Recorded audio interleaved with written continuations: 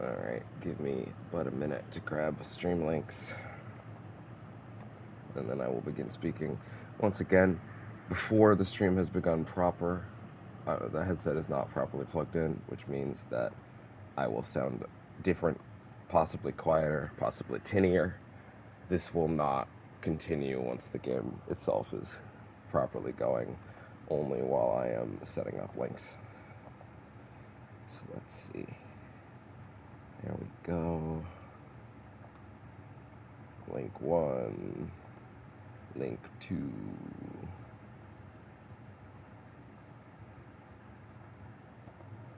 Link 3.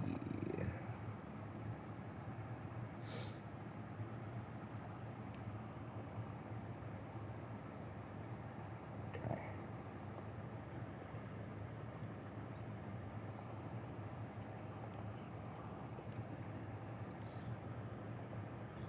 Alright. Well, shit. I did actually write things in advance this time, so yeah, I guess that worked. Alright. Yeah, give me but a minute before I switch us all into the stuff we need to get into. But let's just sort of briefly talk about last night.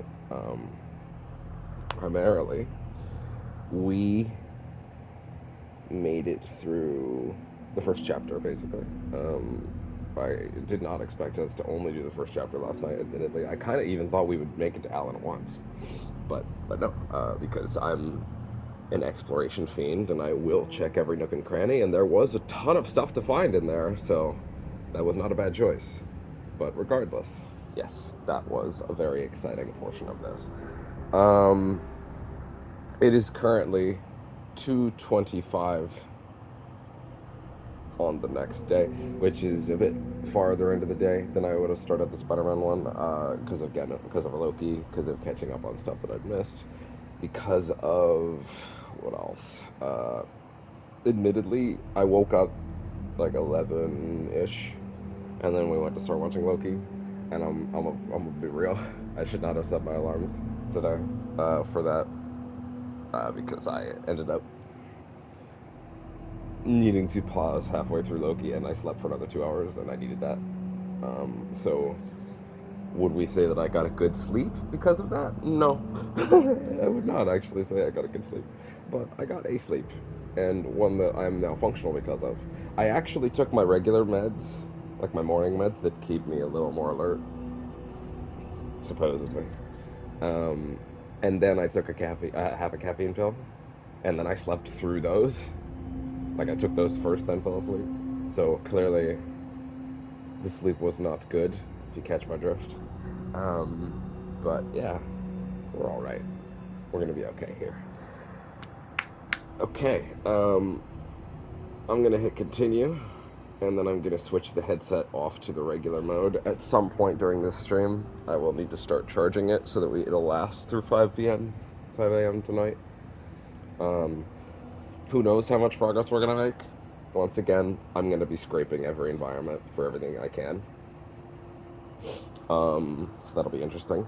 What I'm very interested in, though, of course, is that we have made it through sort of what seemed to be the introductory section, and I'm guessing that we are now going to enter the proper survival horror part of the game, and that we should expect some combat from here.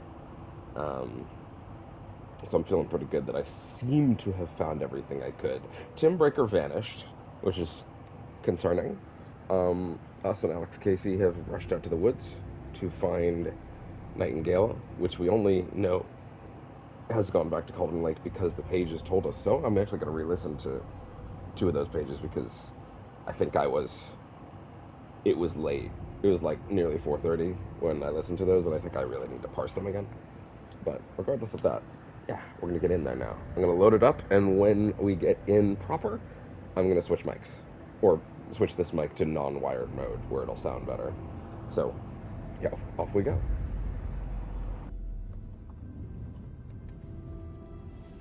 I need to come clean, Anderson. I know why Nightingale was here 13 years ago. He was chasing a writer, Alan Wake. Tammy mentioned him. She's writing a book on his disappearance. You know the detective character from his books, Alex Casey. Yeah, I've heard the jokes at the office. Cold case Casey. Murder case Casey. Sorry. Haha.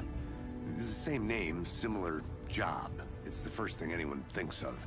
It annoyed me, but that was it. Then, 10 years ago, I started getting strange letters in the mail. Fragments of prose describing murders. You've heard the stories about what happened in New York. Some of it, at least. Bodies started to pile up. It was a murder cult. Turns out the fragments sent to me were from the crime books of Alan Wake. The cult was copycatting the murders from the books. In their heads, they were performing a ritual to bring Wake back. Their imagined prophet. After that case, I started looking into Wake's disappearance on the side. And you thought this case might be connected to him? His name does keep popping up. I just wanted you to have all the facts. Next time, give them to me before we find ourselves in the middle of a horror story. I'm glad the game played that again because I actually did want to hear that again. Because I don't feel like that was right at the cusp of heading to sleep, so that was very that was clearly a very important exchange, and I heard it, but I wasn't if you even watched session 1, you'll remember that I actually looked at the stream recording just to catch the lines. But yeah, it's good that they replayed that. I actually didn't expect them to do that. I guess that was technically that would be the first episode's beginning mark, so I guess that makes sense. Interesting note about that a little bit though, and I wonder what the reason for it is. In every cutscene so far, like this one, I can pause the game, but that one couldn't pause that. Partially that's why I missed lines in it last night, is I couldn't actually pause it. I don't know what the reason for that is, because similar earlier road scenes, like when she was talking to her daughter, that did allow me to pause it. So I'm curious what the distinction is on that one. I can't imagine that scene is hiding a load in any way, because I don't think I mentioned this. This is a PlayStation 5 and Series X exclusive. This is not on previous generation hardware. This is a genuine needle push for technology. This is a huge. I mean, Jesus, look at the visuals. It's a monumental leap forward. It is ridiculous. But yeah, let's get into things. One thing I will note though, in the Digital Foundry tech review, which I didn't watch all of, I only watched the performance bit because I was just curious how the modes ran. I will watch it more in depth later. 'Cause I love those guys, but man, do they not understand the context of a spoiler? / they put the precedent on the actual tech discussion rather than the content and whether or not that might be a spoiler or not. They did the same thing with Spider-Man. They talked about the sequence with the portals. I'm going to talk about Spider-Man because I beat it and it's been out for over a week. I feel like that is a fair enough amount of time. It's not like it. I consider it a huge spoiler in context of the actual game. I can see the argument why it's not.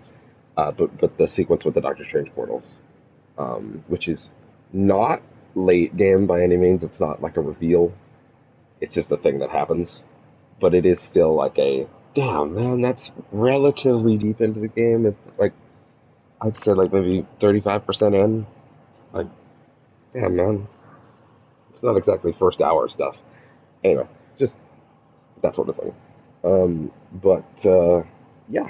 So one thing they mentioned is that one of the only parts that this game drops frames that they found consistently on both modes, though the 60 mode seems more stable, is actually during this episode. Apparently, the combat sequences in this chapter, this episode, whatever we end up calling these, does actually drop frames from 30 to like 27 fairly frequently.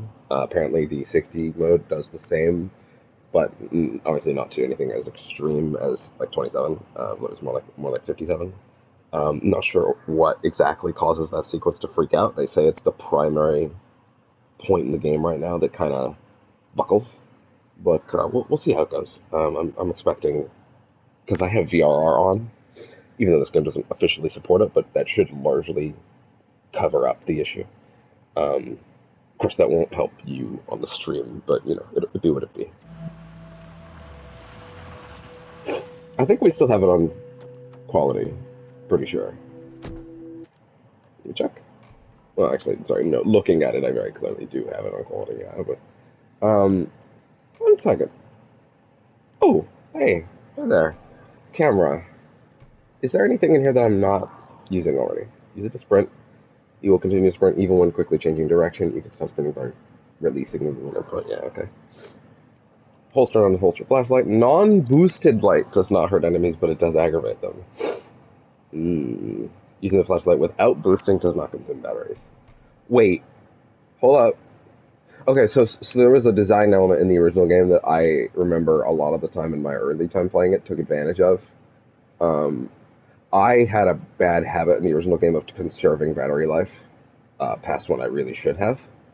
And what I mean by that is sorry, not battery life, batteries. You could hold 20 batteries in the original game, which is actually way too many in hindsight. But also that game wasn't really emphasizing like resource management like this one will be. When you boosted the flashlight, your meter would go down, and then you could chunk up little bits of the meter in real time by shoving flashlights or shoving batteries into it. Very skilled of Wake to be able to pop off the back thing and pop in a new Energizer so quickly, but let's ignore that for a second. But it would basically just do like a third of the meter would go back in if you put batteries in it. At least for the basic flashlight. There were better flashlights as you went on, and we're not going to get into that. But the thing that is popping up to me here is using the flashlight without boosting does not consume batteries. So, non-boosted light does not hurt enemies, but it does aggravate them. Using the flashlight without boosting does not consume batteries. So, I think basically what I was trying to say is that, like, in the original game, what I started doing is and I don't think I did this on the remastered playthroughs, because I was just like, you have so many batteries, it doesn't matter. And I don't think I realized that when I was younger.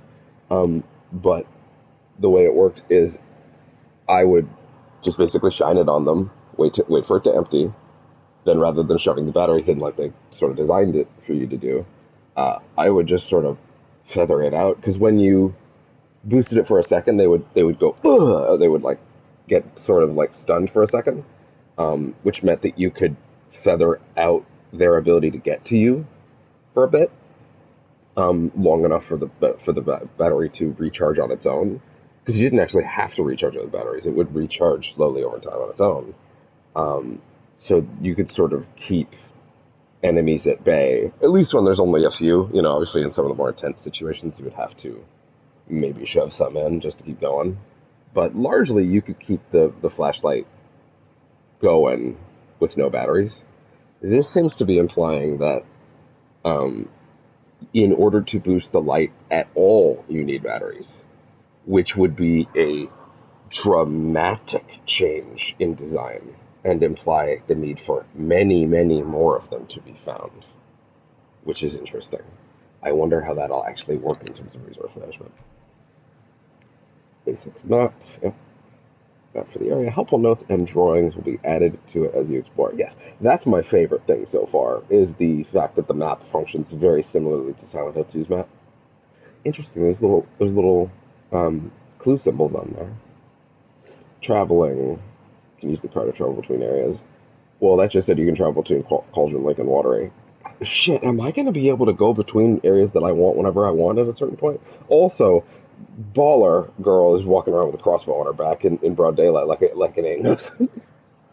Also, the crossbow is really cool, and I'm very excited to get it because I haven't seen that before. Am I getting, like, spoilers right now? I don't know. Either way, it's fine. In the gear category, you can move in quick assigned slots. The items category is where all story-associated items are located.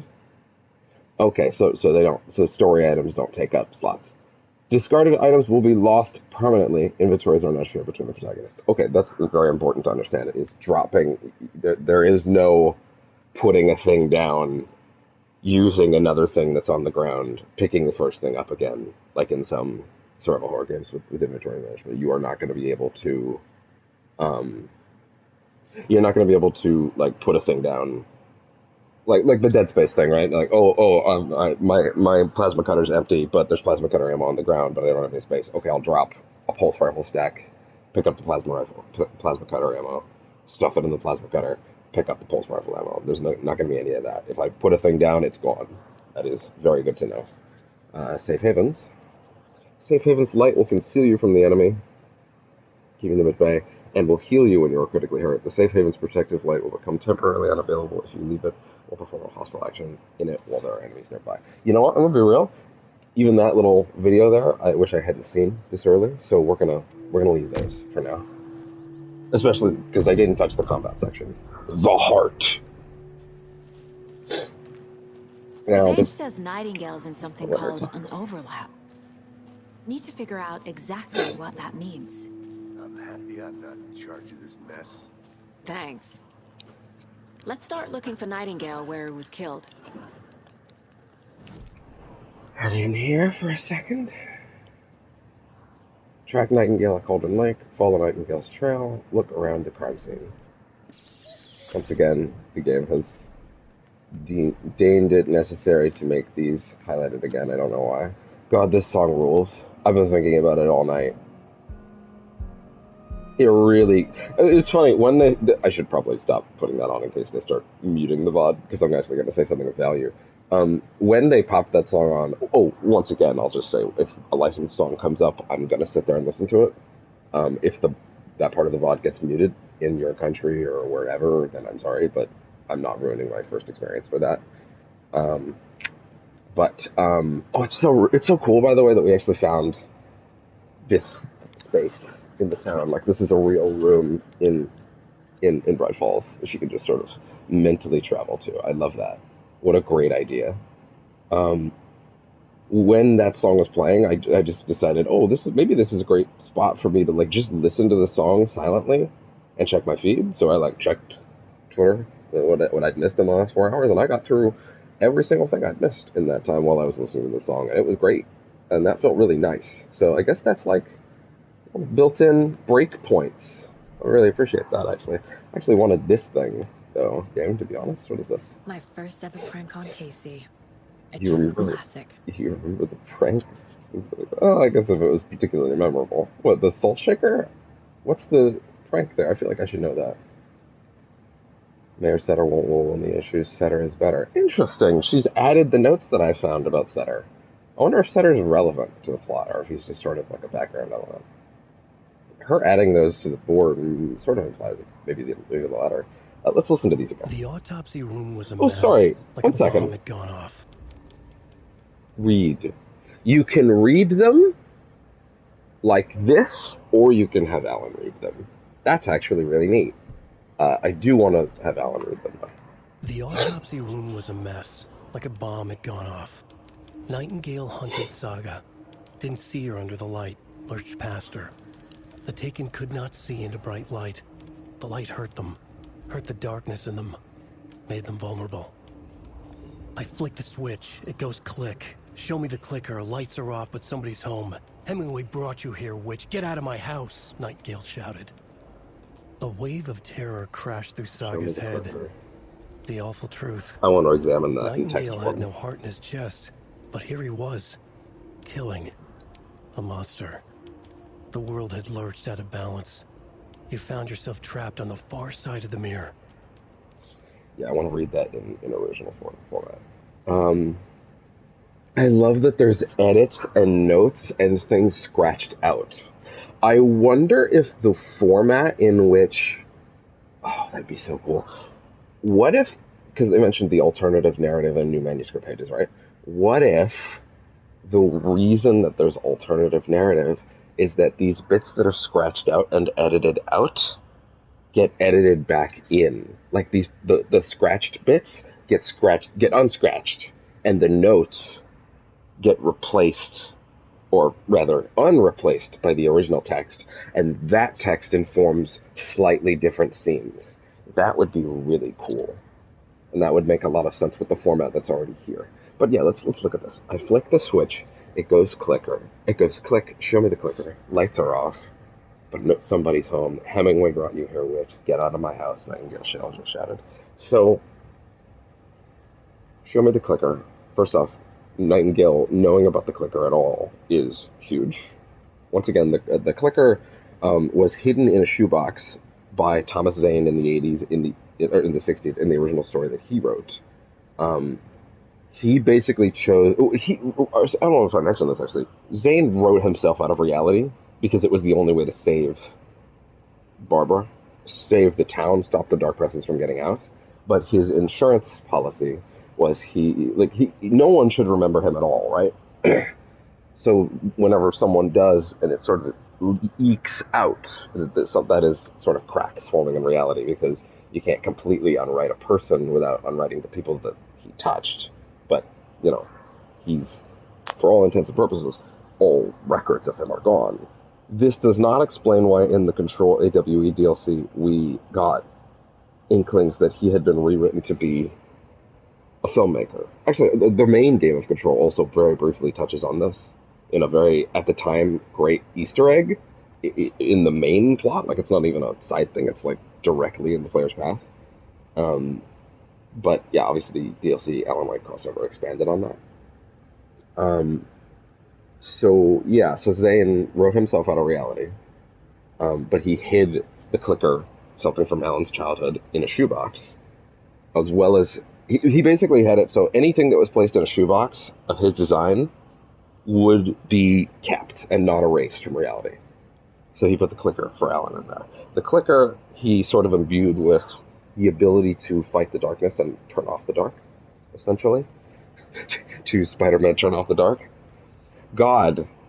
The 1-2 of playing Spider-Man into Alan Wake 2 is Spider-Man turn off the dark, isn't it? Get it. Anyway. People died during that shows. No, I'm sorry, I don't think they died. I think they were just grievously injured, which is why it's okay to laugh, because they made it. Laugh gently, because, I'm just glad they're okay, but also, goddamn, what a bizarre point in that beloved character's history. Show me the clicker. So Alan gets the clicker from the shoebox, takes it to the lake, uses it on Barbara. It shatters her. It fills her with light. She's gone. So that's kind of the thing, right? Is in the original game, Barbara Jagger is the face that the darkness wears. As far as we know, it does not have a new face, but it is entirely possible that it does have a new face. It has been 13 years after all. It will only make sense that, the darkness has been... If the Dark Presence hasn't found a new face, it's certainly looking for one. You know what I mean? Wait, 1 second.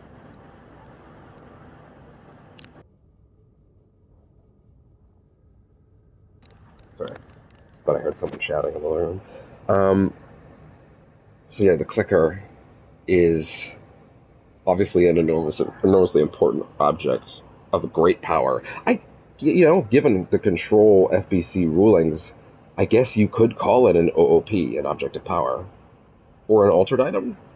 Unclear which designation it would gain. I don't know if Alan would be able to gain power from it. Oh, that's another very important thing. So the FBC had programs called the Prime Candidate Program, which was basically a thing that Zachariah Trench initiated so that the Bureau would never be without a director ever again. The director of the Bureau is chosen by them picking up a gun, and the gun choosing them as like, yes, you are good enough to be the director of the FBC. You will. It's called the service weapon, and it is an object of power in and of itself. It is basically a gun that can take many shapes, that has infinite ammo, albeit a mild recharge period. And it is incredibly cool and also very bizarre. But there were many prime candidates in the Prime Candidate program. P6 was Dylan Faden, Jesse Faden, the actual director's brother, and P7 was, of course, Jesse herself. But she eluded Bureau capture for many years. But very importantly, Alan Wake was deemed, despite never being in Bureau contact, after the events of Bright Falls, he was designated a prime candidate. He could have been, and was considered to be, if they ever found him, the next director of the FBC because of his incredible power at manipulating these events. Now, this is very interesting because it implies that the Bureau has quite a deep understanding of what Alan is going through. They even, I mean, at the FBC, they have one of his typewriters that seems to have echoes of his consciousness playing through it if you get close enough. So they seem to understand his deal. And secondly, oh, and of course they had interviews with his wife and all that stuff. And secondly, they had several coffee thermoses and other things from Bright Falls. That the Bright Falls AWE is something clearly they have a lot of investment in. And I mean, why wouldn't they? Alan is like a prime candidate. He could lead the FBC one day.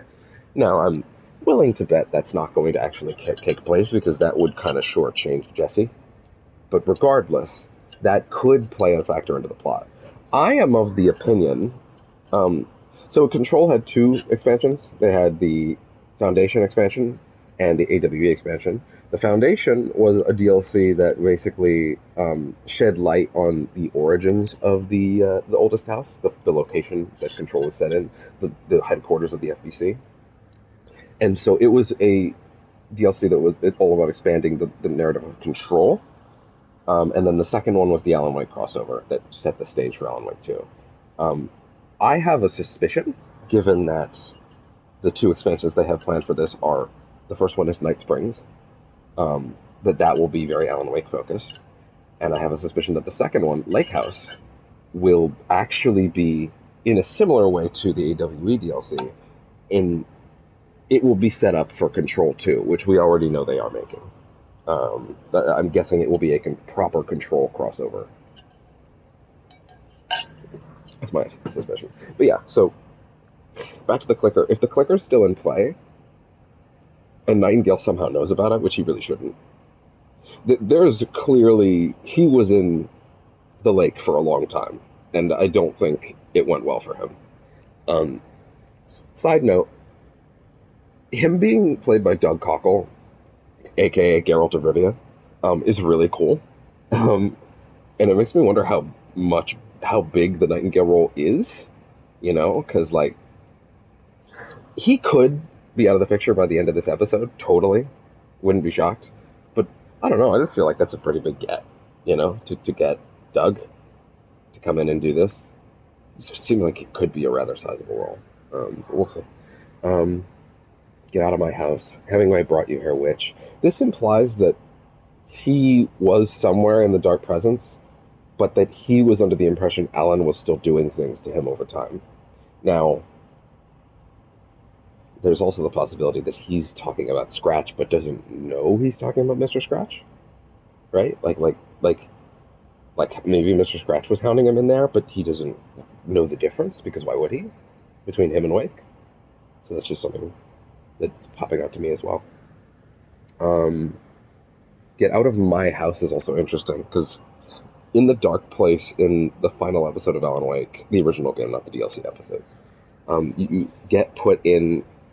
Alan basically gets sent to his own home in New York, but within the dark place. Maybe Nightingale, while he was in there, also got brought to essentially his home, and he was sort of happily living there because he didn't have the strength to fight it mentally, that kind of thing. So maybe he thought he was home. Unclear, but we'll see. Saga pursues Nightingale. Saga was back at Cauldron Lake. He was there too. Nightingale was, but wasn't a creature of darkness. He was beyond her reach, where some... I just realized I didn't do a sound test. 1 second.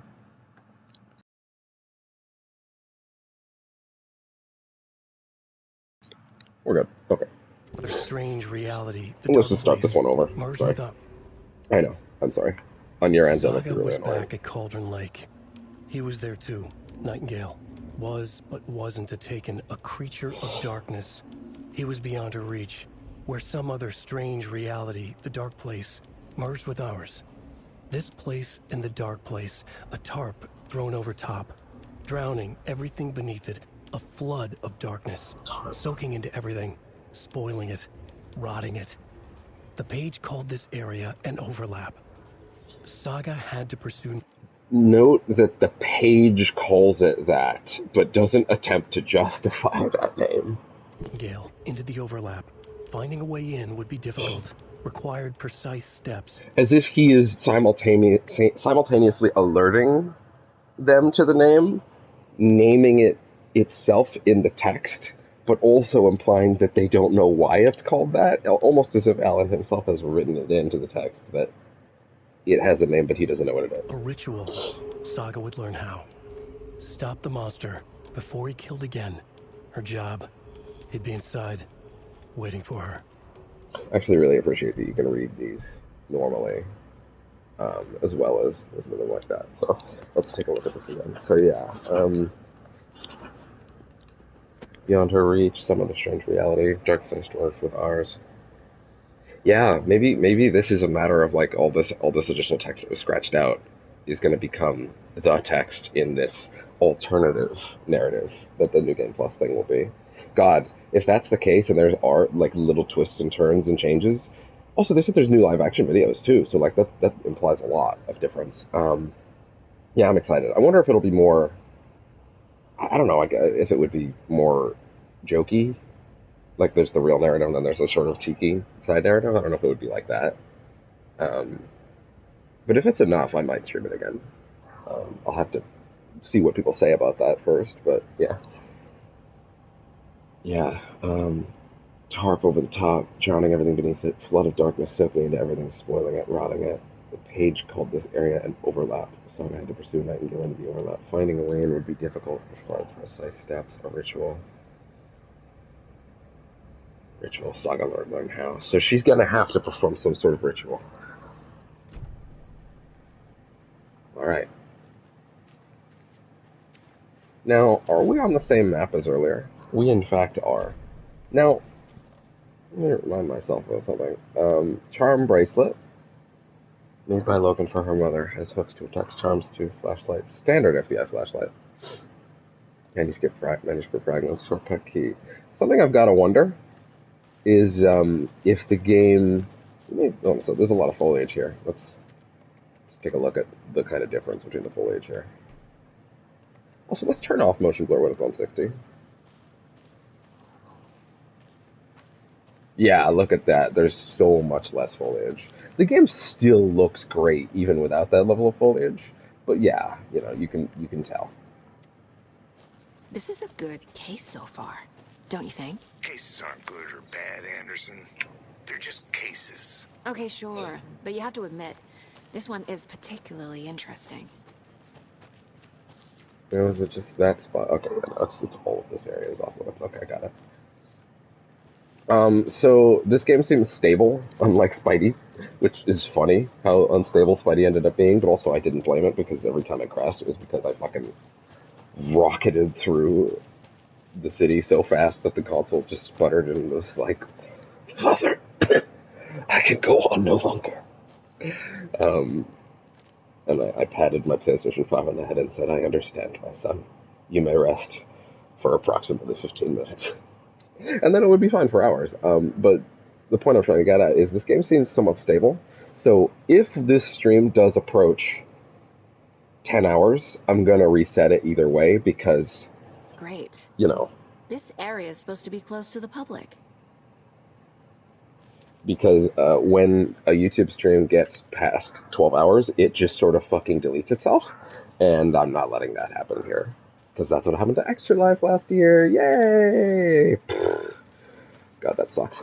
So yeah, we are gonna just keep an eye on that, make sure we don't... If I hit 10 hours, even though I could realistically go past that to, like, 11, I'm just not gonna fuck with it past 10. I don't want to make it... I don't want to, I don't want to overshoot by accident, The writer of these pages knows what will happen. So if I ever Because see they're that the behind timer is this, over 10 hours, or we'll because just they cut can it see and what's then come back in coming. a bit. Impossible things are happening here. A world operating on different rules. I need to understand this strange logic. To see the clues. To solve the case. This is, if I'm not mistaken, this is where that note was. This one, yeah. Now, So this is undisturbed. Okay, so I wonder if this is the thing where there are... Yeah, so this is sort of the problem, right? Is this is an area I've been to already, and I don't know if there is new stuff or if I've pretty much combed it already. So I apologize in advance, but I'm going to scrape it again because I don't know if they've added new stuff to the area. And if they do, I don't want to miss it, especially if it's resources. And if they didn't, then I guess I know for my future playthroughs not to waste time. And I apologize for that. But we are going to scrape this zone again. I've been thinking more about the cult of the tree. What sort of cult refers to themselves as a cult? Good point. In my experience, they don't. We're not seeing the full picture yet. Do we know that that's what they call themselves? Actually, no, we do know that that's what they call themselves. Hey, what's up? Is that Mulligan? Hello there. Ilma. Oh, it's those two! Those restricted area signs don't do a damn thing. It's these guys. It's these guys. Oh dear, I am a tourist, and it appears... Sorry, I'm gonna watch that again in its entirety after I finish talking to these guys. Saga Anderson. Are you two supposed to be here? No. I'm Ilmo Koskela. Fantastic to meet you. Quick note before they continue talking. As a reminder, this specific junction box that they're fucking with is FBC property. So, like, they could get in a lot of trouble doing this. There's, I mean, unless they're undercover FBC agents, but I highly fucking doubt that these two nincompoops are. Yes, Stephen here hired me to show him through the woods. Stephen. He's in town on important government business. Wait. Oh, wait, that's not... I thought this was both brothers. But no, actually, it seems like it's just one of Seeing them. this impressive piece of hardware. I work for the FBC, ma'am. I'm nice to be here. I bet you two are here about that murder. What, so he was just in the area, and this kindly FBC maintenance guy was like, hey man, could you show me the way? And he was like, yeah, sure. Show me the way to our junction box. Nasty stuff. How's it going? How do you know about How the did you murder? hear about the murder, Ilmo? Do you know anything that could help us? People tend to tell me things. The Koskela brothers are kind of a household name around here. Speaking I can of, tell. If you're looking for some fun, stop by Watery. Just down the road from Bright Falls, there's our Coffee World amusement park. There's sauna ja vihta.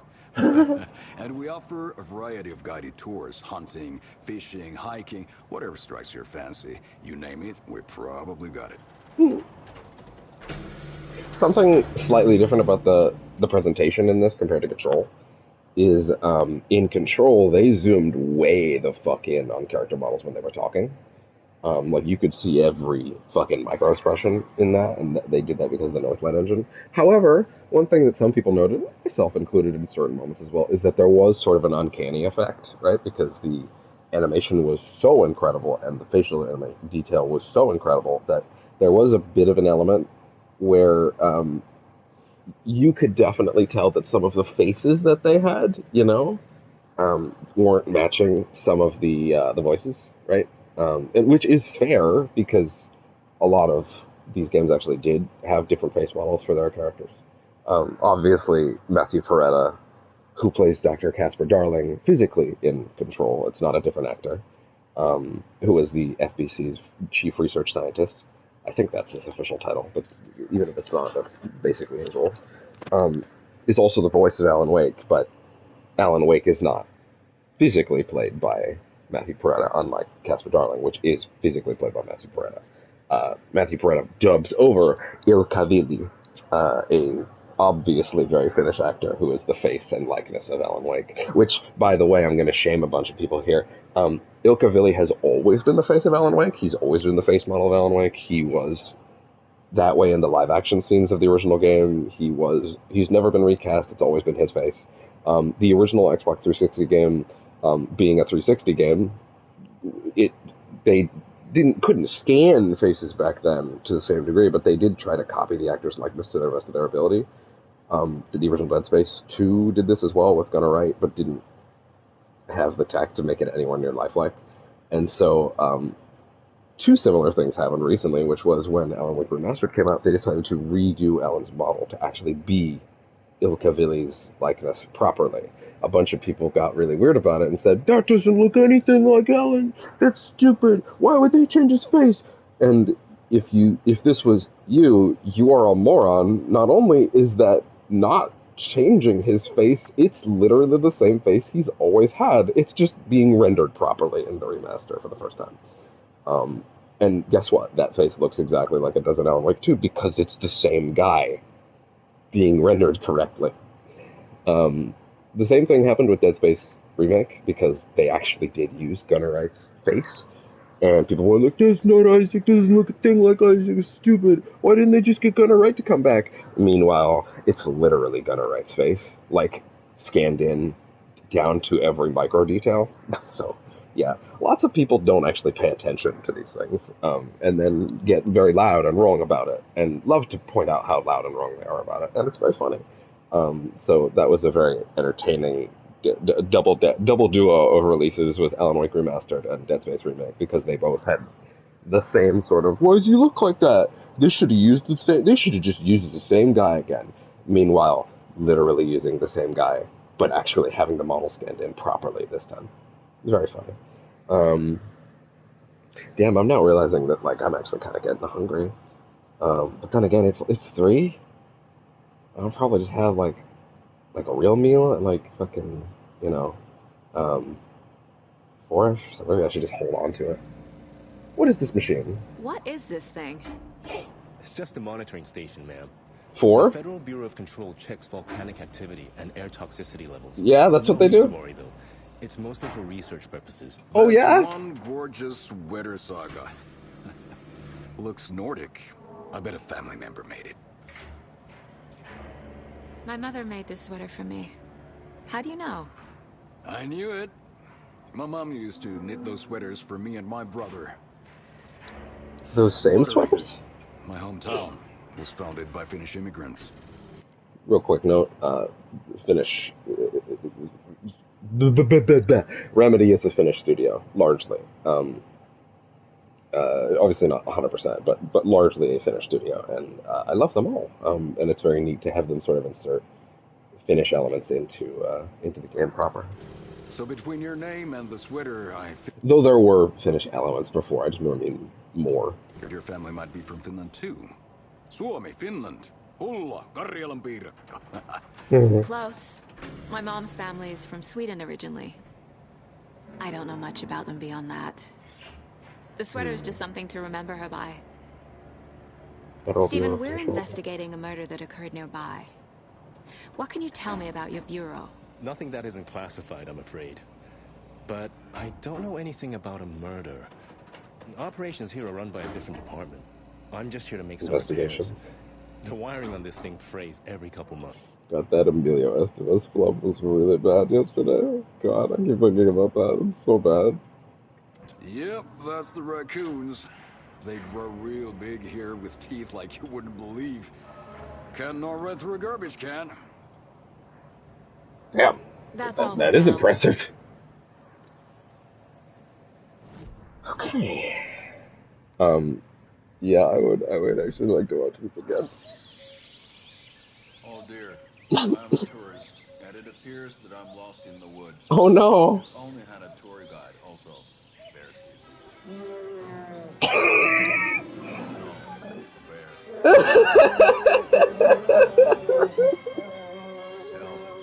How?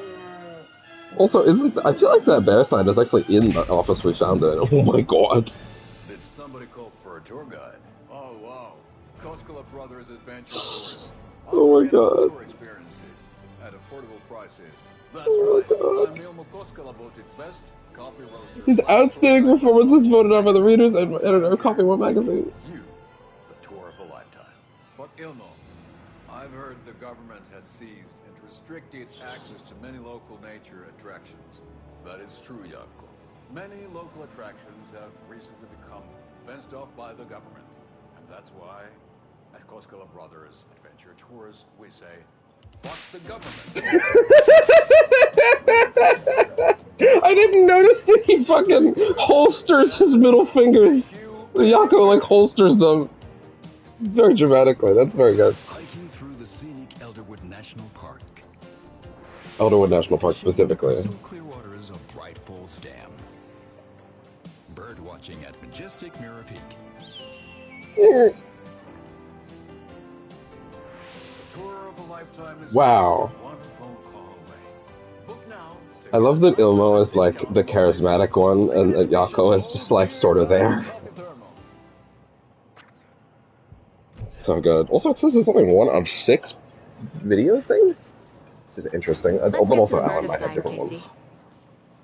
I'm assuming they don't share collectibles at all, so there might be just an entirely different host of them. A lot of things about this case keep bothering me. But one thing feels really off. NPC? Breaker's disappearance. Oh, that too. Yeah, that's also important. I don't get the feeling Nightingale was responsible. He was about to give you more of those pages. That's also true. Something didn't want us to have them? Or was protecting him from Nightingale? Spontaneous combustion? I don't know. Not the kind of disappearance we normally solve. Wait, was this Fallen before? Yeah, it was. But also, take a look at this. Point of interest. They're labeling things that I should look at. Something about that recording, though, is that the twins mentioned their bolt cutters, so maybe we're actually going to get it from them? I really do think it's funny that obviously they listed Resident Evil 2 Remake as a huge inspiration, and like every RE Engine game had those fucking bolt cutters, right? Like the idea that they just borrowed them. Yeah, that like they took so much inspiration for this that they even stole their bolt cutters. I hope there's also a bolt cutter animation associated with it, because that would be just the ultimate like influences being worn on our sleeve. I love that we're at the point where Resident Evil 2 Remake gets to be an influence on other things. Like it's been out long enough.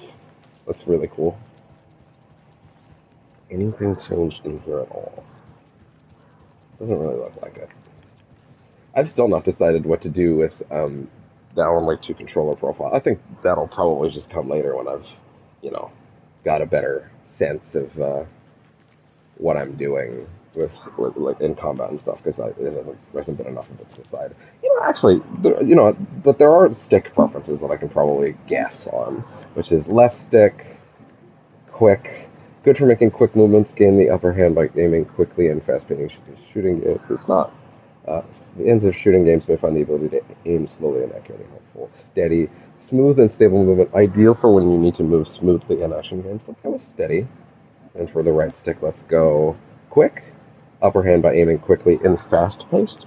Maybe we should go precise. Fans of shooting games may find the ability to aim slowly and accurately helpful. That's probably a better idea. I'm going to peek over here again, because again, we should be thorough. And again, I want to know if anything has been added. There's also the possibility they didn't add anything just yet, because they don't want people to feel like, they could miss stuff that fast. That being said, they haven't taken anything out either. Yeah. There's that again, the lunchbox.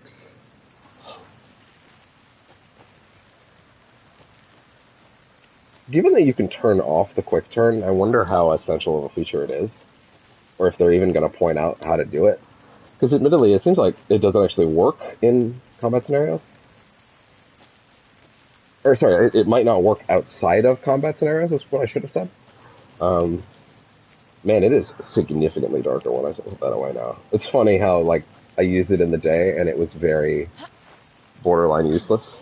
But I take it out here, and it worked, and it's a hugely important light. But also, that's flashlights, I guess. They don't do much in the day. But a lot of games aren't that particular about that. I never minded rain.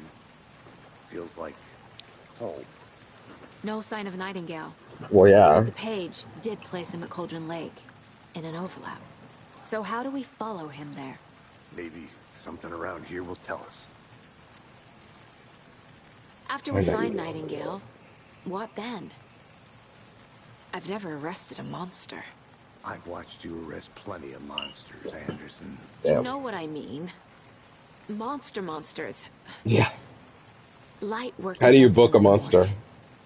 That might be the only way to stop him from hurting anyone else. Monsters? Overlaps? Rituals? What do you make of all of this? The killers are usually the ones performing the ritual, not the detective. Agreed. Acting out their sick fantasy. They may be trying to get you involved, forcing you into their twisted world. But with dead men coming alive, the word ritual starts to have more weight behind it. We need to look around. Learn what this ritual is.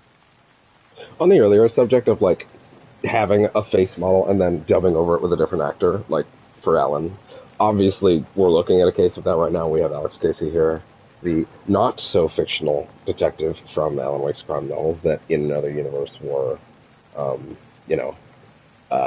in another universe was Alex Casey, or rather was Max Payne in another universe. Yo, is there a raindrops filter on the camera? Look in the upper right corner. Or actually, now it's the lower right corner. There's like, yeah, like the oh my god, wow, the lens is getting camera drops on it and then having to sort of wipe itself. That's a neat visual effect. I don't know if I like it necessarily because it makes me sort of go like, oh, there's a cameraman, which there obviously isn't. But it's sort of a neat effect nonetheless. I think stuff like that admittedly takes me out of things because I am then confronted with the idea that there is an invisible cameraman, which there isn't. And also there is. I don't know. This game might actually even play with that. But yeah, just so he's obviously dubbed over that.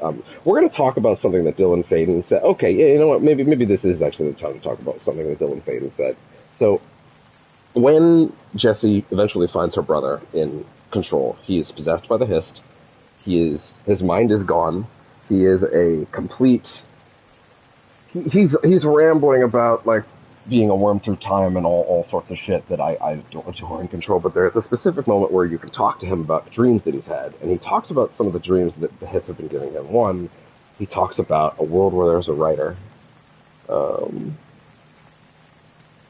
have to check something related. He talks about a world where there's a writer, and in that world, the writer writes a story about a detective. In another reality, that detective is a real person. This is an overt call out of the fact that, as if it wasn't obvious enough in the first game when James McCaffrey also voices Alex Casey, which he does here as well, that Alan Wake's Alex Casey books are, in fact, crime novels that in another universe are just Max Payne. Like, they are the Max Payne games. At least the first two. I don't know how that would work with the third one, if they would ever even vaguely imply that. Yeah, either way, very interesting. Very interesting nonetheless. Let me check if the headset needs to be charged yet.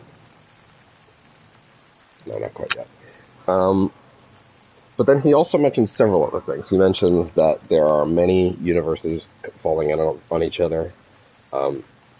He then mentions Mr. Door. He says that there is a man that visited him that asked if the Hiss could be let. Dylan asks if the Hiss can be let in, and this man, Mr. Door, who says he can go between worlds, basically says no and refuses the idea of it. Dylan says he's not very much a fan of Mr. Door after that. Mr. Door is a character we briefly saw last night that I called out. There is a lot to say about Mr. Door in relation to another Remedy game. One that is not technically part of the shared universe, but is clearly being folded in more legally distinct ways. Nonetheless, we need to talk about that a bit later, I think, because that is a whole other thing to get into.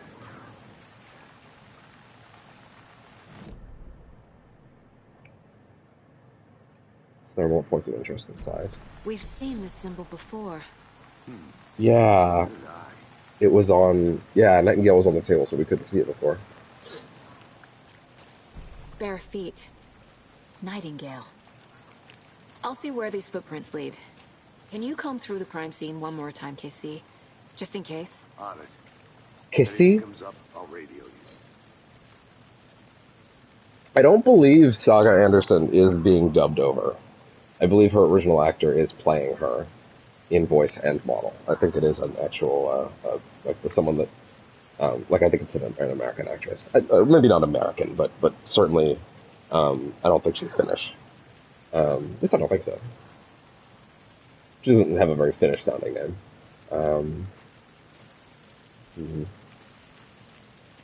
Keep up with those footprints. On God? Well, shit. Now I'm kind of like, this seems to be taking me out to the sign. Maybe I should go back and check the points of interest at the hut first, because I have a feeling when we get to the tree, shit's gonna pop off. I'm definitely noticing some jitteriness, and I wonder if it's the rain effects. There's some light here, which is actually maybe a little more alarming than anything. I am allowed to take out the gun. I actually find this more alarming and upsetting than not. This might actually be the bit from trailers. Meaning, when I go close to here... No. Okay, that's not yet. I'll say one thing. One of my usual inclinations in games with a reload button is to assign reload to the right back button. So I've just done that. So we'll see what else we can find for that. Let me see. Can we put anything on the caseboard? Yes, we can. Footprints leading into the forest. Where did Nightingale go? Weren't here before. Nightingale came this way. I'm on the right trail. My only question is, though, did he reappear at this spot that he died on the table and then start walking? He didn't walk all the way here, because obviously no one saw him do that. You step on coal to the tree. Nah. A triangle carving on the table. What was the goal? Psychology? No. Symbols. Right, okay. Some kind of signature. Do they intend for this body to be discovered, or just an idle carving? I have a feeling it's not idle.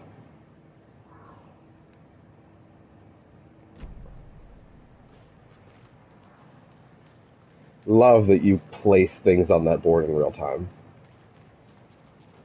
Like that I get to place them myself, even if you sort of have to pick the right spot, and it will sort of make them order correctly on its own. But I still think that that's really cool. Please turn that back on. So there's a point of interest behind the locked door, but there's also one over here I missed. Where? There's a safe, but I can't interact with it. What's the point of interest here? It's something behind the door, is it?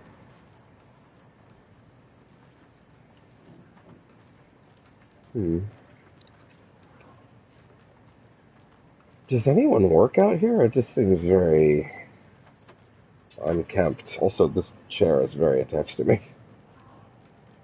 Getting a little too close for comfort, chair. Don't like that. Not a fan. Business before pleasure. Interesting. I can't really seem to do anything else here yet. Suspicious activity spotted. Yeah, interesting. The gun can come right back out. So gun is unlocked now. Logan's charm increases maximum health. That must have been one of the pre-order things. Interesting that that's on by default. Can I take that off? Huh. How much health am I getting off that? Oh, I lost health. Yeah, I actually lost health with that. We'll see if I end up thinking that's necessary. That might be a bit too much of a cheat for me, personally. But we'll see. Depends on how fucking hard it is. Light heals us, keeps us safe. Store. I wonder if Alan and Alice passed this general store on the way up originally. Admittedly, I'm not really seeing where the trail to Birdleg Cabin would be. But I'm checking up here just because, might be some, Another one of those things to lunch find. boxes. Oh, fuck, there was a thing up here. Was this here earlier and I missed it? Remember, it's just a bad day, not a bad life. But if you're having a good day, ignore this whole thing. Fair enough. Just one page manuscript fragment this time. We have 9 then? Interesting. And if I'm not mistaken, we can get upgrades at 12? Land 2 headshots in quick succession to stun an enemy for extended duration. That sounds pretty useful, but it also sounds like it could be quite tricky. As opposed to magazine size going up is very, very, very good. That seems like a bit more of a no-brainer, because this requires a lot more skill, which isn't to say I won't have any skill, it's just to say that I, don't know if I want to rely on multiple headshots in a row. Then again, these are taken, so hitting them with a headshot, was never, important, that didn't do anything extra. I don't think it did extra damage before. But also, when you hit them here, what I noticed is that it doesn't really stun them. At least with Nightingale, it didn't stun them, and some of the early footage didn't really seem to stun the enemies. So you might actually be able to do two headshots in quick succession. Might be a thing. Like if they don't flinch from it, So if you line it up, you go pop pop, right? But it seems like it would have to be 2 shots in a row. So that this seems like it would be a lot. All right, then we would technically have a new lunchbox then. Cult's use of imagery feels almost commercial, like branding. That's not it. Cult psychology? Yeah, okay, good.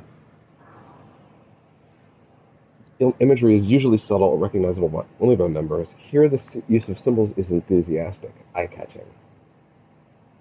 Yeah, they want people to see it, which is very interesting. Check the lunchboxes again. Interesting that these lunchboxes, which are purely collectibles, are going together on this board, implying that there's something to solve about them. I wonder if getting all of them leads to something. I kind of needed to hear this. Thanks, Lunchbox Writer. I agree. It's good to have some friendly encouragement. But yeah, I guess there was totally a thing I missed up here. I wonder if that was there the first time. But also, it only gave me 1 piece, 1 fragment, which is a little rough. I wonder if on higher difficulties you get less.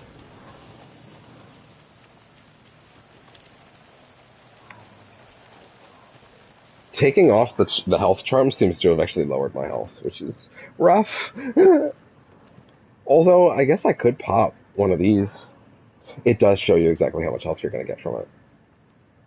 Store a small amount of health quickly or additional health over time.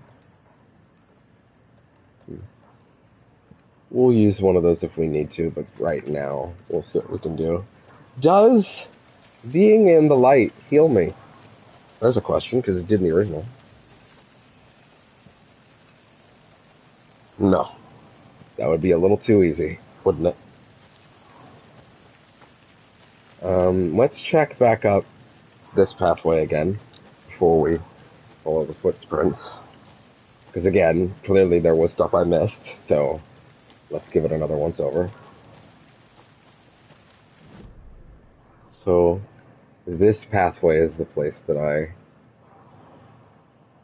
didn't find anything on. Little bummed that there's clearly something here of note, but I couldn't find it. And I wonder, because I already know, thanks to early previews, that something is going to bust through that wall, which will allow us to get into the locked room. But, which by the way, interesting that it tells me that there's a point of interest in there before I can technically get to it. But, it basically means I know for a fact that that place will be activated, quote unquote, later in more directive fashion, which means I'll be able to get more stuff there. It's interesting. I will say this game looks real nice at 30 with motion blur on. I think that's actually really doing it for me.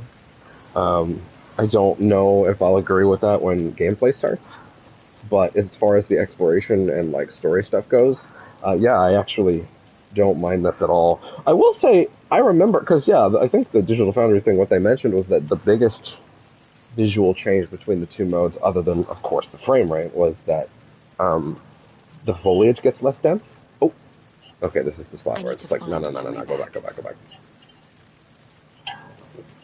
And in that case, I think we will head back because this area just leads up to the rental cabins, but we need bolt cutters. I don't think that should say that like that.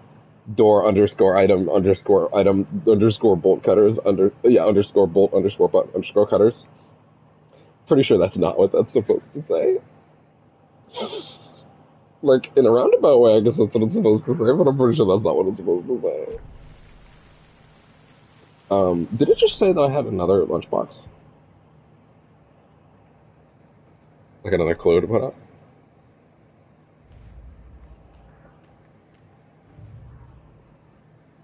Yeah, by the way, also, once again, the Cauldron Lake murders. Yes, this case is closed. Not a lone killer, organized group, the cult of the tree. This case just got much more interesting. I should start opening new files, start fresh. So yeah, this is all our data on the Cauldron Lake murders themselves. Very neat. Oh, and look at this. Look at the other maps here. Look at the town. Look at the Bright Falls map. An interior map for the police station. Very neat.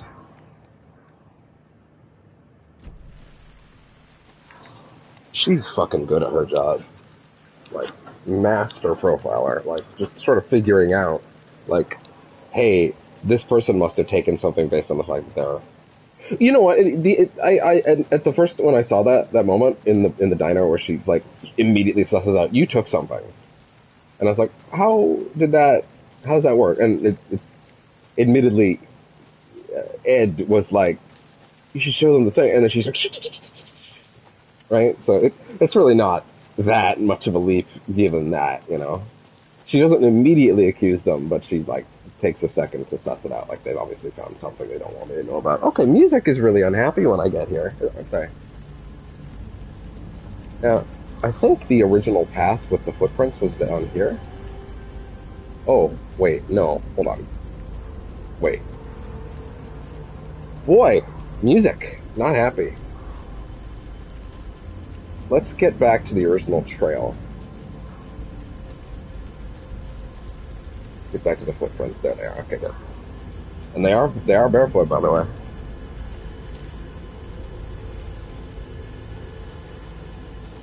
I saw that Michael Huber of Easy Allies, who I think is a wonderful, wonderful human, and I tend to agree with him on a great many things.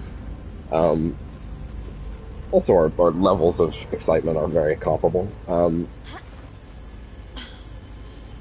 He's now calling this his favorite game of the year, which is like, oh boy, I really thought Spidey coming out of it, like, oh man, I didn't think Baldur's Gate would get beaten by anything, but I do think Spidey beat it. But it would be fucking wild if this game, barely a week later, came out and just beat that. That would be out of control. Still nothing. Close the door. Be I was gonna say gentlemanly, but we are a lady, so gentle lady. I don't think that's a term. I don't think that's real. What's the chivalrous equivalent for a lady? I don't know. Oh, this is the one with... Yeah, I told her. She said, thanks. Fucking kill me. Oh, I felt that. I felt that deep. Alright. Let's see. Let me see if the headset is good to be charged yet. Let's see.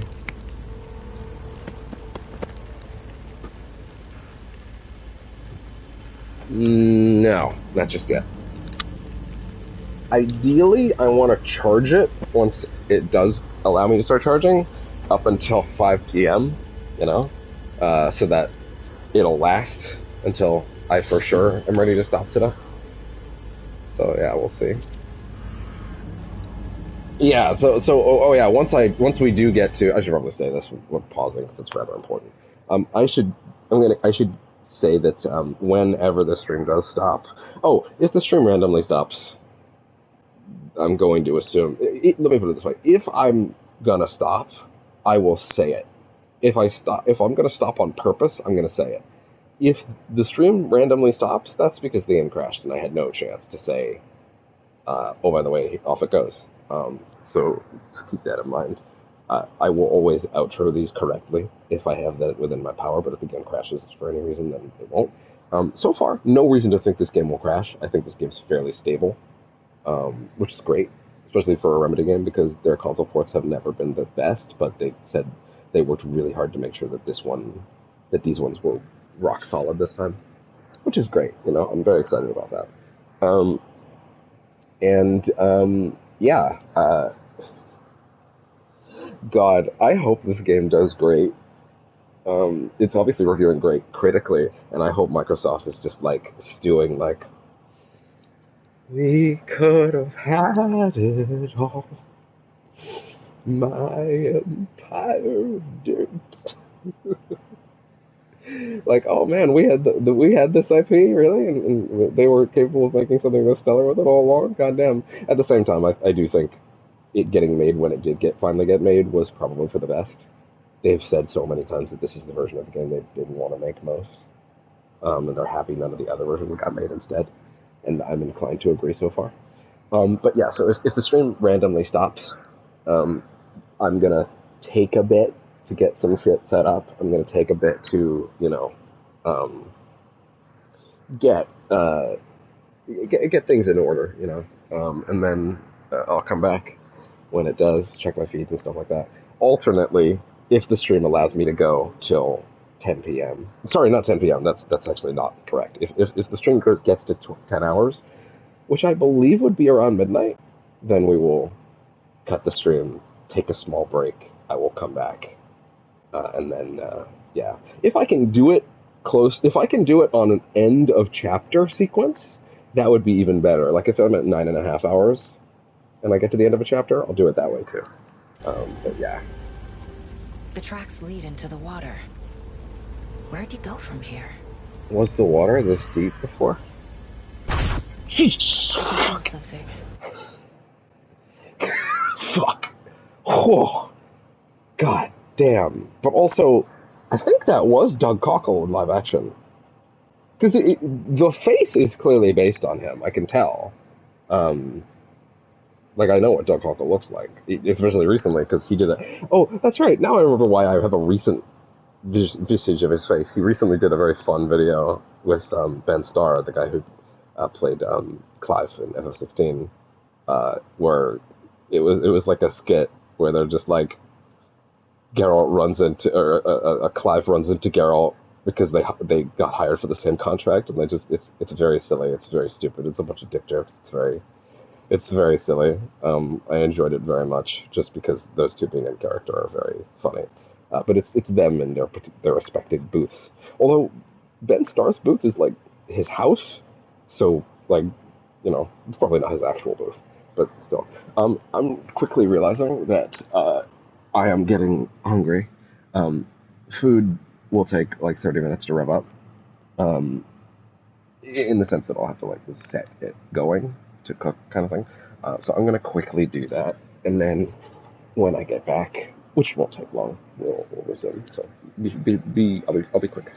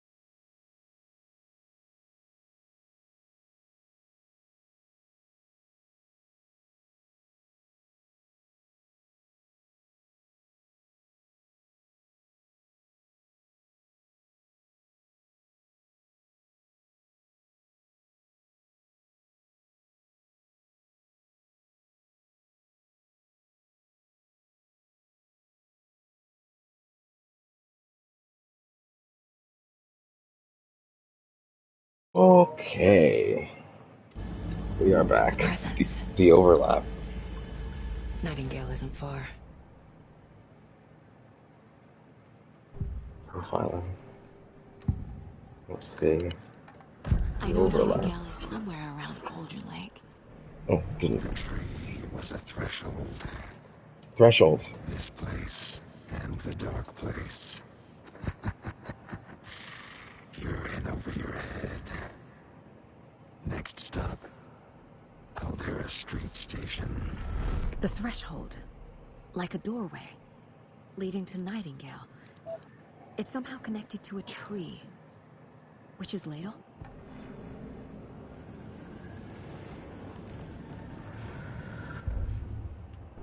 Huh.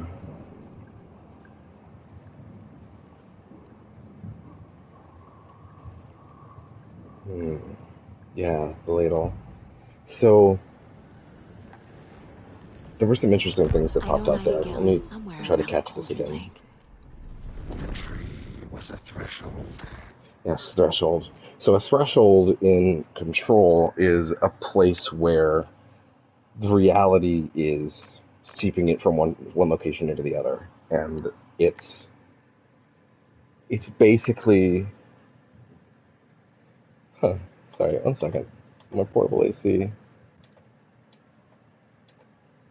I just I refilled it while I was gone because I figured it would be a good time to do it, but it doesn't seem to be pumping out as much cool air as it really should be, quite frankly. I hope that's not just the nature of the beast with that thing getting a little old. No, it's blowing air, but oh well. So a threshold is a place where two different intersecting realities are, crossing over into each other. This is something that happened in the Foundation DLC. There's an area. The Foundation is basically the area below the oldest house, which again is the FBC headquarters, which is a sort of unknowable building in New York that only appears if you know you're looking for it. There are cases where people sort of see out of the corner of their eye and wander in, but they have protocols for people in the lobby just to be like, see if someone just sort of perceived it, and if not, sort of wave them on. If they sort of perceived it by accident, sort of wave them on their way. No need to get like sound an alarm or anything. But like if they start acting weird, then like grab them basically. But there are many people that sort of innocently see the house, come inside, and then just go, oh, well, my bad, sorry, I just never seen this building before, and then they leave and then they never see it again. But something that's crossed my mind just now is, well, let's hear it again and then I'll talk about it. Place and the dark place. You're in over your head. Next stop, Caldera Street Station. The threshold. Caldera like a doorway, Street Station. Leading to Nightingale. It's somehow connected to a tree. Witch's Ladle? Caldera Street Station doesn't sound like...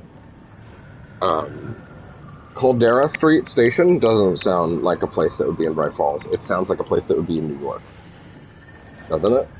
Also, Caldera Street? Cauldron?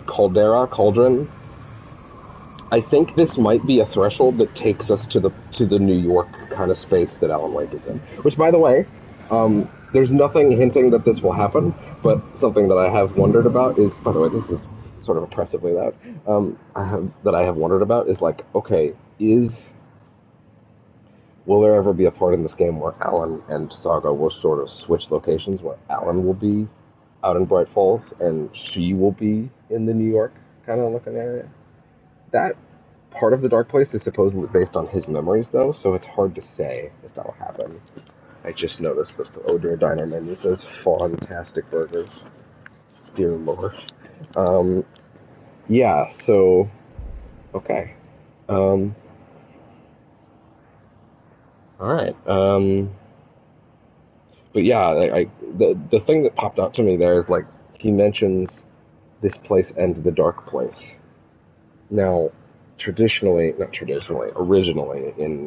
as far as we knew in the original game, the Dark Place was its own threshold. It was its own separate reality under the lake, if not all-encompassing around it kind of thing. It was a little unclear as to how widespread it was. It's not a lake, it's an ocean, so and so, right? But by the way, I love that I can come in here and think about these things and just, that's cool. And also, I don't know if I'm because I noticed that when you come in here, it doesn't pause the main game, right? Like she's just standing there in the real world, right? Can enemies attack you? Maybe you're not allowed to come in here if there are enemies, right? You can't retreat to a happy place, kind of thing, But the interesting thing about it is like the implication always was that the dark place was sort of the problem here. But I'm getting an implication that while that is still the case, the dark place is the lake, it is the ocean, it is below, where it always was, that maybe this tree in the surrounding area around Bright Falls might, rather than being... My initial assumption would have just been that the dark place, Cauldron Lake, its influence is expanding. What if the tree is an unknown, separate entity entirely, unrelated to the dark place, that's seeping in to the dark place? And, well, I guess there's two possibilities there, that it's either combining its energies with it, or they're interfering with each other, right? Actually, I would like to hear the Nightingale thing one more time, with that knowledge in mind. I know Nightingale is somewhere around Cauldron Lake. The tree was a threshold. This place and the dark place. You're in over your head. Oh, wait. Next stop, Caldera Street Station. The threshold. Like a doorway. Leading to Nightingale. It's somehow connected to a tree. Witch's Ladle? Sorry, you know what? Actually, thinking on that again, I might be wrong. I think I'm maybe overthinking it. I don't think... Yeah, sorry, no. He's not saying that the tree is its own place and the dark place is its own place. He's saying that this place, the woods in the real world, is a gateway to the dark place.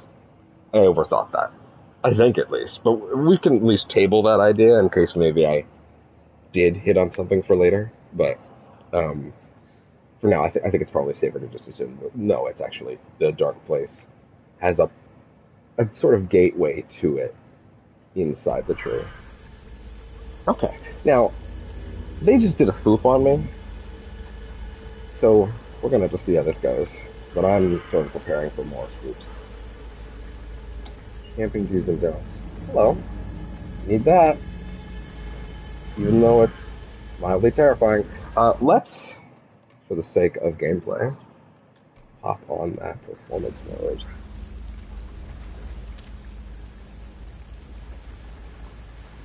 Can I... We should at least... Son of a bitch. Damn, doesn't that arrangement of bushes look like a thing? Like, that looks like a problem, right?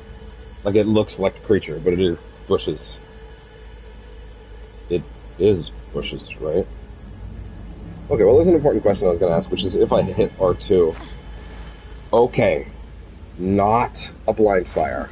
Melee. I'm going to assume that melee is largely useless.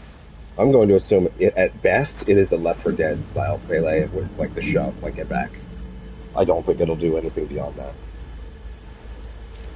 But also, wow, this still looks great, even at 60. With the resolution down. Like, holy shit. Both modes do look uniformly fantastic. Alright. I will say I do feel a little overloaded on resources. Which is also a reason I guess I feel like it'd be pointless to jump the difficulty up at this point, because I have earned a couple extra things. Right? But we'll see.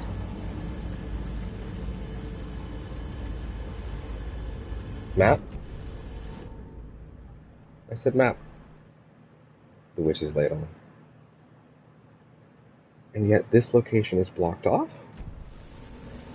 Yeah, I guess it actually is, isn't it? Because this tree is in the way.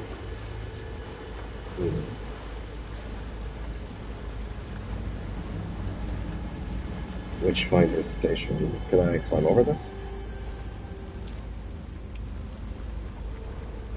Yeah, like that is a tree. That's a tree that's fallen down, yeah. There's some hope it is. Ooh. Let's see. Right, this again. Yeah, wait, yeah, okay, yeah, this is where we were with Casey earlier. So yeah, this whole area has gotten a little flooded since we were here before. I wasn't completely sure if we were standing in the same spot because of that. Seems like it's reacting to the light. The threshold. These aren't the same tracks that were here before. They're headed into the tree, not out of it. They are. Turn off the flashlight. Turn on the flashlight.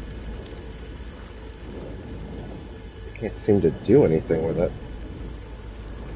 Is something supposed to trigger? Like, is this a bug? Shoot it? What a waste. Good reload animations.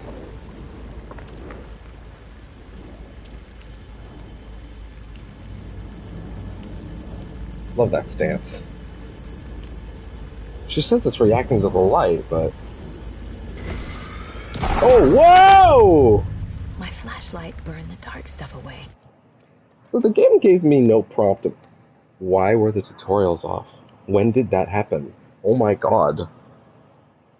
Shit, dude, there's probably a bunch of stuff they tried to teach me by now that I'm just not gonna know. Oh, that's not good. When did that get turned off? It was covering another page. Oh no. Wait, can we like... 39 minutes ago, oh my god. That's not great.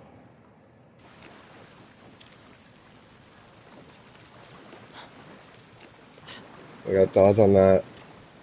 Charge the... They are... Oh my god, you press R1 to do a burst of it. Oh, that's rough.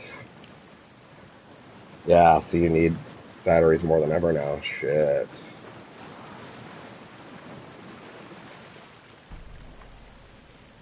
The fuse was in place. Saga stepped into the witch's hut. Inside, a bright light. There were objects that stood out to Saga, as if the light had manifested them. The witch's No hut. edits pages. No edits this time. I trust the pages to lead me to the overlap. The fuse was in place. She found it among the junk in the forest. Saga stepped inside the witch's hut. Something rushed through her. A presence. Familiar. She couldn't quite place it. Something long forgotten. She tried to hold on to it, but it was already gone. Inside, a bright light. Saga felt safe, like nothing could hurt her here. There were objects that stood out to Saga as if the light had manifested them, pulled them from the darkness. A shift in reality, heavy with hidden meanings. A coffee thermos, a shoebox, a mop and a bucket, a poster on the wall, and in the cabinet, another manuscript page. Okay, two things. One, I'm now getting a little worried that there were prompts about how to engage with the world that I skipped because the tutorial prompts were off, and now I'm very upset. I wonder when I switch those off. Oh no, there might have been important stuff to know. I can only hope that just being early meant that I didn't miss any. I probably did, though. There's probably important critical information that I just don't know now. When did that get flipped off? God damn it. It must have been coming in and out of this menu so much I must have accidentally... Because it's the first thing there, right? I must have flipped it when I didn't realize it. I want to hear that again, though. I want to hear that again. Because there's several important things in there. It's also the first page with no edit. The fuse was in place. She found it among the junk in the forest. Saga stepped inside the witch's hut. Something rushed through her. A presence. Familiar. She couldn't quite place it. Something long forgotten. She tried to hold on to it, but it was already gone. Inside, a bright light. Saga felt safe, like nothing could hurt her here. There were objects that stood out to... Implying things will hurt me along the way. As if the light had manifested them, pulled them from the darkness. A shift in reality, heavy with hidden meanings. A coffee thermos, a shoebox, a mop and a bucket, a poster on the wall, and in the cabinet, another manuscript page. Hidden meanings. This has quite a few details that are important to understand. Oh, by the way, the headset's still not charging, so take that out again. Fuse was in place. Had found it among the junk in the forest. Stokes said the witch's hut. Something rushed through her footwear. Familiar. Couldn't quite place it. Inside, a bright light and objects that stood out to Saga stood out from the dusty animal skulls and cauldron. As if the light of man has been pulled from the darkness, a shift in reality, heavy with hidden meanings. Coffee thermos, the collectibles that Alan found throughout the town. No ultimate meaning, although they do, according to the Bureau, have some sort of unexplained presence, or at least some of them do. A shoebox, critical, because this is what Thomas Zane hid the clicker in for Alan. A mop and bucket. This seems like it would be innocuous, but it's not. It's clearly a nod to Ahti, the metaphysical janitor of the Bureau of Control. Ahti is, I guess Ahti's, this is important to talk about actually. So Ahti, oh, by the way, in a second I might stop in the middle of talking just because I have to get food and stuff. Ahti is the Bureau's janitor. He is when you first arrive at the Bureau in Control, you are confronted by Ahti, and he is a sort of very bizarre, but ultimately seemingly well-meaning janitor that is just like, he's chill, he's doing his thing.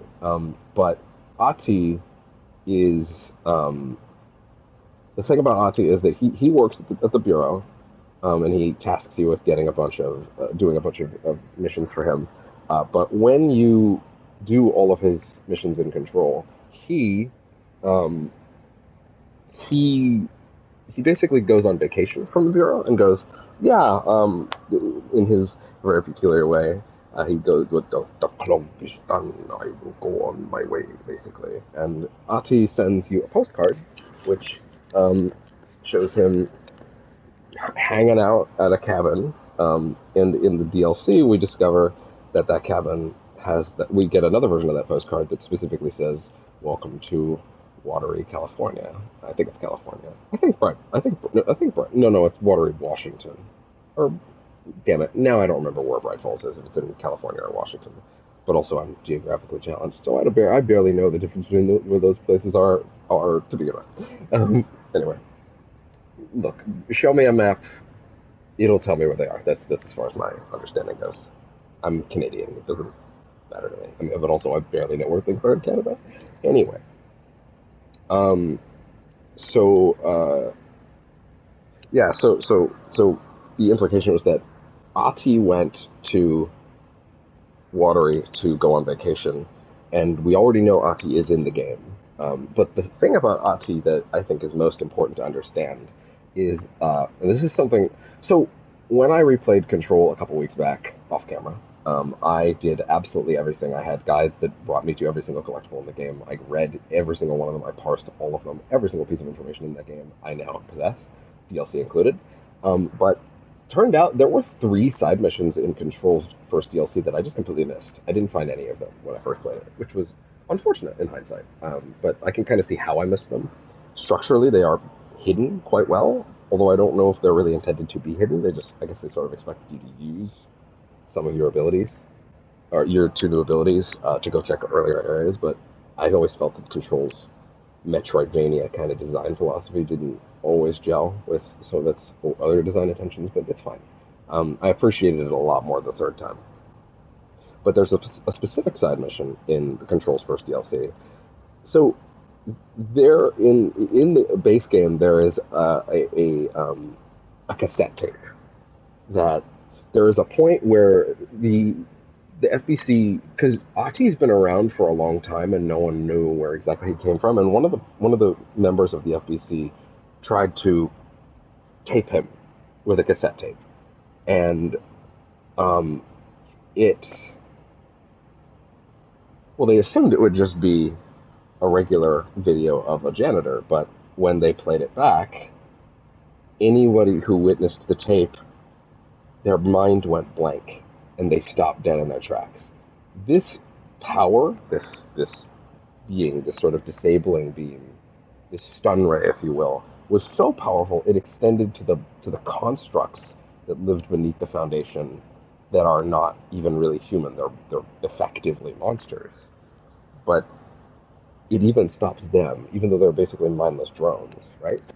So it's basically a mission where you fall into a pit, you find a TV playing the cassette tape. You have to, in complete pitch black darkness, it is like a horror mission, and I'd never found it before. You have to hold the TV with your levitate power, and you have to drag it along this dark cave. It's your only source of light. Your weapons aren't really that effective down there. You can't kill the enemies down there. Your only hope is to aim the TV at them so it wipes their brain. Jessie is immune to the brain wipe because she is the director and has objects of power that are protecting her from it. But there is something up with Ahti, is the main point.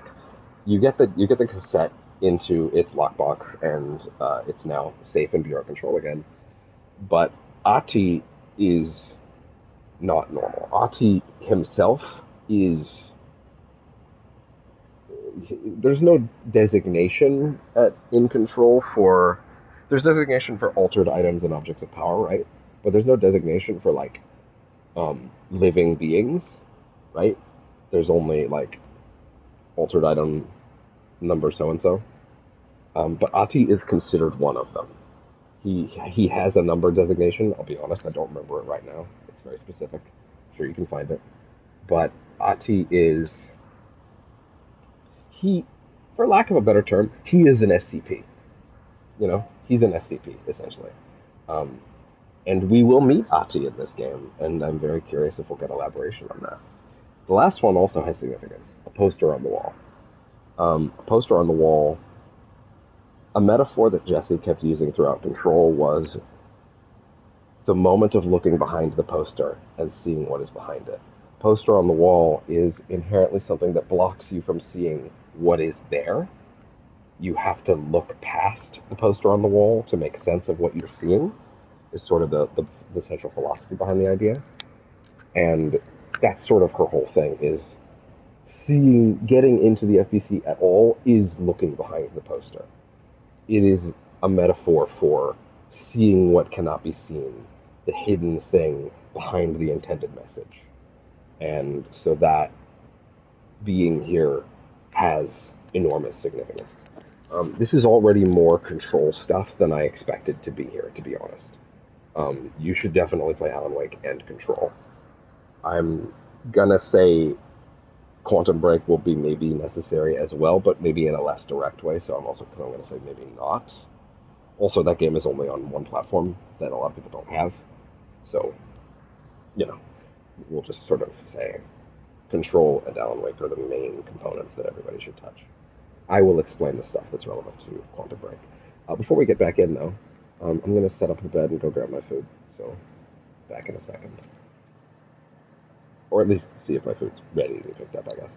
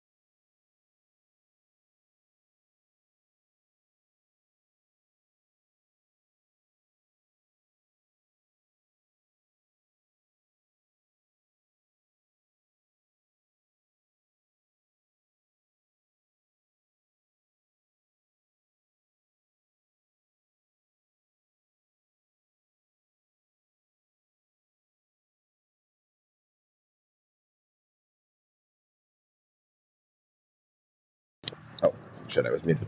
I returned. Somehow, the food was not actually ready. I don't actually know how that happened, but yeah, it's not. Um, anyway, just gonna quickly note down an hour, 45 minutes. Okay, so that means that the Ati explanation was around, would have been around 1 hour 30-ish. I'll just keep that in mind. I did not time code the other explanations. I should have thought about that, maybe done that, so that people couldn't revisit my explanations of certain things, but unfortunately that's not something I had the foresight to think of, so, yeah. Man, I hope they didn't, man, I hope that I didn't skip the explanation of how conserving certain elements goes. Is the fucking tutorial thing on? A little bit of light breaking in, which means we might be safe relatively soon, but also, whoa, was that intentional effect, or?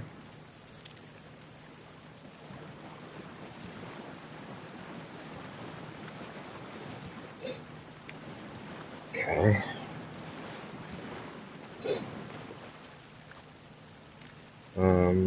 Map, please. To the witch's hut. Sorry, wait. Is there something new to put on the baseboard? Yeah, there is, actually. Murder at Cauldron Lake. Right, yeah, I guess these manuscript pages are being added, aren't they? Witch's hut. Page is covered in a substance that my flashlight burned away. It mentions a witch's hut.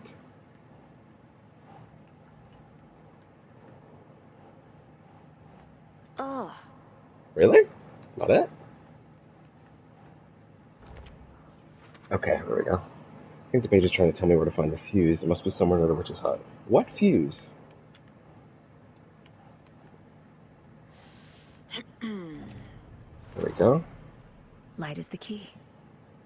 To stay safe. But for something more to be revealed as well. Bright light provides protection. Keep an eye out for more places like this. So whenever I see that little glowy thing, I guess I can use it to reveal stuff. Also, Nightingale. Profiling. Is Witch's Ladle the doorway into the overlap? Nightingale If is so, inside. that's where I'll find Nightingale.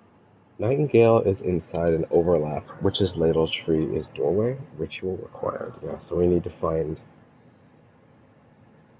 Yeah, so he's... The tree could mean Witch's Ladle. But what's it a threshold to? The overlap? The overlap. Man, look at this, by the way. Love that...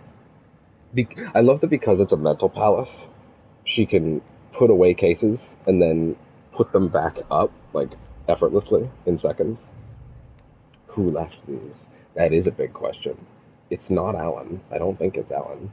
Point of interest cases track objects and information that Aga has acquired to chart collection progress.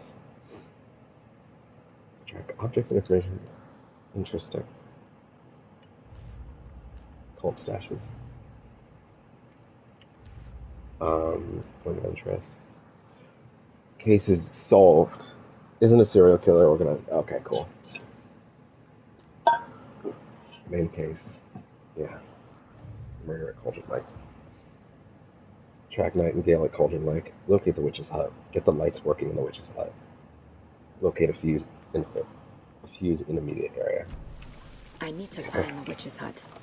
Well, we already know it.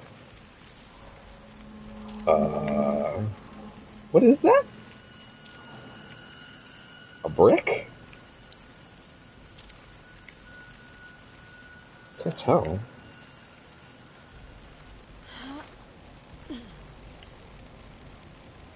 This is the witch's hut.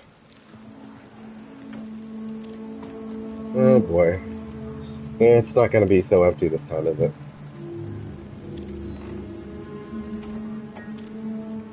The page described the hut being lit. But it's not. And mentioned a fuse. And yet it's not.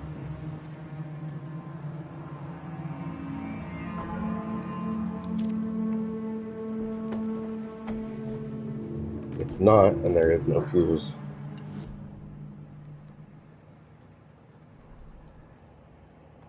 The fuse was in place. She found it among the junk in the forest. Junk in the forest. Saga stepped inside the witch's hut. Something rushed through her. A presence. Familiar. She couldn't quite place it. Something long forgotten. We'll come back to this. But it's not in the hut. It's in the woods.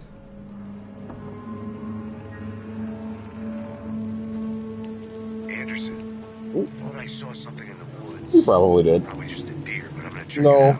I don't think it is. I found another You page. should tell him to not do that. Following up on a lead. This fuse is busted. Okay, but there are fuses this way. But also that wasn't here before.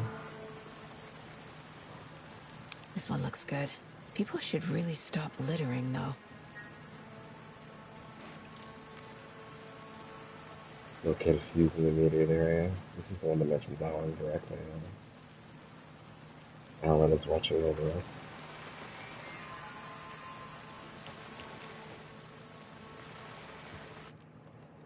I was trying to do that quick turn again. Single tap walk. Sprint to walk. Sprint tap, yeah. Quick turn. Double tapping backwards quickly turns the flare character around. Okay.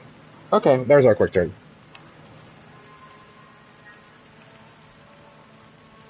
Okay, that's good.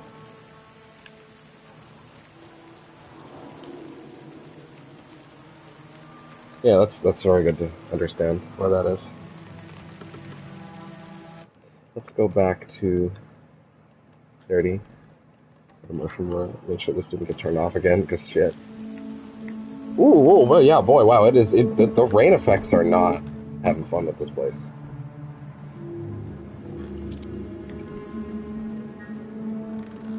I have the fuse, but maybe it goes outside, actually? That would make more sense. No.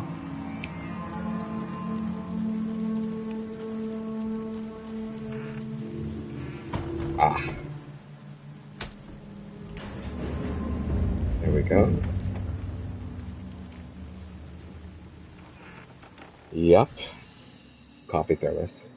Discover a break room is a place where you can save your progress. Another page. Making progress. Close it. Coffee thermos. You quick and manual save at coffee thermoses. That's neat. That's really neat. Our ink ribbon equivalent to a quick save. Cool. That's a great use of that. It said that there was a mop and a bucket, right? It was a page. It was a coffee thermos.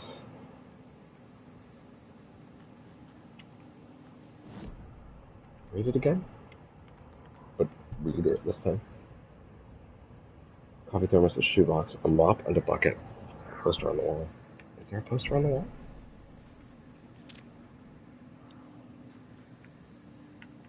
I don't see one. Unless we're counting that, but that's not really a poster. Oh, hello. Hello, hello. 8. Ooh, that's good. No poster on the wall, but maybe that's when I pick up the manuscript. In a second, I'll probably have to The grab image my of the food. witch in the sign. Saga addressed the witch. The smudged line on the heart. The second part recited from memory. I brought you the heart, witch. Show me the terror. Saga pushed the heart through the hole in the sign. Yeah? Okay, Alan. Opens the cauldron like over that. Witch's ladle. Towering over Saga. Watching her and the witch. The image of the witch in the sign. Nightingale's heart. A cold, dead lump in her hand. Her definition of sanity had changed since she arrived in this town. But she trusted the pages. Was forced to. Saga addressed the witch. She squinted to read the first part of the ritual words. The smudged line on the heart. The second part recited from memory. The words she had read on the page. I brought you the heart, witch. Show me the terror. Saga pushed the heart through the hole in the sign. This was the key. The tree was the threshold. Towering over Saga, image of the witch in the sign, Nightingale's heart, a cold, dead lump in her hand. Her definition of sanity had changed ever since she arrived in town. She trusted the pages was forced to. Address the witch, squinted to read. First part of the ritual words, smudged line on the heart. Second line for besides remembering the words she read on the page. She understands the ritual because it was on the page. Yeah. She understands to push it through the heart. The page from the witch's hut seems to be describing some kind of ritual. What is the ritual? We only seem to know because of the pages, as usual. Nightingale's heart disappeared from the morgue. Where is it now? Good question. To get into the overlap, I need to find Nightingale's heart. Which we only know because they're in the pages. Plus the line on the page to the witch's ladle sign. Then push the heart through the hole in the sign. Which we only understand is how the ritual works because of the page. The ritual functions because of what is written on the page, and we understand how it functions because of how it is written on the page. Give me 1 second.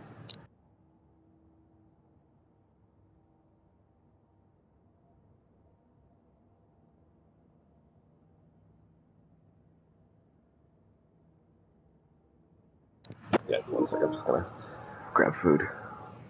Like I said, it would be a second.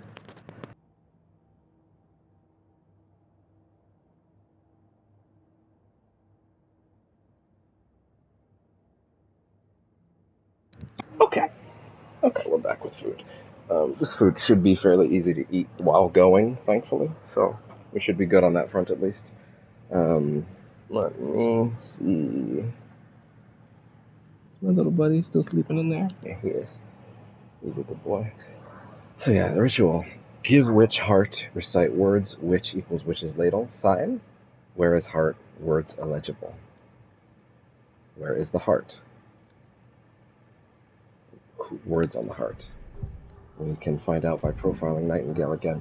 This is the part that's eluding me the most right now. It's just like, I can totally see how she's putting pieces together in regards to like these two, right? Like that they weren't being truthful about the necklace, basically. But as far as how she's putting together stuff about Nightingale, not a clue, because like he is an otherworldly force, and at this point in the plot, she is seemingly pretty unfamiliar with those, but also she's taking it in stride, which is great, by the way. So yeah, I don't know how she's piecing these things together just yet, but also she's damn good at her job. Also, it's a Remedy game, so she's damn good at her job is a good enough explanation, but we'll see. I need Nightingale's heart to get to the overlap. Where is it? The cultist leaned close. He was there, but he was risen. Nightingale was there. The opposite of sunspots. Who said that? That's not it. I don't have what I need to find Nightingale's heart. There must be more. Okay. Interesting. Because the way that was set up is it was like, it was basically her going like, no, that's too much of an ass pull. I can't. That doesn't work. That being said, she might be about to actually do that ass pull when I do this one. Nightingale's heart. Where is it? While they played cards in the general store, the witch had stolen his heart. Get out of my house. Nightingale's heart is at the general store, in a fridge. Now that's an ass pull, but again, fascinated by how she's able to do that.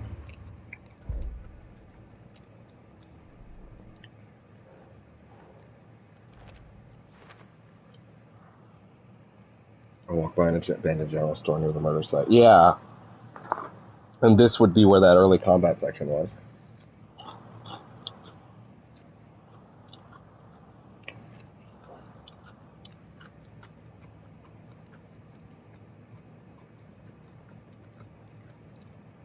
God, I love that this is more detective game than horror game, at the same time being an excellent horror game.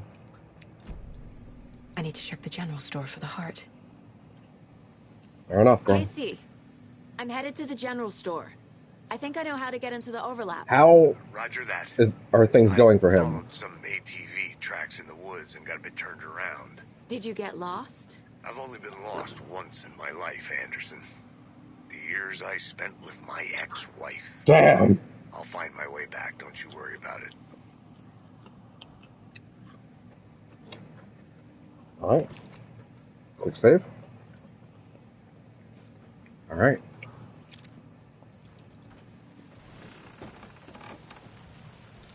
Don't forget to save often. I mean, then put a bunch of save points around. Sorry, wait, now that I think about it, that kind of implies that, dying means going back to your last quick save. And giving me access to one implies my ability to die between now and the next one, doesn't it? I think the kitty gloves are coming off, guys.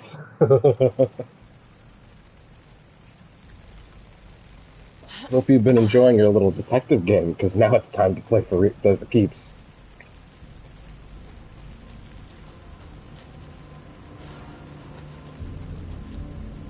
Just kind of brace myself and remember that dodge is L1, R1 is for, which I'm not going to pop because it seems like a limited resource.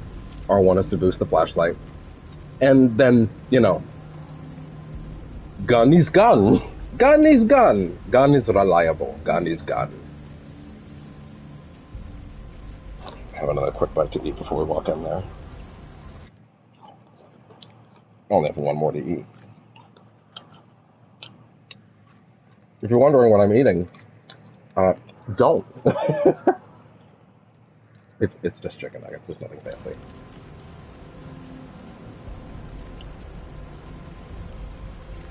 Alright, so this is the bit from... First time they showed us any gameplay, admittedly, so, time to be prepared. Once again, though, earlier I expected not allowed to look at the map right now. Well, I know what that means. Christ! Ooh! Toggle flashlight boost. Toggle? Toggle? Really? To burn through the darkness surrounding enemies. Yeah. The classic central mechanic of Alan Wake. But it seems like they've tweaked it this time to be a little more demanding, which I think is a good thing. Toggle is interesting, though, not hold. Okay, let's go. Bam! Woo! Oh god! I went to look at the trophy, and it doesn't pause the game. Oh no. That's not good. I'm just gonna eat this last one.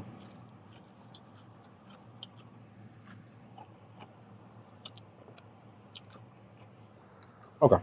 I'm gonna bring this back, and then I guess we have our first proper enemy encounter to deal with. So yeah. I'll be quick. Don't worry.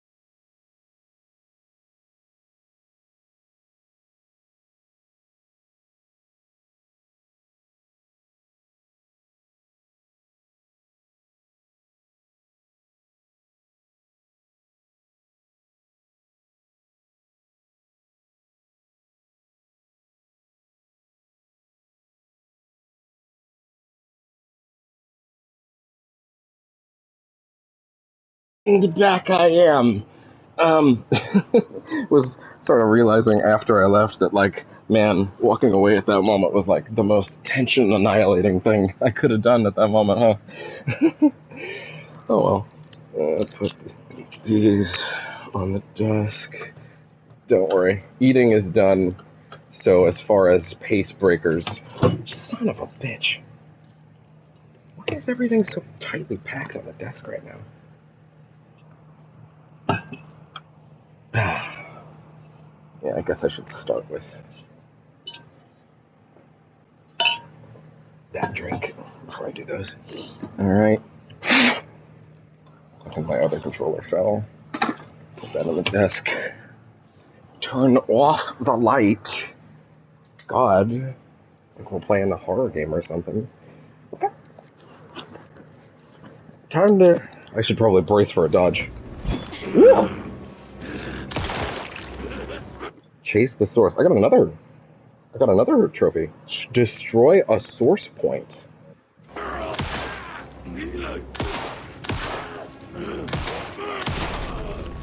Whew. He took a lot. A monster, like Nightingale.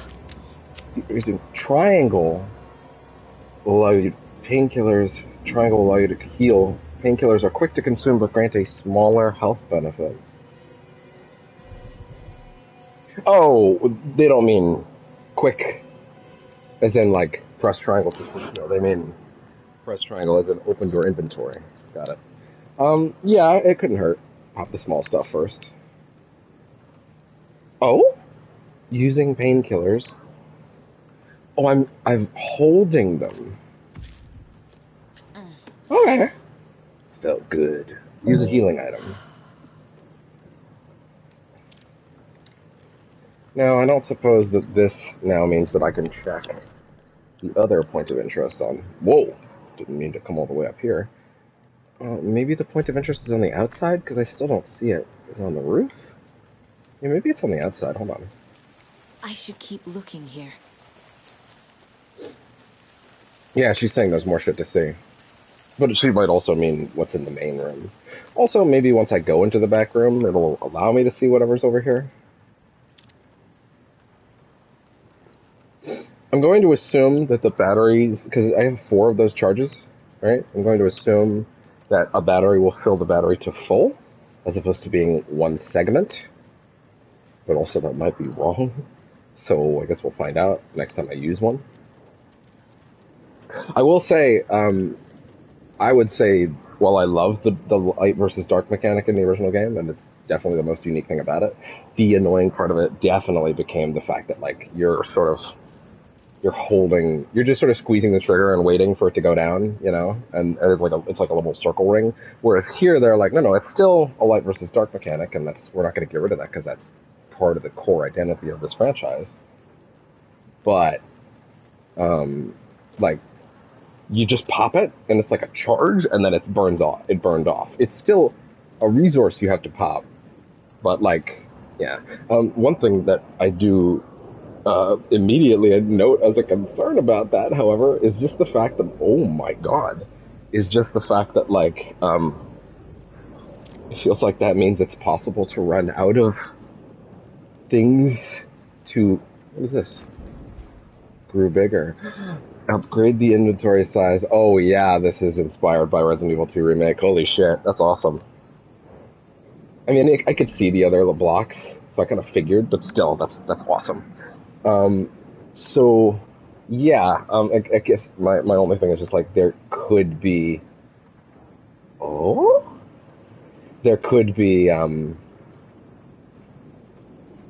situations where I don't have, you know, a flashlight charge and there are enemies, and what happens then? Can I just not fight them?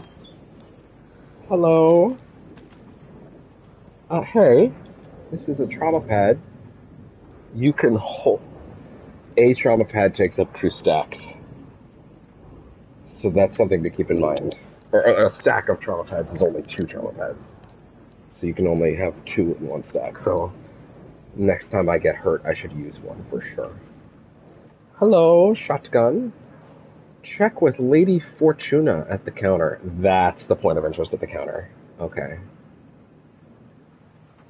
And I have no reason to check it until I see it. Paige, what you got?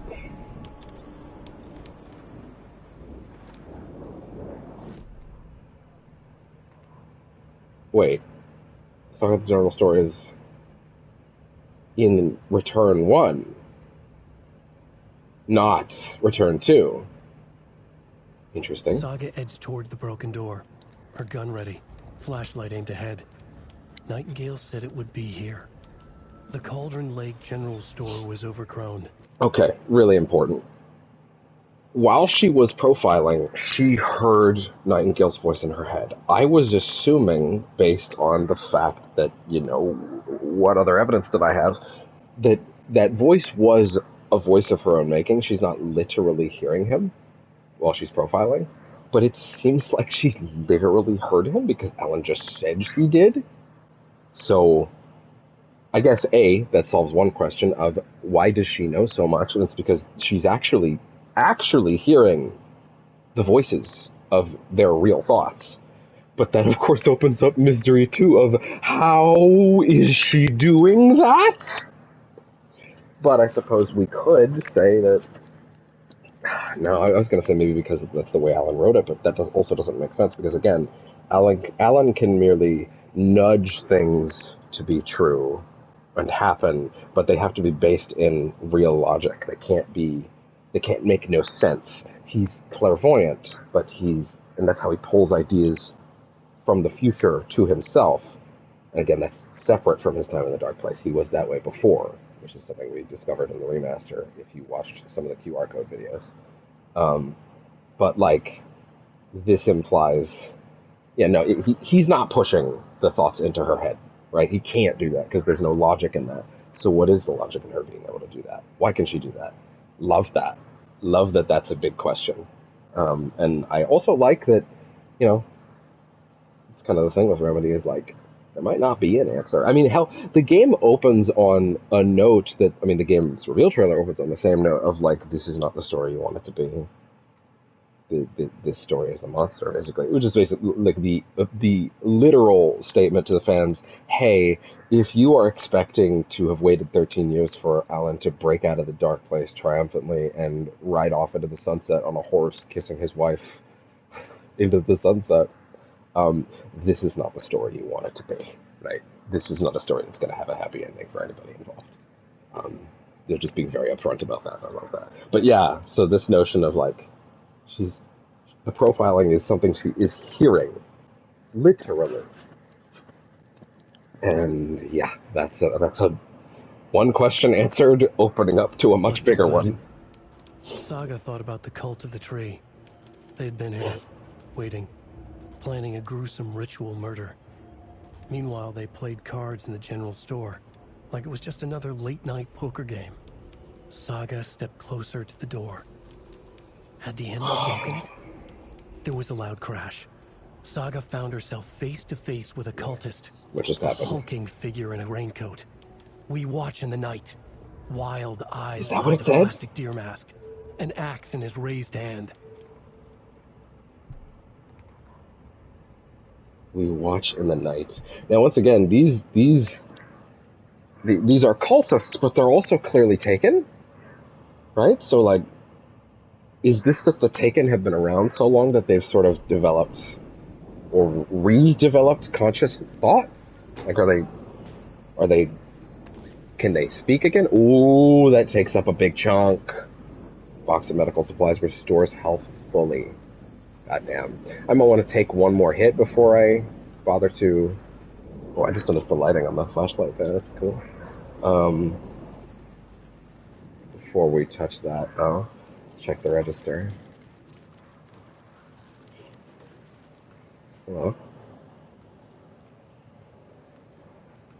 705, 713, 717, 723. Don't forget, update the code. What is the code on that? So update it. So it's not any of those four, but what is the pattern here? So it's 705 going up to 713, which would be 8 plus 4 to 17 plus 6. So what's the format there? Lotto Washington A 5 13 23 39 739.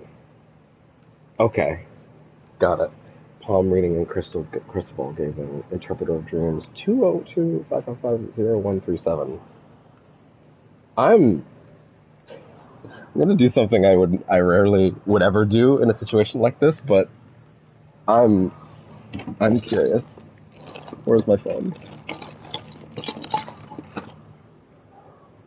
Oh, come on, don't do this now. Where's my fucking phone? Come on. Oh, for real? Like dead ass, it's actually gone. This is so shitty.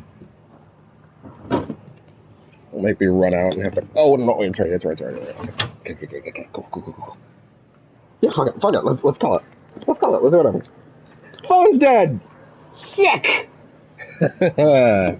Okay, great. That's what I'm looking for. All right, well, let me check the headset real quick. See if that's willing to charge yet. No, not yet. Okay, well then, let's plug phone in. That's a bummer.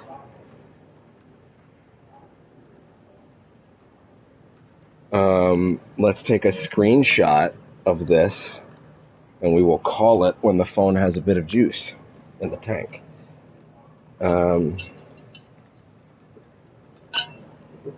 Yeah, fuck it. I wonder if that's a thing, you know? So the code would be 739. If I'm reading that correctly. We will call the number, but phone's got to charge a bit. Very curious if that's something they bother to do, like certain old games would. I mean, Remedy's the kind that would do that. Let's see. 739. Gotcha. Yo. Bring it. Find the sawed-off shotgun.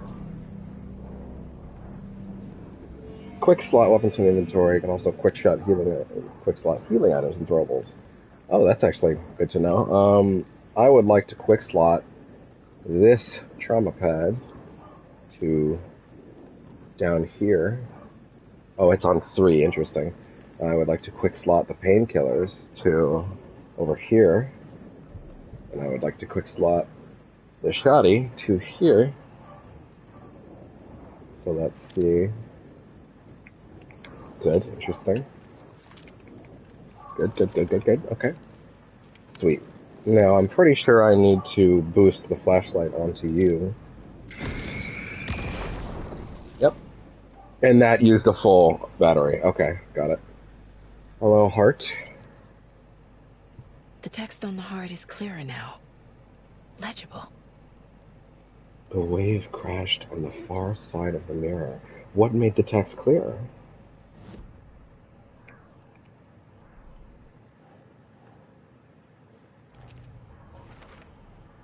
Sounds literary.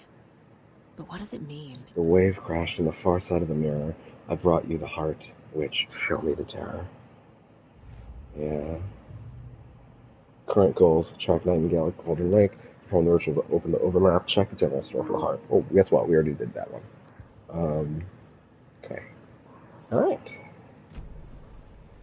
I feel like I recognize this. Should I take it? Okay, we The are taking fridge. it. The heart. I knew it would be here. Like I saw it in a dream. God, this looks incredible. Jesus Christ. Remedy always Now pushing I that give the tech. heart to the witch. Makes total sense.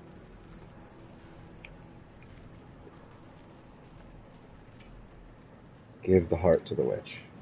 Like she said, makes total sense, right? Heart was left in a refrigerator. Found the heart in the fridge. Just like the page said I would. Yeah.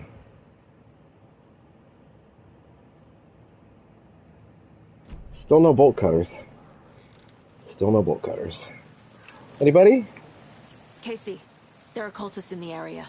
They're taken, like Nightingale. Watch yourself out there. Yeah, thanks for the heads up.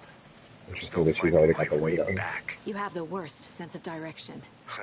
Any city in America I can get through drunk and blindfolded. It's these damn trees. Okay. I'm en route to Witch's Ladle. I need to perform a ritual to open the overlap. This case just keeps getting weirder. But it is exciting. We are headed into a combat zone. Let's go ahead and pump back to performance. I have a feeling, maybe more than any other game I've played in a long time, I'm actually going to be bouncing a lot because, I don't know, I just think they both look great in a way that I wasn't really expecting. And yeah, wow, I'm just really happy with that. Is there a photo mode? I haven't seen anything for that. Oh, that's right. They also said that the game has a lot of adaptive trigger stuff. I have not noticed it yet, but also they said all the guns feel different, but also I haven't gotten to fire them a lot. Actually, you know what? There is one thing I'm noticing, which is when I pull the trigger down, there is a point on the trigger where it doesn't quite fire, like that interlocking spot in where a real trigger would like kind of hold you back. Like, no, you need to squeeze harder than that. You know, don't have your finger on the trigger, squeeze it. You know, that kind of squeezing thing. There's like a little point there. Even when I sort of push it down with relative force, it won't fire. I would have to push it down all the way, which is very neat, actually. Does the Shoddy have anything like that? Yes, actually. Like, I'm pushing it down with a relative, but not intense strength, and it's not firing off. I just think that's really cool. They're helping me conserve ammo in that way, in a sense.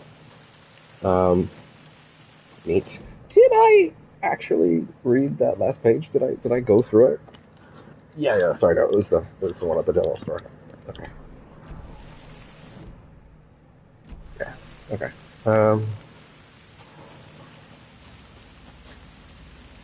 Nice little dodge. Certainly already feels a lot better than the original Alan Wake dodge. Although I didn't dislike it. This is a little squirrely. Boy? Yeah, that's one thing. If the main visual difference between modes is less foliage on these sections with... Oh, okay. Total miss. Oh boy. Do you take any damage at all when I... Nope. Woo! They won't come in the light. Oh, they didn't like that.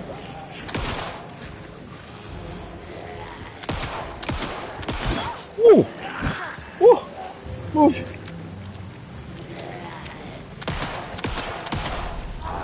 Holy shit. And then the light comes back. Interesting. Can't abuse it.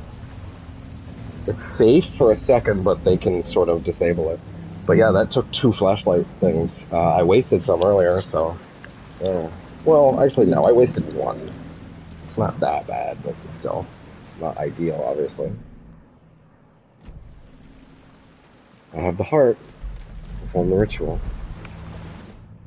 Just in case they ask me to say the words. I brought you the heart, witch. Show me the terror. Because there are those dialogue options every now and then. They might actually ask me to remember, which would be very cool. Or she'll just say it. With the witch.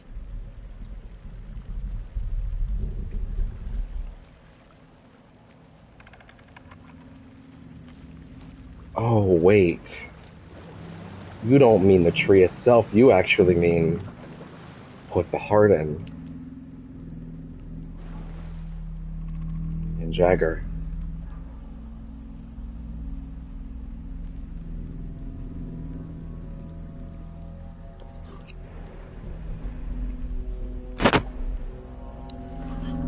The wave crashed on the far side of the mirror. I brought you the heart, witch. Right. Adjusting the headset. Show me the terror. So no, they didn't ask me to read it out loud, which is fine. Or to remember it, rather.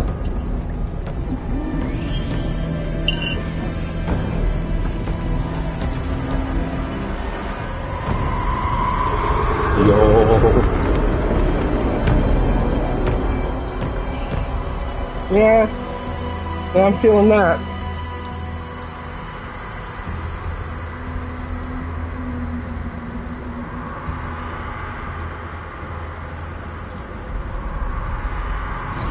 Woo! Scratch.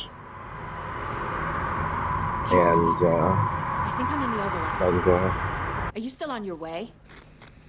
Casey! we lost him. Casey, do you read me? Fuck. Okay, Saga. Going in solo. Did I actually get hit earlier? I think my health is a little lower, but I can't really tell. Well, yes, I definitely got hit because you can see that that won't do full. So, equip it. Heal. I like that there's a little animation. There's not just instant. Logan? Oh, Logan! Where are you? you should know that your daughter isn't actually What was here. that? Logan's back in Virginia. Yeah, exactly. You're imagining things. You are. I think. Then again, there was that thing with Rose last night, which is still alarming as hell.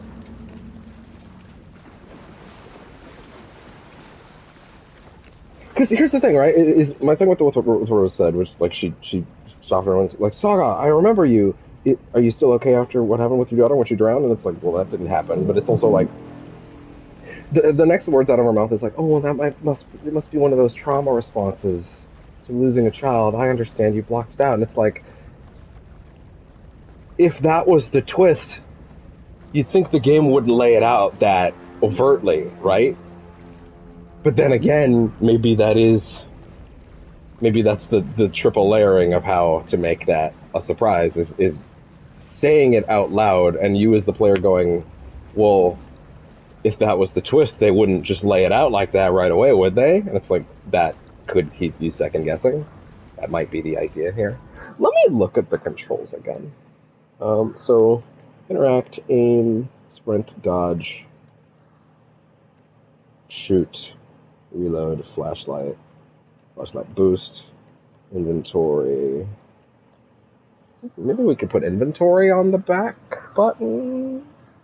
I don't know. I don't know what should go there, to be honest. I don't know if I should put dodge on it. Seems like a bit of a waste, and I feel like that is actually a pretty good button for a dodge. But, we'll see. God, so much parrying in Spidey has brought me to like, oh yes, L1 is my parry button, but there is no parry button here. Well, that's right, she still has the flashlight, but little melee attack, which we haven't tried yet, and I don't know if I'm ever going to be ballsy enough to try it, to be honest. Love that it's Doug Cockle playing Nightingale, and I like that they seem to have gotten him in live action as well. I think that's him. It certainly looks like him, minus the body. I don't think that's his real body, but Yeah. Please help me. Alan. What was that? That was Alan. Let me go back. I'm sorry. I was like, I don't think I checked that area thoroughly enough. Let's go back. But it's gone. Oh God. Where are we now then? We're off the map. We're in the overlap. Wait. Did I get turned around? No, I'm not this is right. convinced. This place is looping. Like a Yeah. nightmare. Oh. I was like, I don't think I saw everything here, and then I was like, I can't go back. I didn't leave. Right there. I wonder if you can catch multiple of them in one burst. Hello? Like if you could trace that across several. Nightingale enters the lake. Interesting, by the way, that they are... Because this one was labeled in episode 1, but we found it in episode 2. Are these in chronological order? I don't know. It couldn't be, because this would have to have been The writer went into the lake, banished the dark presence. Taken still lurked in the woods. The dark place receded. The current pulled back those with darkness inside. Into the lake. Nightingale was there. One of them. The dark presence. Jagger had taken him. The witch had stolen his heart. They sank beneath the waves. The dark place. Wandering in the shadows. Muttering to themselves. It's dark. I'm lost. Where am I? Who am I? I can't remember. It's cold. Premium cabins for rent in Bright Falls. Who said that? Can you hear me? Who said that? I need help. Please. Stop this. What did I do? You must dig it out. Their shape shifted. Echoes of the writer's dreams. Fading in, fading out. The next story and the story after that. The writer was writing again. Yeah. It's popped into my head, so I guess I might as well talk about it now, is that in one of those QR code videos from Remastered, the last one specifically, Alan basically references the idea that in order to get out, this is probably the juiciest one in regards to the sequel hooking, he basically writes that, like, he's tried everything he can to get out of the dark place intact, but it's become clear to him there will be a cost no matter what. And he implies that in order to get out, he may have to lose something. And the last page is... Or maybe I'm remembering it wrong, that it's overtly saying that he has to lose something, but the last page appears to be him writing a page about how he's back in the real world, but he doesn't remember anything. And it seems to be that the cost for him coming back was losing his memory. That was the cause. That was the cost of him getting to come back. It's very interesting if that ends up being the case. I'm going to try and plug the headphone in again.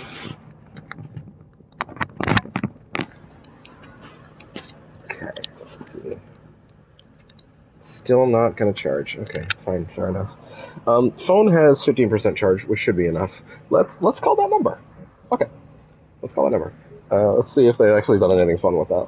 Let's go over here.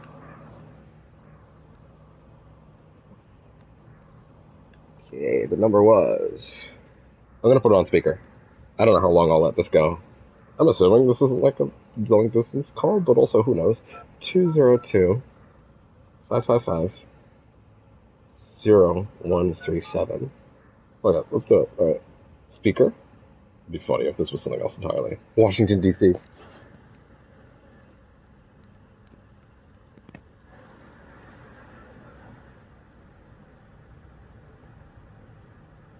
Nothing yet.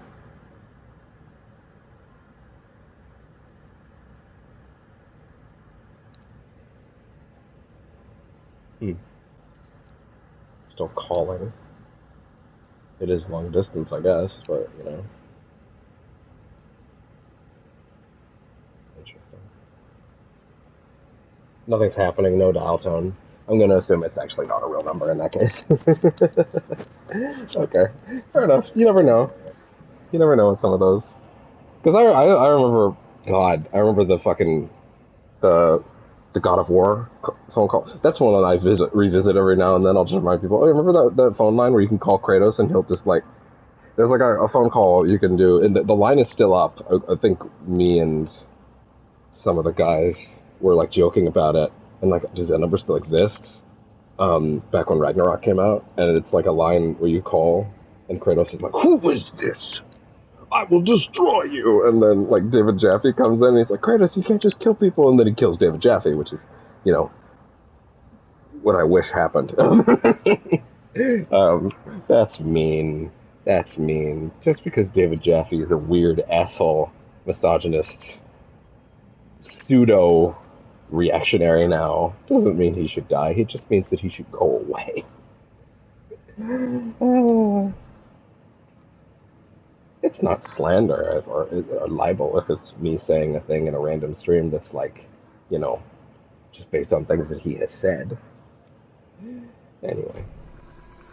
Alright. And we're back. Alright, so here's my initial problem right now, is we're in a loop, and that's never good, but usually with loops like this in games, the actual decision point is you turn back around. But we can't. So, issue. Did you just do like a spin when I tried to switch weapons? Weird. Just like a little animation thing, I guess. Okay, yeah, it shows you the little line to see how much you'll get back. Interesting. We should still definitely do... Whoa! I actually don't know if they've still kept the bird enemies from the first game. They were kind of annoying more than scary, so I wouldn't be shocked if they didn't, but still. I'm curious if they did. Oh yeah, okay, so this is getting a little worse. Just a little bit. That was Nightingale, wasn't it? Don't like that. Oh. That was the only note you were going to play? You were spinning up the Halo theme for a second. Doesn't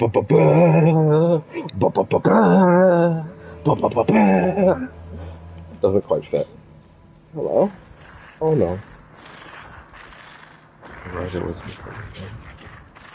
Oh fuck. He's here. Nightingale. So it said that the regular flashlight doesn't take away their sort of light shield, but it does annoy them. What was the way it was phrased? It was aggravates them. Then okay, you know what? In fairness, remember earlier I was like, oh no, I've probably been missing all these tips. But you know what? I think this menu is actually collecting all the tooltips, so any that I've missed, I will probably be able to review in here. In fact, maybe it is a good idea that I go through these now, since again, I accidentally had the tooltips off early game, so I don't know. There might be things that I should know that I don't. Quick slots. Weapons, throwables, and healing items can be assigned to quick slots in the inventory. 8 quick slots to use. Items can be quickly ready by using the quick select. Break rooms. Save space where you can save your progress by interacting with the thermos and manage your items by using the shoebox. The shoebox is an item locker. Holy shit. You can switch between stories and protagonists by interacting with the puddle next to the janitor's bucket and janitor's break rooms. Oh, that's how you know to switch. Find these special break rooms by spotting the Ati and the janitor's poster. Yeah, that's very cool, but also it makes me a little worried because I thought there would be clear chapter endpoints. Clearly, I guess what I'm probably going to end up doing in that case is less doing these one at a time and more like chapter by chapter, and I'm probably going to more switch every time I get to one of these rooms. Maybe? I don't know. We'll have to see. I got to see how this is structured, honestly. Clearly, you need to start with Saga. We haven't actually been given the opportunity to switch to Wake, so I'm going to assume the first time is sort of a planned thing, but still. Combat. Okay, flashlight boosting. Boost the flashlight by tapping R1 to burn the darkness. Boosting the flashlight drains 1 charge. After draining all available charges, the flashlight needs to be reloaded, which consumes 1 battery. Firing with the flashlight boosting. You can fire a weapon while boosting the flashlight. Really? Does that help? Darkness shields. Use bright light to burn away the darkness shield by protecting enemies from harm. Destroying the shield will stagger the enemy, interrupting most of its attacks. The darkness shield regenerates over time. Regenerates over time. It comes back. Fuck. Slow it down by shining the flashlight on the enemy after its shield has been destroyed. Huh. Darkness shield regenerates over time. Goddamn the amount of bullets that's just popping into that thing. Slow it down by shining the flashlight on the enemy after the shield is destroyed. So it comes back, but if you keep the regular flashlight on it, it'll slow its return. Source points. Weak point on an enemy. Protected by a darkness shield. Only destroy a source point with physical damage. Destroying it inflicts devastating damage to the enemy and interrupts their attacks. Dodge. Unwanted dodge attacks. Does not create much distance between you and the enemy. The timing correctly is important. Perfect dodge. Perfect dodge is achieved by dodging away any enemy's attack at the last moment. Doing so successfully will send the enemy stumbling, momentarily incapacitating it. Yeah, that sounds important. Knock to the ground. Heavy attacks knock you to the ground. On the ground, you can move sideways and backwards or from the chest. Okay, I'm starting to think maybe there is a little too much here. Can't use any items while on the ground. Knock to the ground, use dodge to avoid enemies' follow-up attacks. Dodging will also allow you to get back on your feet quicker. Interesting. Move sideways and backwards or dodge from the threat. Can't use items while on the ground. Knock to the ground, use dodge to avoid any enemies' follow-up attacks. Dodging will also get you back on your feet quicker. Let's go story. Mind Place uses a powerful Mind Place technique to explore case files, manuscript pages, and other objects you might collect during the case. While inside the Mind Place, time does not pause, so be mindful of nearby threats.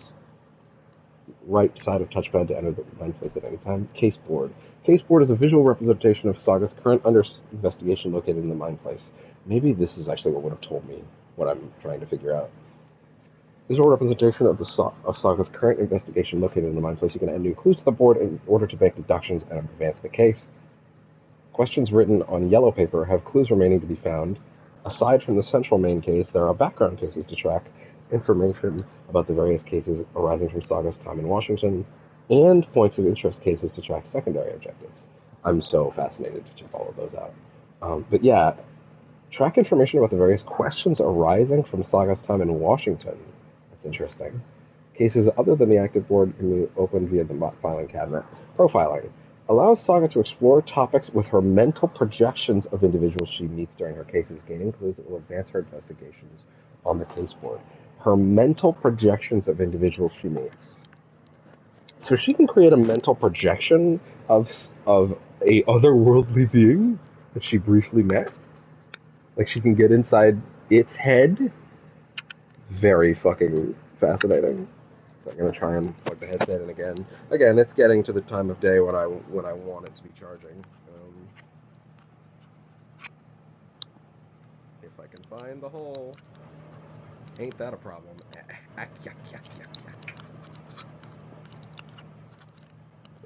Okay, but no, seriously, where the fuck is it?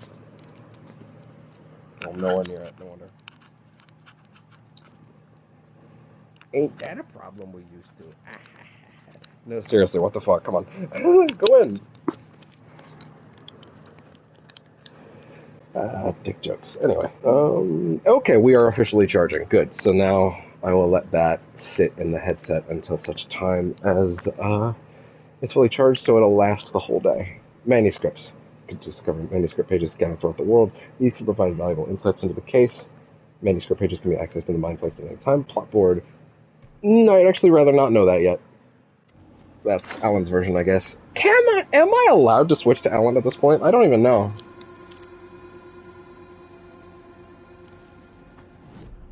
What am I even coming to the map for? This isn't on the map. I'm completely turned around. I should just realize that, again, being in there wasn't pausing the game. Oh, no, wait, sorry. That was the tutorial menu. So, actually, no, that would have paused the game. My mistake. Again, we're like nearly 3 hours into the stream. I feel like I've made very little progress today, but I kind of love that. I'm taking my time. I'm really getting absorbed. I'm going through every detail. I'm poring over it. I feel like, again, I saw a thing that said, oh, the game takes about 12 to 13 hours to beat the main story, right? At this point, I have not played as Alan, period, and I believe I've played the game for... In-game, it says I played it for about 5 hours. I don't know if that's accurate, to be honest. But the streams have been going a little bit longer than that. Last stream was nearly 5 hours, and this one is currently at 3. So that's nearly 8 hours of streaming time, and I've not even touched Alan yet. So, yeah, again, I'm taking my time. I'm really absorbing myself into it. I'm looking in every nook and cranny. I'm exploring. I'm piecing things together, and I would have it no other way. So again, if you'd rather see a quicker exploration of this game, it's more direct, but with less detail, I guess you can go somewhere else. But if you want a comprehensive look at this game, to the best of my ability, of course, because it's blind still, I'm probably going to miss something, then, go somewhere else, I guess. But yeah, if you want something comprehensive, then stay here. He'd been on the trail of the writer forever. The writer he despised. Hemingway, Bukowski, Wake. Still calling I'll him those get you. names. I'll find you. I'll make you pay. You're in over your head. He descended into the tunnels, from the Dark City, into the ocean of darkness. Next Into up, the Dark City. Caldera Street Station. Something, a presence, rumbled. Not a train. Is he hunting Alan too? Shadows shifted on the platform. Yeah. The writer's cult waited for him there. The cult of the word. Of the Occultists lean word. close. I carry his words close to my chest now. You're not allowed in the lake until he says otherwise. He'd be caught, murdered. They got him. They didn't get him. He was reborn out of hate. He was there, but he was risen. Sent to find the light switch up from the lake that was not the lake. So, Kasky, Wake, I'll get you, I'll find you, I'll make you pay. Descending into the tunnels. So she's finding pages from Wake's side of the story, which is interesting.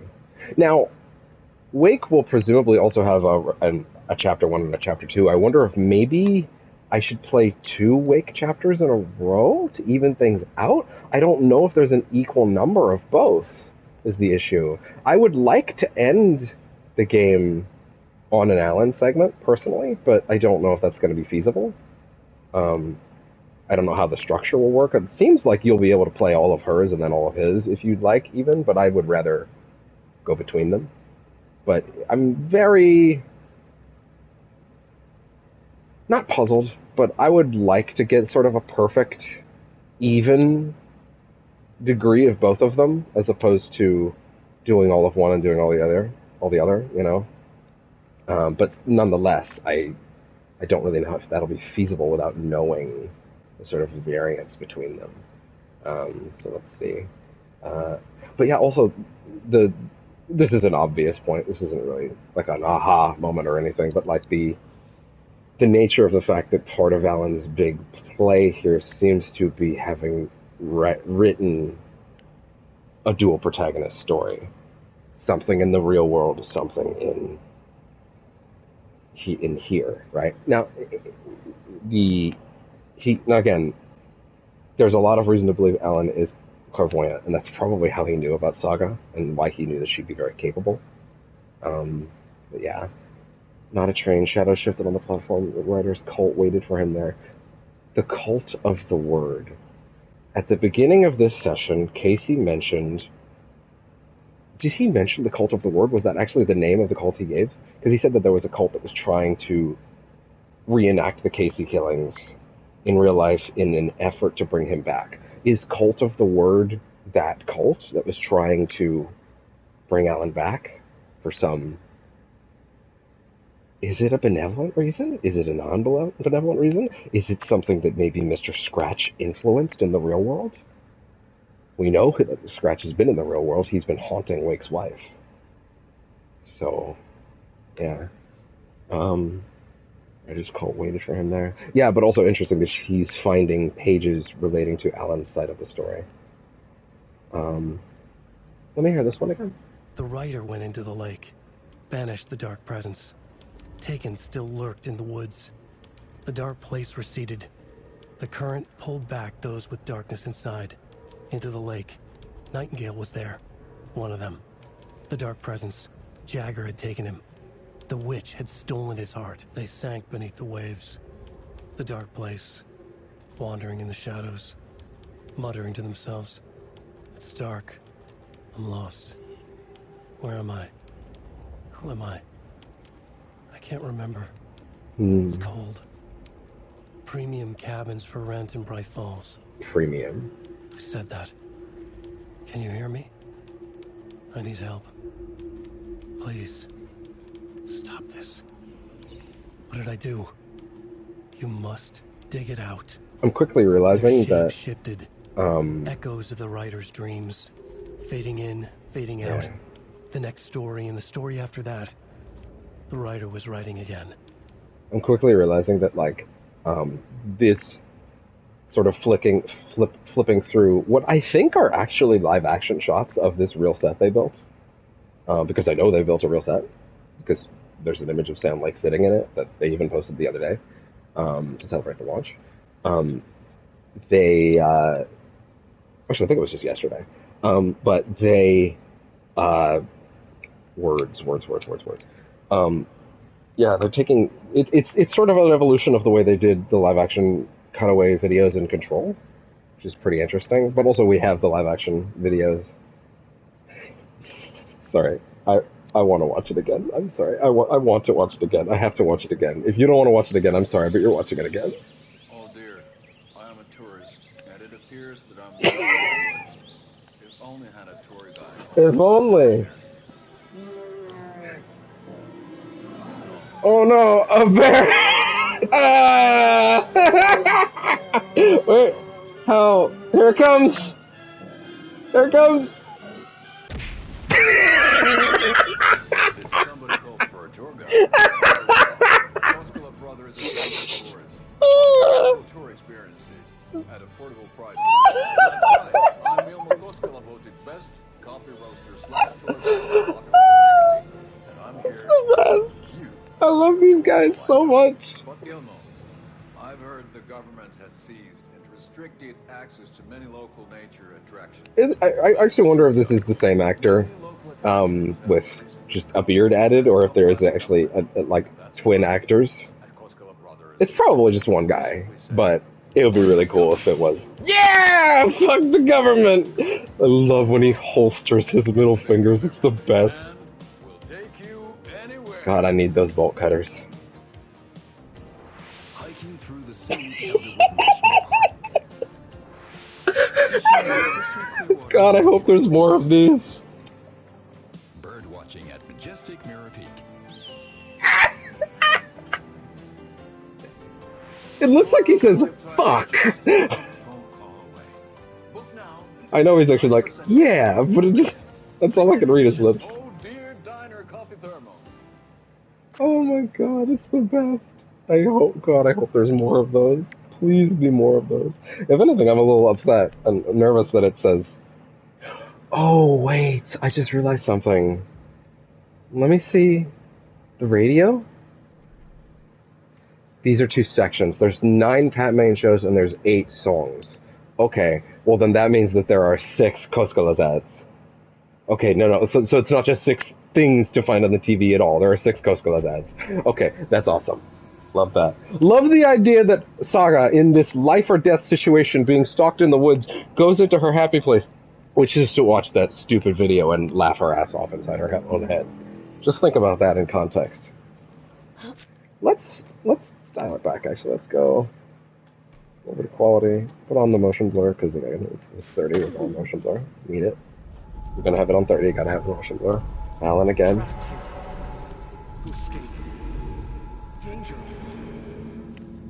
Who is that? It's like they're coming in over a bad signal. Like the signal. Ow. What? The city. I think we're gonna switch soon.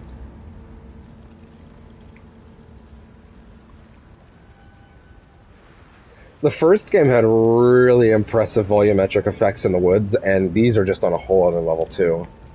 Like, the fog effect when Danger was around was really something. By the way, love that the sun is coming up,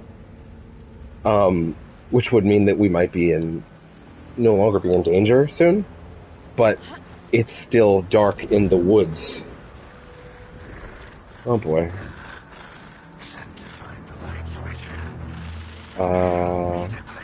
I'm gonna back up for a second. Just in case there's anything. Wait! There was shit I missed, oh my god. What's this? What is this? Yeah, I can't believe I totally missed that. Oh. Hey bud, is that you? Oh, hello. Sweet kitty. Did you wake up? He's doing my hand kisses now. Interesting that I can't take his badge with us. Wouldn't that be evidence? But, wait a minute, that raises questions. A bag with his stuff in it?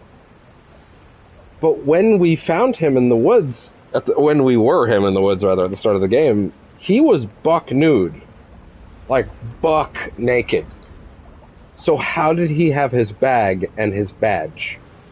Unless they were lost in the woods years ago, but that also kind of doesn't make sense because, well, he was taken at the police station originally in episode 5.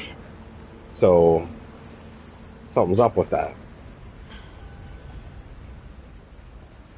Why would that have made it there? I mean, I guess the answer is that the Dark Place brought it here to fuck with us.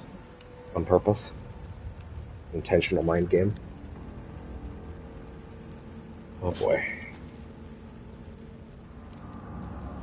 Oh boy. Should I consider that? Oh, I didn't realize I got a lot of ammo for this. Oh, this is shotgun ammo. Okay, that's good to know. Other than the fact that they're giving me shotgun ammo, which is alarming. I just noticed that the goals tracker thing is kind of bugged out right now.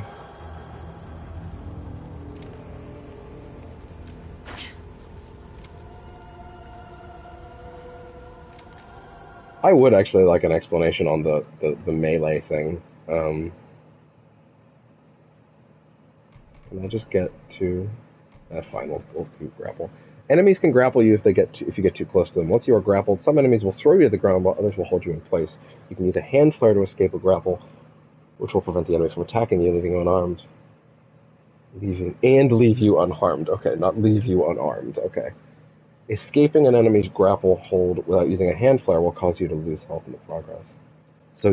So hand flares are a resource for avoiding this situation. Quick turn, quickly pressing backwards twice. Instead of manually rotating the camera, moving your character, use quick turn, change your direction. Weapons, aim, fire. Additional weapons can be discovered by exploring your surroundings. Ammo for these weapons can be scarce, so choose carefully when to upgrade them. Both Saga and Alan can further enhance their weapons with upgrades. Throwables. Flares are throwable. Throwable items are difficult to find. All throwables are effective, especially effective against groups of enemies. Both Saga and Alan can further enhance some of the throwables with upgrades. Healing items can be most efficiently equipped by used after assigning them to quick slots in the inventory.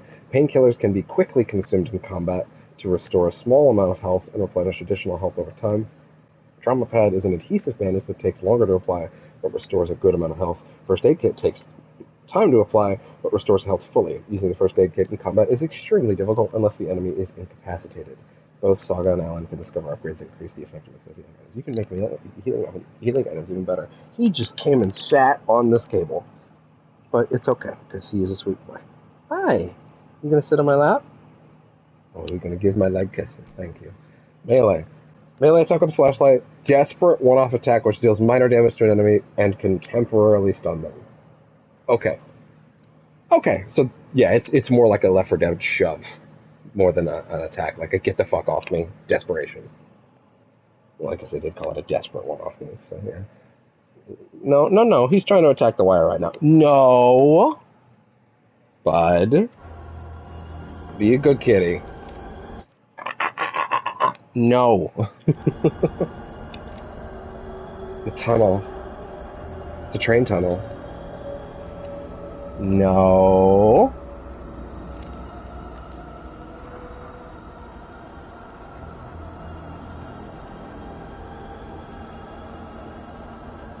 Just gonna put that down there so he can't get it as easily.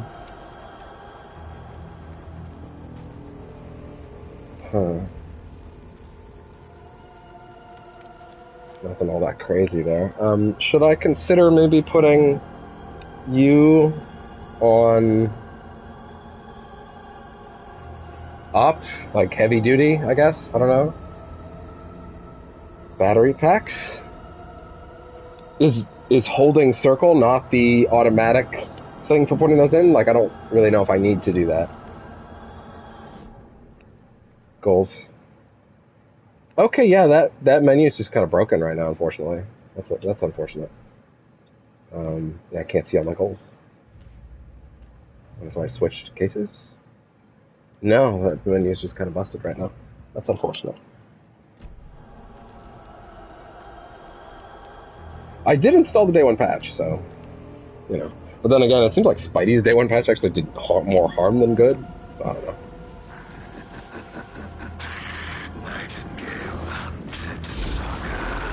Oh boy. That's not good. Shoddy. Woo! Oh fuck! Jump attacks while on the ground. Oh my god, he got me again.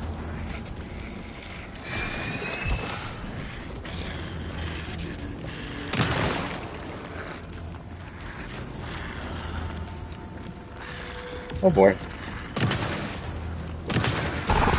Oh! He didn't like that.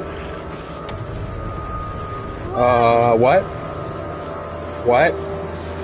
Get to safety. Move. Go. Bad. Jesus. This is rough, because now I'm in danger, but I don't want to miss things either. Uh-oh. Oh, hi. Oh, God. I missed. I missed. You can miss with it. It's even helping. I can't tell if it's even helping. Camping do's and don'ts. Yeah, I need that.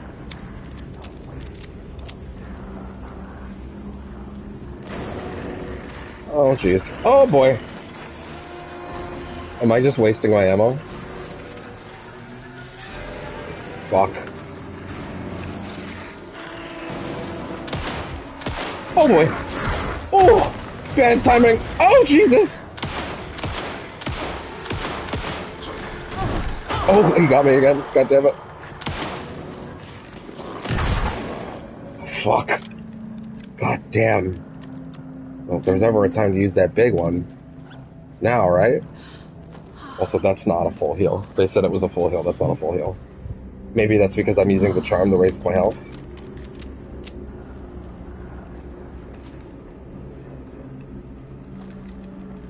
Fuck. Oh my god!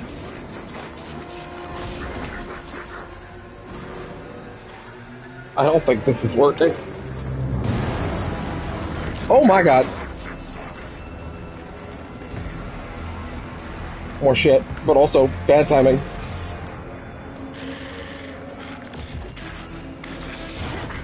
Dodge. Not the second time though.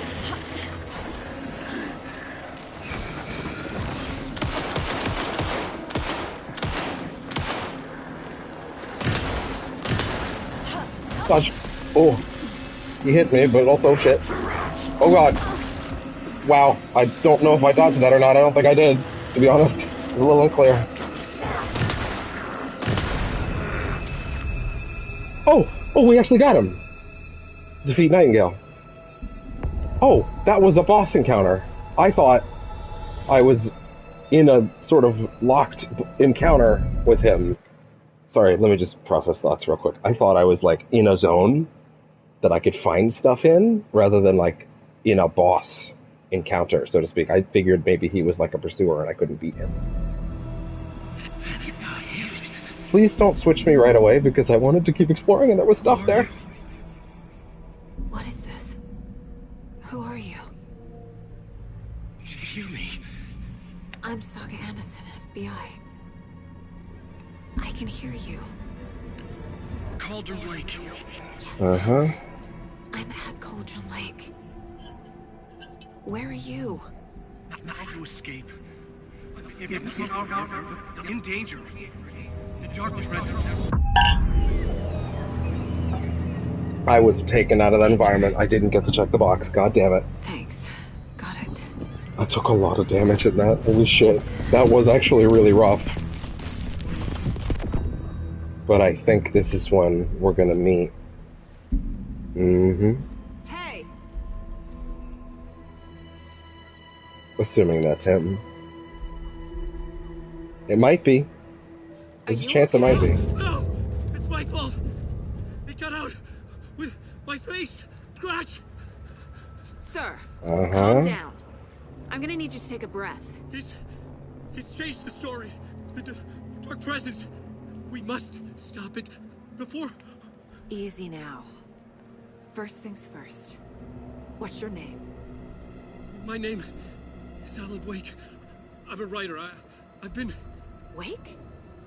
Where did you come from? You've been missing for 13 years. 13. Yeah, he doesn't know how long it's been. Okay, they're probably going to play another song here. I'm not going to... Yeah, sorry. Yeah, I can pause. They're going to play another song. I'm going to shut up. I'll also check my feeds while I'm at it, to be honest. But I'll quickly... Oh, hi, bud. Hey there. Hey, sweet boy. What you doing? So, yeah, what I'm going to do is let the song play. I'm very excited to do so. I really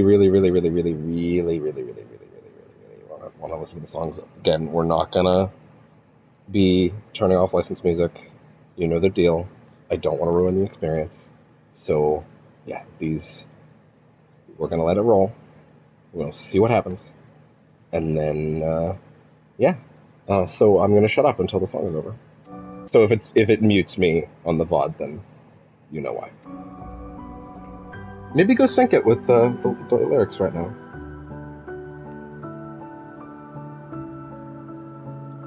In the dark, miles apart, made a promise that I'm coming out alive. Raging heart, went too far. I will never lose myself again, or I was calling you, did you hear me? I lost my way, lost my way. I was trapped in 1,000. Oh, this is good. Nightmares taking me over, and now I'm wide awake. And now I'm Oh, I died like a million I'm sorry. I should be muted. times. I break, the nightmare's finally over, and now I'm wide awake. And now I'm wide awake.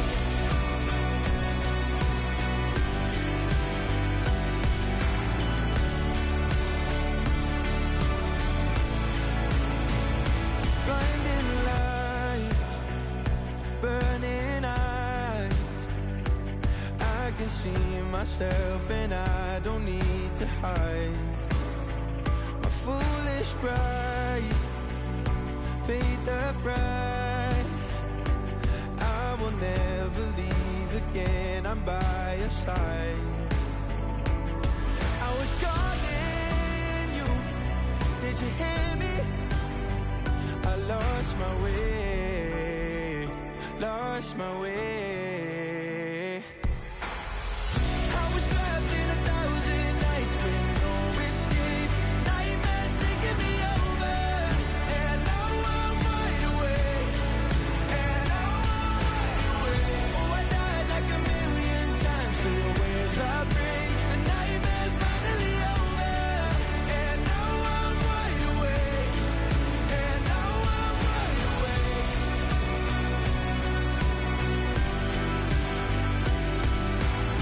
And now I'm wide awake. And now I'm wide awake. Oh, I died like a million times. Feel waves I break. The nightmare's finally over, and now I'm wide awake. And now I'm wide awake.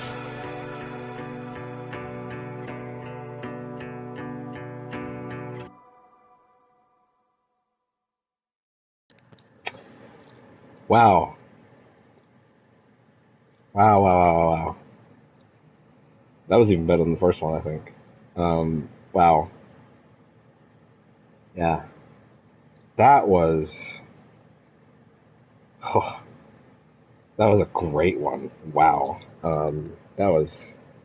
Really liked that. Dude, I'll be honest, as much as I love the original game, there's sort of this part of me that, like, whenever the songs played, in the original game, that was at a time where I had a very different appreciation of music back then. God, I can't wait to get all these songs for the soundtrack. Wow. I had a very different appreciation of music back then, which is to say I didn't have one at all. I came into music much later in, you know,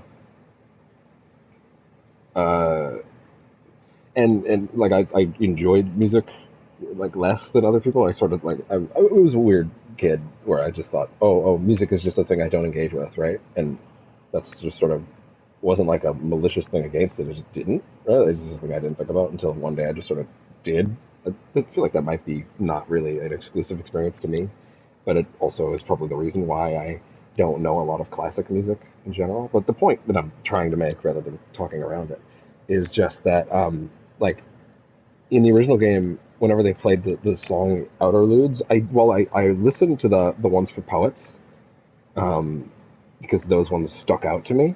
Most of the songs I haven't really listened to on the soundtrack. Whenever I do hear them, I just kind of go, oh, yeah, and I just sort of don't feel a compulsion to listen to them. And I'm glad that this one has given me the chance to double back on that, you know? Like, I know the songs now for the first game, mostly, but at the same time, it's just sort of like nice that I get to roll through and experience these the correct way, you know? And yeah, wow. That again, there's a reason I'm not turning off licensed tracks because fuck that, right? So yeah, that was a great song. I really, really liked that. But also, I like that the tone of the song is like, he's made it out. This is a good moment. This is a happy ending. But there's no way that that's as simple as it is, right? Like, especially if we're about to switch to Wake and we don't know when this sequence will play out. And again, I don't know if I should play 2 chapters of Wake and then switch back to Saga, then do a chapter Saga, chapter Wake, chapter Wake, chapter Saga, chapter Wake, chapter Wake, chapter Saga, you know? I don't know if I should do that, or maybe I should just do a Wake chapter, then go back to Saga, then rotate from there. I don't know, because I also have no idea if you know, like I don't know what the diffusion on like fucking I don't know if they got the brain, please. I don't know if they got if they have the same chapter numbers basically, and I'm scared to look. You know, if I knew the number, that would help. You know, if you are watching right now and you know me personally, because I'm not going to see it in the chat, because I'm not looking at chat, and you could look up the number of chapters that they have, that would be really appreciated. Like personal DM, like if you know me, know me. If you don't, then well, I can't help you there. If you do such a thing though, a message from Jess asking if it's everything I hoped for so far. I'm just gonna quickly message. Yes, absolutely.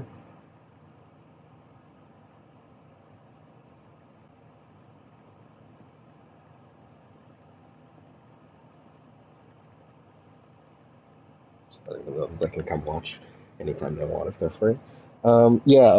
If you do know me personally and you're watching this, and you want to DM me how many chapters both have, no names, no titles, just numbers, I would appreciate that.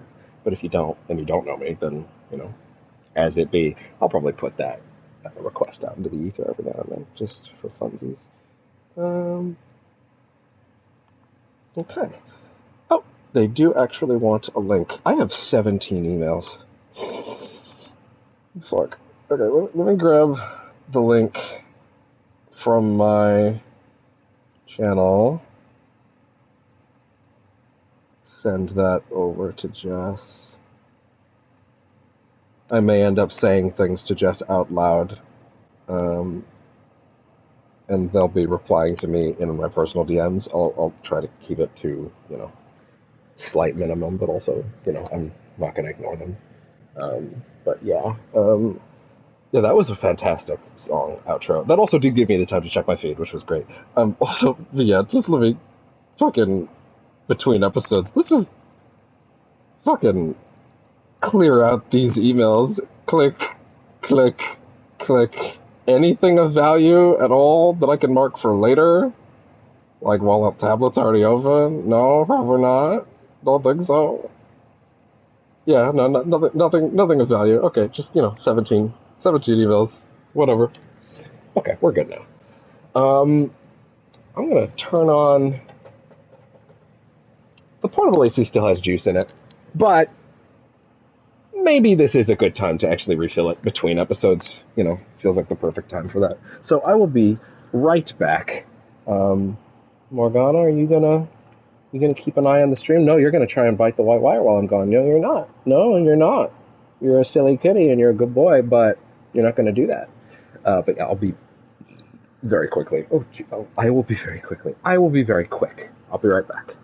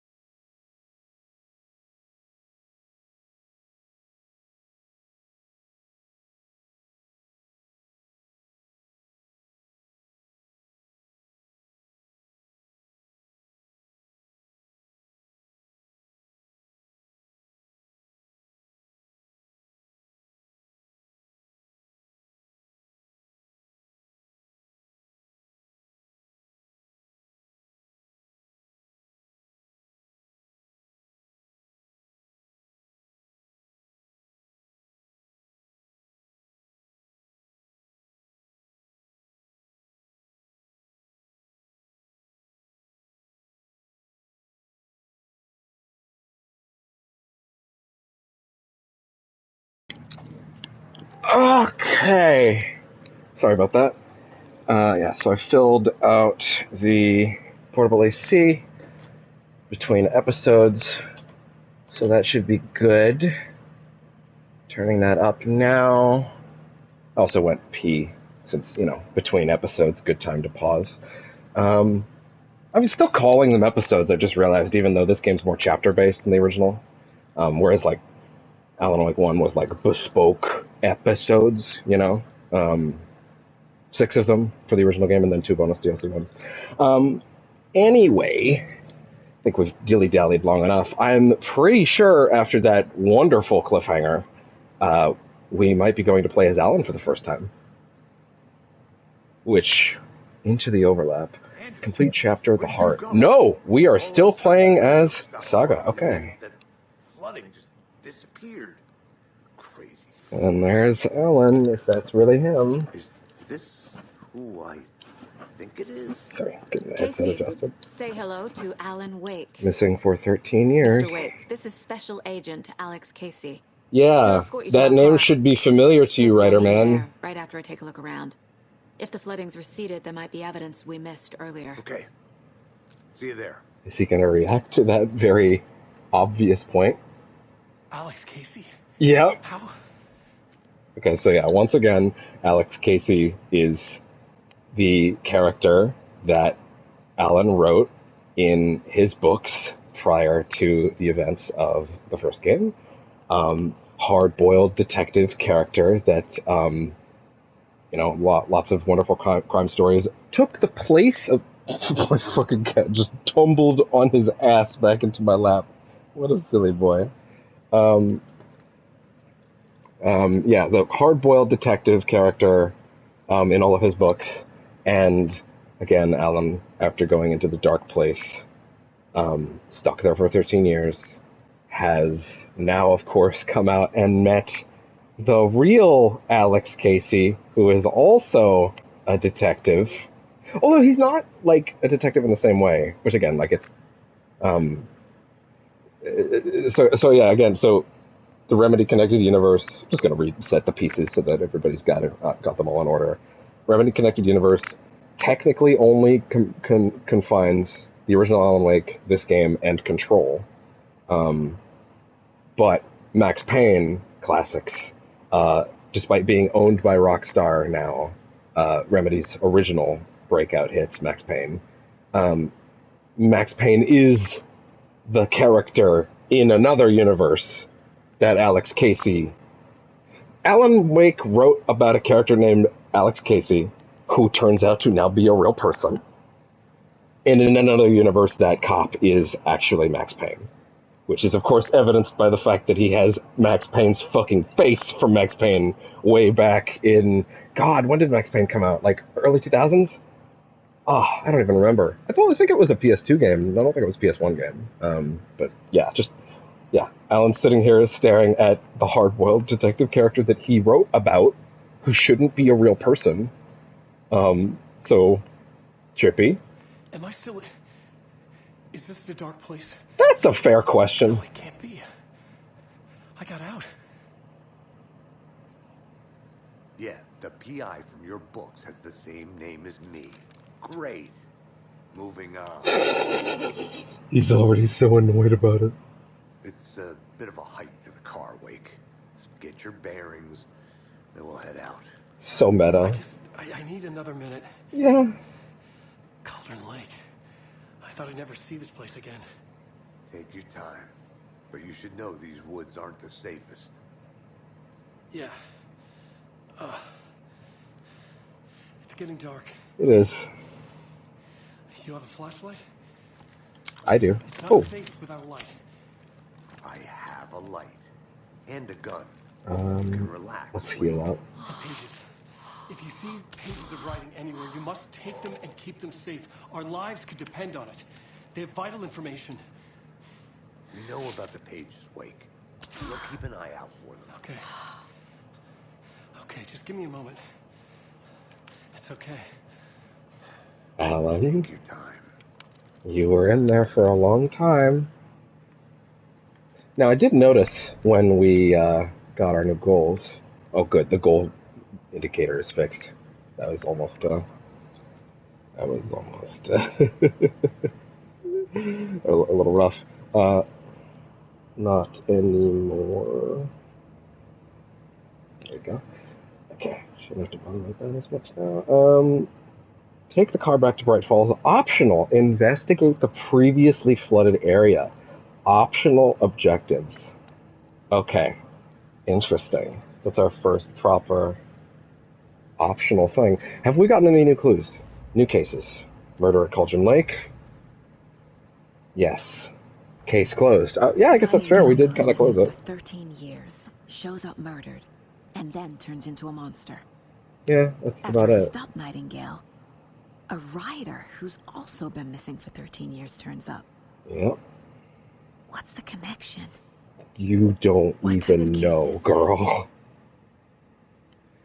Killed Nightingale, had to. He was a monster. The flooding around Cauldron Lake receded afterward. Nothing about this makes rational sense. We found Alan Wake, a writer missing for 13 years, at the shore of the lake. Hopefully he can shed some light on this.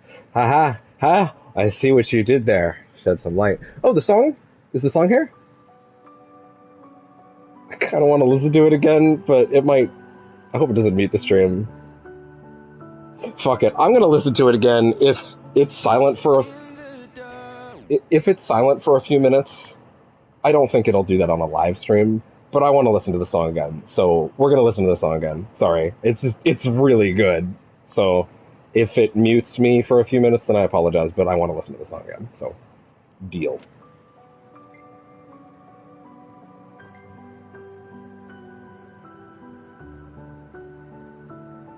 Actually, I think I just got confirmation that it's not muting me right now. Wonderful. I'm still gonna shut up, though.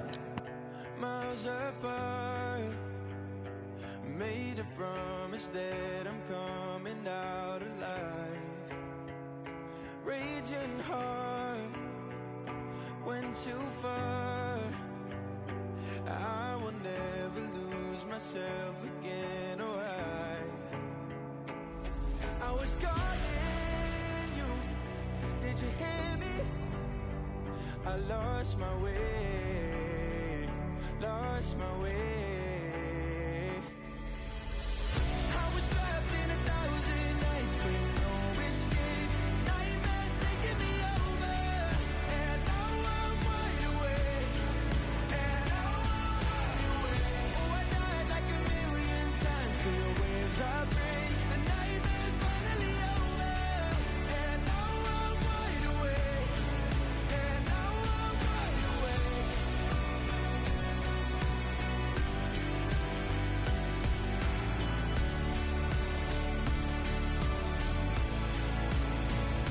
Blinding lights, burning eyes.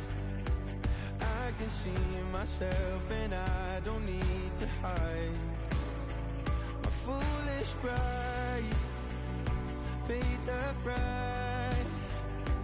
I will never leave again, I'm by your side. I was calling you, did you hear me? I lost my way, lost my way. I was trapped in 1,000 nights with no escape. Nightmares taking me over, and now I'm wide awake. And now I'm wide awake. Oh, I died like 1,000,000 times, feel waves I break. The nightmare's finally over, and now I'm wide awake. And now I'm wide awake. And now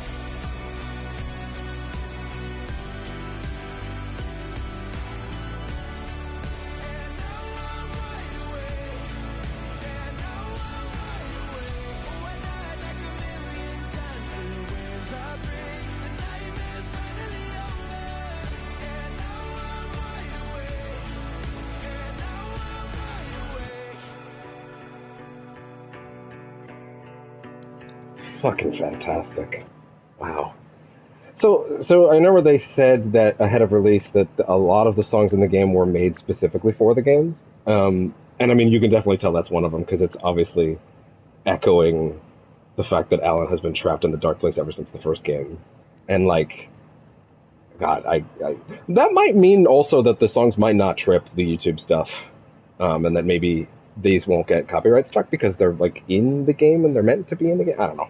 YouTube will hear any form of music and assume it's something from like 1978 because it's vaguely sounding alike, and someone will copyright claim it. Thankfully, these videos and these streams are not monetized because I don't care, so I don't have to worry about that. But still, really, really great. I love how that song just perfectly encapsulates like the feeling of like just wanting him to get out of there for ever since the first game for 13 years, and like him finally being out, even though I don't trust it.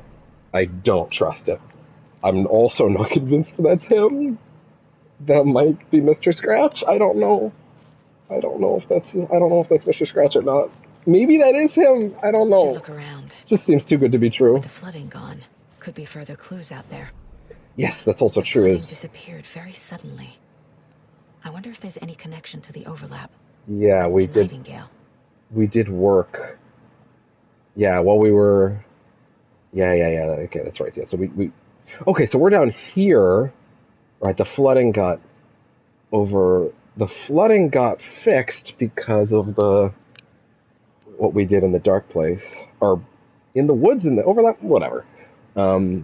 Yeah, it doesn't make any sense, but the flooding is currently gone, which is very interesting. We're gonna scrape every last corner of every environment. This stream is at 3.5 hours right now.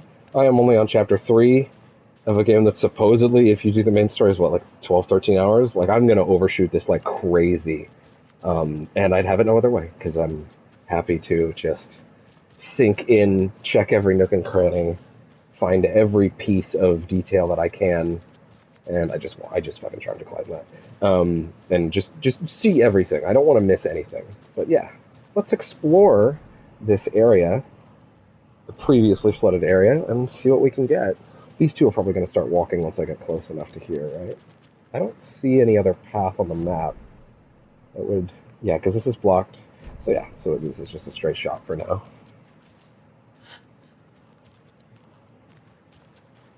Are they going to move? Not just yet? Okay. Hopefully that's not a bug.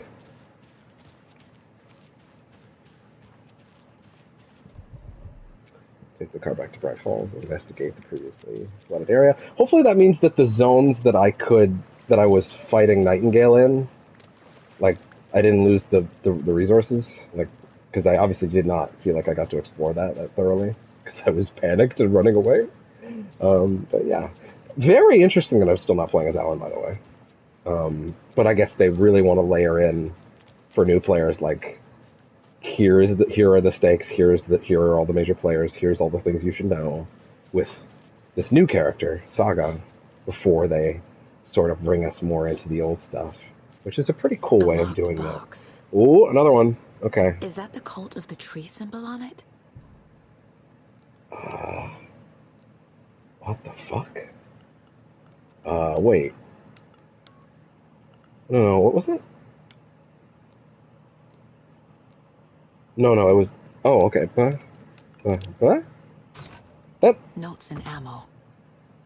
Why... Looks like they're tools of the trade. Why did the lockbox have the code for the lockbox so visibly on it? Was that like a code breaker thing on the front? I don't know. The cult doesn't see their victims as people. Remember, they look like us, but they aren't. They are like animals, and it's our job to hunt them and gut them. Okay, yeah, so the cult sees those who have been taken by the Dark Presence as not quite all there anymore, which is actually accurate. So hard to really argue with that one. Stash found at the Cauldron Lake shore. Put this over here. Sweet. Okay. There's a note inside encouraging cultists to dehumanize their victims. I mean, they're not really people anymore, to be fair. Note reminding cultists that victims are like... Oh, okay, it's the same one, but on the other side. Is this for the psychology? Victims are like animals. But then again... Oh, wait, but the cult members that we've met so far act more like traditional Taken enemies. So... Okay, yeah, no, but okay, no. That's actually an important distinction. Is that I was thinking of the ones they're hunting are the Taken, but no, they're the ones acting like the Taken. So them portraying their victims as animals, the normal people that they kill as animals. Okay, yeah, no, that's pretty rough. That's pretty bad. God, I love this fucking mind palace room with all this shit. I love just her being able to zone out and just have a base. Whoa! That opened her inventory up again? Already? Damn, okay. So what did we just pick up? Let's see. So we got propane tank, throwable gas canister, detonates when shot, inflicting heavy damage to anything nearby.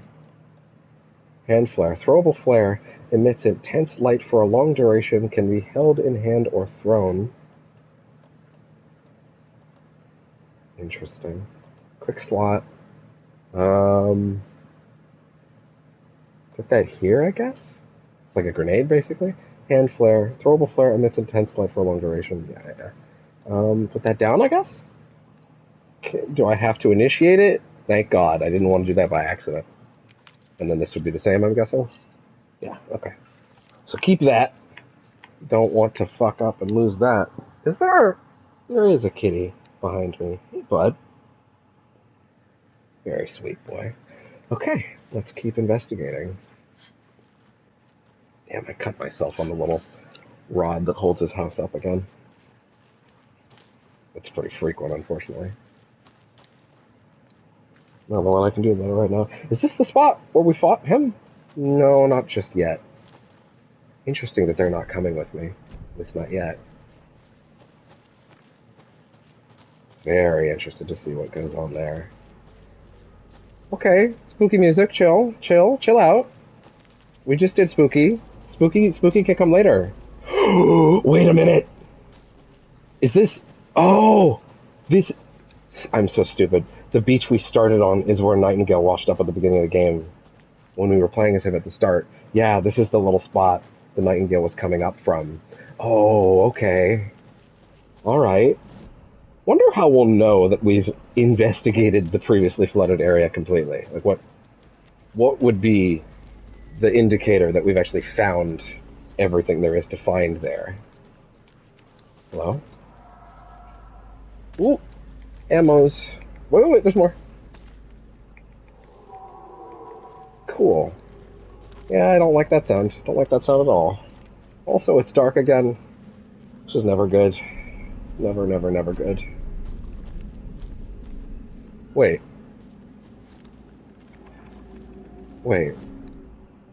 Oh, we're already back here?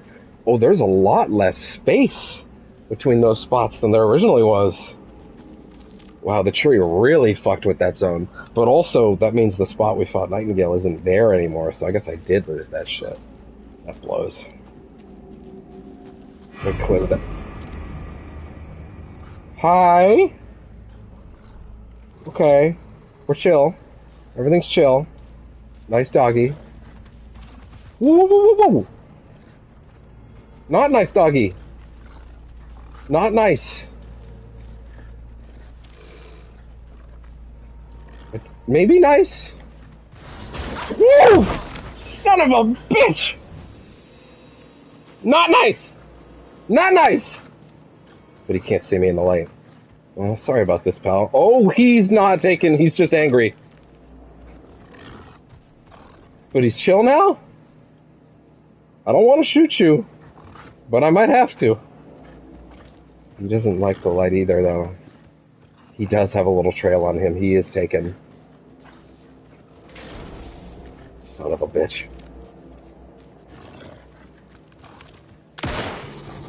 It did hurt him. Okay, I don't have to hit him with the light first. Come on. Do it. Ooh! Oh god. Oh god. Oh god. Faster. Faster. Faster. Faster. Faster. Faster. Faster. Whoa! God damn it. Come on in. Come in for another. Come on. Go for your charge. I see you. You're gonna do it. Animals are turning into monsters. Fuck's sakes. Oh, that wasn't fun. Sorry, doggy. I only have regular painkillers now.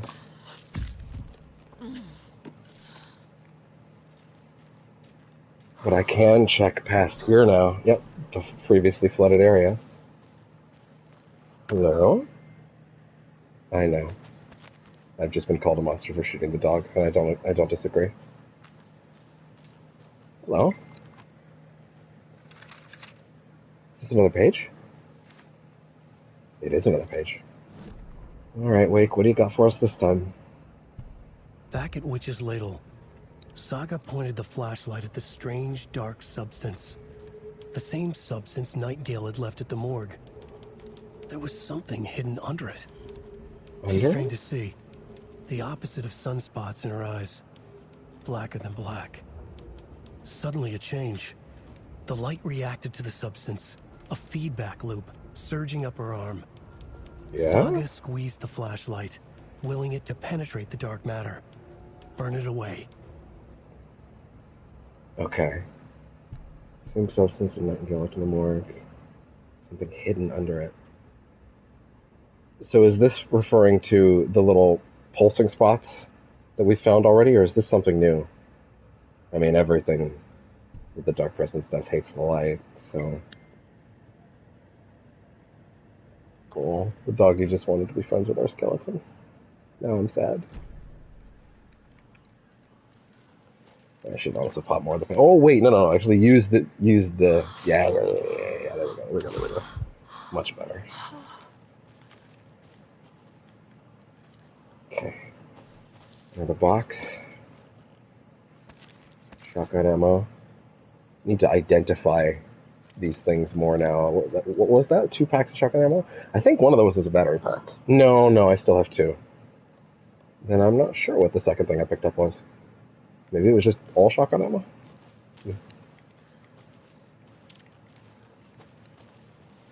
The cult is leaving supplies around for themselves.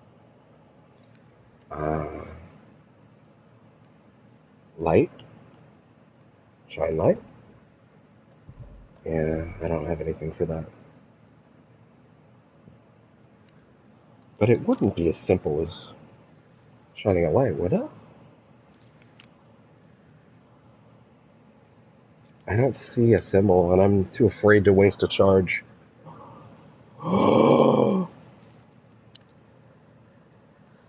So I mentioned in the first session about Cynthia Weather, the Lady of the Light in the first game, who left behind the colored, the yellow paint that led to caches hidden around Bright Falls for Alan to find. But we don't know if Cynthia Weaver is still alive at this point. That was 13 years ago. She was rather old. But again, at the end of the first game, Rose sort of seemed to take on the role of the Lady of the Light, the diner worker. And while she seems very touched in the head now, someone is clearly still leaving these around. Stream side stash key. Okay. All right. Well, one way or another, there is a Lady of the Light still in action, or a person of the light. Always a chance that maybe it's not a lady anymore, but I feel like it probably is. Hello. The cult is watching right now. Oh, great.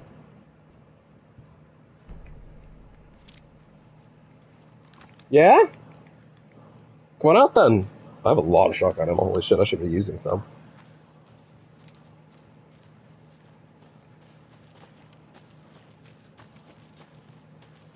Well, let's check what else is down this path first.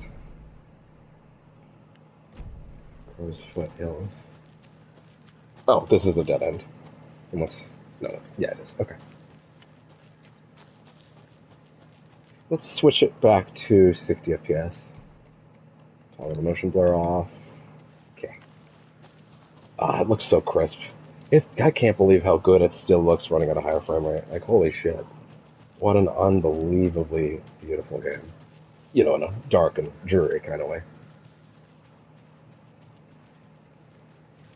Oh, man. I can't believe it's finally real. Okay, wait. Let's check the bridge after. The bridge seems like a choke point. Let's see what else we can find. Hello.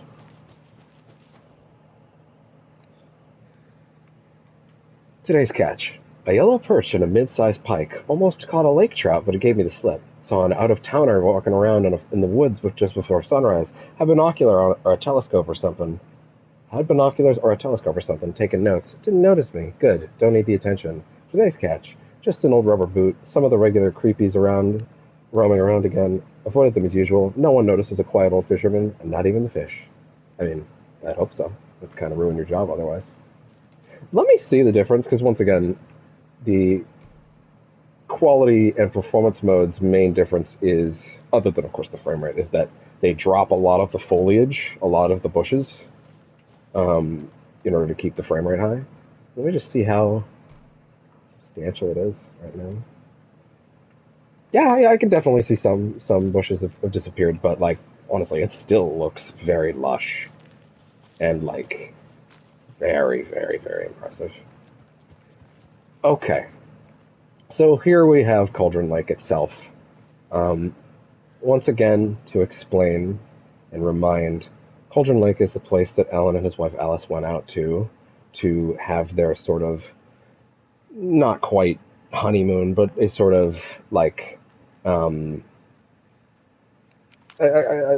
getting away from it all kind of trip in Bright Falls in 2010. They get the keys from a strange woman that's not who they were supposed to be meeting. They go out to the cabin out on the lake that's shaped like a bird leg, hence bird leg cabin. Alice falls into the river, or into the lake, Alan dives in after her, missing for a week. Suddenly a story that he has written is coming true that he doesn't remember writing. But more importantly than that, for this particular relevance, is that at the end of the very first episode, when he talks to the local sheriff about the island and where she went missing, the sheriff goes, "Sir, there is no island out on that lake. It's been gone for nearly 30 years, ever since the volcano sank it." And he's like, "What do you mean? I was just there with her. We slept in the bed there." And she's like, "I will take you there. There's nothing there." And she takes him there, and there's nothing there. Now, that is not the cabin, of course. But the cabin is not here as well, so it's still likely sitting at the bottom of the lake with Barbara Jagger and all of her evil nonsense. Ooh. Hello? There's something written here. Is that... A poem? Hold on, I'll check that in a second. Or a riddle? Is that Federal Bureau of Control? All right. So the FBC was here. So once again, in the game Control, one of the other parts of the Remedy Connected Universe, the main other part, the Federal Bureau of Control is an organization that is, I mean, I guess the easiest way to say it is just that they are the SCP Foundation in basically every respect. They were directly inspired by that in every idea that comes out of them. They chase altered world events and look for objects of power and altered items, and they collect and contain and catalog them, and Control is a fucking amazing game that, of course, led into Alan Wake 2 after all these years, and it was so wonderful. But Control, yeah, I doubt we're going to meet Jesse. Jesse was the protagonist of Control, who is, of course, the director of the Federal Bureau of Control now. And one of the major altered world events that they monitor was, of course, the events of the first Alan Wake game, because it was a pretty fucking big deal. So, yeah, the FBC is still here monitoring the place. They have that lake house monitoring station up on the top of the ridge of the lake, and I'm very interested to see if we find out about it. Crow doll? Perfect weird souvenir for Logan. What's the camera for? Who was filming out here? Reminds me of the nursery rhymes I read to Logan when she was little. 1 bird for light, 2 for darkness, 3 birds for a fight, 4 for a struggle, 5 birds for injury, 6 for misery, 7 for the ending, whatever it may be. Jesus. Let's put some shit together. I thought for sure that was going to be another manuscript page. Cult stashes.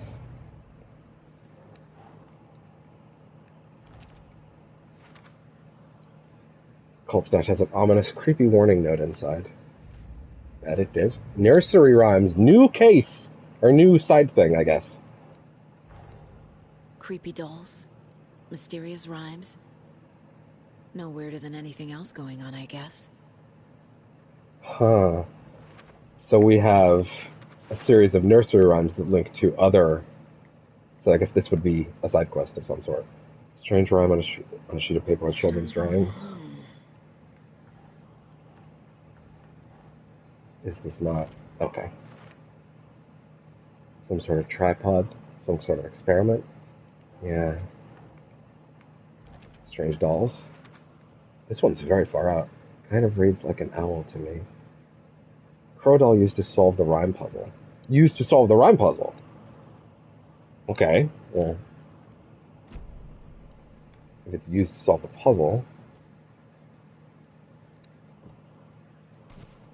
Nah. 1 bird for light, 1 bird for light, 2 for darkness, 3 birds for a fight, 4 for a struggle, 5 birds for injury, 6 for misery, 7 for the ending. Implying that if I bring back 7 carvings, something will happen. Well, 1 for light. Ooh!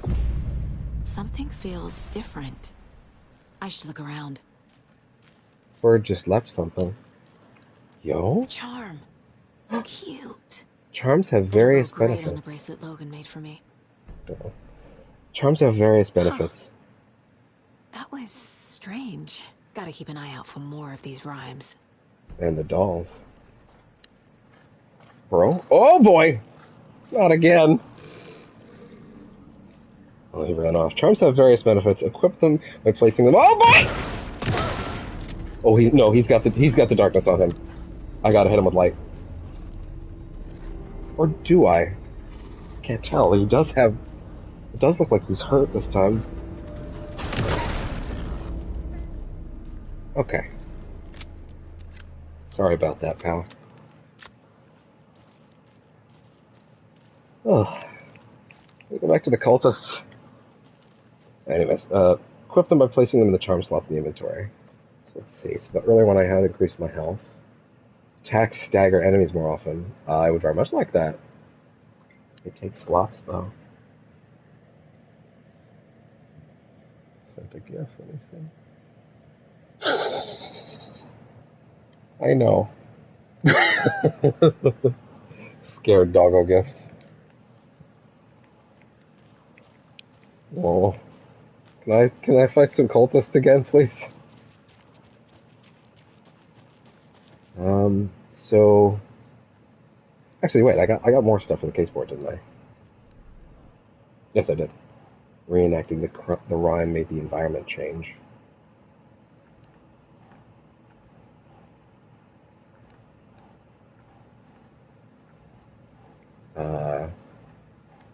Is there... Oh! This one, okay. Reenacting the rhymes made the environment change. Completing the puzzle made the world change. What's going on here? Yeah, that's familiar. Charm appeared. Where did it come from? I wonder if there are others. I'm found near the bridge at Cauldron Lake. Bro?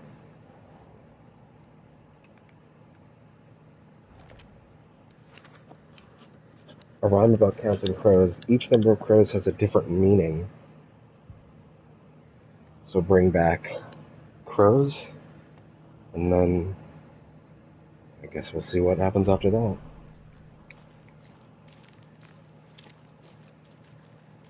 Ah, can't forget the dolls.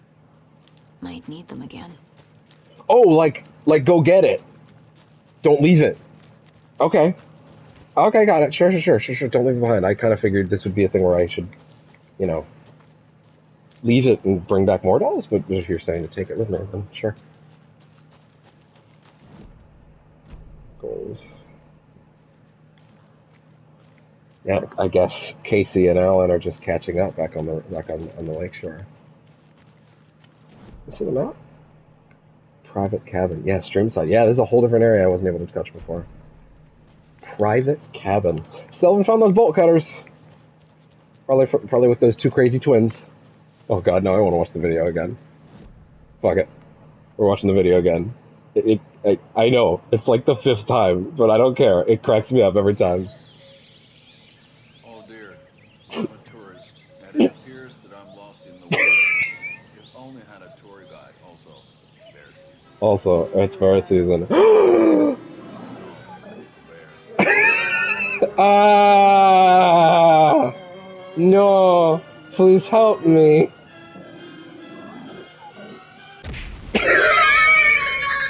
Did somebody call for a tour guide? Oh, wow. It gets better every time! Adventure tours. Unforgettable tour experience. Affordable prices. That's right. I'm Neil McCoskey, best coffee roaster / tour guide by Coffee World Magazine. I can't believe there's gonna be more of these. I've watched this one like 5 times already. I've heard the government has seized Wait, hold on. restricted access to The best part. nature attractions. That is true, Yanko. Many local attractions have recently become fenced off by the government. And that's why at Koskela Brothers Adventure Tours we say Fuck the government! we have bolt cutters. Oh wow. We have bolt cutters.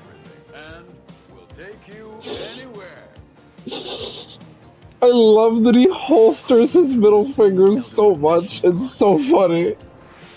Fishing in the crystal These fucking doofuses. Dam. Bird watching at majestic Mirror Peak. The tour of a lifetime is just one phone call away. Oh my gosh. To get a 9% discount on this Limited edition Oh Dear Diner. Oh, the coffee thermoses. Oh my god. It's so fucking peak. Love it. Is the headset charged? No, still charging. Okay. Let's keep looking. So yeah, apparently there's a lot of stuff to still find around here in the unflooded zone. I don't like that there's light here. I mean, I do like that there's light here, but I don't like that there's light here because things could happen. Need another key, I guess. How do I... Private cabin is... Gotta go around. Witchfinder station. Oh god. Oh fuck! Well, I guess I get what I asked for. More cultists. But they're on the other side of the light, so I guess it's fine for now. Did they spawn after I went there, or like, did I just somehow miss them? Because I was standing there for a bit. From Alaska to British Columbia, Washington, Oregon, and all the way down to California, the Pacific Northwest area spans over a diverse range. Here you will find 59 threatened or endangered species of plants and animals, including the mighty orca and wild gray wolves. Stop hurting me! This is harassment! The Pacific Northwest's region's ecosystems are wonderfully diverse. They include mountain areas like the Cascades and Olympic Ranges, as well as the dense forests around them. In the west, there are several inlands. Dry desert plateaus cover the east.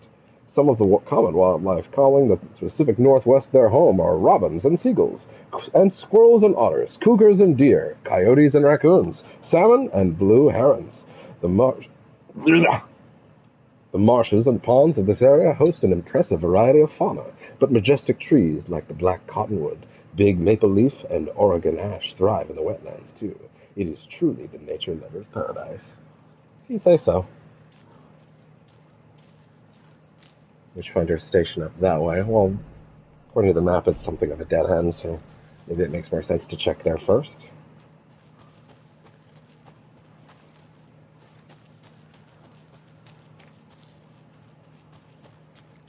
Drop down here? Are they still wandering around out there? Yeah, actually, I can see them.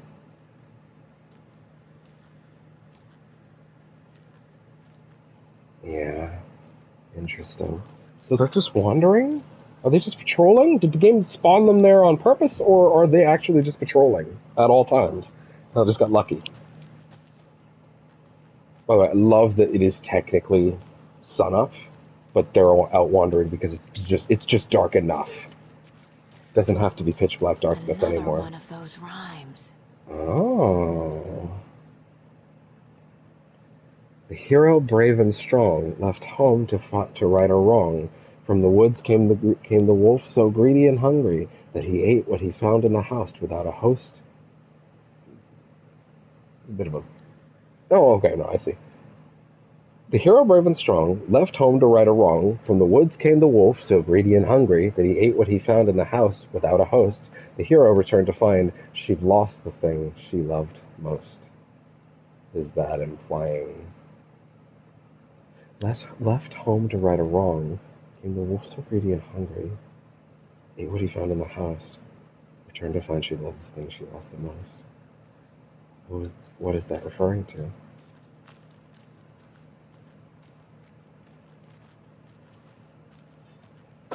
Oh, these are physics. Oh, right. Control had some amazing physics systems on display. I guess it would make sense that some of these objects are, like, retaining that. Because Control had all that destruction stuff.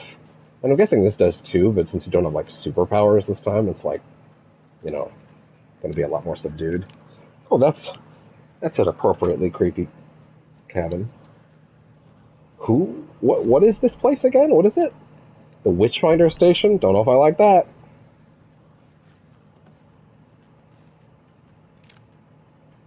Cabot Cauldron Lake closed. Yeah. Oh! Where is Alan Wake? Can I read that? Is that legible enough to read?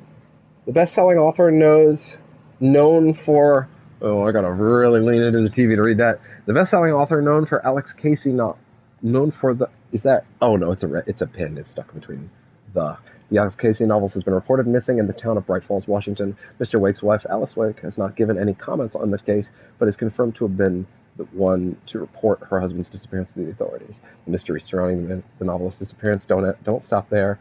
Other individuals from the town were reported missing within a similar time frame.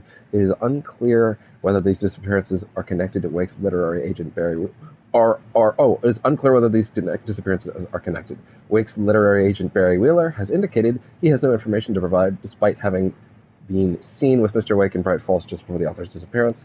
The writer Alan Wake has a history of violence towards the press, and he was doing his best, man. And is rumored to have struggled with addiction. Oh my god, just burying the guy. The story will be updated as it unfolds. He was doing his best, given everything going on, okay? And they just buried him the second he disappeared, huh?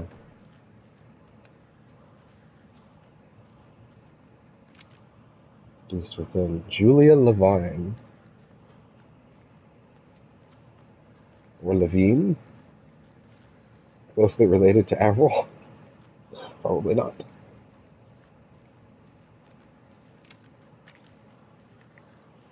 Interesting.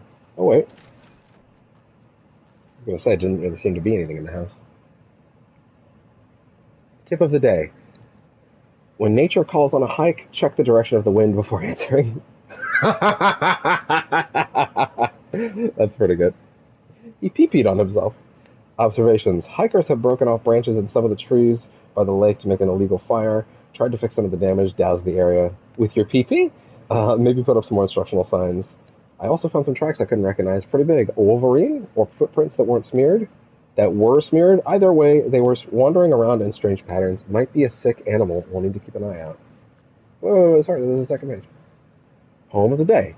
The sun as she sleeps knows not the woes of men, who toss and turn and worry and fret, and wish they had her blissful slumber. Observations. Picked up a bunch of trash left by tourists. Despite posted guidance, humans are the worst. This is actually written by one of the wolves. Humans are the worst! Thought of the day. Every majestic pine was once just a wee acorn. Damn. Observations. A lot of new growth in the area. Some of the saplings I planted earlier are really thriving. Must be all this rain. I don't mind it either. Sounds great. Great sounds to sleep to. It's amazing what a good night's rest and a warm cup of tea can do. Fair enough. Is there anything back around the back of the cabin? Doesn't really look like it.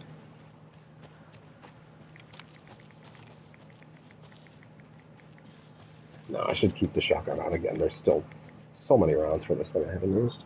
Yeah, I am regretting just a little bit not playing it on hard. I know I could switch it, but my only issue is just that, like, I've clearly gotten a shitload of resources balanced out right now. Also, I got hit a lot during that Nightingale fight, so maybe I should just trust in the fact that I'm, like, not quite there with how to avoid attacks yet. That's a brand new script page. Okay, so coming out here isn't quite that optional, so to speak. Well, I mean, it is, but still. The murder sites. An overlap of the dark place needed a push from both directions to manifest itself. Reality in our world eroded by repeated dark lore tied to a location. And a counterpoint. A work of art, a horror narrative crafted in the depths of the dark place, connecting to the story on the other side to reach out through the weakened veil. A story of a lawman whose heart was cut out of his chest. Two corrupt men killed by their own twisted ambition. A haunted old woman drowned in a bathtub. Twisted reflections on the other side of the mirror. Arcs stabbing through realities, amplifying the influence of the dark place. These elements working in conjunction made a trickle that became a torrent, a wormhole, a vortex, and the art, the map, became the nightmare territory where the dark place encroached on our reality, a blanket over it, where they all overlapped, causing reality to twist and loop like a bad dream, remolding anything and anyone within its dark horror design. Oh. So, yeah, let's process this. So basically, it's as I sort of laid out earlier. Is the yes, the overlap is a place where the dark place gets a push from both directions, both our world and its own, that allows it to manifest itself in reality, and it becomes eroded. So, and that can only happen if it connects to the story that Alan has written on the other side. That I'm guessing, if this is the real Alan, he doesn't remember writing, assuming this is him and not Mr. Scratch, which is again his evil doppelganger. That mainly was a problem in Alan Wake's American Nightmare, but again, we don't. That didn't get included in the Alan Wake remaster, so we don't know if that's still canon. Mr. Scratch's role may be very different. All we know is that Wake's wife, according to documents we found in the Control DLC, crossover DLC with Alan Wake, AWE, which I always thought was a great idea to call it AWE, because obviously in Control that stands for Altered World Event, but you could also call it the Alan Wake expansion. I always thought that was the intent. I thought that was clever. But one of the last big things you find in the final room of that DLC is basically there's interviews with Wake's wife where she's talking about how she was getting visited by dark, twisted visions of something wearing her husband's face. There's even a picture of that she captured of it at night with cameras she set up around the house, which is a horrific image of Alan, like, screaming at her, seemingly lunging at full speed, and he's screaming, and it's captured in perfect still motion, and it's horrifying. And even she in that, like that, ooh, it's something in my jaw crack. That's not great. Even the interviewers at the FBC were like, "Oh, well, is that Wake coming back to haunt her?" And she even says, "No, that is not my husband. That is something wearing his skin. It's not him. I can tell." Now, that could just be her being delirious. It could just be the fact that she's witnessed a horrific, traumatic thing of a vision of her husband sprinting at her, and yet she caught it on camera, so it clearly happened in a realistic sense. But, like,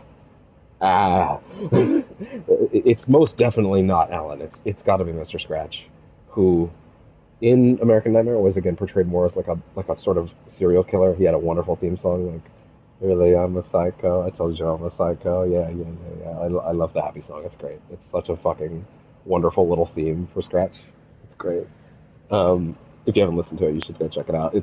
It's one of those songs that only really hits if you know the context of, like, it's like a serial killer's theme, right? But it's like a song that plays in his head. It's really really fun for that.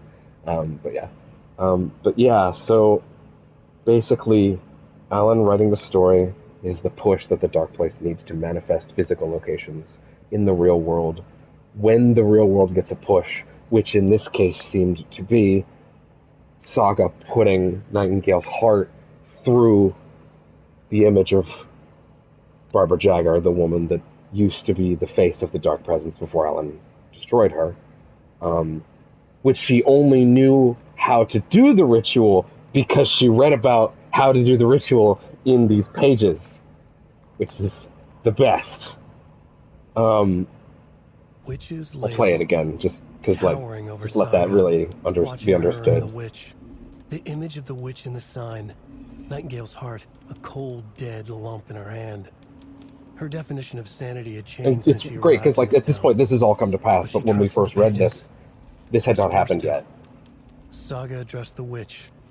She squinted to read the first part of the ritual words, the smudged line on the heart.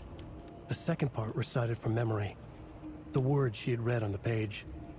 "I brought you the heart, witch. Show me the terror." Saga pushed the heart through the hole in the sign. And we did This was the that. key. The tree was the threshold. And, like, how does she know what the ritual is to open the door? Because she read it in the page. How does the page know that that ritual exists? Because it wrote it. Because Alan wrote that that's the ritual. How does Alan know that that's the ritual? Exactly. The best. Okay. Back to Exploration. No, we checked this back corner already. Check the map. Yeah, there's stuff back here. Okay, I've been seeing these little dream catchers, and I've had a suspicion. Okay, completely wrong. I thought that might have been one of those, like, you know, Resident Evil, like, shoot the medallion kind of things, but no. Another Alex Casey lunchbox? Oh, really? Cold case, Casey. Obviously you're going to succeed, or else you wouldn't be the hero. Duh. 9 fragments? Isn't that, like, enough for an upgrade? Hold up. Yo. Okay, let's see. So, yeah, I can get an upgrade. Wow. Okay, so hold the fire button to activate auto fire mode. This significantly increases the rate of fire on the pistol. Cool. Neat. But there's also another one for the sawn-off. Fluid motion increases the reload speed. Out of action deals increased damage to enemies that are stunned, blind, or knocked down. Ready for more? Kill an enemy to restore health. The amount of restored health depends on the strength of the enemy. Whoa. For a shotty, that sounds really good, actually. The ability to, like... Oh, wow. Yeah. That could be really strong. It's also the exact... It's the amount that I have. It's 18, so I'd be using as much as I had. Fuck it. Let's commit to that. The report of the shotgun rang in the air. The Ooh. enemy fell. Saga felt a surge of new energy. She'd been dead tired before, but was ready for more now. She would get through this. She continued on. Huh. We got a little bonus manuscript readout for the weapon upgrade. That's really neat. Did that did that show up anywhere? Like, can we rehear that? Doesn't look like it's here. Okay. So it's not stored the same way. That's fine. Is there anything to the caseboard else? Did we pick up anything? Yes, like the lunchbox. Put that up there. A motivational note was inside. Is someone looking out for me?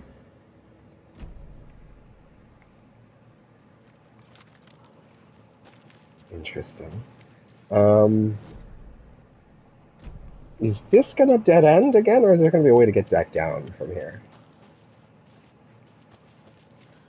Looks like we can jump down, but I have a feeling we can't climb up. No. Okay. Commitment. But I can't stand commitment. Listen, we're doing our best here. Okay, we're back here. All right. Okay, cool. Oh. Another one. Yeah. Okay, so there's probably a lockbox key around somewhere.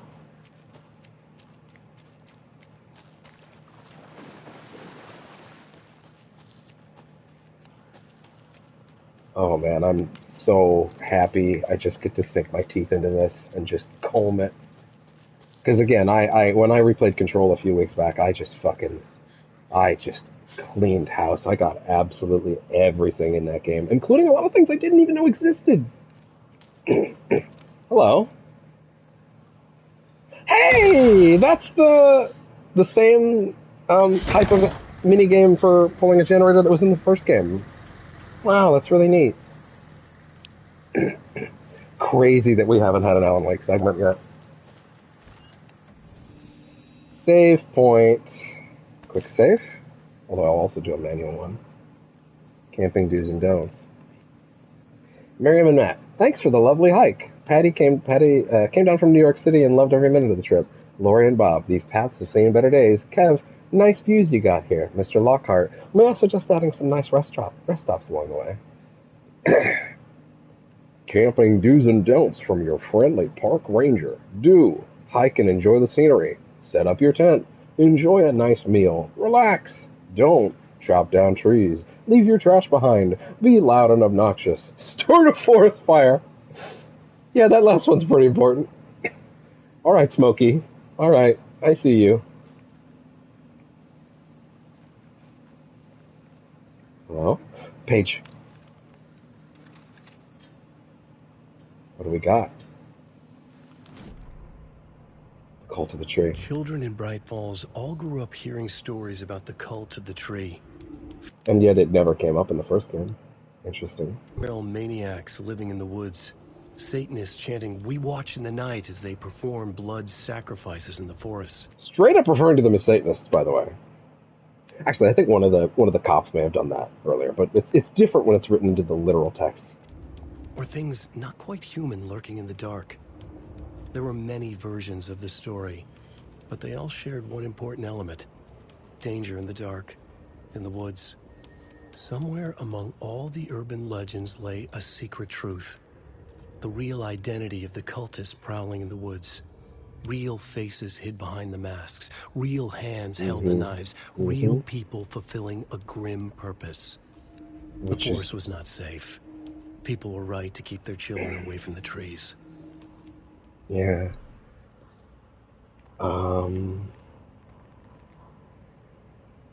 Pyromaniacs living in the woods, Satanists we watch in the night. Things not quite human lurking in the dark. Many versions of the story all share one important element. Somewhere among all the legends lay a secret truth. The real identity of the cultists prowling the woods. Real faces hidden behind the masks, yeah. If you're wondering why I'm rereading these after just having them read to me, it's just I'm again trying to parse, really make sure that I have every detail locked in so that I can recall them later. It's the best way for me to get stuff in like that, you understand? Real people fulfilling a grim purpose, forest is not safe. Yeah. What is the grim purpose that they're after? We wonder.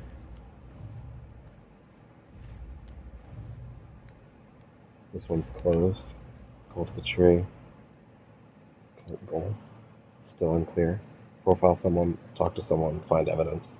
Interesting that it's like laying those out very directly. Okay. So yeah, still can't play as Ellen. Very interested to see how deep in we have to be before we get there. I think I'll probably still do a Saga chapter, an Alan chapter, There's a rhyme over here. I wonder if that means Alan will... Wait, there is? Bro, how did I almost miss that? Not because I was talking, but I hope that doesn't mean that there's like less Alan chapters overall than her chapters. Not that there have any issue with playing as her, just, Alan Wake. I'm here. It's been a long time, okay? A mother crow sits in her nest, guarding her babies, doing her best to protect her home from the beast coming to feast. But only a hero brave of heart can keep the two apart. Let me check the headset is done charging. Wonderful. That means that it will last until I'm done tonight. Okay. So, nursery rhyme, and by putting more, a mother crow sits in her nest. Sits in her nest. No. Guarding her babies, doing her best to protect her from the beast coming to feast. Only a hero brave of heart can keep the two apart.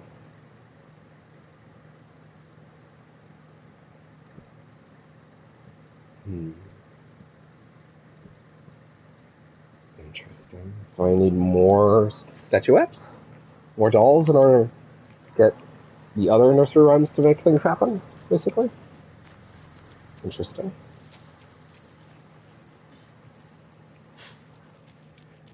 Once again, want to call out that there were more cultists on the other side of that light source, but, didn't have to deal with them. Private Captain, Nursery Rhyme Unsolved. So they're all labeled on the map. That's good. I'll be able to get back to them easy. Oh? Another locked box. Rock, rock, tree, are you bright enough? Rock, rock, tree. Tree. 6 plus 2? 8? Rock, rock.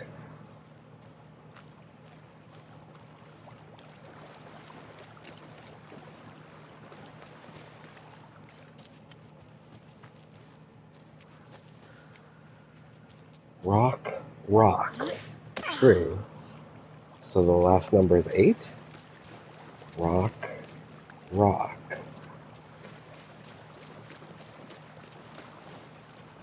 Where?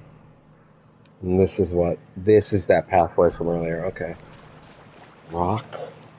Rock. Where are the other rocks?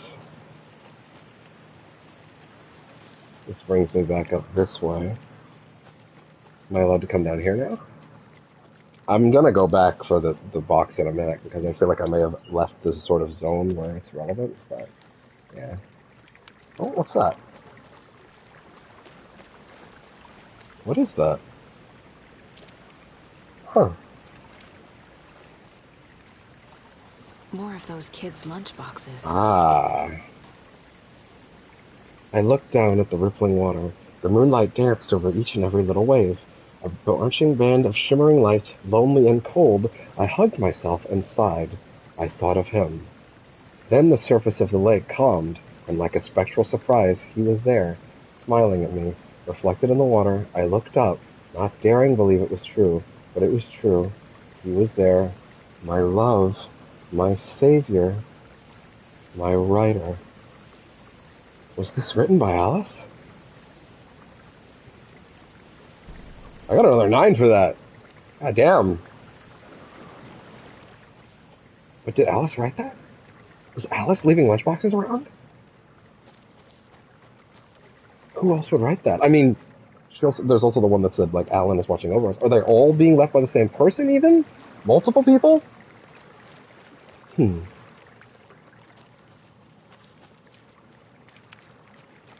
Fucking fascinating.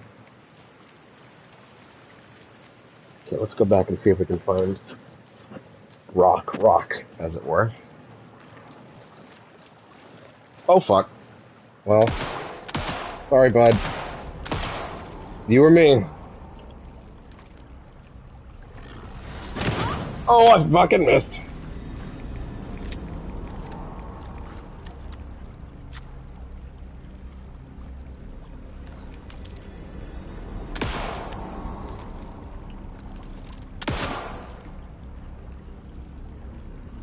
Here he comes. He's got to take a relatively direct route. Oh, you tricky little shit. Ooh! Aimed ahead. Defeat 5 enemies with headshots. Huh. Do I fight some things other than wolves? That'd be nice. Rock. 7 minus 2? 5? Is that meant to be rock 1 or 2, though? Rock. Tree. I guess if you're going around the area in a circle, I guess it depends on if that would be rock number 1 or 2.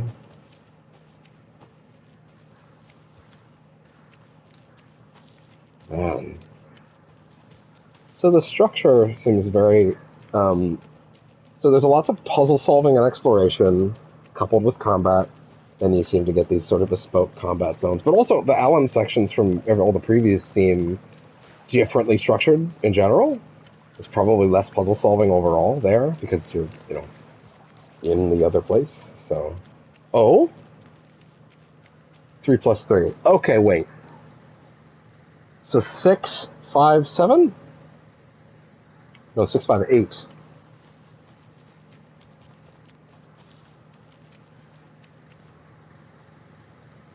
So either 6, 5, 8 or 5, 6, 8. 6, 5, 8. Okay. Got it. Wonderful. Another med kit. And another lunchbox. Yeah, I don't know if I should expect to find more dolls around here just yet, or if that's maybe for later. Cult stashes. Put that up there. No, at the top. There we go. Just stashed down near a creek in the Cauldron Lake area. Is the note inside to scare people off? Do they expect people to break into these? I'm gonna guess yes, actually.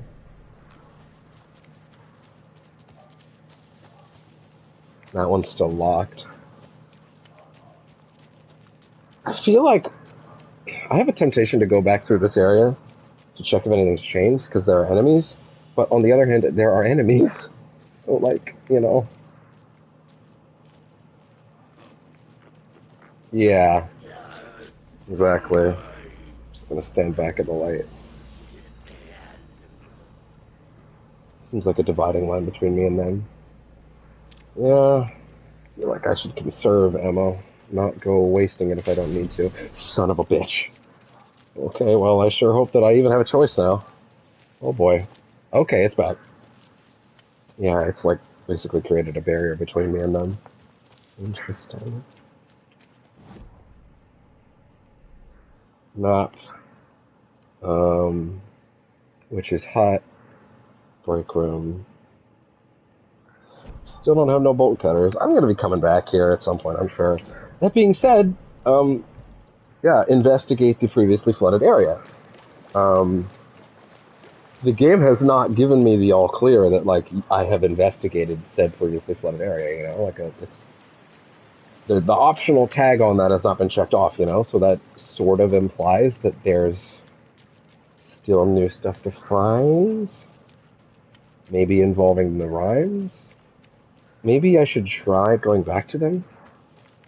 I thought maybe I would need to find more little statuettes, but maybe that's not true.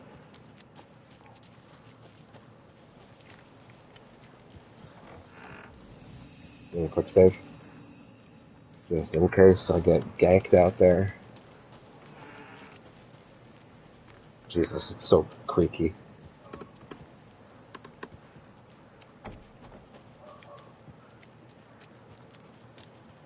I guess I don't really need to come back around to the side, right? I shouldn't have to go through this area. It's probably safer to go the other way. But I will have to cross that threshold. The fuck? Why you do that? Game, what's up with that? Why you make spooky sound? Don't like that.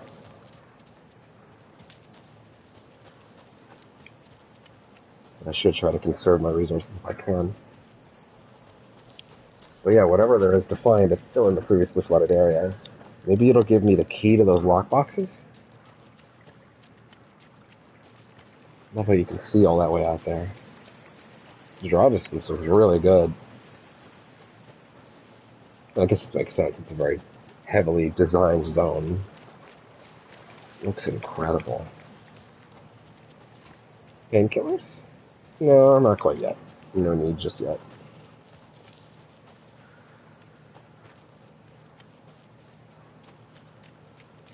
Let's try the first one. Let's try just putting the crow figure in all the slots and see what happens. Never know. I mean, there's only so many options, right? But that's kind of why I assumed this is a thing where you're going to get more figures to unlock more things. We'll have to see. Did I check the upstairs? Is there an upstairs? Oh my god, I went into the cabin and I didn't look upstairs. Oh my god, how did I miss something like that? Hero brave and strong left were home to right or wrong. From the woods came the wolf so greedy and hungry. Okay. Oh my god, I'm so stupid. How did I not check upstairs?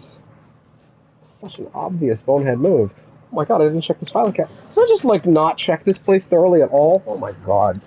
What a doofus. What a doofus I am. Hello. You are Hi, bud. dear. You can't see shit when the light's off, but she's petting it. It's even darker on the video stream, I've noticed. Oh yeah, we gotta check out their screensaver. Oh fuck. That's not good. I can't believe I checked this whole house and I didn't even look upstairs. I went through there and I got turned around. Yeah, that's what happened. Yeah, I walked outside the back and I went, oh, weirdly uneventful house. Rubber ducky. Rubber ducky. In control, the rubber ducky was evil. Or was it just, you know, a shit heel? Probably just an asshole more than evil, I guess. He just sort of wanted to play. I'm being judgmental about the rubber ducky, clearly. But yeah, also, holy shit, there was an upstairs. God damn it. Let's keep the shouty out, because we're in very close quarters right now. So a kid lived here. That almost scared the shit out of me, the fact that that chair just moved, but I very quickly realized that that was just the physics hitting me. Oh my god, this... I'm so stupid. I didn't go upstairs. The fucking Federal Bureau of Control was using this building. This is a confidential this is a fucking confidential piece of information from the Federal Bureau of Control. And it's unredacted. That's crazy that they would just leave it here unredacted. Even Jesse found a bunch of shit that was redacted in Control. Research into the reality objective. Research into the reality-altering effects discovered in the Cauldron Lake area, utilizing fiction and art as a source, and then manifesting the results into existence. Methodology. The FBC's intent in this research is to project. Research project is to experiment with nursery rhymes, hereinafter referred to as fiction, in an attempt to recreate the conditions under which the writing would become reality. The hypothesis is that there are two ways in which fiction affects reality, either by reflecting events that have come to pass, or but that are not known to their creator, later creator. There are two ways in which fiction affects reality, either by reflecting events that have come to pass but are not known to their later creator, whose act of creation therefore becomes the catalyst for these past events, after which they serve their purpose as the source of their inspiration, their own inspiration. Brain, hold up, brain. It's funny because I obviously understand this concept pretty well at this point, with the first game being like 13 years old, but the way they're phrasing it is like obviously very, like it's explicit. It's very all the way with the logic. Either by reflecting events that have come to pass but that are not known by their later creator, acting as the act of creation therefore becomes the catalyst for these past events, after which they serve as the source of their own inspiration, or by the fiction itself being the initiating force in its present timeline, using the creator as a conduit. In the experiment, we will create nursery rhyme texts with a specific function, and then use the dolls depicted and some symbols as needed via a careful testing process with the purpose of the story told in the fiction manifesting itself in real life. A variety of combinations involving the dolls, symbols, and rhymes will be tested in order to collect a large amount of data with the hope that a pattern will appear. Methods will be adjusted in the testing based on the results. Now, this is interesting because my assumption is that the first methodology is the correct one, not that the fiction itself is the initiating force that's changing reality. I'm assuming that's not the case. There is a fly flying at the screen, and I need to get it before my little buddy sees it, and then gets very agitated.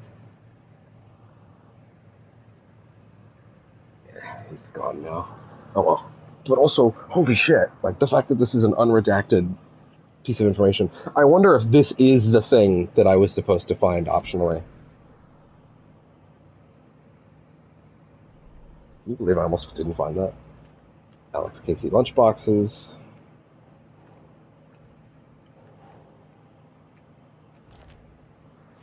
Down to the bottom of the waterfall. There was the page of a story inside, but this is definitely not like the other pages I've been reading. Fan fiction? I mean, maybe. Strange Dolls. FBC file on the reality-altering effects of the nursery rhymes.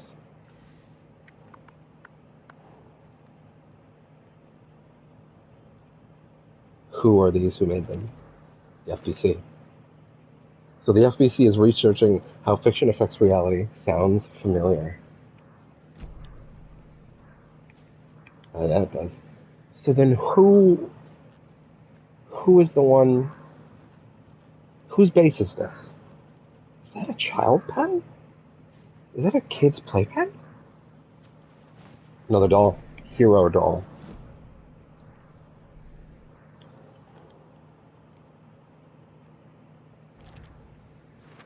Hero doll used to solve the rhyme puzzle.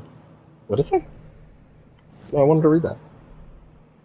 Is that tin foil lining? Someone put in a lot of effort. No.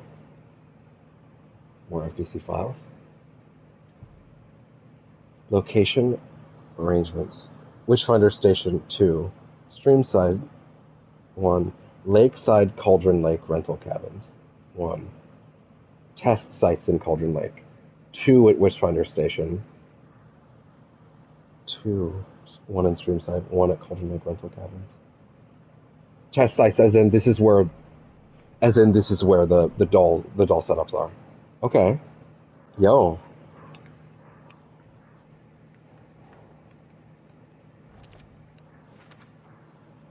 Locations are Witchfinder Station, Streamside, and the Cauldron Lake rental cabins. Fly again.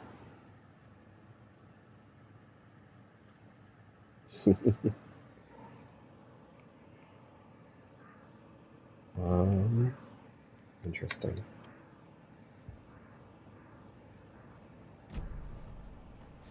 Well, that's very interesting. Was there anything else? No, not for now. What an awesome feature.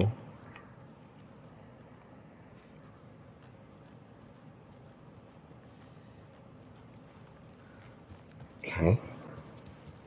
So then there are 2 around. Oh. What would the password be? Is there an indication around here? What about that note in the back?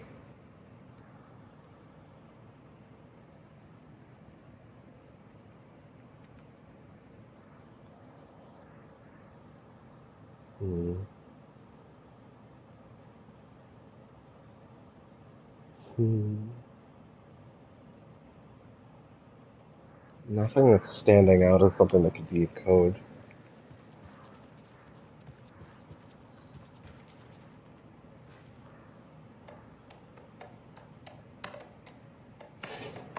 I'm gonna say probably it's 4. There's only 4 things. Okay, it's not 6. Well, that at least helps. Well, I'm not gonna fucking, I'm not gonna fucking ping all of the possible combinations there. I'm gonna see what we have. 1. No, that doesn't work.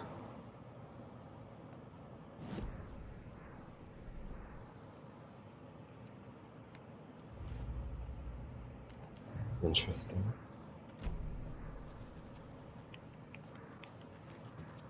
Very interesting.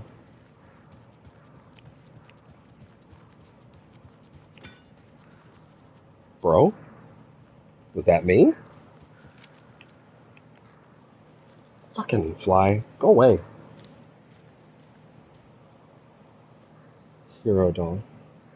The hero, brave and strong, left home to right a wrong. From the woods came the wolf so greedy and hungry that he ate what he found in the house. Without a host, the hero returned to find she'd lost the thing she loved the most. Which is what?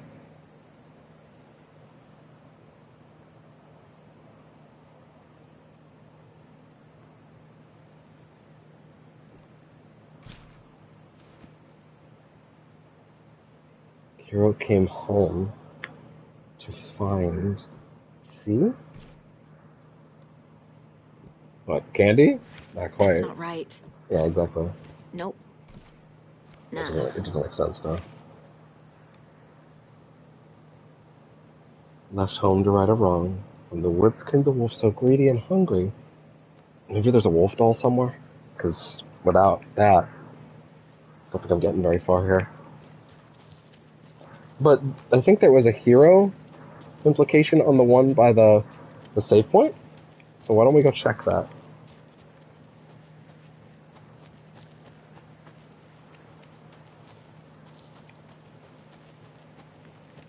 Oh yeah, I already did get this one, okay. I really appreciate that those enemies are like stuck on the other side. I feel like the game probably was designed in such a way where I was going to fight them first, but you know how it be. I roll like that. Conserve an ammunition.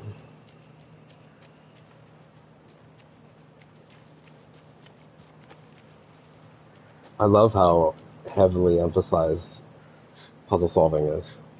I love how that's a really big emphasis here.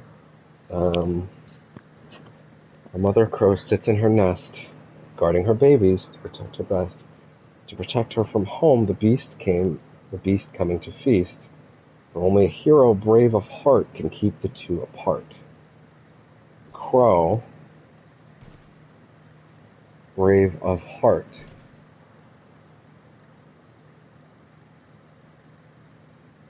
Hero brave of heart can keep the two apart. There must be a wolf doll somewhere I've missed. The other two sites that I found had dolls at them. But this one doesn't seem to. There's none that I can find. Let's take another look. Is there another doll?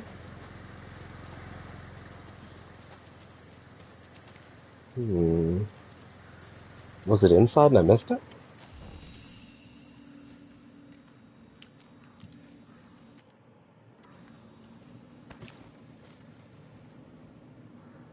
Right.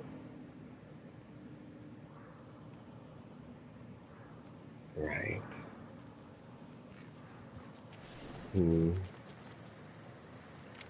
So nothing here in terms of dolls.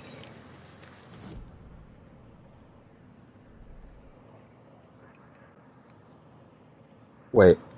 Wolf doll. Oh, son of a bitch! It is actually upstairs, and it put it on the map. I must have looked at it and not picked it up. Or not seen it or something.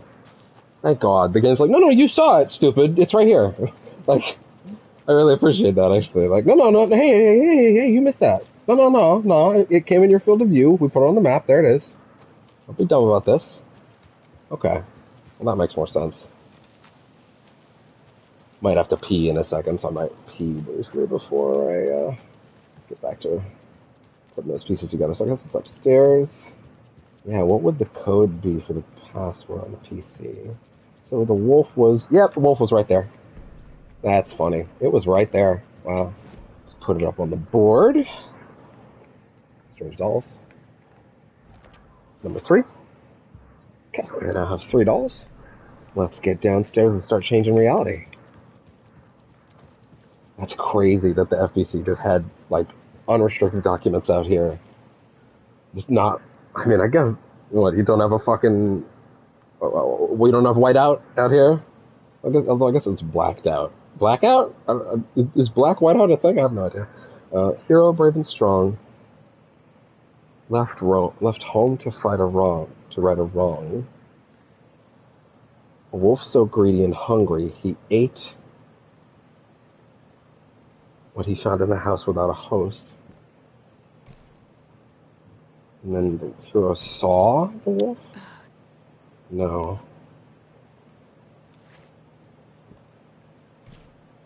Think, Saga. Hero returned to find she'd lost the thing she loved most. Bird? Keep trying. Ugh. Maybe it is the bird? No, not the crow. I just did the crow again. Did that do it? No, I don't think so.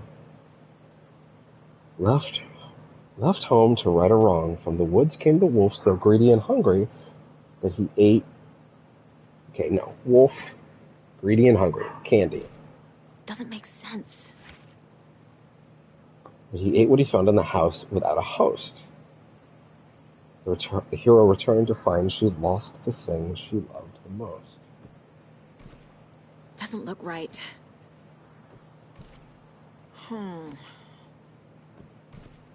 Doesn't look right. Think, Saga. Crow on there? No. Nope. What am I missing here? Yeah, it doesn't mention the crow. Hero, brave and strong, left home to right a wrong. From the woods came the wolf so greedy and hungry that he ate what he found in the house without a host. Well, this is the candy, right? So... Keep trying. Why don't we take the wolf doll, since we do understand the answer to the other one. Bring it down there. Maybe it'll give us another thing? Maybe a second hero doll? Maybe.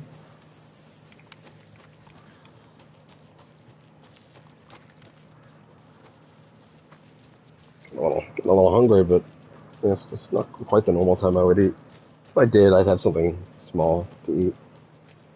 Like something quick, I'd be back in a flash. I don't also kind of have to pee soon, but, it won't be that big a deal, I don't think. So, a mother crow sits in her nest, guarding her babies, doing her best. To protect her home from the beast, from the beast coming to feast. Home? Only a hero, brave of heart, can keep the two apart. Yo. I have a weird feeling something's changed. But where? Where did something change?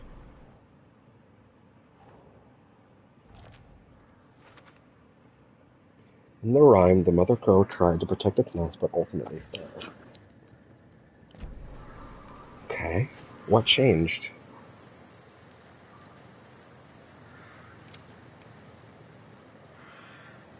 Wait, I hear a crow now. Was that always there? I don't know. Well, let's see. Where's this crow? Also, I made things change, so just be aware there might be enemies now.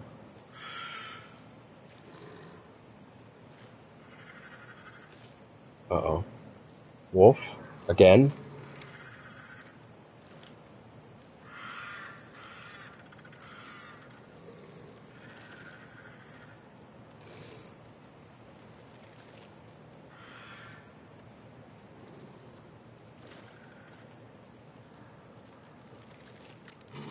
Up?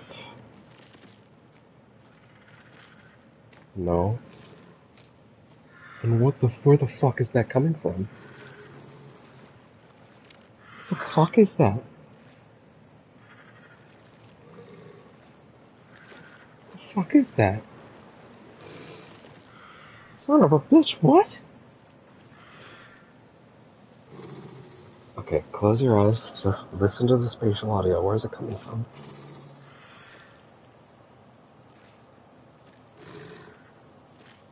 It's coming from the left. Or no, the right. Is it coming from that?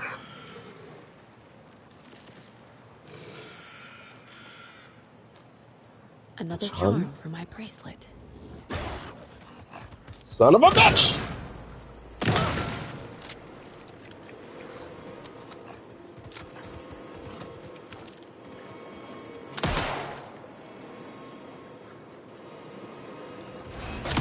Whew.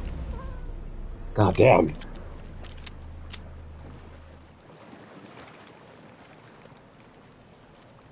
What's the charm? Kalevala Knight's Charm increases hand flare duration and area of effect. Yo, I'll take that. Filling the shape trophy. Place the charm on all the bracelet slots. Neat.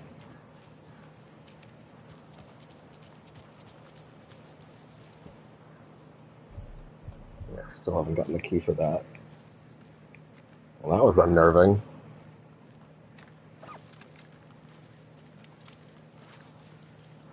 Yeah, let's pop some pills. What kind of message is this game sending the youth? Casually popping pills. It's sending the message that drugs are cool, man. Get with the times.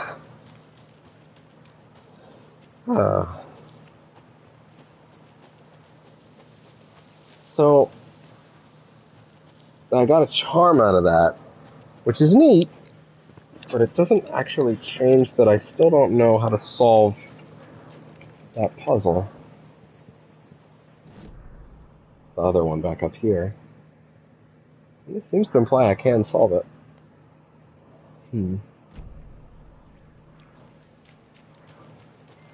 I love that, brain got distracted by a text. I love that fucking, they have... No, it's gone. Sorry. That's unfortunate. It'll come back, I'm sure. Brave and strong, left home to right or wrong. Wait, left home?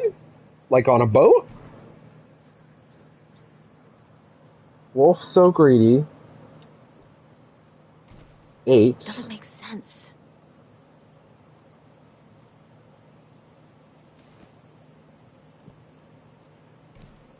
Ugh. Tree? I guess we could try just putting wolf in each That's spot. not right. Then just putting hero in every spot until it makes sense. Nope. Feels like kind of the cheatery way to do it, but like I'm kind of stumped here.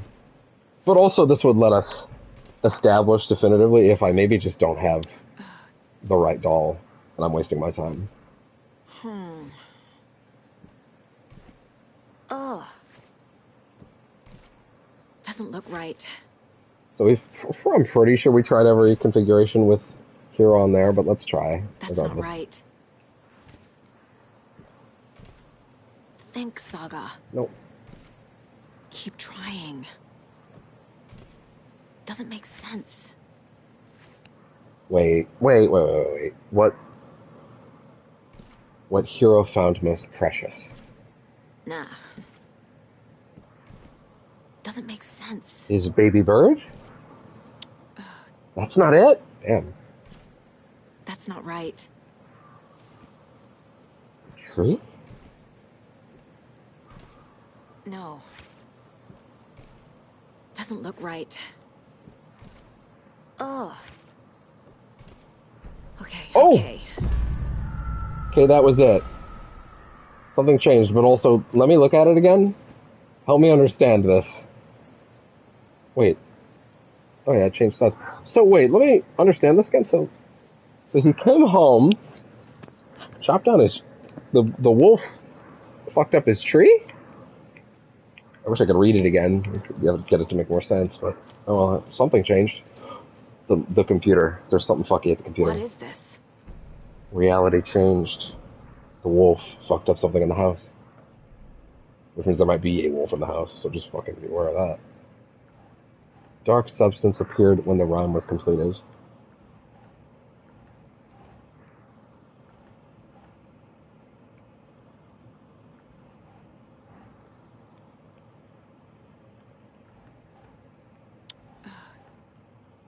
Not any of these so far?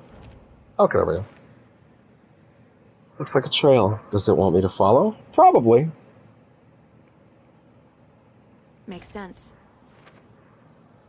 The hero of the rhyme left her child unprotected.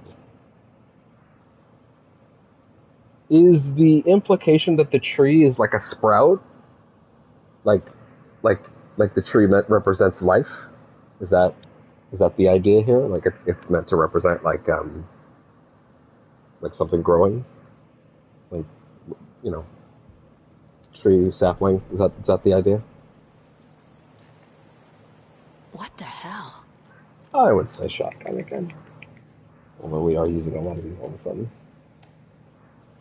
Is that a file? Is that file new? That file.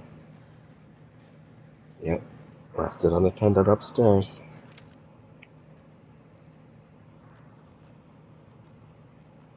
Mm-hmm. Oh, fuck. Another charm. Another charm. Good thing Logan made me this bracelet. Saves you from death, but shatters in the process. So it's a one-time get-out-of-jail-free card. Huh. Neat. If I take off the max health charm right now, I'm pretty sure my overall health just lowers. So maybe we should leave that for a minute. So there's 2 at the Witchfinder Station, which is this place. One at Streamside and one at the rental cabins. Pretty sure the 2 at the Witchfinder Station are the 2 we just did. Like the one by the lake is one of them, and then the one that's down below is the other one. Streamside is the one by the house, and then we have definitely not found one by the cabin. But we can't go into the rental cabins as far as I know. That being said, the game still says optional, explore this area. So clearly there is more to find, which is exciting.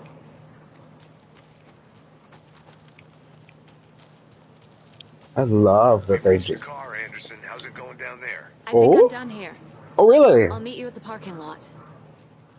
Okay, never mind. Nope, that's it. Okay, we found everything for now. Other than the fact that there is another nursery rhyme up at the rental cabin, but we can't get into the rental cabin until we get those bolt cutters from those brothers. I'm guessing, at least I'm assuming that's it, right? All right, I guess it's time to go. Progress. Get back to Alan. I'm sure Alan and him have had a productive conversation. Oh, fuck. Oh, that's bad. Oh, boy. Oh, God. Ah! Oh, I did not dodge that at all.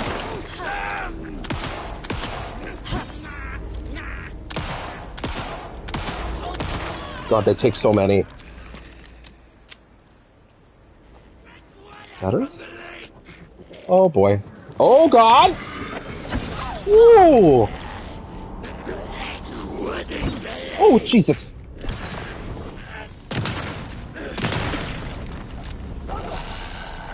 Oh. God damn.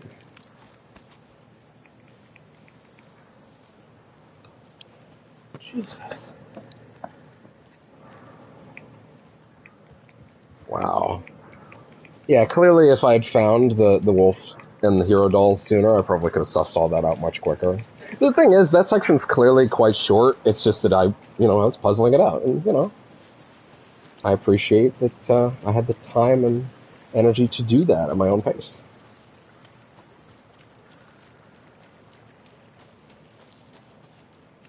Alright. Well, time to head out. If the game says there's nothing left to find, then I will trust it. I mean, we have been pretty thorough, so I take the car back to Bright Falls. Past the general store. That's right, there are things to put on the board, aren't there?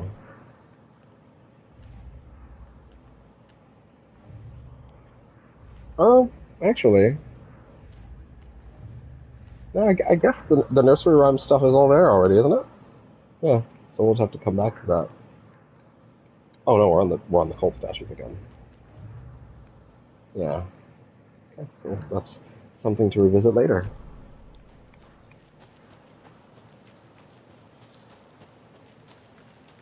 All right.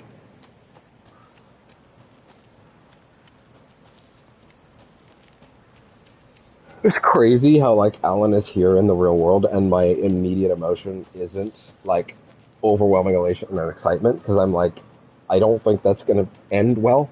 But also like, I don't know if I trust that it's even him yet. You know.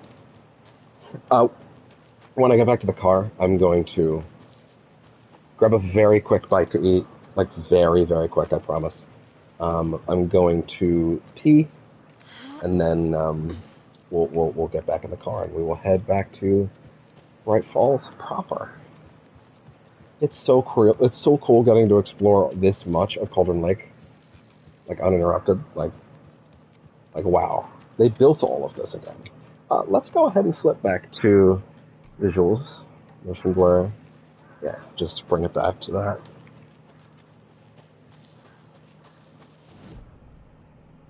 I wanted the map, please. Once again, Mind Palace is right side of the touchpad. Map is left side, so it gets a little fussy. Neat that they pulled two functions out of it. It's not the first to do it. It's so cool. See the gap in the fence.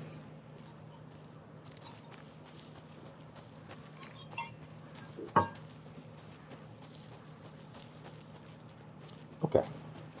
Alan's got to be in the car. Alright. Give me but a moment. I'm going to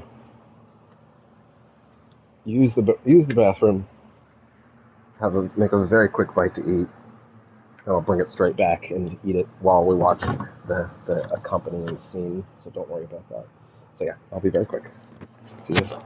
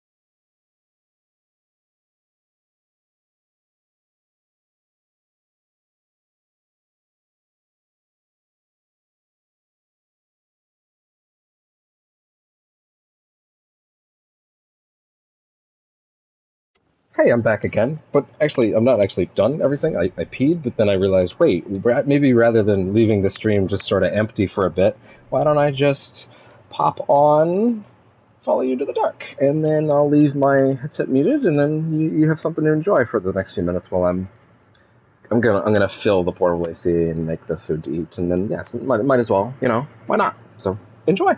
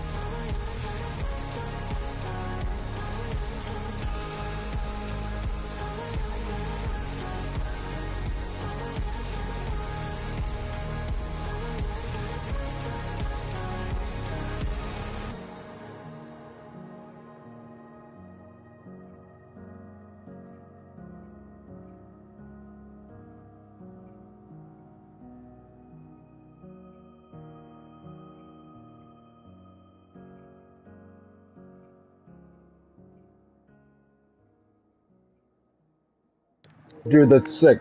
This game has a built-in intermission feature. That's sick. Oh yeah, I'm back. I still have the food. Just eating it. And, right. Alright. You ready to go? Mm-hmm.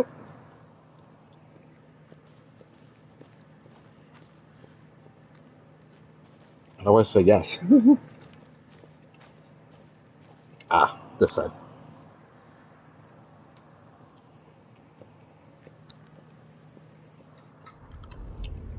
Mr. Wake, we're taking you back to our field office in Bright Falls. You can freshen up there, and then we'll talk properly.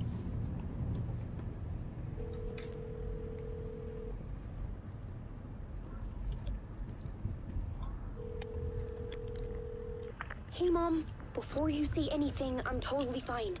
Don't freak out. Dad shouldn't have even texted you. Logan, no one texted me. What? What's going on?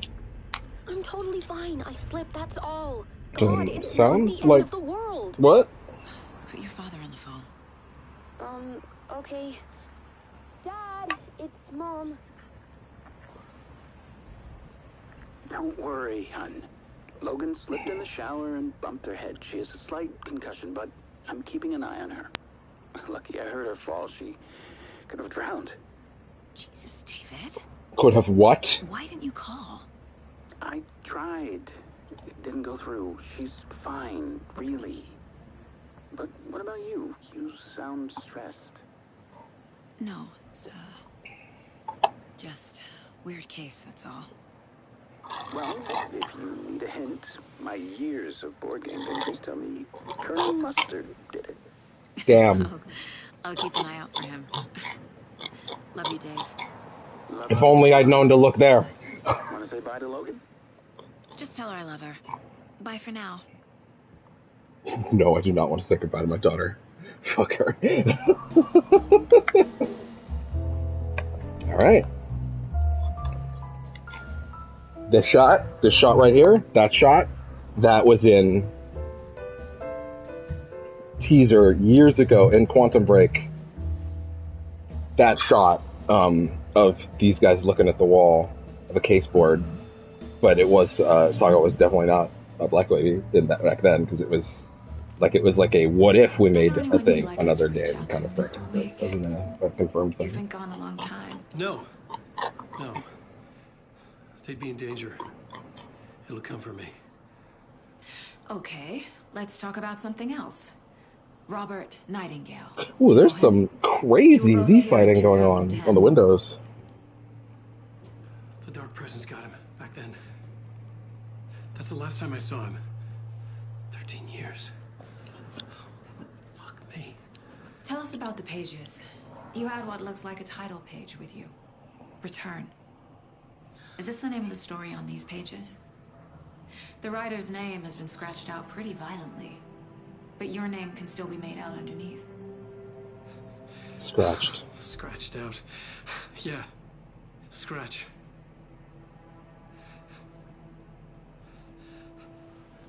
Your name can still be read underneath. Scratched out. Yeah, scratch. Pages, Mr. Wake. I'm trying to remember. It's a crazy jumble, like a... Is there scratch? It doesn't make sense. Is this not Alan?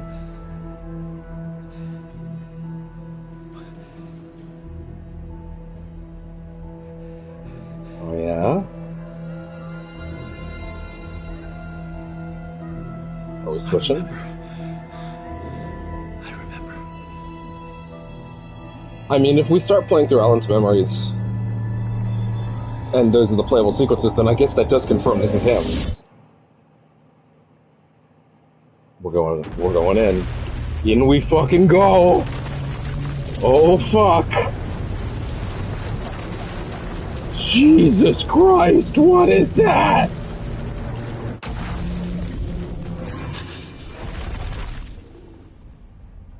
Okay. Are we doing this already? In between with Mr. Door. Oh, thank you. Welcome. We have a great show for you here tonight. The poets! Alan Wake, one of my all-time favorite writers and guests on the show. He's here to talk about his latest book. Mm-hmm. Oh, and as usual, our houseman. Late night initiation one. Fuck. Was I in a talk show tonight? Waking up in places with no memory of how I'd gotten there. It was out of control. I didn't need another mugshot in the fucking tabloids. Had I already done the show? Was that a recording? Let's watch. But also, you know what? Let's let the scene play out, and then we will finally talk about Mr. Door. Just want to check something first.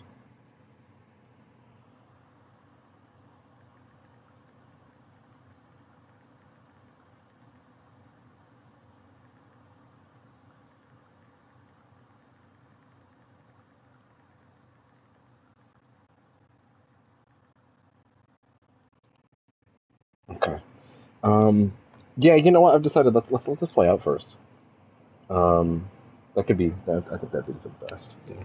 Let's let the scene play out, and then we'll talk about Mr. Door. Finally, this is maybe the thing I've been eager to talk about. By the way, we have switched to live action footage. This is live action footage.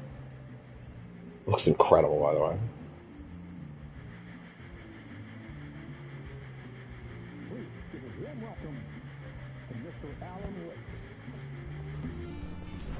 By the way, Alan, of course, played by Il Cavilli. Oh my god, that fly is attacking now! Oh Jesus, get out of my face! Wow! Jesus Christ. Yeah, Il Cavilli. Mr. Door, played by the wonderful David Harewood, who played Martian Manhunter and Supergirl, among many other wonderful roles. And on the right, we have the young, quote-unquote, versions of the old gods of Asgard, a.k.a. the Poets of the Fall, playing their characters in live action for the first time. The in-universe band that they have played ever since Alan Wake, where they had a song in Control by the old gods of Asgard, and now we are finally, after 13 years, we are back, and we are seeing the old gods themselves for the first time. So that would be, oh god, shit, I shouldn't pretend that I know all of their names, unfortunately. I love the Poets, but I'm bad at remembering, like, every individual band member's names. That's just sort of defect, but I of course know the main singer, which is Marcos Arresto. Love him so much. Oh, good to see you, Alan. Great to see you. Welcome back to the show. Come on, sit down, sit down. Who would have thought that this is where we started? Woo! Oh man, it is so good to see you, Alan. This must be an exciting time for you. Tell me, does it ever get old? So does what get old? Publishing a new book. Are you okay there, my friend? You look like you've been cooped up in the writer's room for a few too many years. Yeah, Exactly, you could say that. You know, I've waited so long to get my hands on the sequel to Departure. You left us on quite the cliffhanger.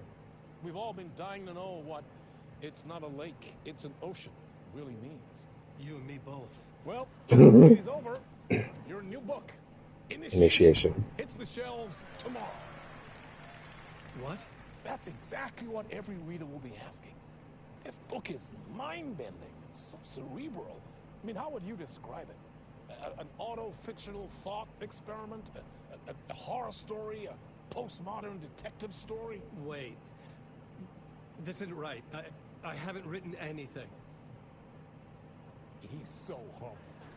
Okay, you got me. Good prank, very funny. But yeah, sad to say, I've not written this.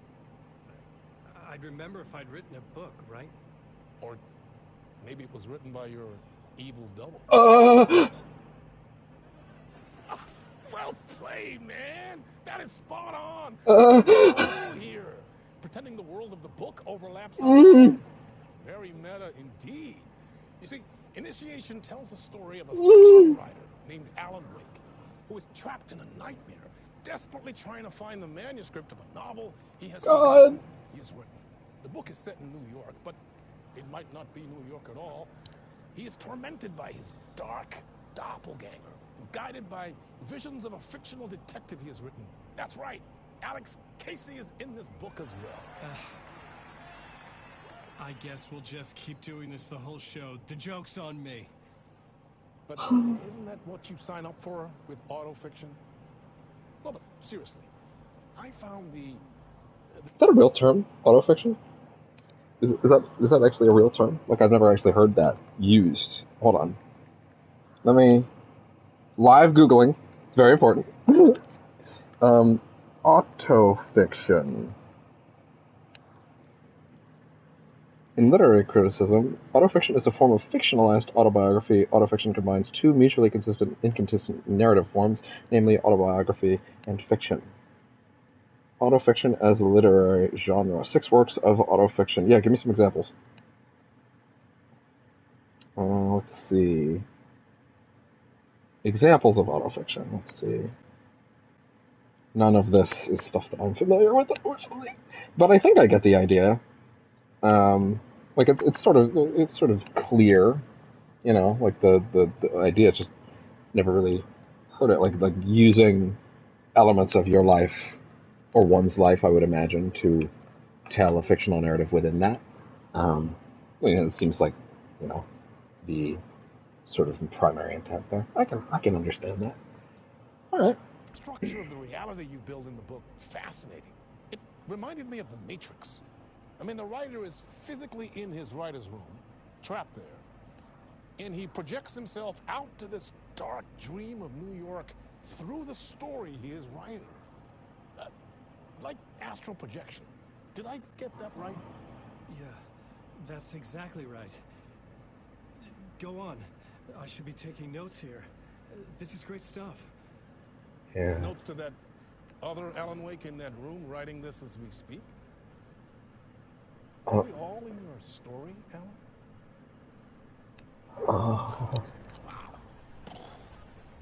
No, I wish you every success with your new book, Alan. I hope it's a success. Oh, dear Diner. Best-selling Alex Casey series. Initiation hits the shelves tomorrow. After this, I'm sure we'll all be eagerly awaiting the culmination of this hero's journey trilogy of yours. A book called Return, perhaps. Yep. Man, thank you for one of the strangest interviews of my entire career, Alan. Yeah. Meta-narratives. Kept expecting to disappear once the scene ends. I wonder why. We're in a new place. Okay. We have to talk about Mr. Door now. Hello? We have to talk about Mr. Door. I'm losing it. Something's not right here. I needed to get home. To Alice. So, a couple things.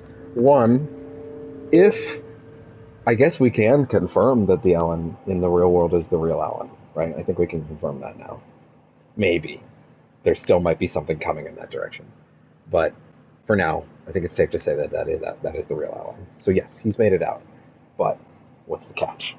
I'm going to wait until I have access to... I know, I'm putting it off still. It's a big topic. I'm going to wait until I have access to Alan's version of the Mind Place.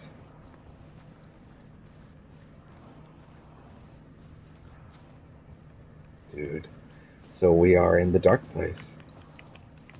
And we are, yeah, so I guess playing the events that led up to him finally escaping.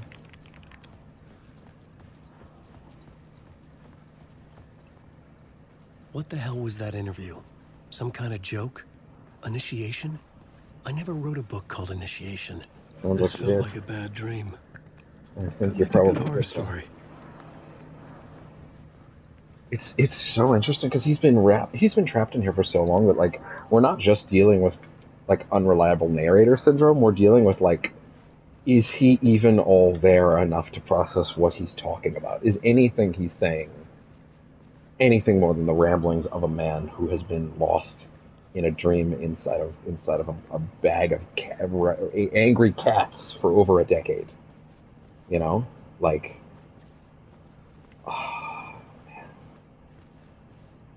Fuck. He is lost. But we will talk very soon about you, Mr. Door.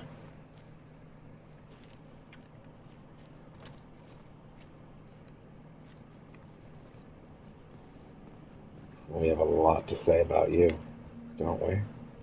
Old Gods of Asgard. Mm-hmm. That name sounded familiar. You don't remember it? 665, Neighbors of the Beast. 665, Neighbors of the Beast. That was in Control somewhere. What did it mean? I do remember that being in Control, but I don't remember what the context is. What did that mean? Other than, the obvious intent of neighbor of the devil. Mr. Door's room. I was a mess. I'd never heard of this talk show or Mr. Door before. None of it felt right. Was I losing my mind? Initiation. My interpretation of many worlds, Dr. Casper Darling! Yo! So, yeah. I wonder if that's a real book. So, Dr. Casper Darling is the character that Matthew Peretta, Alan Wake's voice actor, plays in Control. He plays that character in live action, unlike Alan, who is modeled after Finnish actor Ilkka Ville. Dr. Casper Darling is the primary science chief at the FBC. There are many, many silly things that he does throughout the game in various live-action skits involving explaining different things about the inner workings of the Bureau. But even the notion of Alan seeing a book written by a character that his actor also played is just so wonderful. And yeah, that's a big one. No map, no place to talk yet. Oh fuck. Hey! I think I've been locked in. Anybody? Fuck. Now I have to find the code myself. Great. Back to Casper Darling.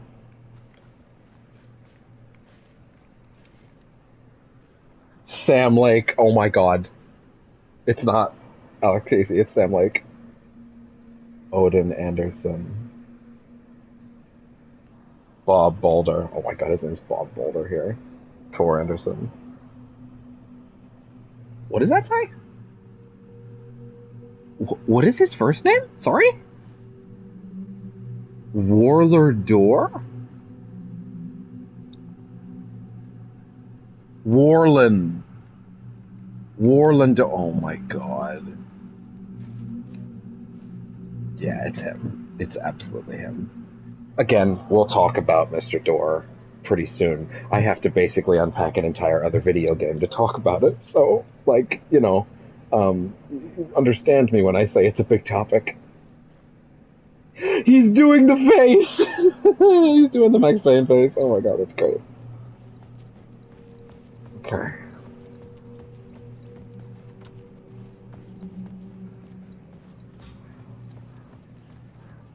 Where's the code? Old Gods of Asgard.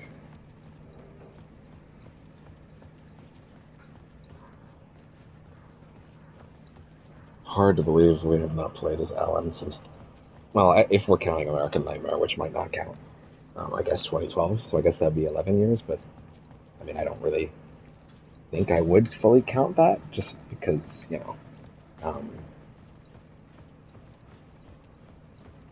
it was what it was. It was not a full sequel. It's hard to even understand if it was meant to matter. Basement. Okay. It's gotta be in one of the 665. Neighbor of the Beast.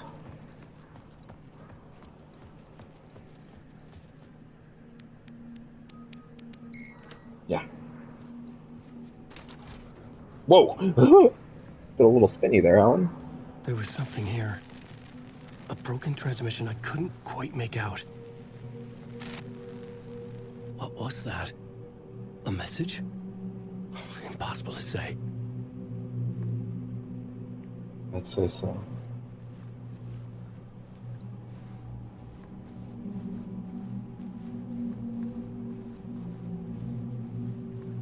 Mirrors don't quite work. Like, they work, but they're not quite right. Is that a stylistic choice? Or, well, I guess the mirrors for Saga were relatively similar. Relatively dissimilar. Word structure. Sentence structure. Oh my god. Limu. Lime lemon. Ah, so fresh. Locos.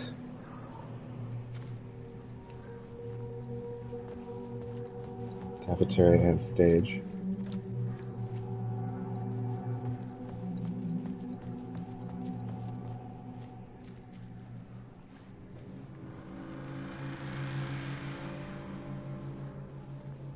My mind is... There was something in the studio with me.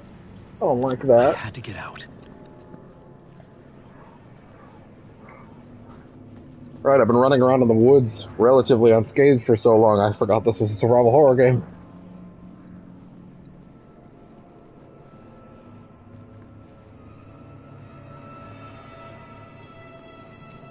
Jesus. Fuck.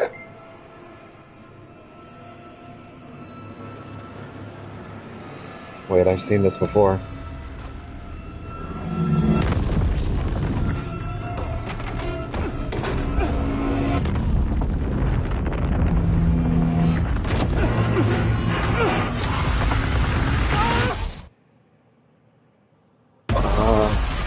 Whoa. Whoa. Waking up from the nightmare, I felt like a drowning man gasping for air. This place felt familiar. A ghost of a memory surfaced, about riding here for countless days. I guess this is our mind place. I had been writing. Initiation. You must write to escape.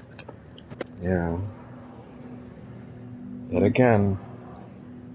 Back to where it started. But this time we're in it. In a way that we never have been before. Jesus. Draft 1. A plot board for mapping out a story. On the index cards, the nightmare that just happened to me. A summary of the story so far. But other notes as well. Warnings. I had written them. I couldn't remember what it all meant. The name Scratch filled me with dread. I could trust these words. I had to act on them. You must write to escape. Must write to escape. Plot board.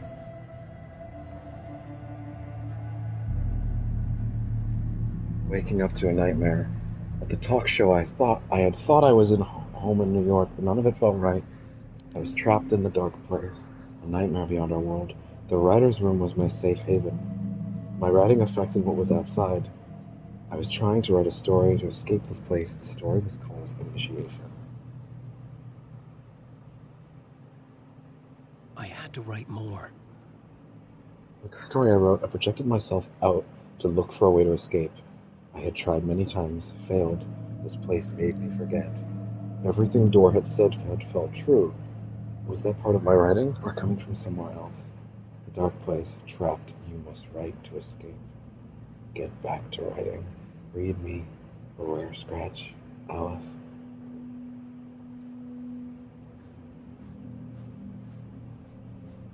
Let's break into regular gameplay before we talk about it. I know, I'm putting it off.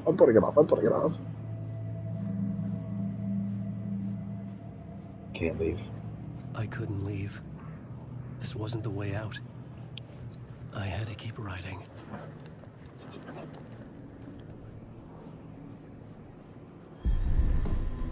Sit down, Wake.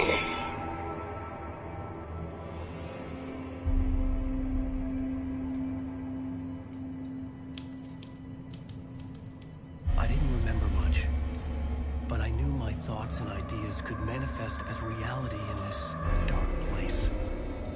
I'd use my writing to project myself out of this room, like a deep sea diver to go deeper and explore the depths of this prison for a way out. This room was my boat. Writing was my lifeline. I would start again at the talk show. Yeah?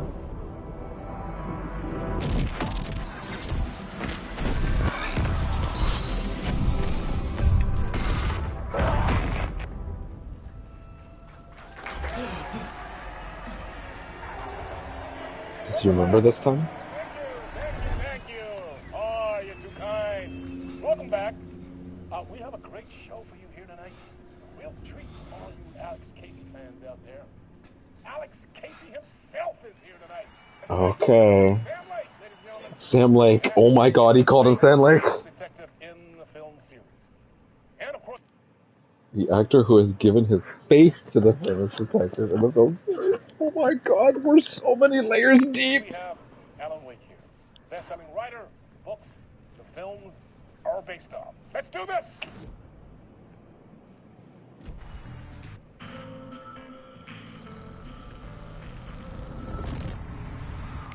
Welcome back to the show. So, Alan, as the creator of the character, how do you feel about this?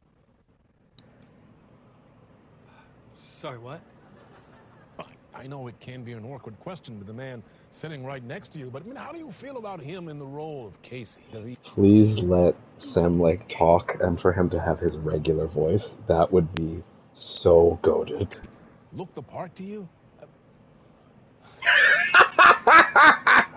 He did the face. He looks exactly like I always imagined Casey to be. It's uncanny. Thank you. That means so much to me. Oh my god, they used his real voice. Oh my god, we're so many layers deep. Oh my god. I don't know if I've directly said it. I figured it might have been obvious to Intuit. No, I feel like I directly said it, but I'll say it again. Sam Lake is the creative director of all Remedy games. He is the beating heart and soul of Remedy. And so, like, this man, I love this man, and he is the reason why any of this exists. And I love that this is meta, but not in a self-indulgent way. I love that. They've managed to ride that line. Because, like, it was organic, right? Like, us making it to this moment. Him being the face of Max Payne and doing the face was, like, just because they didn't really know what else to do. They didn't have a lot of money to hire, like, an actor, especially for what they needed, so they just took a picture of him doing a scowl, and then that was it. So, like, it's led up to this moment very organically. I'm a huge fan of your books. So, what's the problem, Alan? Because on more than one occasion, you voiced your reservations about the adaptations. It's not that. They're their own thing. They've gone with choices that are different from mine. I feel protective about my stories, and these adaptations... Has he seen them? This is very important. Because he's talking like he has, but is this just the Dark Place putting things in his head?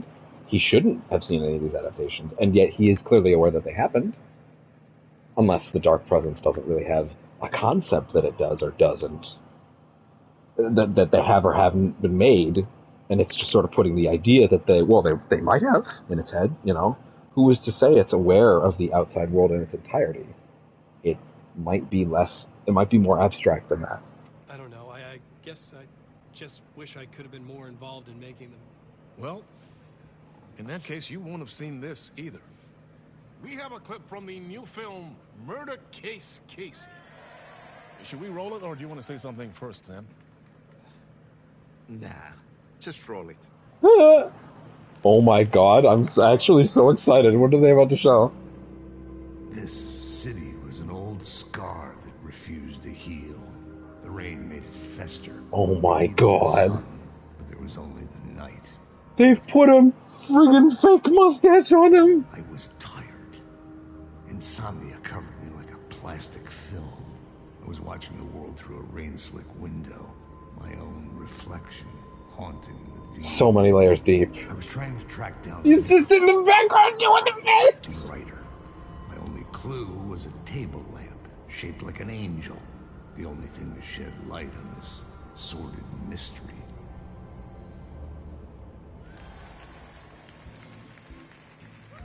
That's great! Murder Case Casey! Great job, Sam. Very exciting and very meta. I'm looking forward to seeing more. Wait, stop. What was that about a writer? About a lamp? A lamp. Oh. The way they're incorporating live action is so cool. I guess I should wait until the door stuff is completely over for now before I, get into that.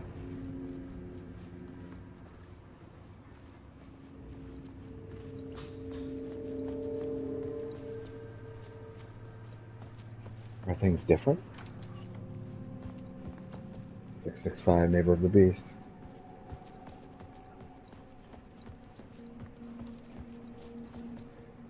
The book, Many Worlds by Casper Darling.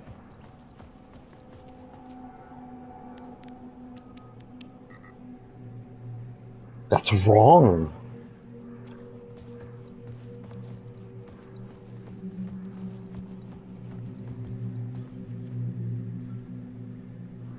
Five, 6, 5. Oh, that's good.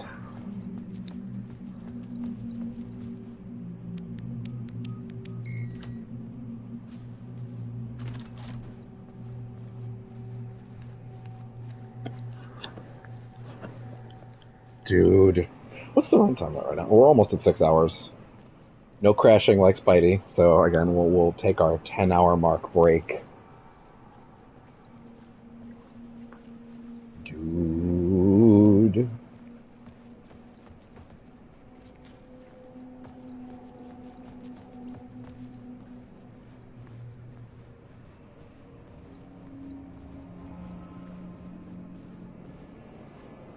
Let's see. Still being chased by something. Oh. Wait. Hello? What is that?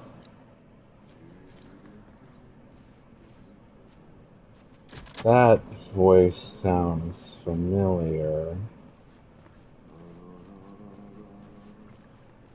Toilets. Oh my god. Oh my god. Look at that. Is that Scratch? Wash your hands.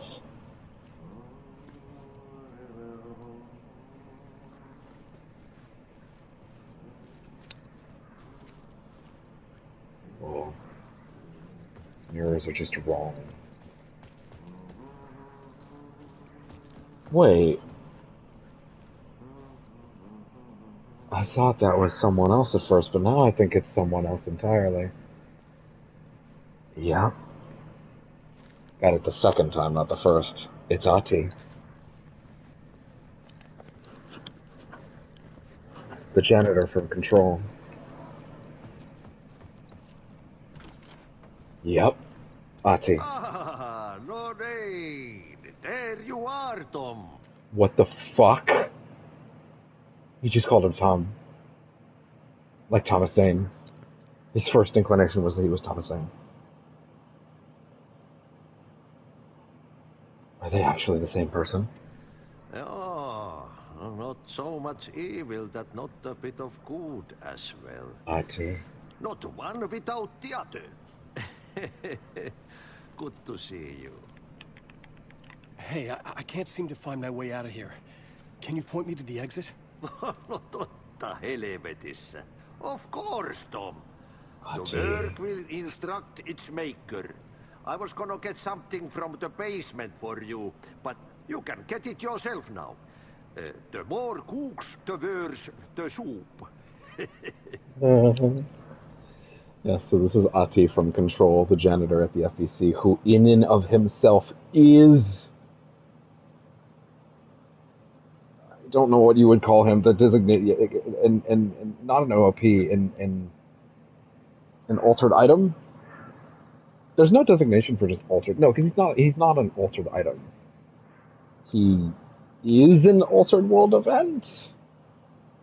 And also, I think the number, if I'm not mistaken, is either he's either number 1 or number 0, implying that he was the first thing they found, right? But didn't realize that he was in and of itself an otherworldly thing at first. But okay, now I need to actually process this, because him being okay, this actually didn't. Oh my god. Okay, it's actually now kicking in, like what this means that he's here. If Ati can just sort of enter the dark place whenever he wants, what the fuck is he? Because again, he is a being that you can't record. He's a being that seems somewhat benevolent, in fairness. He doesn't seem like he's an evil entity, but he seems like he's just able to go wherever the fuck he wants. he is something very old and very powerful. But also, Ati, the name, actually gives us a pretty big clue as to what that thing might be. So I'm going to Ati folklore. Remind myself. In Finnish mythology, Ati is a heroic character in folk poetry who is sometimes given the epithet, I'm not even going to try and pronounce that. He is a Finnish sea god. So, Ati is the Finnish god of the sea and fishing. He appears in various spells where the spellcaster... This is a folklore wiki? Finnish folklore wiki, yeah, okay, fair enough. Where the spellcaster is asking for a good catch when he is going fishing. Ati is called the god of waves, called the king of waves, among other such titles, and is described as having a beard. He doesn't. Sometimes Velamo is mentioned with him in spells as the mistress of water. Mikhail Agrokolo's god list also mentions that Ati as a god of Tavastians who brought fish from water. The origin of his name is unclear, but one theory suggests it connects to seals. Nati, which is how you pronounce that in Ingria. Nati. That's a lot I actually didn't know, but still very fucking interesting. Now the question, of course, is Ati actually the Finnish god of the sea? Or is that just his name? And he is ultimately unrelated, but still possessing of clear supernatural power. Again, the fact that of all places in the universe he could go to, he came to the dark place, is fucking telling. Also, so while the main game's events are clearly happening in 2023, when is this happening? Is this happening before Control? During Control? After Control? All at once? Questions. The only thing I'm certain of is that if American Nightmare is still canon, which it might not be, that would be before this. That's the only thing that I feel like I can say with some level of certainty, is if American Nightmare is in the chronology, which it might not be, then it would probably come first. 1 second, just going to reposition the console real quick. The little stand that holds the PS5 has not been kind to me lately. So yeah, I just gotta fix it every now and then. It is 8 o'clock, so we're gonna plug the controller in. Actually, the controller's still got juice, so let's just go. I'm sorry, have we met? Have we met before? Are you trapped in the dark place too? You remember Ahti, the janitor? You can't be lost if you don't worry about where you are headed. So don't worry, Tom. The sun will shine even into a heap of twigs. He still thinks he's Tom.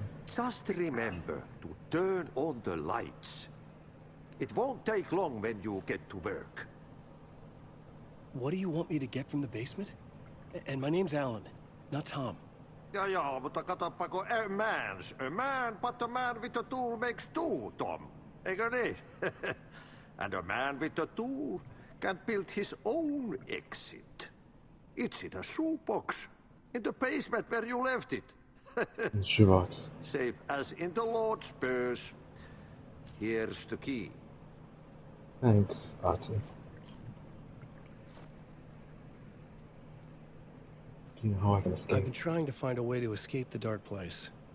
Any suggestions? He who mouths about his troubles is the prisoner of his troubles. Ati. It's not easy to get out. But don't you worry, Tom. The home is still there where the heart is. I often think about it when I mop the floor and look into the puddle. Water is the memory of the world. Water finds its way. God of the sea. The janitor was a bit out there, but still a friendly face. I had to trust the basement would get me out of here. So, wait. February. Year? No. So if Ati... Okay. Here's a fucking curveball. Ati is a clearly incredibly powerful being, with the ability to manifest in the dark place if he wants to come to Alan. There's no way he's here by accident. He came here on purpose. Ati, whether or not Ati is fully aware that he has the ability to do these things is not clear. I think he has a sort of secondary consciousness above the one he portrays outwardly. And again, that's a theory. But I think there is sort of a higher power in his mind. And I have to wonder if Alan truly did make it out. I wonder if that's because of Ati's influence. Ati has the power to make things happen if he wants them to. So, yeah. Also, the Bureau has many files on Alan. Again, I think he was P4. He was the fourth prime candidate for being director. And Ati clearly knows everything that goes on in that place because he mops the floors, right? So I think Ati would know who Alan is. He would know where he is. He might have even visited him before. Or, well, there's also the fact that he's clearly calling him Tom, you know? Oh my god. I wonder if it's Ati's influence that allows Alan to get out in the first place. Because Ati, I would certainly believe he'd have the ability to make things happen. To change things, if he wanted. Ati has so much power. Not access to the writer's room.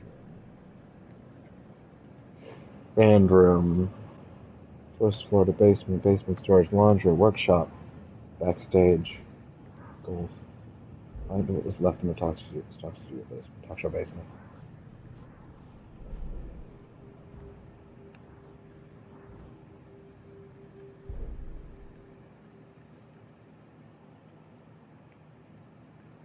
Looking for a way out.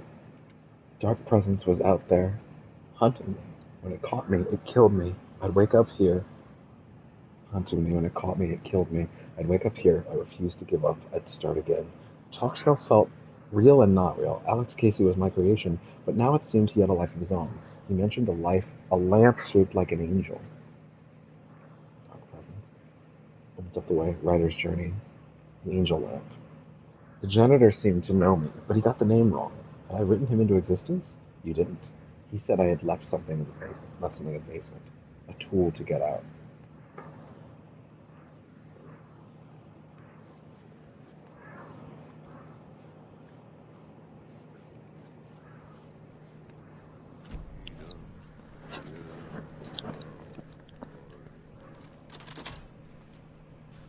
We'll talk about him soon enough, don't worry. I think maybe once we escape the talk show is when we should talk about him. Guest room.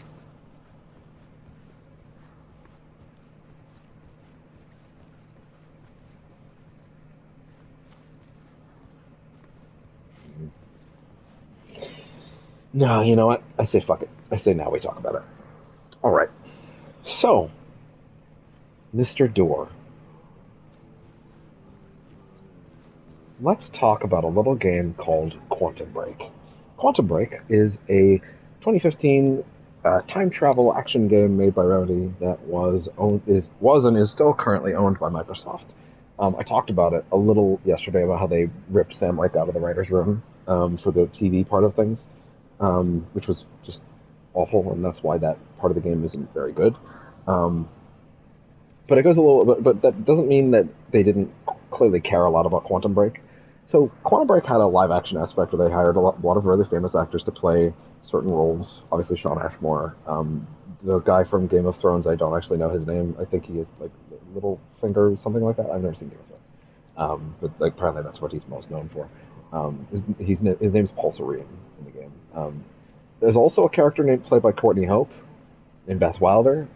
Courtney Hope is the woman who played Jesse Faden in Control. Again, Quantum Break is owned by Microsoft, so there's no legitimate tangential relation to Alan Wake. other than the fact that there is a whiteboard in Quantum... Actually, there's two things in Quantum Break right at the start. There's a video that basically shows them teasing ideas for what would eventually become Alan Wake 2. A lot of them actually made their way into this final version. And like we've already seen them.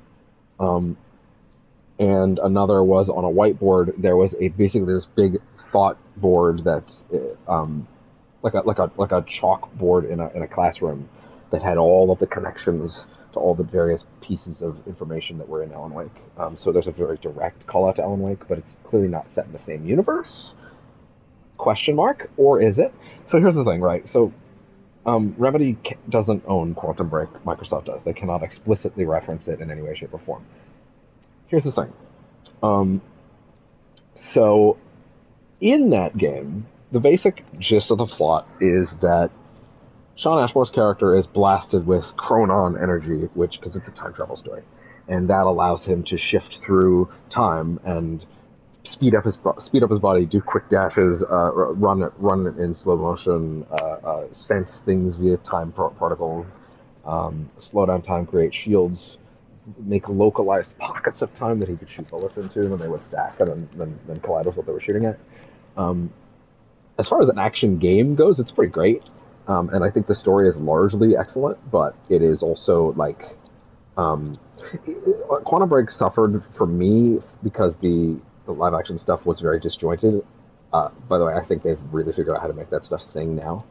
But I think the main thing is that they had a lot of great ideas, but I think the main thing that held it back for me was like when they announced that that's what they were making, I had a lot of disdain for it because I was like so excited for them to inevitably announce Alan Wake 2. Obviously, they'd made American Nightmare, and they were clearly happy with it. And, it's like, well, clearly they're invested in this IP. And then, as we discovered later on, not so much, because Microsoft basically condemned any chance of them making Alan Wake 2, despite the fact that their fan base really wanted it.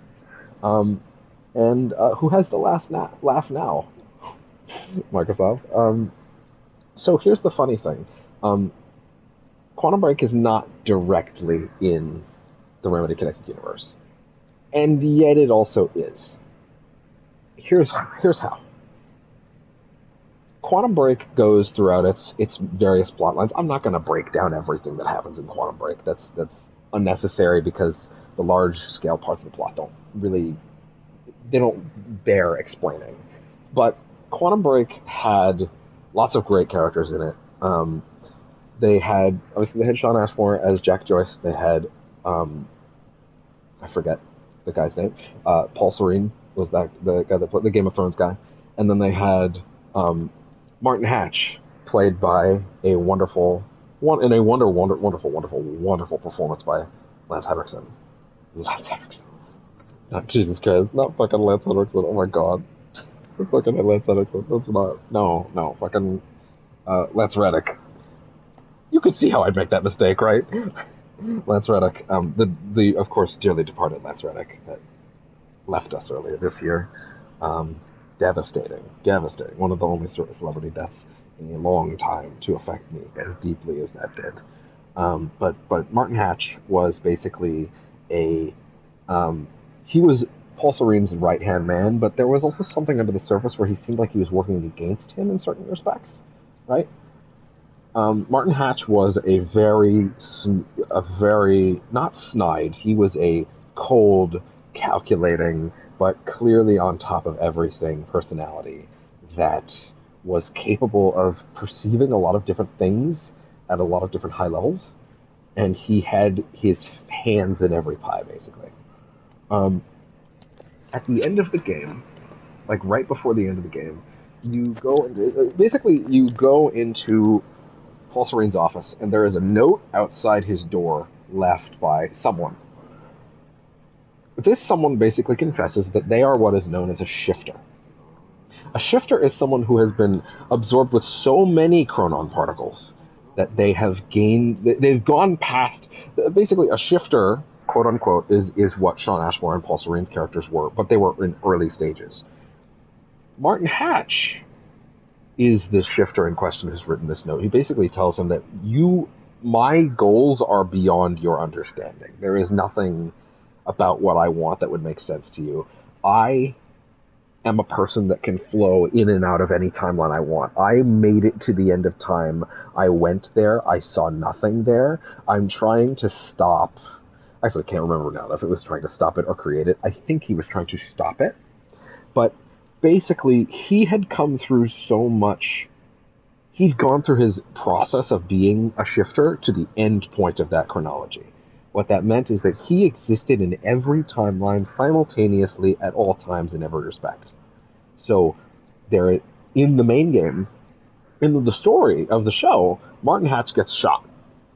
But then later, Hatch is still around in a separate timeline. This is because Hatch simultaneously exists in every universe at once where he exists, which, luckily for him, is any universe. Now, why is this relevant to Alan Wake? In Control, I mentioned there's a bit where Dylan, Jesse's brother, after you capture him, has these dreams that he talks about. He talks about the dreams that he had and the ways he's seeing things in other worlds. One of the things he talks about is that he met a man named Mr. Door. And Mr. Door, he asked, "Do you want to let the hiss into your world?" Mr. Door became angry and said, "No, I do not want that to be in my world." Dylan decided after this that he didn't like Mr. Door, but that Mr. Door said that he had goals that were far beyond Dylan's understanding. This might not be an exact quote, but I'm giving you the gist here. Mr. Door is someone who can see all worlds and all realities. As I said, Martin Hatch is a character from Quantum Break, played by Lance Reddick, who is sadly passed away at this point. Now, so yeah, he's played by Lance Reddick, and they can't use Martin Hatch explicitly, but this Easter egg in Control seems to outright confirm that Martin Hatch is out experiencing other timelines and other worlds via alternate personalities. Now, let's be real here. Martin Hatch, Warland Door, you can see the similarities to these names. Not to mention the fact that they are both played of actors of very similar, they're both sort of. I was about to say something that would sounded bad, actually. You get what I'm saying, If you were going to recast one with the other, you'd be like, okay, I guess that makes sense, And basically, Martin Hatch is Mr. Door. At least, this is what we think, right? There's no outright confirmation of that. There will likely never be outright confirmation of that. Sam Wake basically was asked about this, if this is a direct connection to Quantum Break, and he said, it's not, but I really like the idea that we can let our fans have theories about these sorts of things, and I really want to encourage them. Here's the thing. He has to say that because, of course, he can't legally say it's the same character in a different universe, because legally he literally can't acknowledge that it's not. That it's not Hatch. That it is Hatch. But it is Hatch.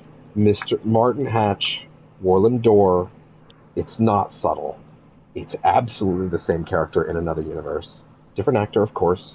I will admit that, there is a decent chance that David Harewood was cast in the role before Lance Henrik.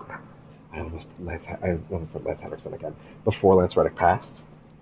And that's probably likely, given how long the game had been in development for. But nonetheless, I suppose there is a chance that they shot some of those scenes with Lance Reddick, but at the end of the day, we'll never know, or unless they tell us, but I don't think that they did. But the point is, this is absolutely the same character as from Quantum Break. This is our primary tie to Quantum Break. He's acting differently, but I think that's due to the fact that he's bumbling around in different universes. He's interested in the name Alan Wake. He was probably aware of that because he's been bumping around different universes, taking a look at what's going on. And this time he's here to fuck with our delightful, lovable, somewhat angry writer. And yeah, that is vastly important to understand, is wherever we go with Door is going to be a wild card, Paul, because here's the thing, when the game is all said and done, there will not be any explicit confirmation that Mr. Door is Martin Hatch. There won't be. There might be a major allusion to it, but there will never be an explicit statement because legally they can't. But again, like, legally they can't, but that's absolutely who this is. So, officially, Quantum Break is not part of the Remedy Connected Universe. Unofficially, that's Martin Hatch.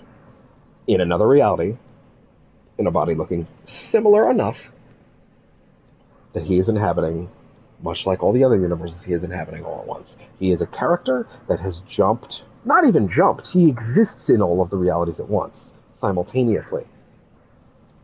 The question is, if this is Hatch, Hatch was cold and calculating, and he still had that Lance Reddick charm, but he was brutal. He was a bad man. So far, Mr. Door seems like a more charming personality, but also he's clearly trying to fuck with Ellen. The question is, why? Why does he know about Ellen? Where is he going with this? What is the purpose for why he's doing all this? And yeah, that's pretty much it. That's Martin Hatch from Quantum Break, in a different body, or maybe it's meant to be the same body and it's just like recasting, because of obvious unfortunate reasons. Like if you told me that they were going to bring Lance Reddick back and then last minute they had to grab someone else and it's meant to be the same person, let's be honest, it probably wasn't going to be Lance Reddick because that probably would have actually been too close. Casting the same actor, naming them Mr. Door, So maybe it was always going to be Harewood, but yeah. Long story short, that's who Mr. Door is supposed to be. Also, almost forgot, in that note that, you know what? This is a completionist thing. We're doing a bunch of cool shit here. We're just explaining shit from other games. Quantum Break Hatch note. Let's just read the note. Untitled note. Well, yeah, let's just read it out loud. Why not? It's the only thing in all of fucking it's the only thing in all of Quantum Break that's going to be relevant to this game, so let's just read it. Alright, this is the note that you find on Paul Serene's desk right before the end of Quantum Break. Just pretend I'm doing a Lance Reddick voice, or don't, it might make you sad. I have left this message here for you to find, so that soon, again, this is addressed to Paul Serene, so that when the time comes, sorry, the little buddy is, aw, sweet boy. I have left this message for you to find, so that soon, when the time comes, I ask you to choose, you can do so with your eyes open and some hint of understanding. I have no secrets, and the only things I choose to omit are the ones that you, in your current, limited state, would not be able to grasp no matter how hard I tried to make you understand. I have walked down the same path you are now on, once, from your perspective, a long time ago. Although time no longer has such meaning to me, I too came in contact with a time machine. In my case, it was not a man-made device, but a natural one, in a cave. Maybe it's the cave from Dark. You should watch Dark if you haven't, it's great. On Netflix. It should come as no surprise, really, that such things exist, much like natural nuclear reactors do exist, such as the defunct ones in Oklo, Africa. After all, the Meyer-Joyce field has its irregularities. That's a primary plot element in Quantum Break. The Meyer-Joyce field is one of the names of the fields that has a bunch of chronons. Chronon is the jargony time travel particle name, just in Quantum Break. And in time, I too lost control and became... Oh, sorry.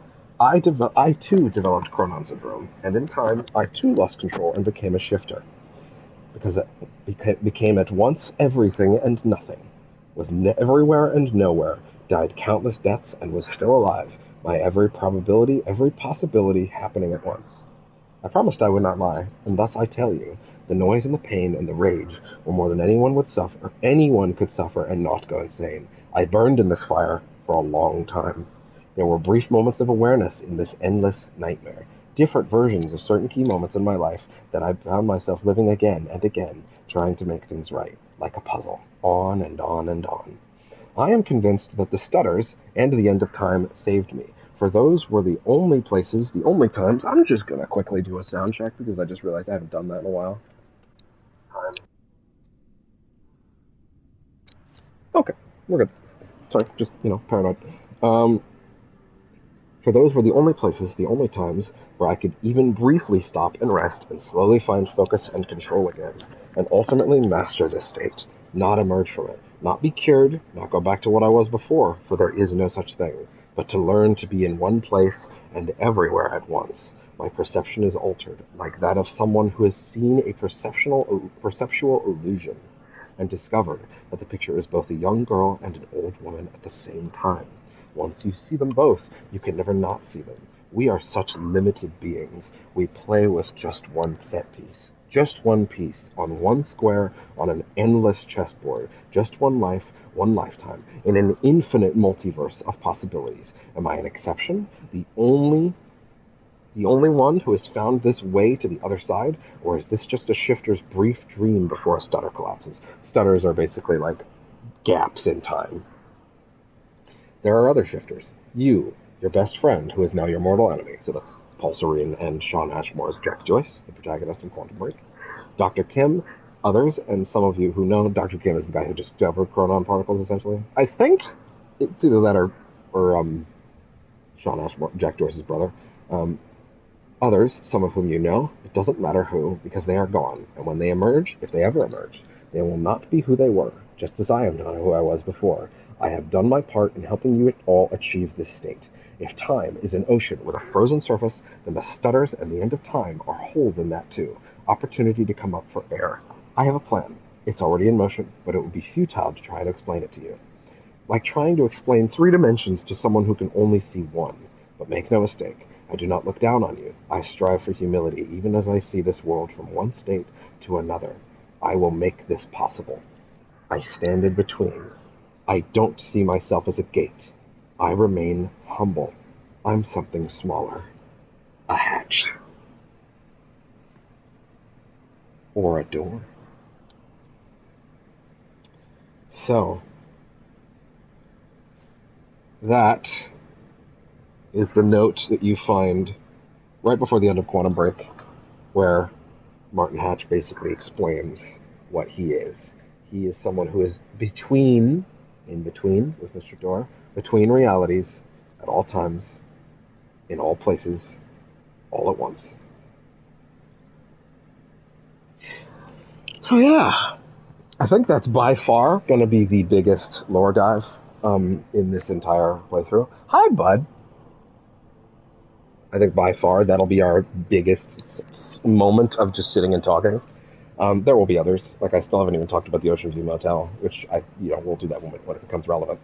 But I'm trying my best to make this as comprehensive as it can be. I want it to be so that anybody that wants to experience this game's story in its utmost can do so here. I'm going to gather as much of this stuff as I can and sort of put it all together as it becomes relevant. No need to overload information, just when it becomes relevant. So yeah, that is the deal with Mr. Door, a.k.a. Martin Hatch, legally distinct. Let's continue. But also, let me get a drink, because Jesus, that was a lot of talking. I could do the intermission thing, but I'm just going to grab some juice boxes, so I'm just going to be quick as I can. Fuck it. No, let's put on a song. Why not? Wait. Can't with Ellen. Oh, wait. Okay, I will be able to, but not yet. Sorry. I have what I have. Okay, I'll be back shortly. I'll be quick.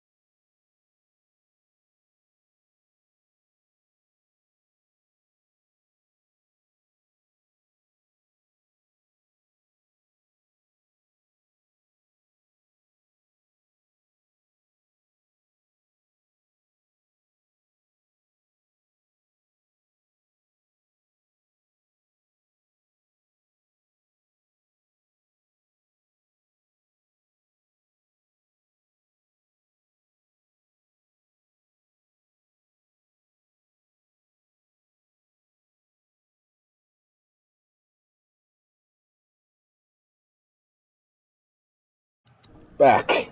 Gonna unplug my phone. Move that over here. Juice boxes. If you would like to read that Martin Hatch note in its unedited entirety, you can Google Quantum Break Martin Hatch Untitled Note. It's a note from the very end of the game. It's called Untitled. It's just Untitled Note, and that is the thing that I read from a minute ago.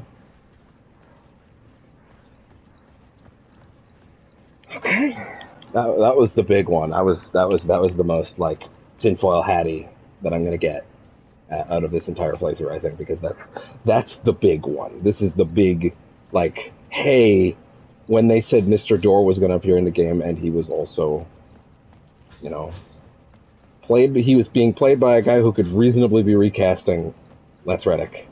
That was kind of like a light bulb moment in my brain, like, oh my god, they're actually doing it. Oh, Gods of Asgard. God, it would be so cool if the Gods of Asgard had a fucking basement. That we could listen to a new song here. Generous key. Thanks, Ati. That animation he just did, that looked a lot like the old Alan Wake opening door animation like that he had back in the day. That's actually really cool. Or no, it's not the opening door, it's the grabbing coffee thermos animation. Wow.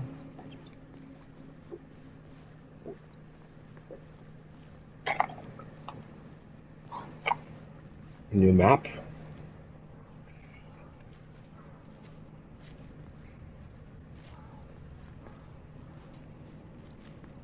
Well, I already have a map, don't I? Yeah.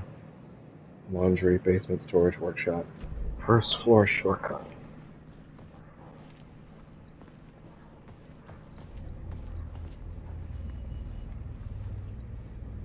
What? Huh. What's with that? What's with the UI symbol? There's Ati again.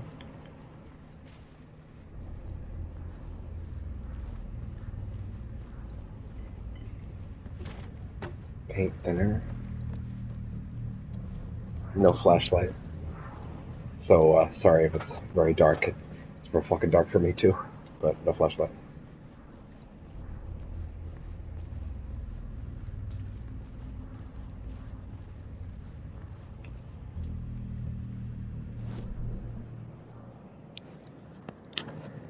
Wait, there's a symbol back there. For this. I do something with this?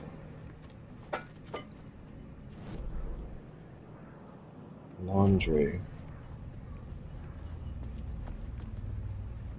Unless that's the laundry room. It is. The symbol's the light. But I bet I don't have anything to do with it yet. But I think I know what'll help me with it. An old lamp in a shoebox. Yep. Was this what the janitor had left for me? This is the lamp that Alan's holding in the reveal trailer, as well as a bunch of the gameplay that we've seen. It seems to hold enormous power. The lamp felt significant. A tool for bringing light to the darkness. Hold on to that. Where'd that bag come from? I felt a magnetic pull between the lamp and the light overhead. Yeah? Whoa! When the light jumped into my lamp, the whole room changed. Like something in a dream. Opening a way forward. The lamp was humming. The bulb glowed. It held the light now. Holy shit. We can change reality with this. Well, let's go back first. Because there was the other light, right? I felt another surge from the lamp. I could use it again. No charges? What do I need, like... Can I not do it infinitely? What if I do it now? I did it on the other side of the wall. Oh my... Wait. You need to take light to give light.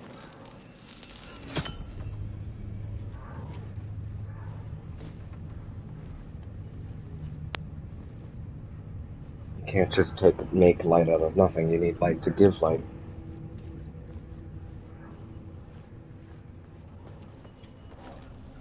Okay. The glow in the lamp went Holy out, shit. shifting the light in the room. The light carved out something new from the darkness. Now this area is left like this. No charges. Huh. Oh, we just stepped up our game here. We're getting trippy. A Harry Garrett show. Is that the actual talk show that's supposed to be here rather than Mr. Doors?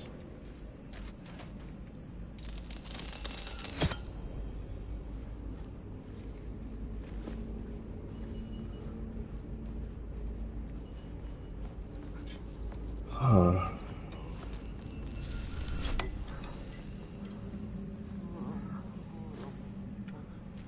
Can I do it from here?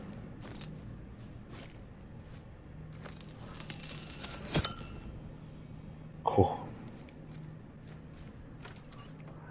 Okay. Interesting. But there's nothing here on this side. But now there is.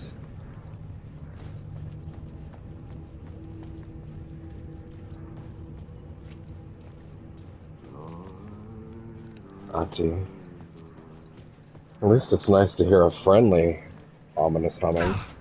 Ooh, wait, I don't like that place yet.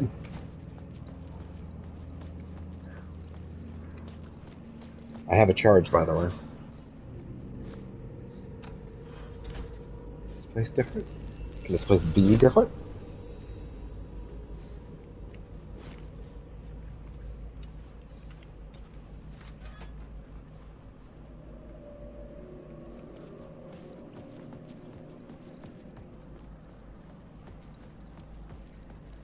Whoa. I needed to find another way out. Shit. Dude, the level of surrealist shit here. I can't think of another game that's given me this feeling in my chest. Besides, like, Silent Hill 2. Of, like, this ethereal quality. And yet, there is a real-world component that doesn't have that quality, which is so interesting. Dude.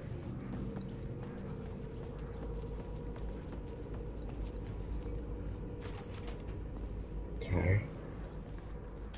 This architecture reminds me of Alan's apartment, but I don't think that's the implication here.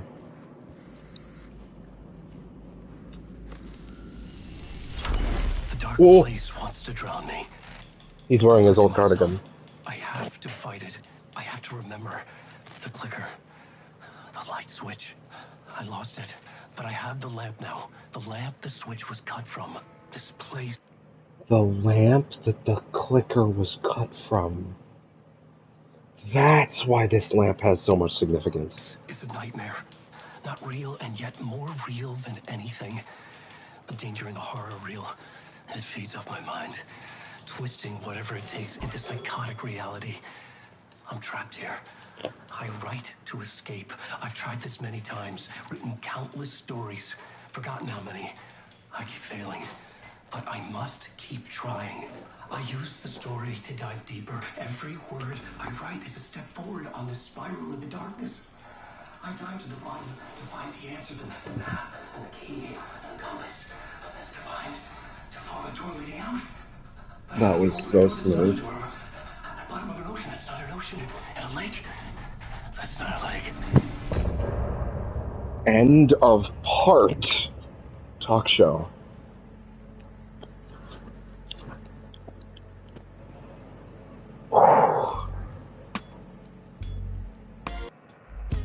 I'm gonna shut up.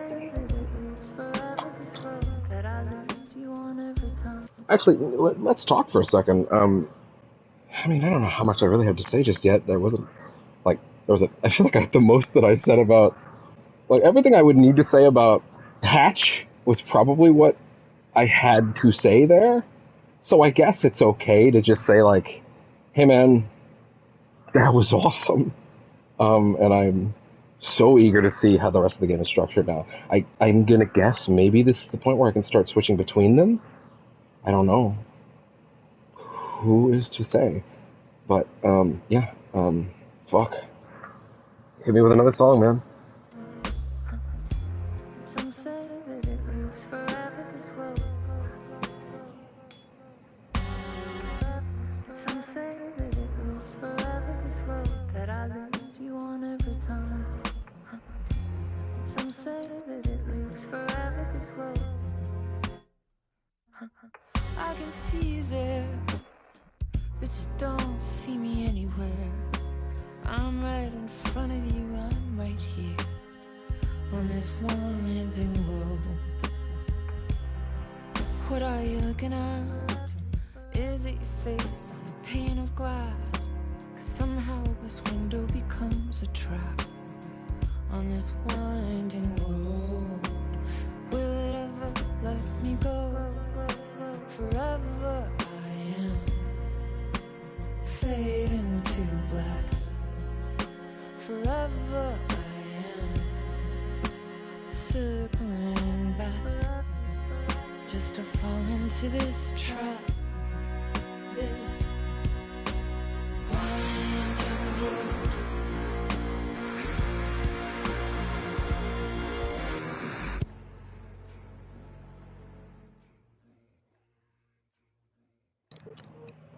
Oh, was that it?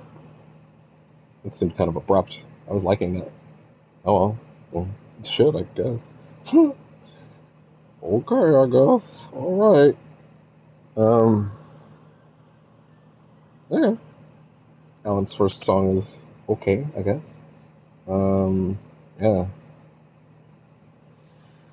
Alright. Well, off we go.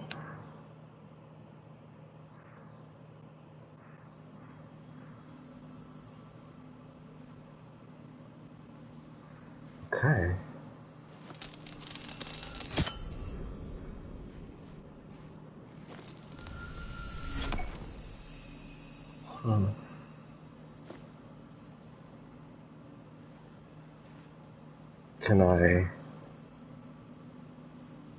Can I do anything with it?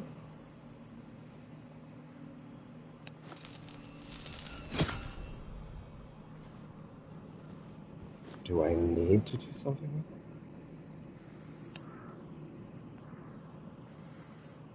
I'm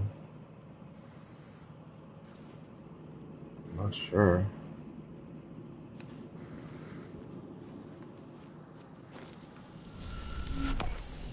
I just looked up at the stream recording and I just realized how fucking impossible it is to see anything when this isn't there. Am I allowed to, hit circle, like to have a flashlight? No, that doesn't work like that here? Okay. Fair enough, I guess.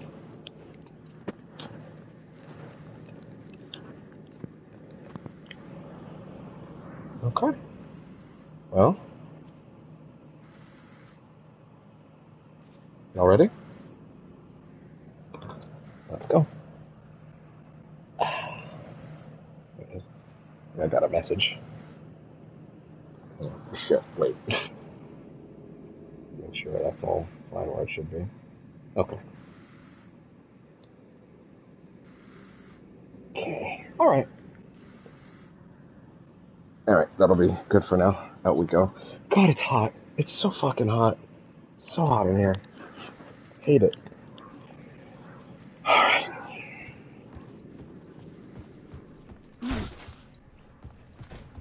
That is such a violent crash through doors. It makes me think that enemies will be able to chase you through doors.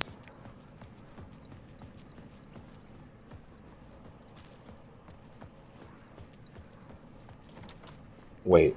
Maybe I just went backwards to this version of reality? And maybe there's actually more stuff in the other one? Alternately, if they're gonna let us play 2 Sagas, two Allens, then I guess we would be even, wouldn't we?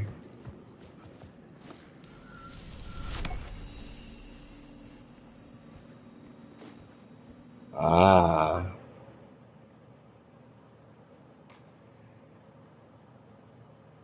Return to the heart. Initiation 1, late night.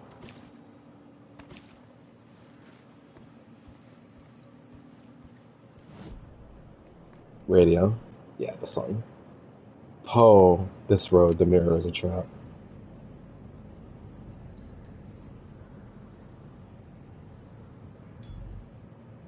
Maybe at some point.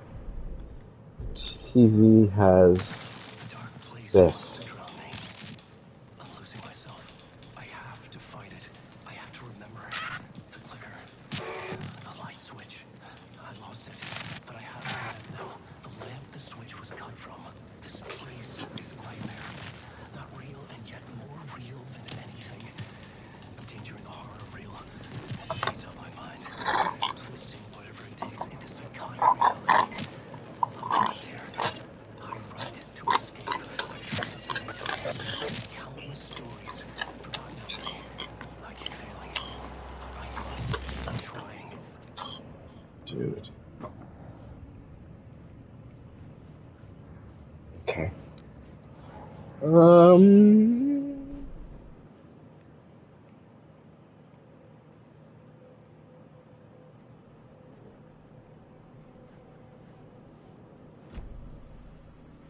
Okay. Off we go. This away.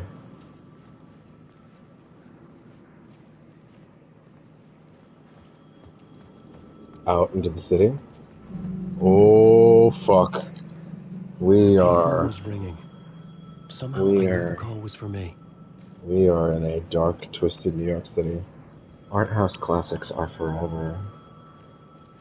We're never out of your way.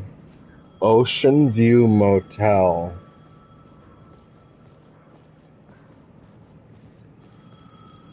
OD Diner. Oh dear. Ugh.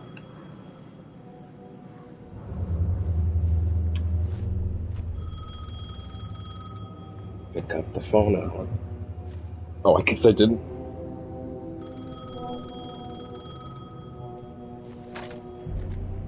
Hello? Alan Wake? Yes. That You know voice. who I am? No? Who is this? We'll get to that later. There are spies all over. Shadows. A sense of deja vu washed over me. Had I had this conversation before? Alan, listen to me carefully. Caldera Street Station, the subway. You need to go there. I'll call you again later. Make sure to pick up. Do I know you? I know you from somewhere. You've just forgotten again. We're in this together. You could tell him. Don't worry. I got you now. We've been working. Zane? I'm losing you. Hello? Hello? God, the Northlight engine is ridiculous. Subway pass.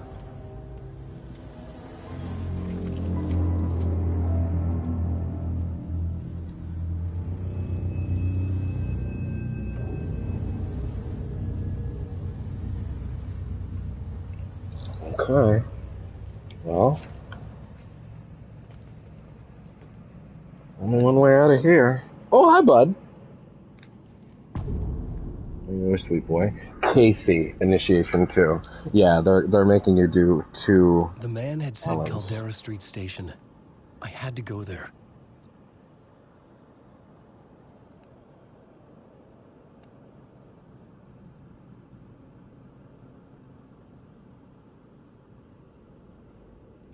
Alright, just helping my little buddy out. Got some eye boogies, doesn't he? Came right out. He's just sitting right next to me. He's a good boy. Map of the dark place. Caldera Street Station. Alley. Talk show studio. Construction site. Caldera Street Plaza. Highline Station. How big is the dark place?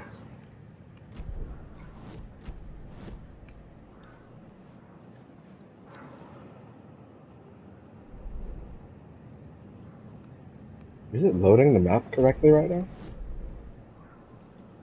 It just sort of looks like it's not there right now. Wheeler Street. Really? Oh, hi.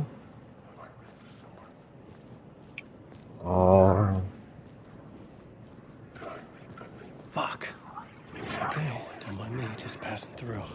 Shadows stirred like there was someone there, but there was no one. I wanted to keep it that way. And I don't have weapons right now.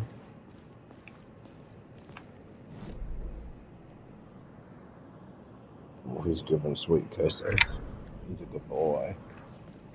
In between with Mr. Door. Yeah. As if we don't have enough to think about with him. There are no happy endings based on the novels by Alan Wake. Final Casey, an Alex Casey film. Huh. You die here. You die here. Comforting. Hard Casey.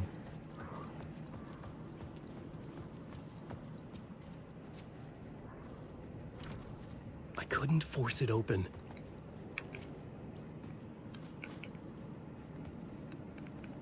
I guess you can't do quick turn outside of combat scenarios. I don't think I'm going to be able to go past her.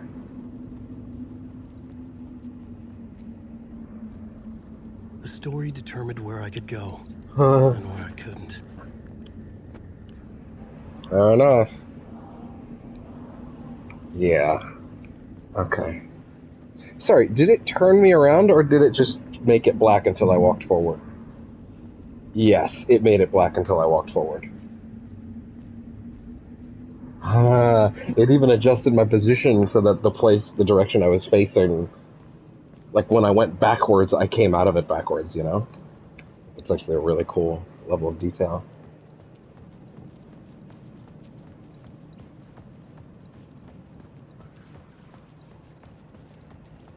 Shit.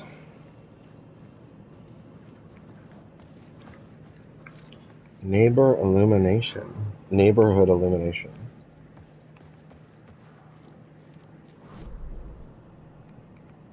Wheeler Street. The map seems very undetailed all of a sudden, and I don't think it was a minute ago, so I'm a little extra lost.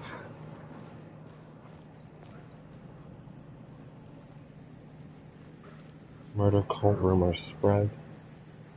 Parliament Tower to be demolished. Dark days ahead.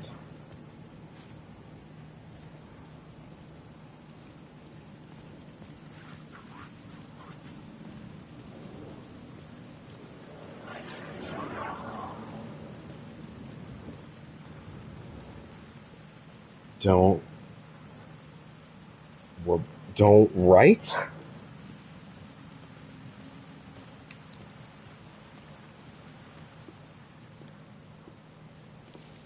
Is this the way it was? They released this scene early. I'm really glad that I chose not to watch it. On the page. What the hell? Oh, hey. He's literally wearing the Max Payne suit. Oh my god. We met at Door's show. Alan Wake, the writer. I'm Alex Casey. I'm looking into a murder. Come on, what is this? There's a piece of evidence, a manuscript of a novel. You wouldn't know anything about it? A manuscript? What manuscript? I need to see it. Rumor had it the manuscript contained the details of the murders. A murder cult was following the story to commit their gruesome acts. Was Wake their leader? Had he written it? How far would he go to create a perfect work of art? Or would he be the next victim?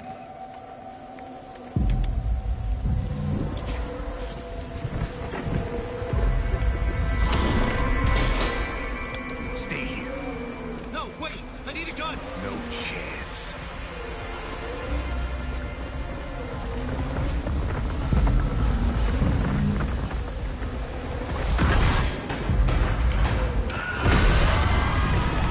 There goes Max Payne. I mean Alex Casey. I mean Max Payne. I mean Alex Casey. I mean Brain. Casey!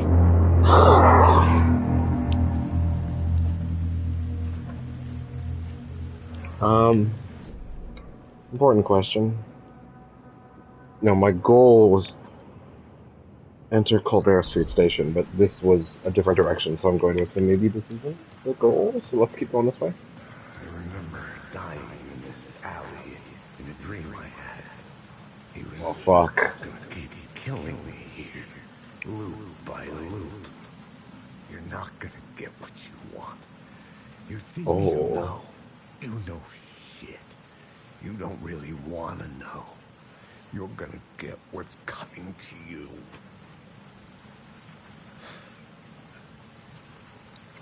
That is awesome. In a horrifying way. Flashlight and gun. I needed his gun and flashlight to protect myself. Flashlight and revolver.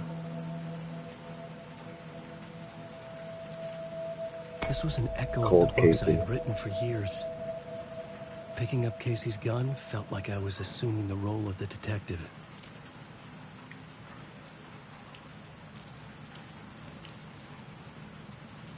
Yeah, there we go. It is actually kind of wild seeing Max Payne die, or Alex Casey die, or Sam Lake die. Ow, my head, it hurts. Playing light now. I could use it to make my way deeper. Or worse. But you need a light to make it deeper, yeah. Is he still there? No. He's not. It's only in the other one.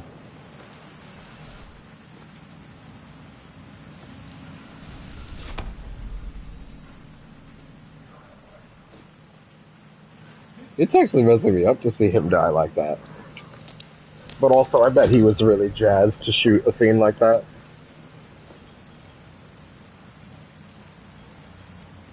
Cult of the Word. Scratch. Return Scratch. Shit. With the alley in darkness now, restless shadows block my way.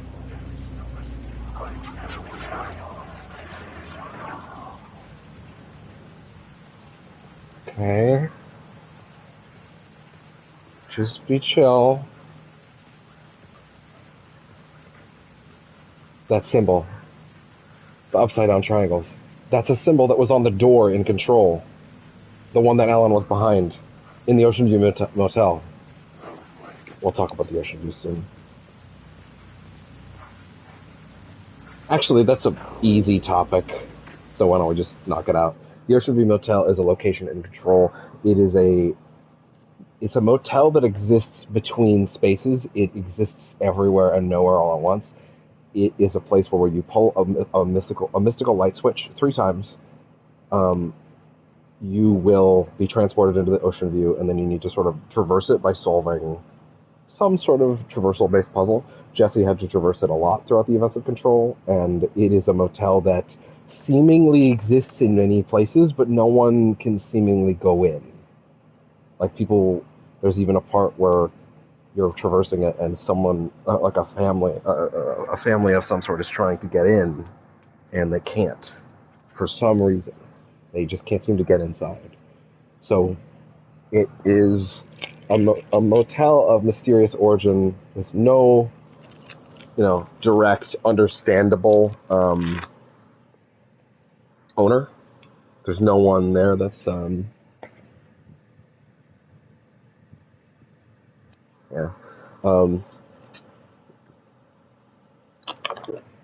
there's no one that seems to work there. The nature of the place seems unclear. And yeah.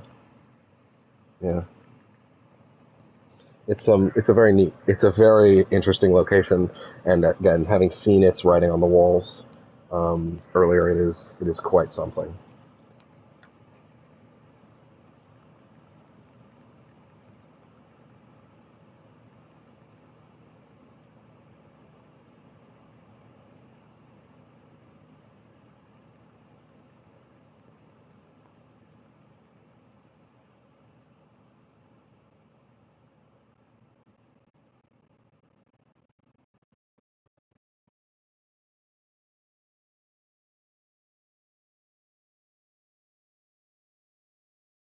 So yeah, that's the basic gist of the ocean view, and now we can move on.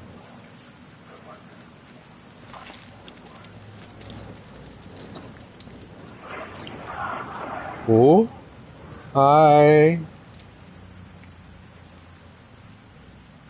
It's hard to tell if they're whispering his name. This is never good. Oh, hi. Wow! Okay. Jesus, okay, fine.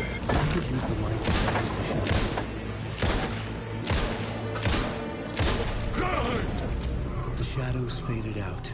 Good reload Until they animation. didn't. They were trying to stop me. With the gun and flashlight, I could fight back. Quick slot. Here. Give me a quick sec.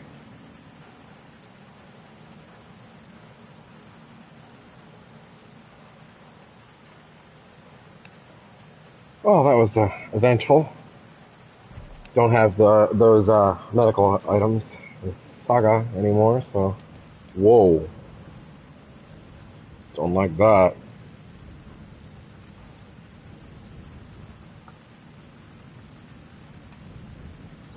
I don't like that one, but...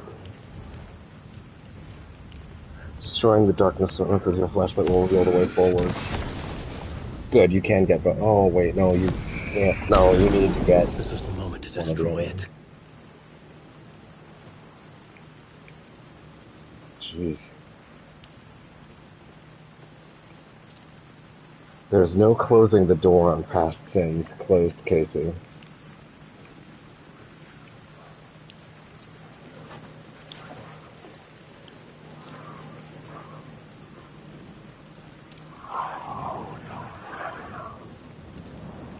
Jeez. Okay. Tension has been building for quite some time. Anything moved up on the plot board? I had to find the subway station. Dark Place, New York. I can read that again in a bit, I guess. A quick second.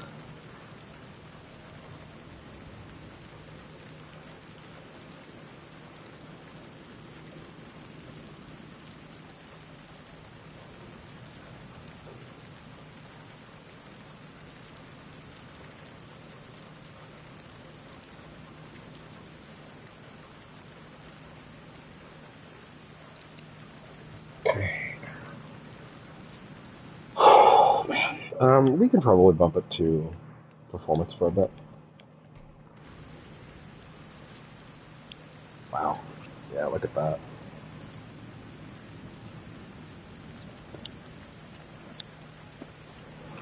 I can't tell if this is a bug with the map right now or what.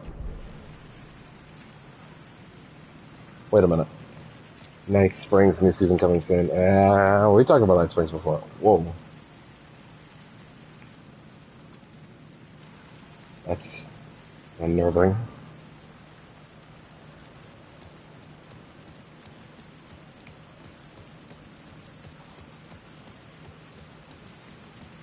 The enemies here are totally different.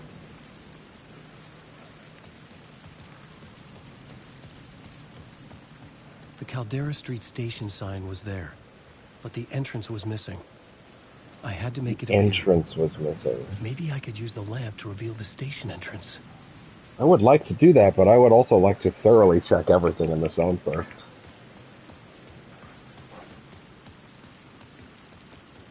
Lost. Wasted. Ooh.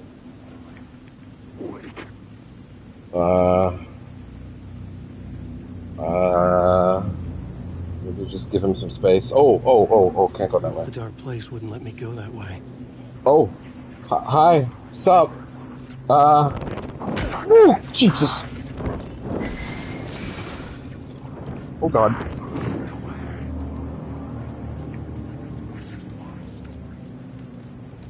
Keep going, keep going, keep going.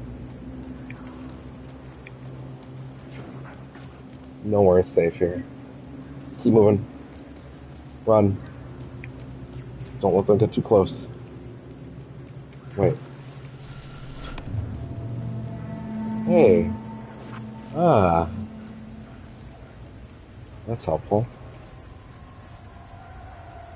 No health, though.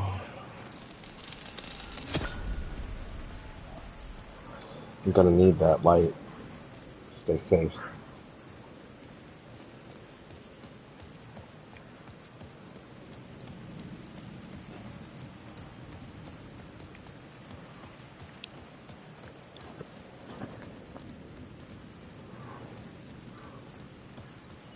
Okay.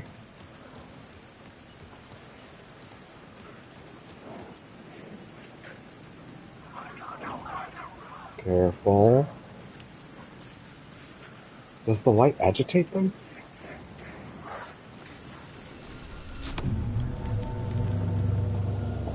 Oh, now the entrance is here?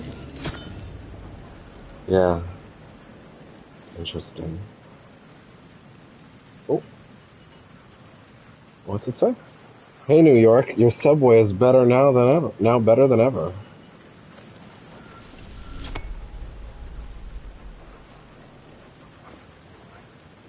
In between with Mr. Door. Still. No. Watch out.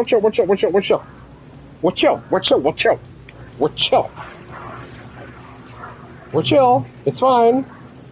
Don't worry about me. Oh, boy. Shit. Fuck.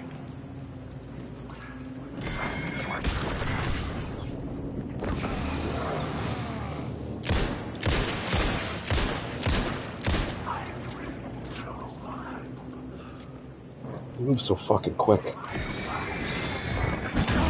Fuck. Whoa.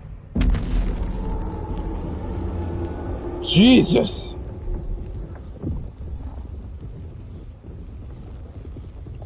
I'm getting the sense there isn't much to find in this zone outside of that.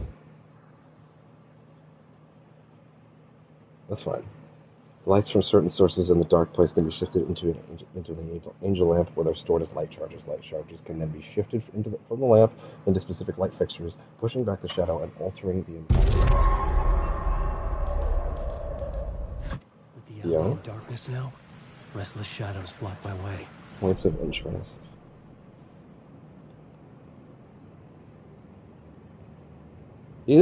Are they showing points of interest on the map right now?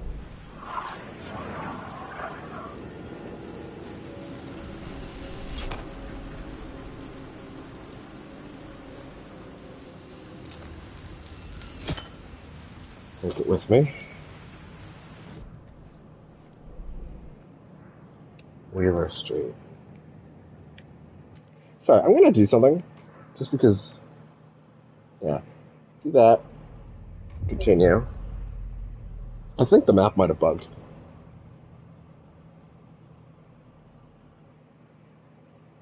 It was trying to tell me about points of interest on the map, but the map didn't look as detailed as it did when I picked it up for a while. With the alley in darkness now, restless shadows block my way. I guess not. Container. Okay, well there is something that I missed. But I guess it's telling me where it is. Points of interest case track objects and information that Saga has acquired. Oh, well, that's... Sure, but...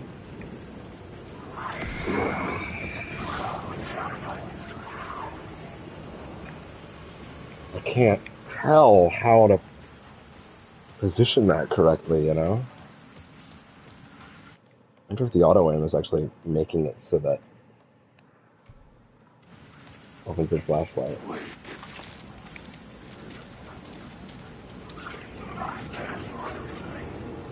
Careful. Let them dissipate. Ooh. Oh, fuck! I could use the light to banish the shadows. Okay. The shadows faded out. Until they didn't. They were trying to stop me. With the gun and flashlight, I could fight back. Destroying the darkness nodes will be able to go forward.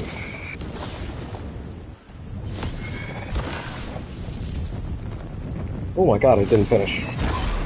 The flashlight had done its job. Maybe we should leave it on?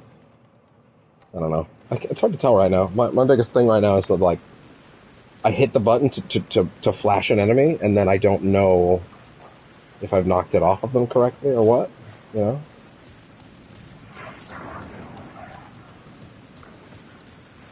Or if one charge equals one enemy, like I can't do multiple with a single charge kind of thing.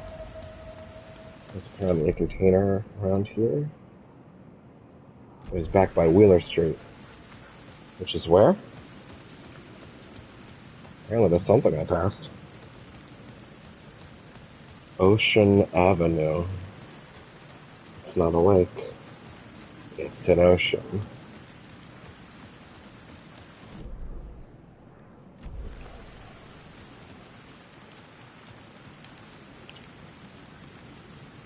Okay, that's a quick turn, got it. I keep thinking it's click it in, but it's just pull it back twice. Oh, is this it?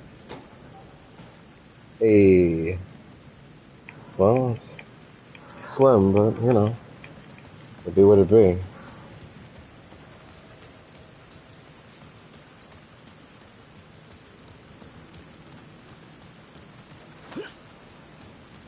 Little smack with the light bulb. That's true, that can actually stun them as well, although I don't know if that affects these guys.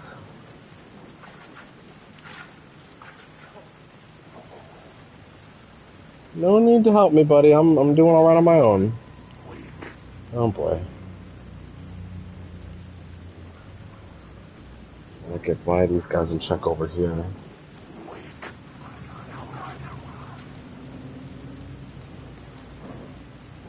Like, am I sneaking right now? Oh, son of a...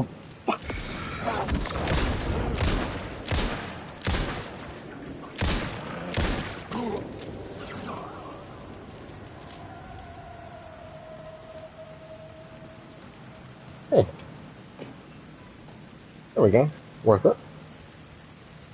Second one of those. Full stack, as it were.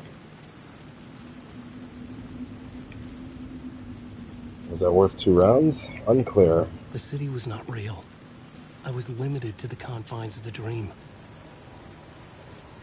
Yeah, I can tell. I mean, that could be a bug, but also it works.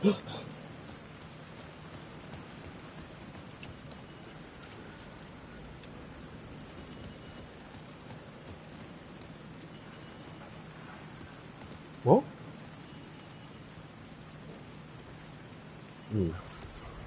I can access it, but not from this position. Hi, bud. Oh, be careful. Be careful. I don't know what constitutes one of them and what doesn't. At least in the real world, it's somewhat obvious, but here it's much more abstract. But I guess that's kind of the point, isn't it? On you go. The Caldera Street station sign was there. Let there be, The entrance was missing. you know. Hi, bud, I see you.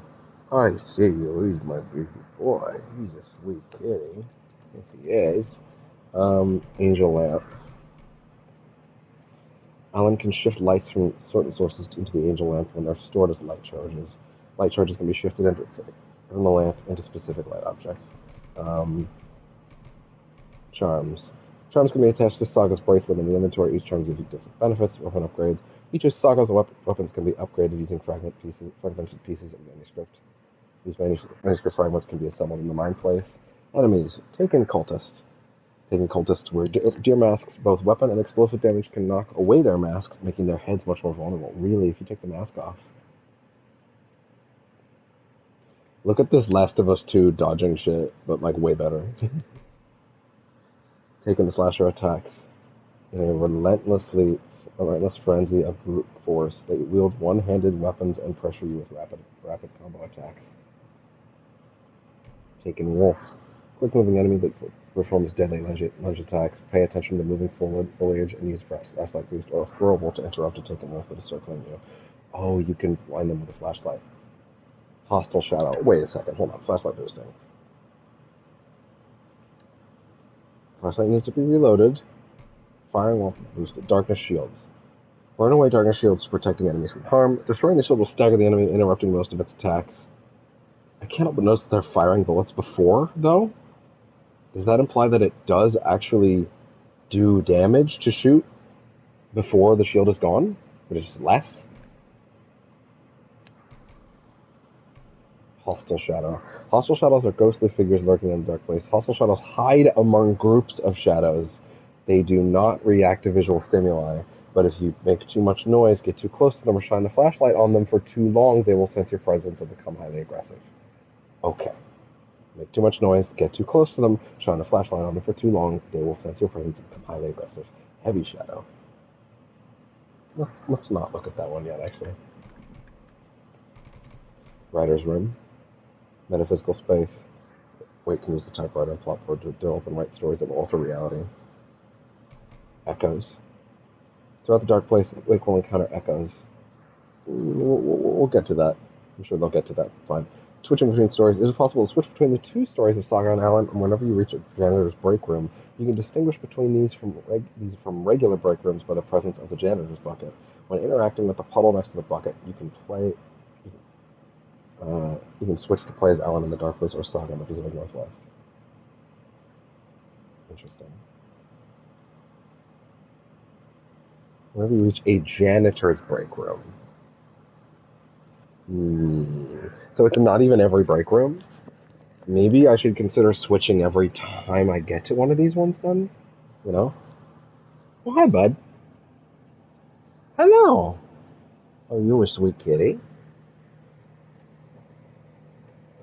Ooh, the portable AC is not quite empty yet. I don't have reason to flip around still.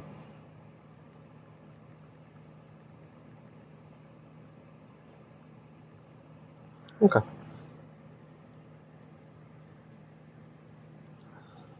So that is good to know. So I guess maybe I should switch every time I get to one of these types of janitor's rooms. Maybe I could use the lamp to reveal the station entrance. What if I did this now? I see.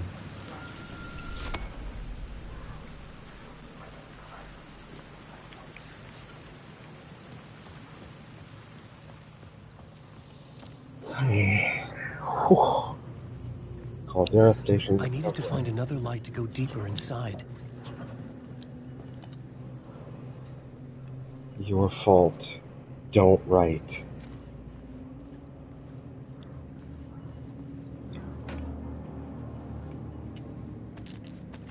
Okay.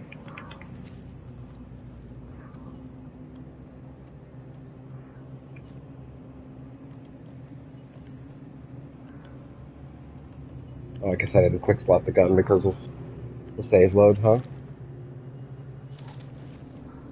Is that actually Max? Unclear.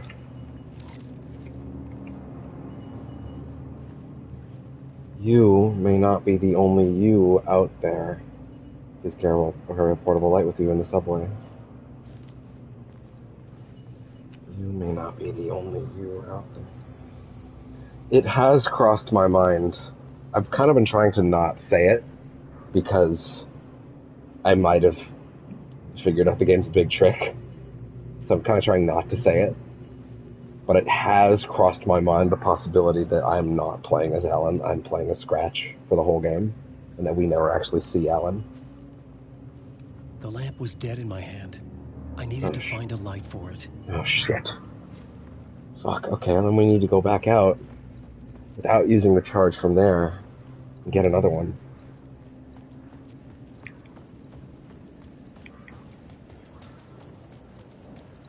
There's a light back there.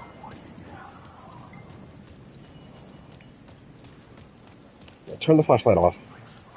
Also making too much noise. Making too much noise, shining light on them. Find a way around that fence. Fuck.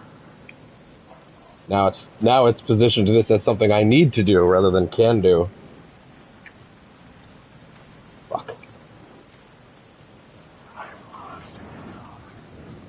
Up above. 1 second. I've been sent a video.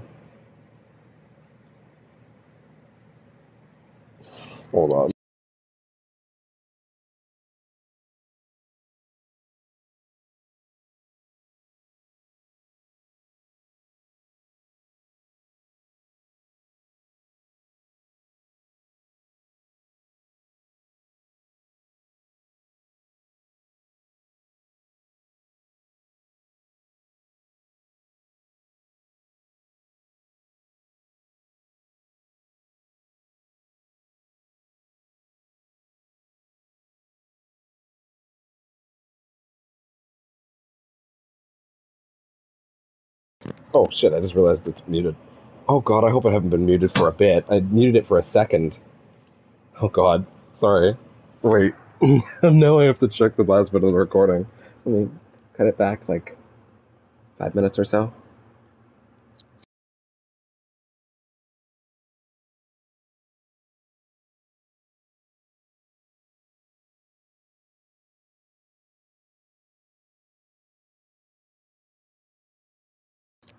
Okay, no, we're good.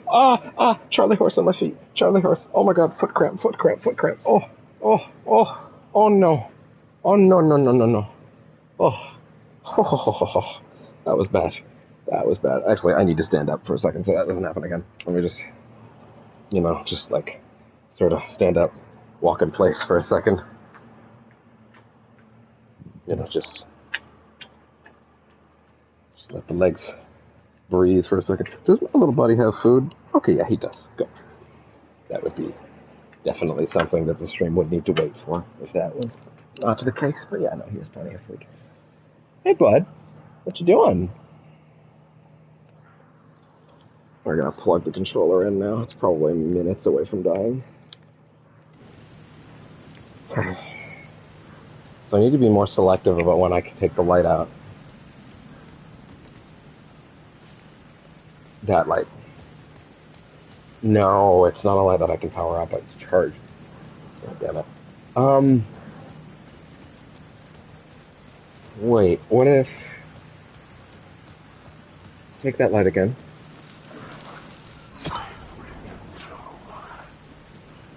So they hide among the other shadows. No. Oh. Oh my god, just rewriting reality. This is fascinating. It's so trippy. Might even be more trippy than Control. I can't believe this is real. I can't believe the game is real. I just realized that. I can't believe the game is real. How do I even process that? That I'm really playing Alan Wake 2 after all this time. The only thing that's like stabbing me in the ribs every time I try to enjoy it is like, yeah, but there's no physical copy here. Right? Like I'm being actively turbo shanked by that realization at every turn. And it is hampering my enjoyment immensely, but I am pushing that thought away by sort of just telling myself, possibly to no avail, that the game will be successful enough, which I bet it will be, because of all the crazy review scores it's gotten. That when they get all the DLC out, it'll have like a physical complete edition. They don't have any excuse. THQ Nordic said that they would publish it for them. Like, they offered, like,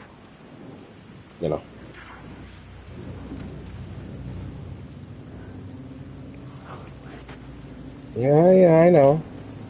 Oh, that's a drop. I know.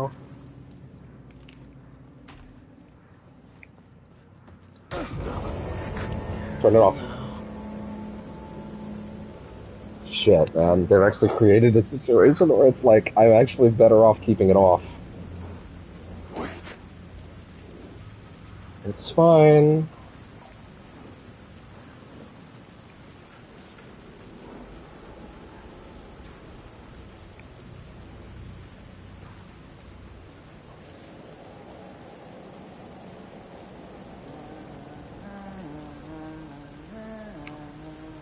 Huh?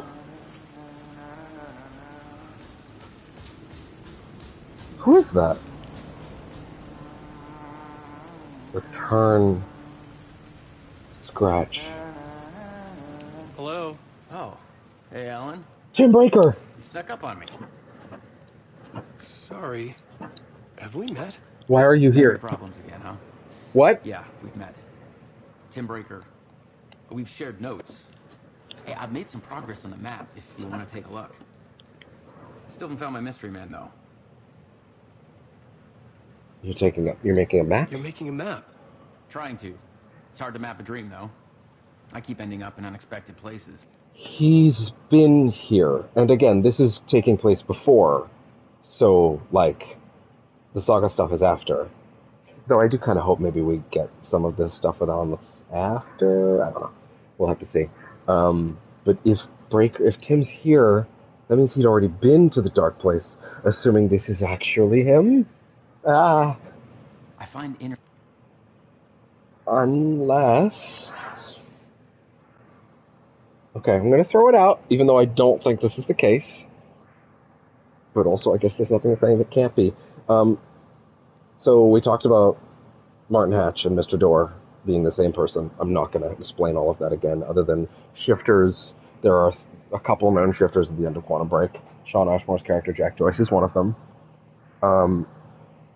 The last thing we saw with that character is him basically having the ability to choose between two separate futures from Monarch, one where he walked away from it, one where he built it into something in his own image that would be better. The Monarch was the evil company that Paul Serene ran. It was the antagonistic force throughout the game. It is perhaps possible that Jack Joyce, got to that point of his shifting abilities as well later. Let me put it this way. If Martin Hatch can be here as Mr. Dorr, why couldn't Jack Joyce be here as Tim Breaker? This one's probably not true, if I'm being honest. I'm gonna stake a point in the sand saying this one's probably not true. But I'm putting it out there just in case. Things like those strange markings that react to the light, but never the one thing that I'm looking for. Feel free to check the map out. I've been stockpiling supplies while I poke around. If you find a stash, take anything you need. I appreciate the help. Who's this mystery man? Oh, it wouldn't be much of a mystery if I knew. All I have is a name. Warland Dorr. The talk show host? No, that doesn't sound like him. That The guy doesn't has many sound like disguises, him. but a talk show host? I'll keep looking. Okay, here's what I'm gonna say. While I did just say that I don't believe that Jack Joyce is inhabiting this timeline looking for Martin Hatch. Oh, god damn it, the fly is attacking the TV, and now my little buddy's gonna be jumping at it. No! Now I'm gonna have to deal with that flyer. This is gonna turn into an international incident.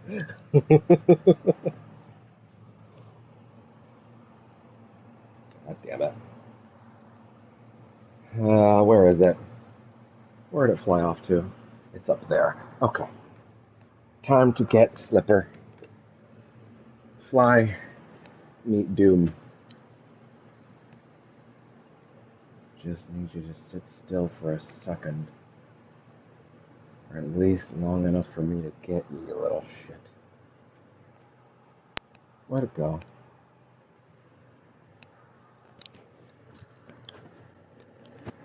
Okay, wait, my little buddy's looking down somewhere else. I think he's got a better beat on it than I do. And now we're on Fly Watch, live. Let's play Kill Flies. 0% Valuecast versus The Fly. It's like that one episode of Breaking Bad. Just gotta watch my cat, my radar cat. I actually don't see it anymore. Problem is, I know that if I let it go, I'm gonna be standing up in a minute. I guess I could keep talking about this in the meantime. I know I just made a whole thing about how, like,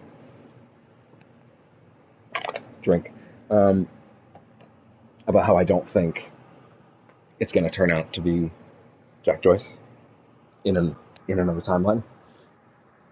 I still believe that, but then I realized that what's happening here is Sean Ashmore's character is hunting a character that theoretically would be played by Lance Reddick, which is a thing he would be interested in, which is, I'm just saying,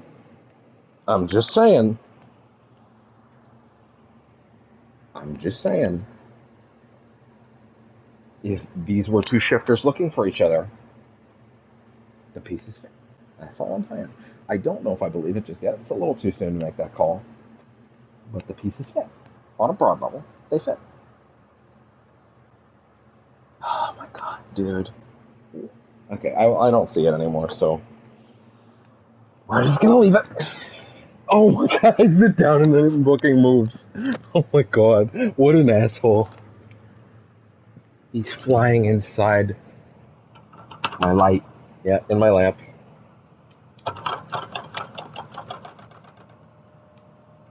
Yeah, he's trying to get inside the lamp light.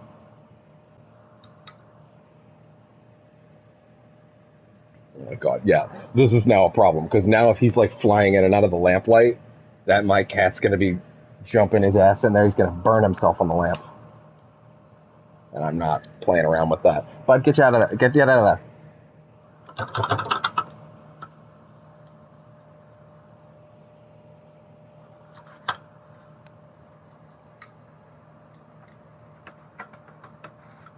Dude, this is so bad. Live shenanigans. This fly is determined to interrupt Alan Wake 2.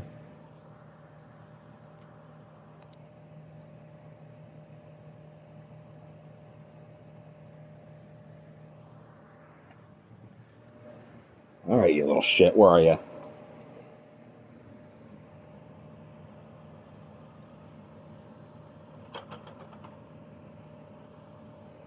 Okay, he's flown out. You just fly straight back into the lamp. I'm gonna fucking blind myself staring into this light bulb, oh my god. Actually, you know what? Let's turn off this one. Turn on the other light in the room. This is the worst. Okay. Other light. It's gonna be harder to spot him now, but at least he'll leave the inside of that bulb.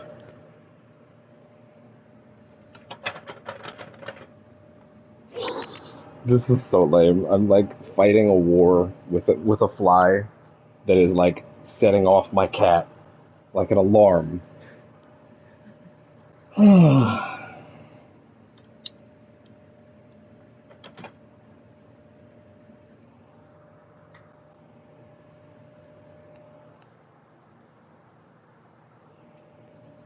You see it, bud?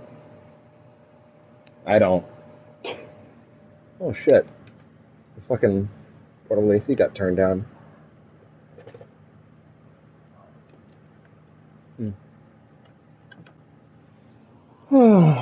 Okay. I'm gonna walk away. I'm gonna turn the other light off, and the minute I sit down, I'm like, okay, we're just gonna deal with it. He's gonna start fucking flying around again. We're gonna sit down, and we're just gonna go. Although my little buddy is sitting on the TV stand. Come here, bud. There you go, bud. It's okay. It's okay. We understand. You're just doing your best.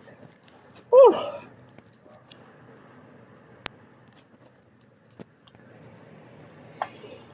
Thank God for this portal AC, dude. Sweat my ass off.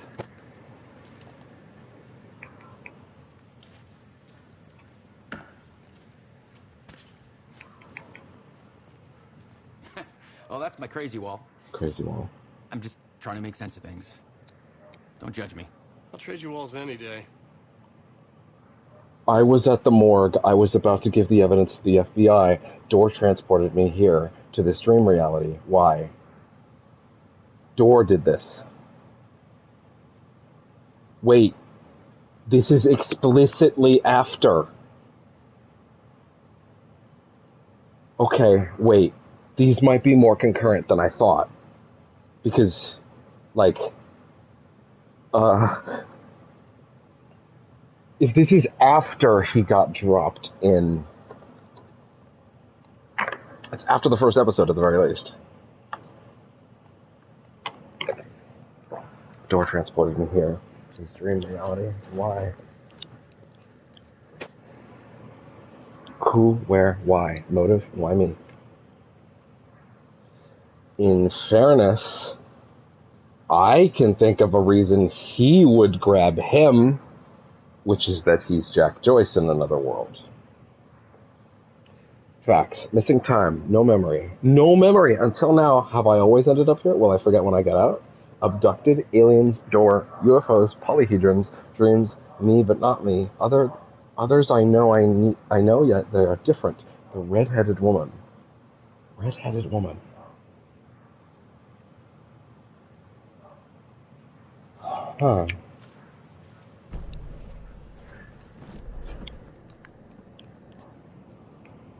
Battery back there. Echo, echo, echo. Places of interest, are those question marks?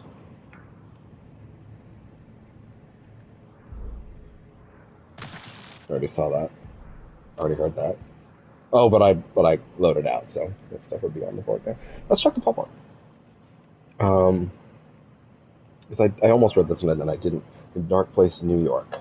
Dark Place has taken the shape of New York City. I was from New York. I wrote crime books there, set there for years. I was affecting my surroundings.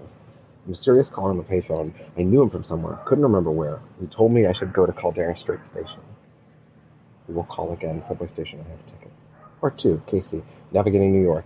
I had to find my way to the subway station. The lamp would make it emerge. I met Casey. He was in this story. This was his city. He talked about a manuscript. It had to be my writing. Casey was killed by the Dark Presence. I had assumed his role. Every writer is a detective finding the story. Yo.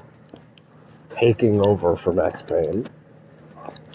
Let's stop kidding ourselves. It's Max Payne. Once again, I've played Max Payne 1, not 2 and 3, just for that context. I know 2 is where the story really kicked off, but... God, what does it mean that you're here already? Or that... Well, I guess time doesn't have to make sense in there. This could functionally all be a week for him.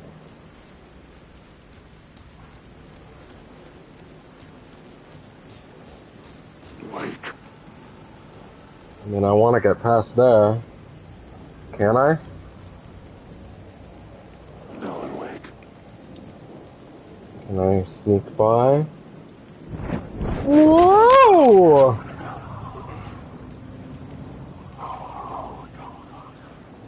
Did that do damage? I don't even know.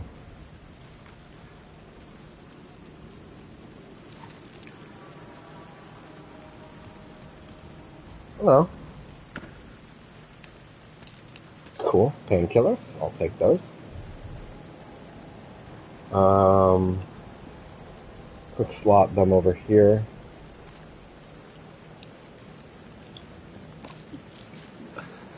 Cool.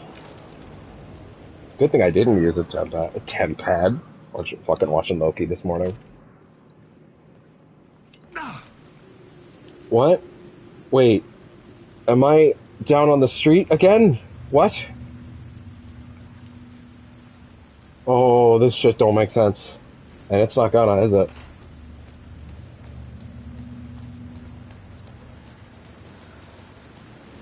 I'm back behind. I went up to get down. Gotta get up to get down. Take the light. What? Fuck me. Oh. Oh.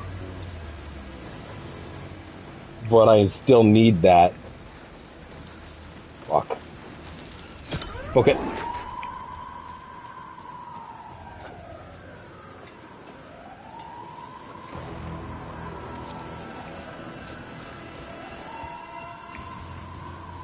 As long as they don't know how to make it up here.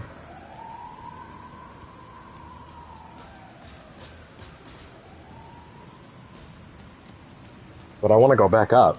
There was stuff I missed back there. Hey there. Okay. Can I just jump down? No? Okay. I'm realizing a lot of this is kind of hard to see on the video feed, but, like, I gotta keep the light off to a certain extent, you know? Can I go back down, or is that only if I kill the light? Yeah, go back, okay.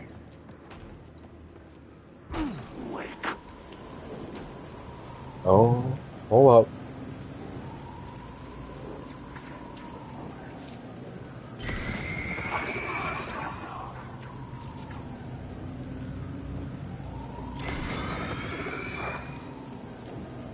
Don't have to shoot them. Interesting. Oh! Oh, god damn it. I didn't even think about that. There might be these around. I can't stow the flashlight all the time. I just have to be choosy about when I turn it off.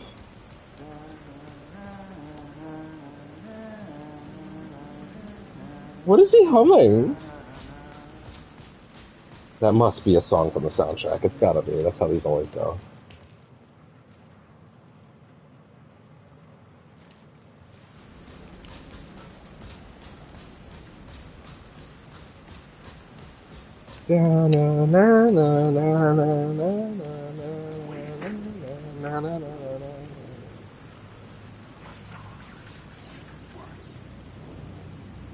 Up? Oh boy. Just gotta be prepared to stow it. Okay. Can I jump over here? No? Not really?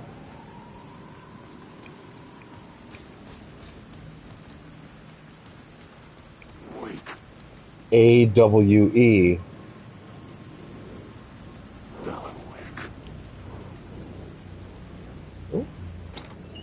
Oh, ooh.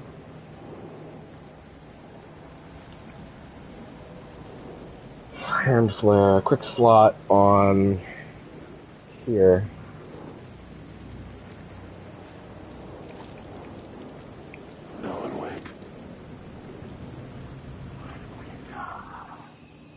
Hey.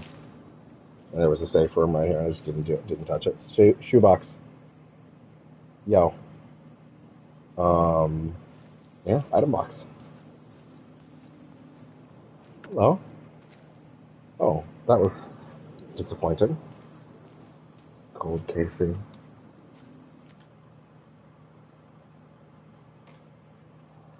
We still in Initiation 1? No. No, of course it wouldn't be. It said Casey earlier, yeah.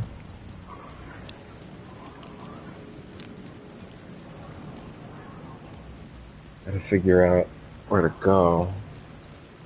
It's telling me to go up there, then there? Can I climb this? No.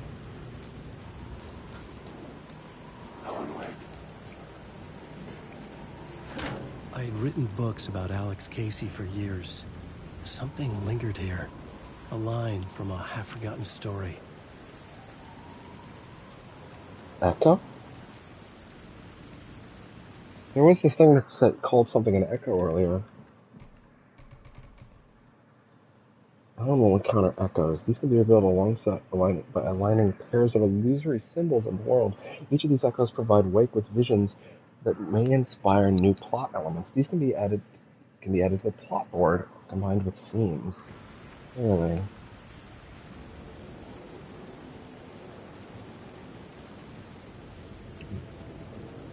Sit up for a second. Sorry. Got a little Crohn'sy there.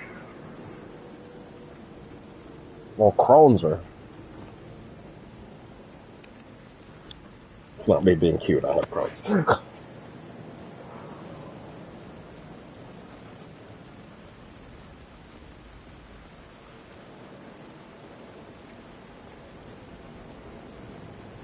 Where's this echo?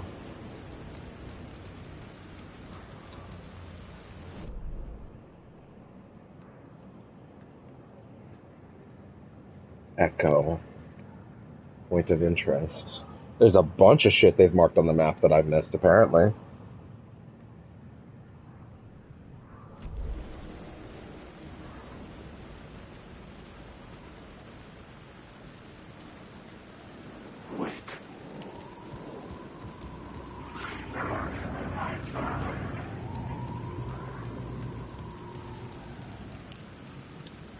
Oh, ladder.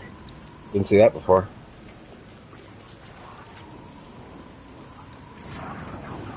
Align the echo by approaching it from a specific angle.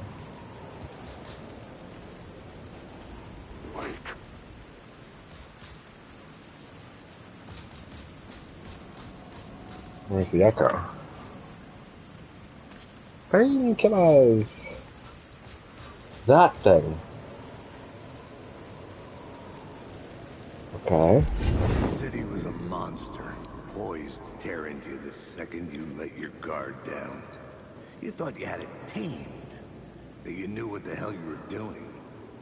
Your last mistake, unless you got lucky. And you didn't deserve to get lucky. You blinked at the wrong time, let your mind wander, and the fire escape that was meant to be your getaway route was gone, was never there at all. You'd gotten turned around somewhere along the way. The city was coming to finish you off, and there was nowhere left to run. Okay, I need to be on the lookout for those much more intently. Thankfully, the game seems intent to mark them on the map, but still. Wait, it kind of looks like that might not even been the one it was talking about.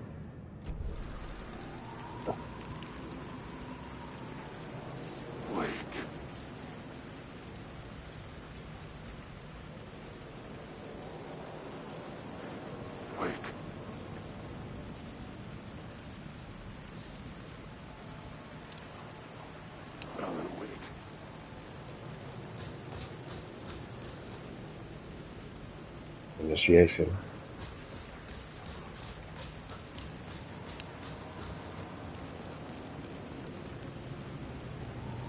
Straight up.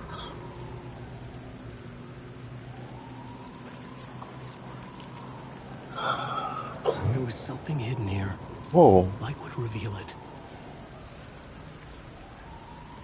Is that something I got from the echo? Because that wasn't there before.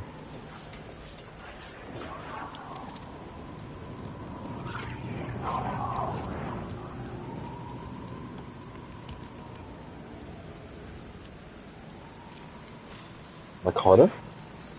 Fuck, that was a waste. Phrase repeated over Oh wait. and over. A word of Words power. resonated with meaning. Had I written this? Word of lamp found. Words of lamp. Oh. He has a different type of upgrades. Upgrade tree. 5% of max value and flashlight boost on hostile shadows. Interesting. 10% chance to stun enemies on flashlight boost. 25% chance to regain a flashlight charge killing an enemy. Huh.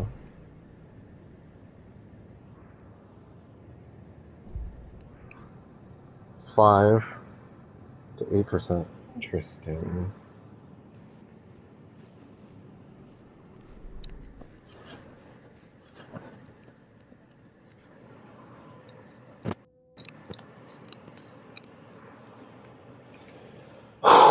Okay.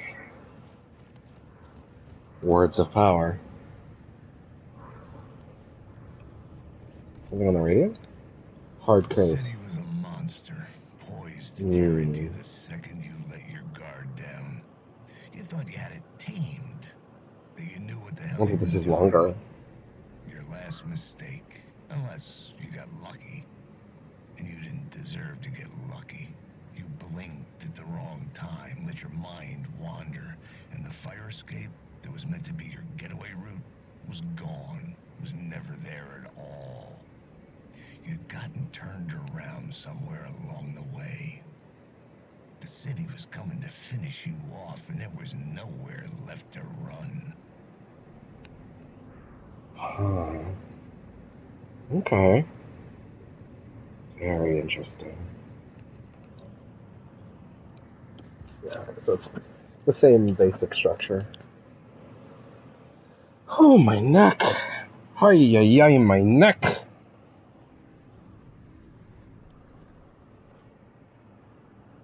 Oh, this thing is all curled up under me.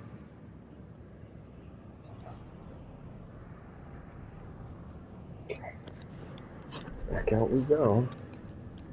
At least I've solved some of these. There's one behind me, too.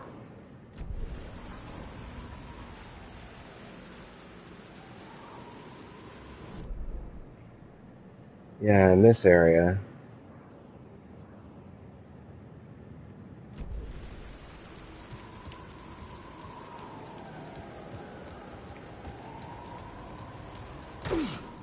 Out we go.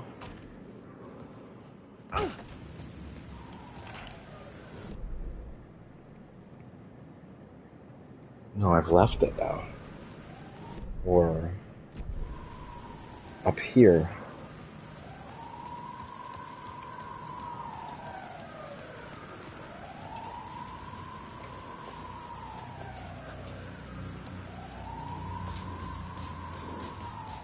Classics are forever. Yeah?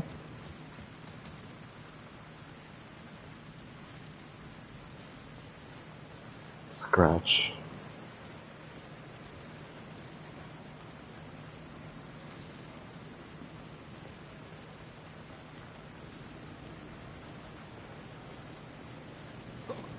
Is that literally just trying to show me this? Doesn't look like it.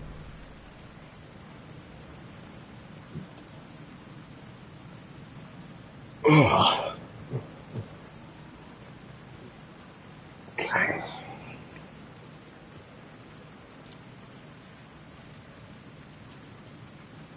What are you trying to show me?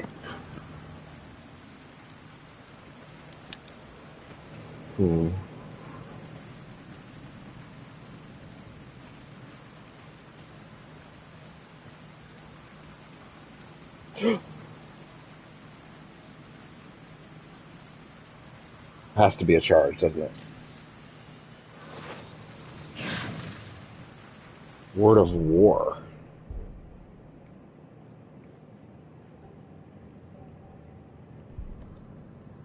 Full stop. Increases damage dealt by the last bullet in the revolver's chamber by 25%. Increases double barrel shotgun damage by 25% when hitting multiple enemies with one shot.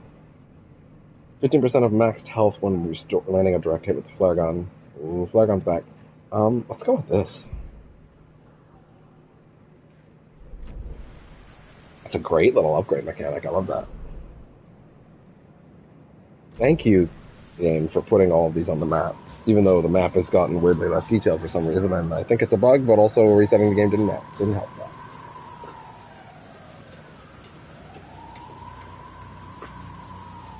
For a game made by people who were like very adamantly like for most of development, like no, this is a max visual fidelity 30 FPS game. They made a kick-ass 60 FPS mode too. I'm awake.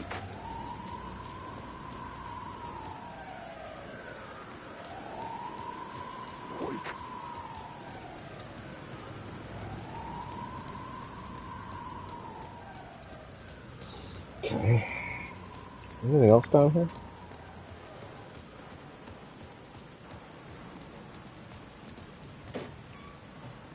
Hello. Ah, wonderful shortcut.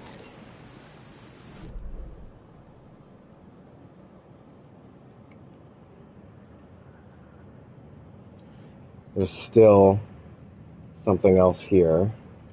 Something else near there. There's still stuff to find. And I will not leave any stone unturned.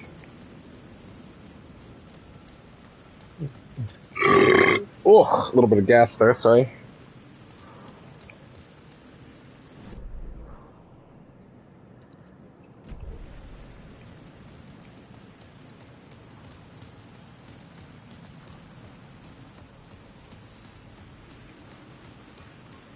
Once again, like, it definitely wasn't hitting me during the Saga sections because I wasn't playing as Alan, right?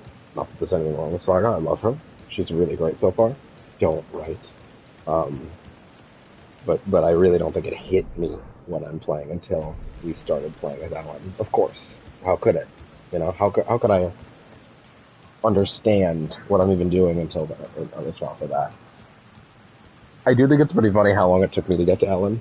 Given that I was like, oh yeah, I'll probably jump back and forth between them both a bunch today. Find Alice. Instead, it's like, no, man, I'm looking. I am a searching. I am a getting all up in there. I'm checking every nook and cranny. I'm going to find everything there is to find.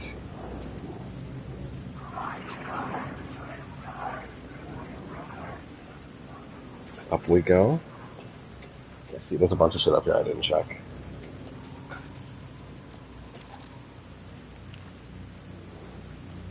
Gotta keep the light on the majority of the time. Only put it away when... Oh! Oh! Echo! Where's the other side of it? Oh? The rain tried to wash away the sins of this city. But some sins, the evidence of the crimes committed, could never be erased. Not by the rain, or any amount of therapy from Dr. Jack Daniels. It remained bruises under my skin, like tattoos. Bruises in my soul. Scar tissue on my heart. The rain never stopped falling. And I never stopped drinking.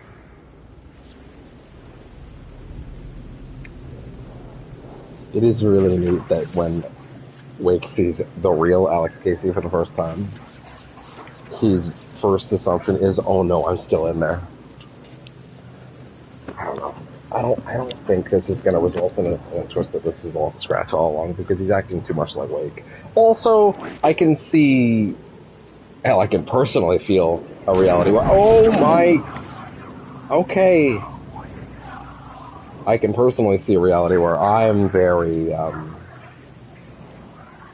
put off by that because I didn't actually get to play as Alan, you know, and that's like, you know, if I didn't actually get to play as him throughout the whole game, it would feel like a bit of a jet. Feel like a bit of a ripoff.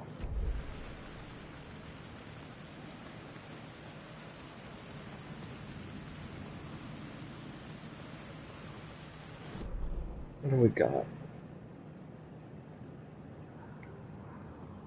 Yeah, so these are over that way. I think, yeah, the doors just don't make sense.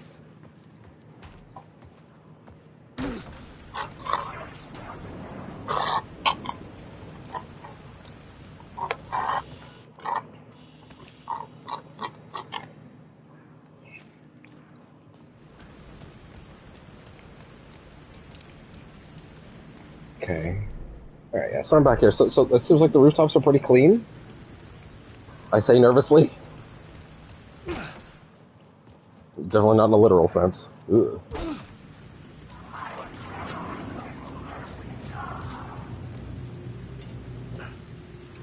Can I slide on the ladder? No.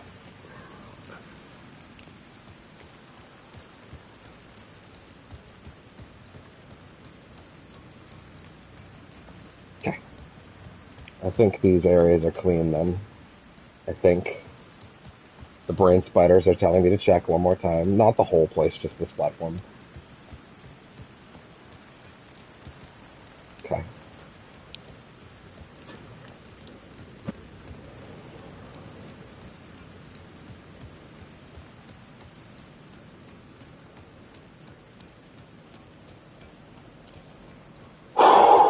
Man.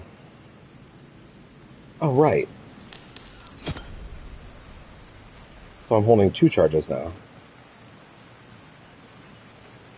Don't write return.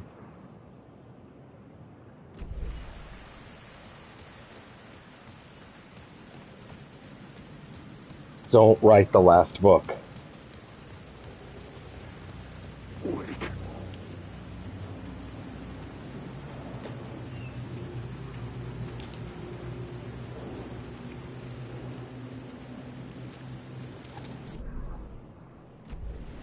There's something here.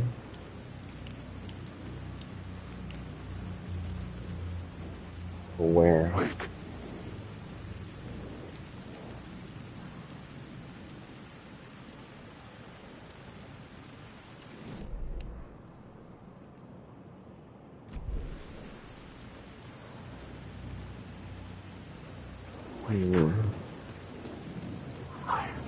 Just be careful. Oh my!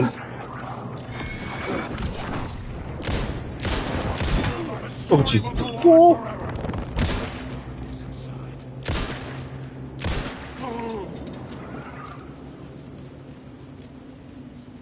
Jesus! Things get all wrong closer to here. Up. Oh. There we go. Word of action found. It's personal. Increases damage dealt to enemies in close proximity by 10%. Never there. Makes Alan 20% harder for enemies to detect. That seems really good. Decreases damage received by the darkness projectile. From the darkness projectiles. I don't like that, but we're going to go with that for now.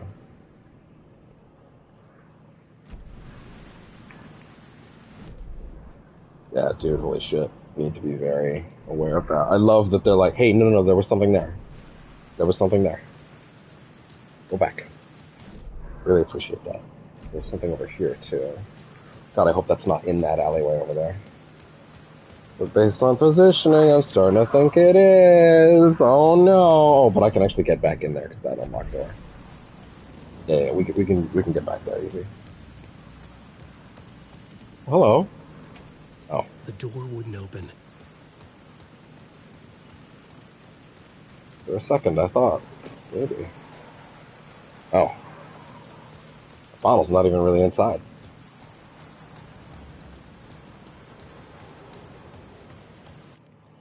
Let's bring it back to visuals for a bit. Yeah, wow. Just crazy. That's not what I wanted. Yeah, it's something over here. Past those guys, maybe? Well.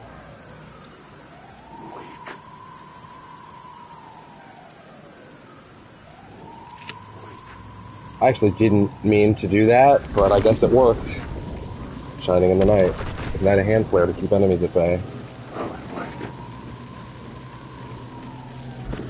Oh no. That's bad. Oh boy. Oh my god, there is actually a way over here from inside there. Whoa. Is there something in there to find? Shit, I don't know. I don't know what it was. I'm gonna have to go back through.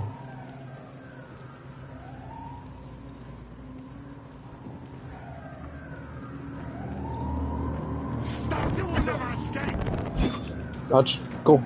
Go, go, go, go, go. Oh boy. You were a character in my story. Is that what he said? He's taking damage. It's not only from a light source.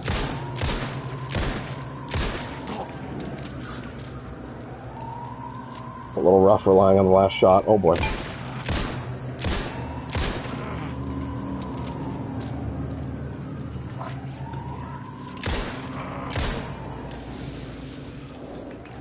That didn't help.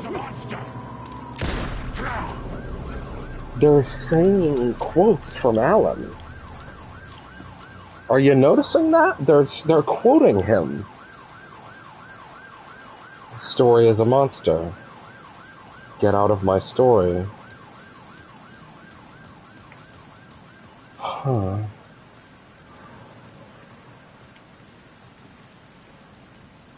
I know it's all in his head. Like, that's not a revelation, but like... Huh.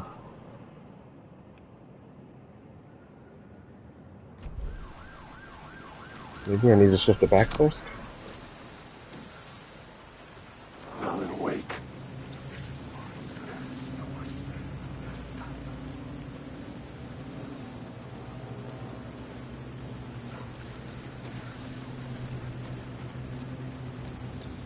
My little buddy's watching very intently now. Are you also very excited for Alan Wake 2, bud?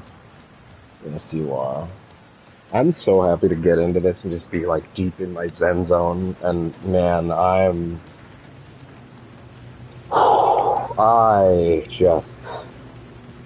I'm so happy to have the opportunity to just sit in this on my own and just really soak it in. Not have to worry about like bugging anybody with my inane stuff. I can just record it all, send it out into the world, and then just let it be what it. Oh dear Lord. Oh no.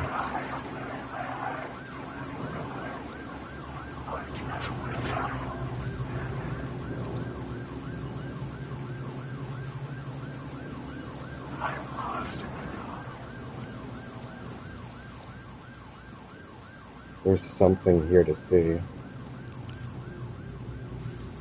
A word? Yep. God, I hope I don't. God, I don't know if I'm actually supposed to be using that on that or not. Provides 5% chance to not consume ammo when firing a revolver. That would be nice. Original space. Increases knockback force of Allen's shotgun by 50%. Increases flare gun's projectiles area of effect by 25%. In the interest of conserving ammo. The city was a monster, poised to tear into you the second you let your guard down. You thought you had it tamed, that you knew what the hell you were doing. Your last mistake, unless you got lucky. And you didn't deserve to get lucky. You blinked at the wrong time, let your mind wander, and the fire escape that was meant to be your getaway route was gone, was never. The one I already did, or is this the... Tried to wash away the sins. I don't know which one is the new one now, actually, to be honest. To be completely honest. The evidence of the crimes committed could never be erased. Not by the rain, or any amount of therapy from Dr. Jack. So, critical understanding is that the Casey we're interacting with here, the Casey that we're interacting with in the dark place, as far as I'm concerned, that is Max Payne. No ifs, ands, or buts about it, that's Max Payne. The one in the real world is a real person, though, who coincidentally had the same name. And Alan perceived him, and suddenly wrote stories about him.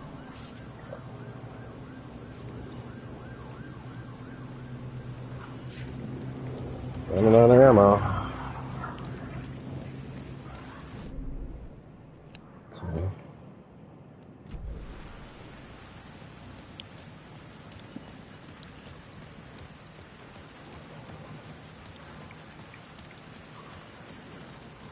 I feel like I need to touch every area again in case there were other things, you know. Also got to keep that flashlight on in case there's arrows.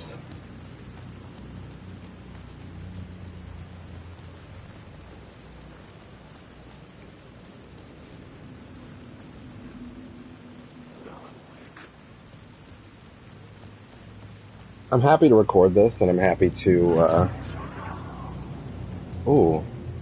Jeez. But also kind of swanky. You need help. Good luck. Beware the dark. You will show... Light will show you the way. Need money to buy books. Don't spread the word. There's a dark cloud hanging over your head.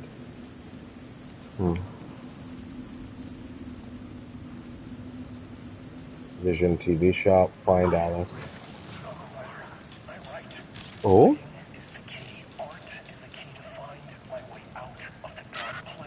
Oh shit, now I wonder how much other stuff I've missed. I'm outside time and space, outside reality. This is real. A nightmare dimension, an ocean of darkness. Remember, its dark energy can make art come true, make dreams and nightmares come true. Yes, I can use this. Let's just go in and watch this. Writing.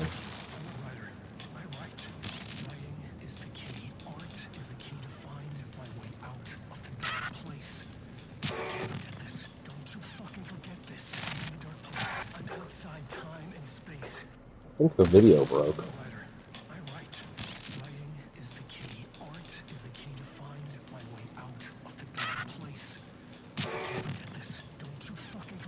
Yeah, it did. I'm outside time and space, outside reality. But this is real. A nightmare dimension, an ocean of darkness. Remember, it's dark energy. He's wearing the outfit from American Nightmare, by the way. It's also what he's wearing in the real world. I need to use this. Hungry, monstrous things. Want to stop me, to devour me, become me. Become me.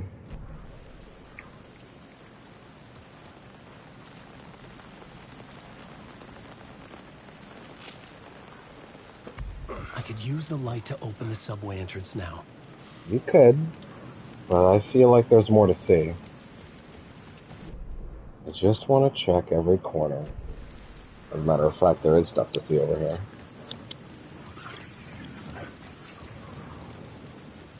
AWE. Wheeler Street. Really picking up on the fact that that's called Wheeler Street. Be absolutely sure that this isn't... Oh my god, you never had to shine the flashlight thing on it. It just makes it go faster. That's upsetting. Words of fix. Increases max health by 15%, would like that. Increases max amount of health restored in safe havens by 30%. Yo. Wheels within wheels. Restore 50% of max health when a new word of power is discovered. That's a little inconsistent. God race? Yeah, let's do that. You can basically make it so that the light sources work the way they used to. You pump all three of those. That's awesome. There's a battery over here somewhere.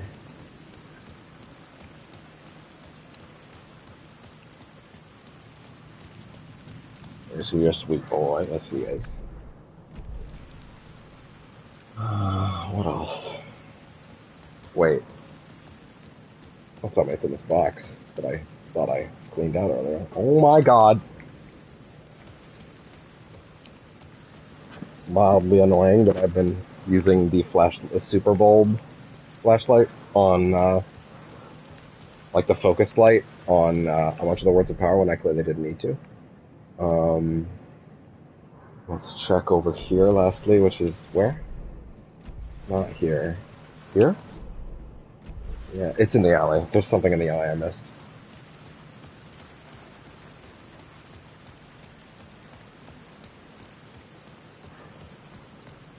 You lost her.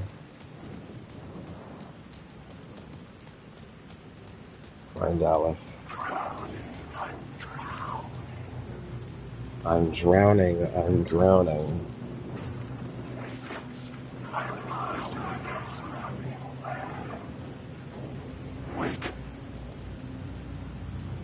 Watch your step. Return scratch, return scratch. Feels like that's the thing that I'll be laying on a little too thick. I don't know. I'd rather not think about it. I'd like to be surprised. How did I miss this? 1 second. Because it's not even there. Right now. I needed to get back to the subway station entrance. Hello.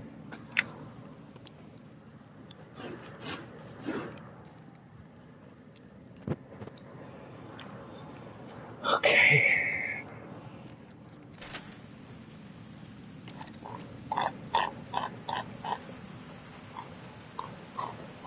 What? Isn't this just back to here?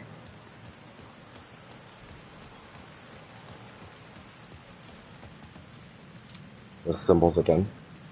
The symbols that were in the AWE DLC. I need to stop saying the AWE DLC and just say AWE. Yeah, goddammit, I've been wasting those. Fuck. Words of fix. Health up.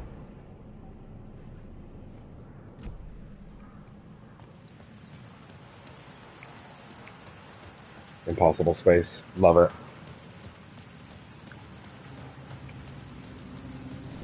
Is that everything that I see? I mean, kinda.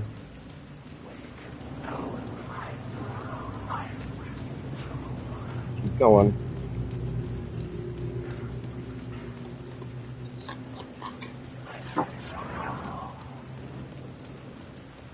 Okay. Glad we did all that. That's for sure. That's gonna help. Books.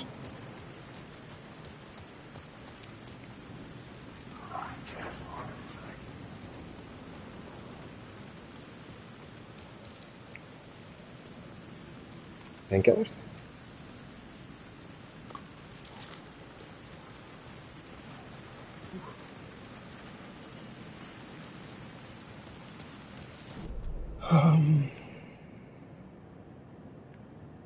Point of interest. God damn it, there's still several things over there, isn't there? Shit. Didn't see that. It'd be easier if the map wasn't fucking blank. Again, it wasn't like that to start. It's a bug, I think.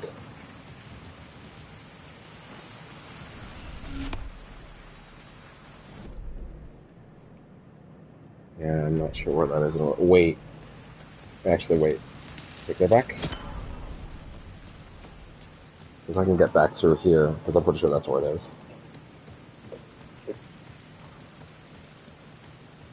Oh, portable AC's out. Sorry, I'm gonna go do that because clearly that's a part of why I'm getting fucked up hot right now. I'll be right back.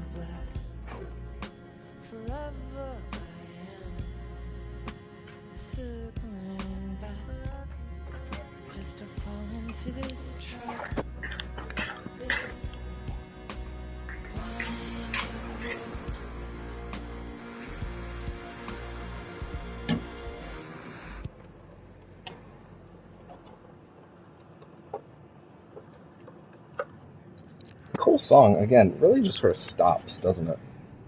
Feels like the chorus kicks in for the first time and you're like, yo, and then it's like, we're done. Or it feels like the chorus is about to start. I don't know. Very strange. Currently pouring that drink now. I'll tell you one thing, or not pouring the drink, pouring the water into the portable AC. I'll tell you one thing. It is really nice having like sort of a built-in intermission mode in the game. That's at least nice. I have to go grab the drink still. So, 1 second. No other songs. So.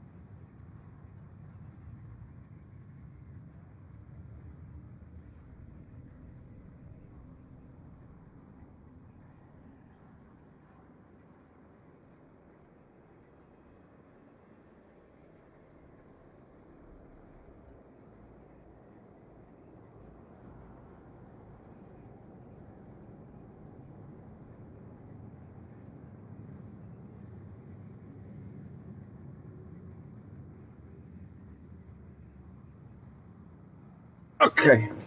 And we're back. AC on. Oh.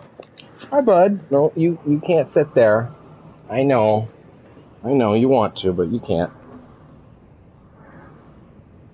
You sit wherever you want, other than on those two desks. Oh, I gotta say, that is already hitting me. I wonder how long that portable AC's been dead, and I didn't realize, because, it is instant. So it's something around there. There's also something up there.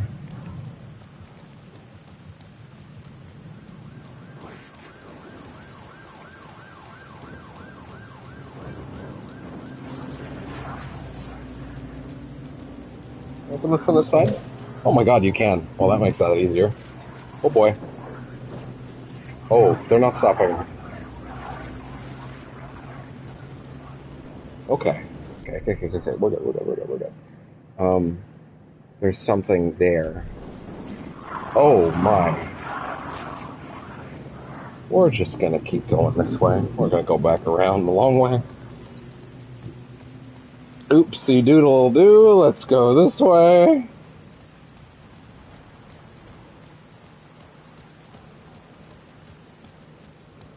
Thank you, God, for putting points of interest on the maps, because I would take hours to find these things otherwise. Is that a ladder?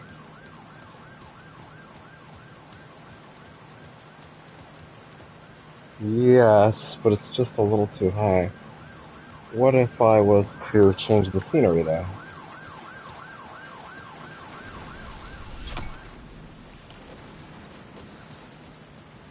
It's still kind of out of alignment. But, no, I can't climb on here and then over there.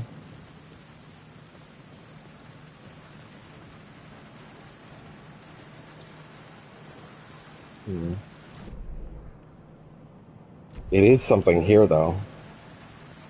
Whatever the issue is, it is something here.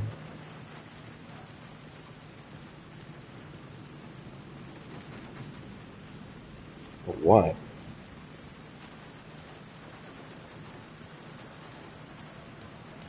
Can we put the light back?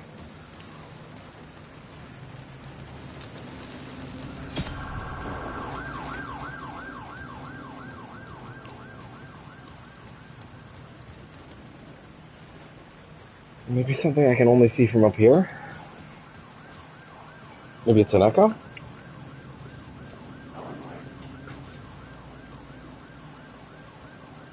Straight up.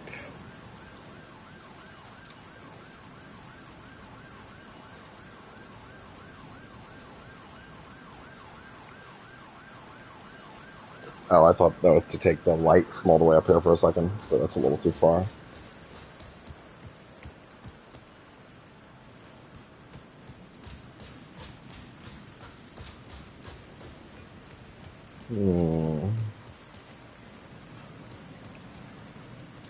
I already got this, right?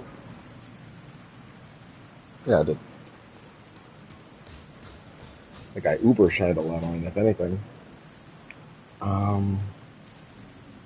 Maybe there's a way to get up on top of those? I don't know. Straight up. Is that the hint? Maybe look at the straight up sign from below?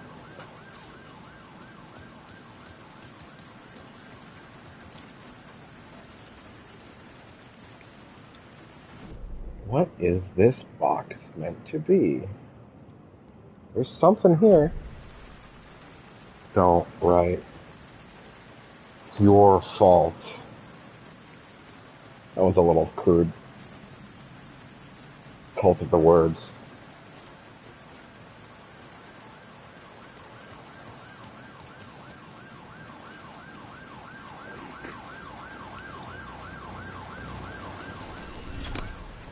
Is it back?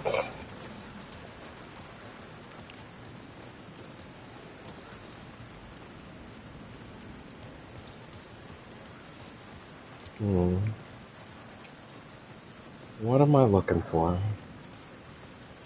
What am I not seeing?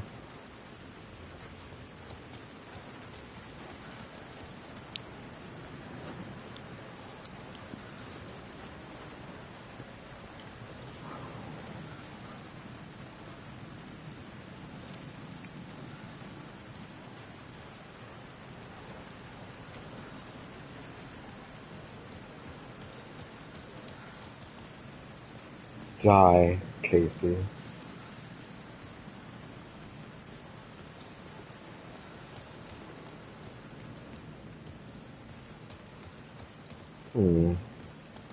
What am I not seeing? Oh, well, all of the echoes so far have had me looking at billboards like that, so there must be an angle straight up where there's an echo visible.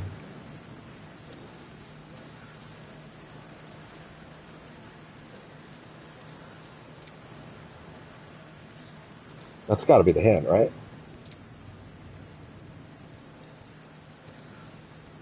It's got to be that. But maybe it's when the car's in the other state.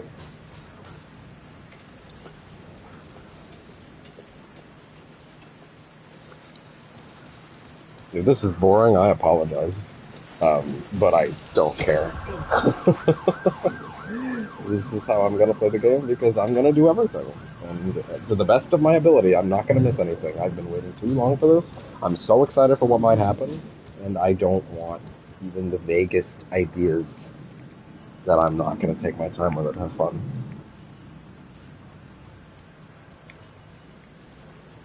But goddamn, if this one isn't taunting me.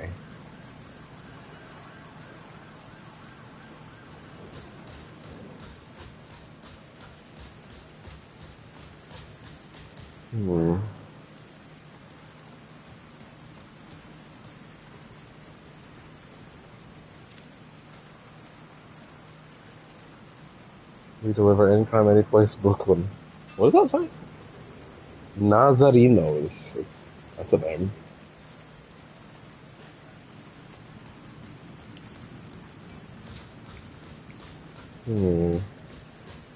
It's straight up not the hint.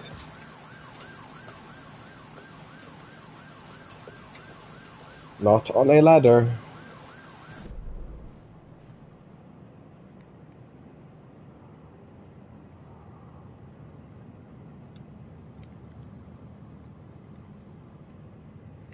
Let's go check on this one, just in case maybe there's something about that point of interest that'll illuminate something else. Maybe that's a part of this. We'll see. Awake.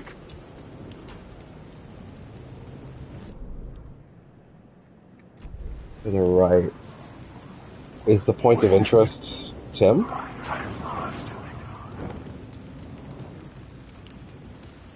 It might be Tim. The point of interest might be Tim. Oh, hello. I didn't see this before. Hey! That's actually really helpful.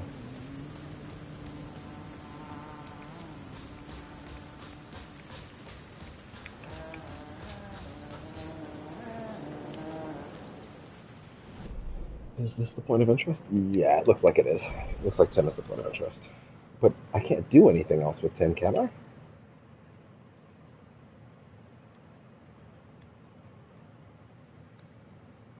Woman door.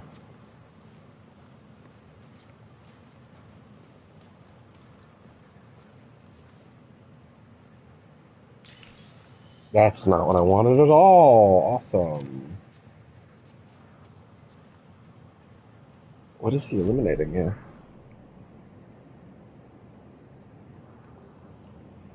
Is there like a floors thing that I've accidentally tripped? Hold on, go back in here. Map. It's hard to navigate a map that's very upset about my existence. It doesn't really tell me where things are, other than these big names. And I really think that that's a bug, because I don't think the map was like that when I picked it up.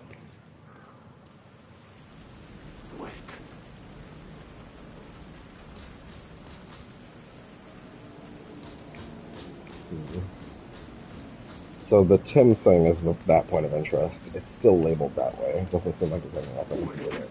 Wait. Oh, wait. This is the space above. Which means that the one I... Okay, that was just rude.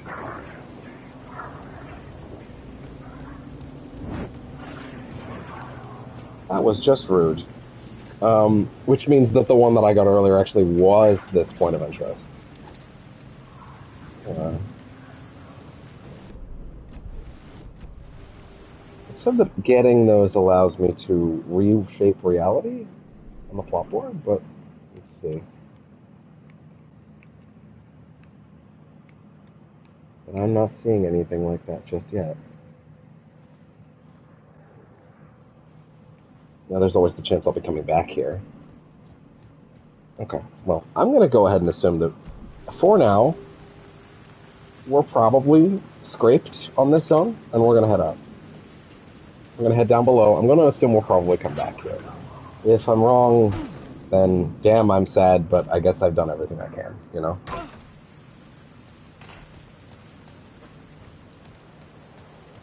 But I really do think, as far as everything we can do here right now, that's probably it for now. Because that's Tim, and I mean, I'm not seeing anything else in that corner. Like, I'll look one more time, but I don't think there's really much to see there right now. The door was locked.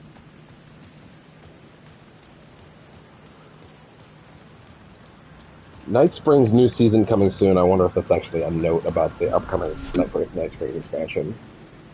I wonder who will play in these DLCs. I wonder if they'll be... I mean, the game's a linear affair, right? So I'm going to assume they're going to be episodes in the nature of things happening after? They kind of have to be, don't they? Straight up. Your location.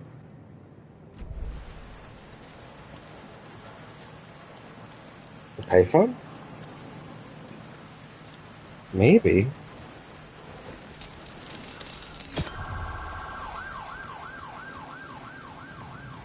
No.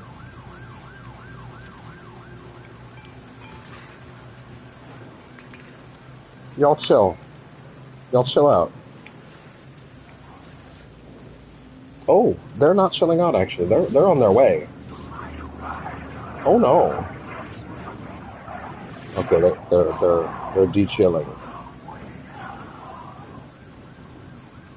Okay. You can kind of sneak away from them. Uh-oh. Okay, we're gonna go. Take our 2 charges, head downstairs. Let's go.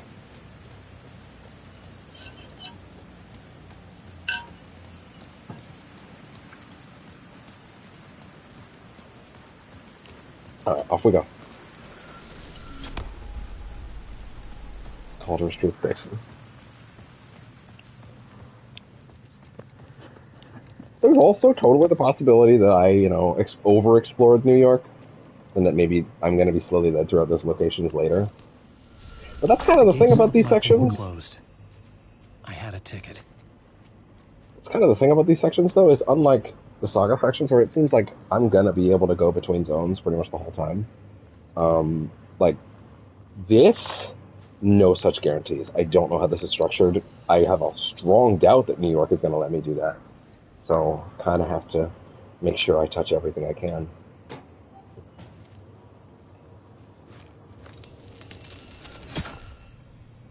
Yeah. Right. The door wouldn't budge. I know. Put in the ticket.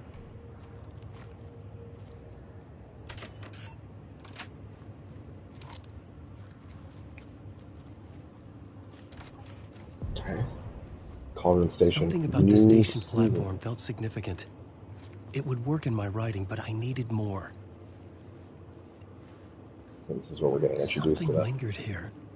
A half-forgotten memory. An echo. Align the echo by approaching a specific angle. I'm going to assume that we're going back because it seems like this is where they teach you about echoes for the first time. You know what I mean? So, like, oh, this is where they teach you about echoes for the first time, which means that the words of power probably don't matter yet, which means that the things that I was able to rearrange in reality upstairs couldn't do yet. That's probably why I was getting to reveal itself. A little confused. I needed to look at it from the right angle. So Sorry for being a dum-dum about that, but yeah. An FBI agent had come here before me on the trail of a murder cult. He'd gone missing, presumed dead. The cult was leaving me clues to follow, connecting the dots from one murder to the next, inviting me to draw an obscene picture on the city map. Caldera Street Station. The name made me think of the exit wound of a bullet. I had a flash of inspiration. The ghost of my fictional detective. A story thread I could use in my writing. You've discovered your first plot element from an echo. You can rewrite it into reality on the plot board. I had a location. I had a story thread. I would put them together, write them into my story to create a path deeper into the dark place. Select the FBI agent plot element and activate it with X to rewrite reality in the Caldera Street Station. We caught him. Oh wait, I didn't get to read it yet, god damn it. Things clicked into place. The story rang true. I was making progress. The dark place reacted to my story. The way into the tunnels was no longer blocked. Why are some of his voice lines lower quality than others? Notice that some of the ones when I'm in the mine place, it seems like it's perfect, but then otherwise there's a little bit more going on there. An FBI agent had come here before me. Yeah, no, we already heard that one. Caldera Street Station. They caught him. The trail led to the darkness of the tunnel. The scene here had changed. I can change it back and forth.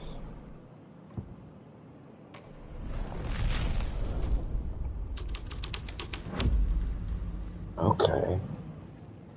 Oh man, that's trippy. I love it.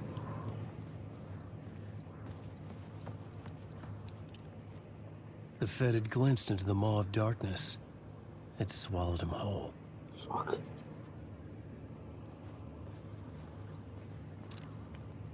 The tracks led into the tunnel. That was my way forward. Did that change anything else backwards? I'm going to assume that the Echoes tutorial is like this whole sequence, and then I'll get maybe access to what those other Echoes do after? Maybe? I don't know. Hard to say. Doesn't look like... Oh, I was right. Come back. I was right to come back and check. Sweet.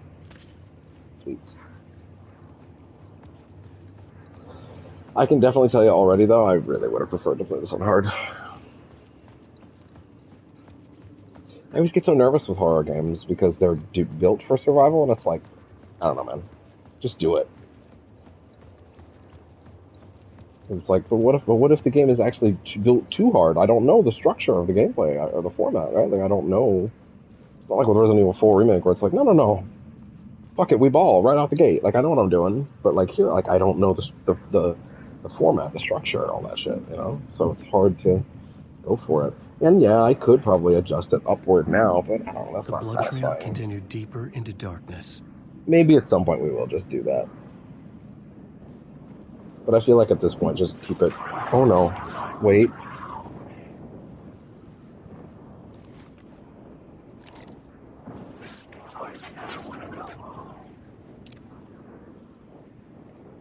Let them fade away.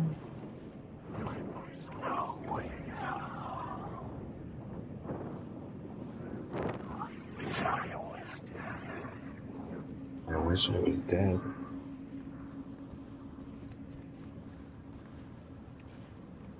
Initiation. Where Casey went.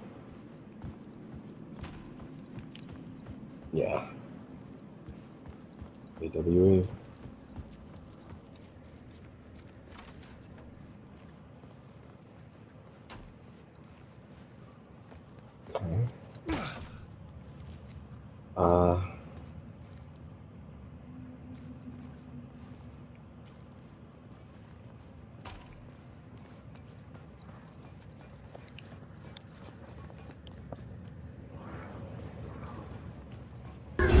Okay. Son of a fuck. Shit. I don't like the sound of that. You and me both.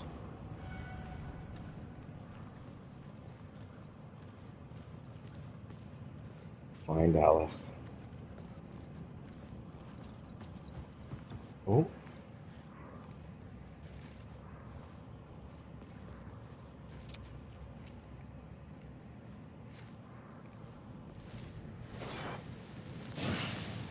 Gotcha. Words of aid. Increase hand flare's area of effect by 13% and duration by 1%.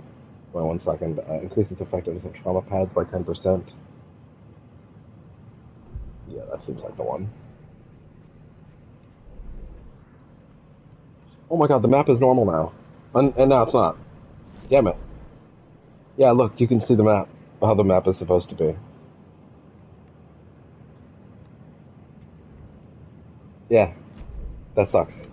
I don't know what that bug is, but that's a bad bug. That's a bad bug. That's a bad bug.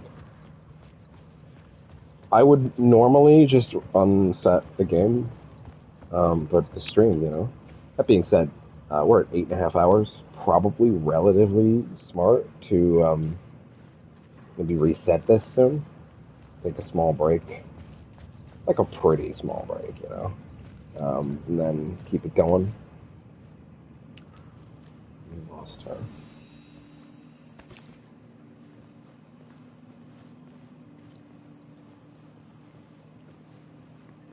Shoebox.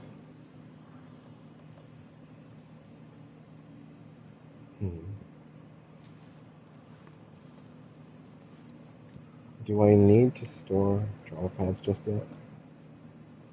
Put it in. Put it in the shoebox, I'd say, just because, you know, stack is a stack is a stack, you know.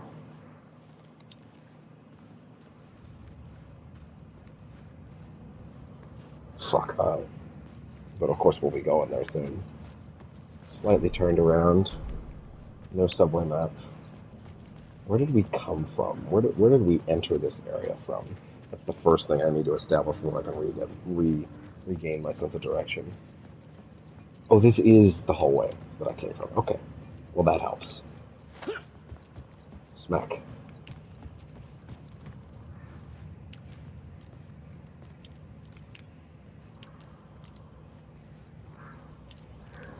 That set of triangles again. Something to do with Alan.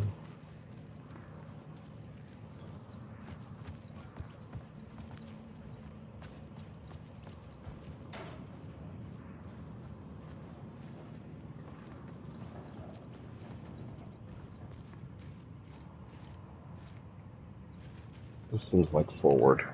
Let's go back first.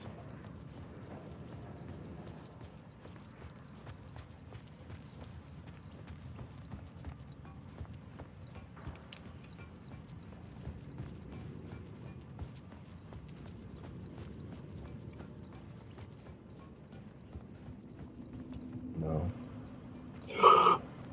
Fuck yeah. Ooh. Is that a flashbang? Yo. Yo. Emits intense bursts of light, inflicting heavy damage and stunning area nearby. Quick slot. Here.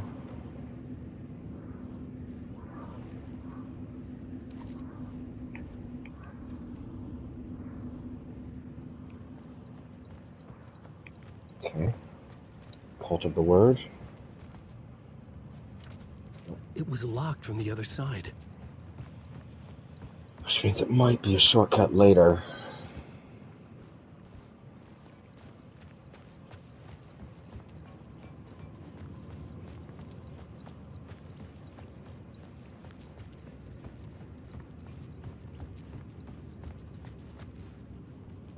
Okay.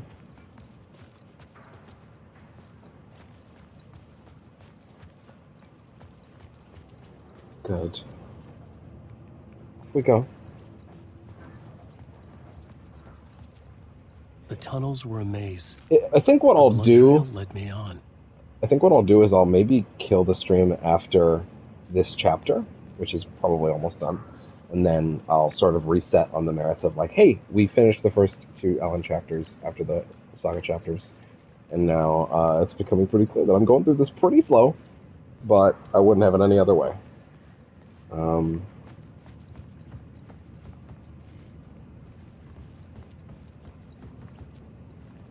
go back in first.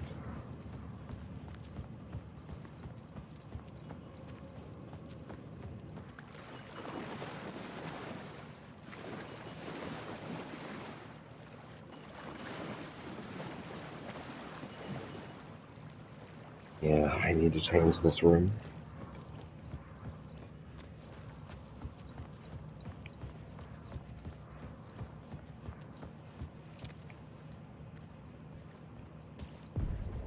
Another Collapse place to tunnel. use in the story.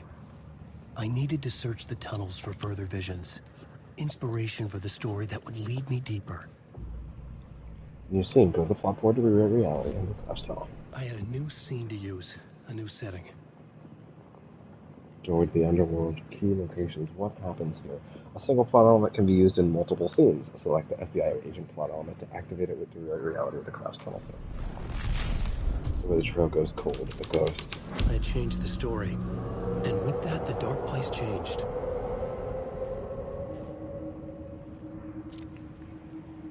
It's bad luck to be on this case. The cult can get you anywhere with that black magic shit.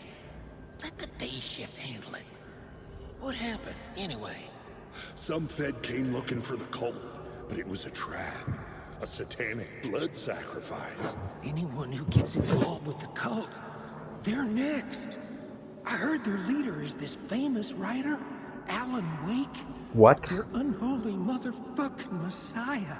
Sounds like a load of bull. Yeah, listen to that guy. But also, fuck. That's probably a thing. Yeah. The federal agent had come here looking for answers. All he found was a fate worse than death.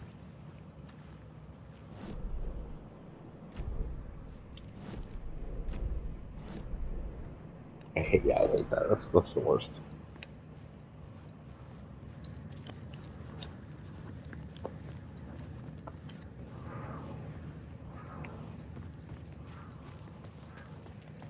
Plot elements can be used multiple times for different scenes. In multiple different scenes. Maybe not multiple times, that's not correct. Okay. Okay, time to quick turn, time to run this way.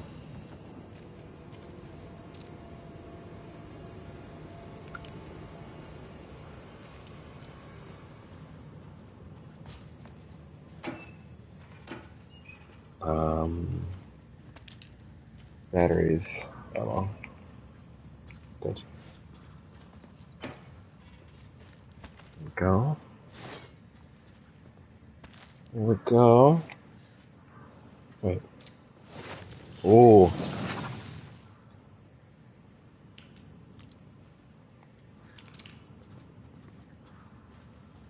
Still no map.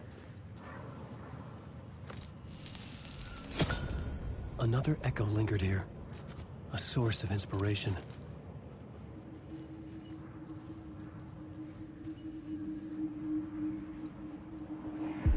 Word is your research can help me, ma'am.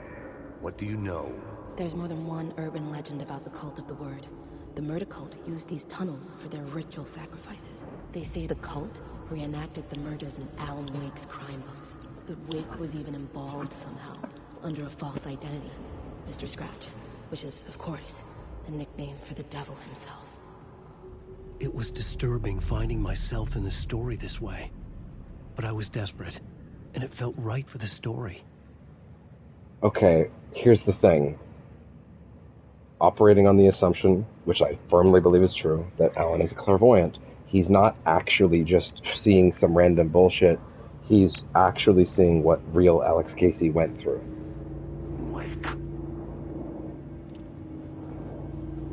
He's experiencing and seeing glimpses of the story that happened when Casey went out to investigate the Cult of the Word case. Making appearances under the name Mr. Scratch, meaning Scratch is out in the world doing his thing.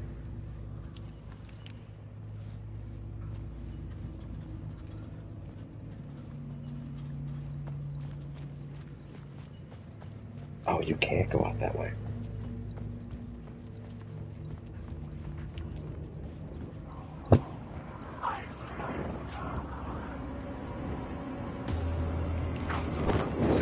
Ooh.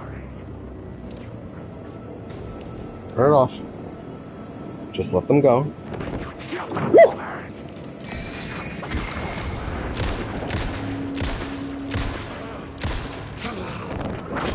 Oh.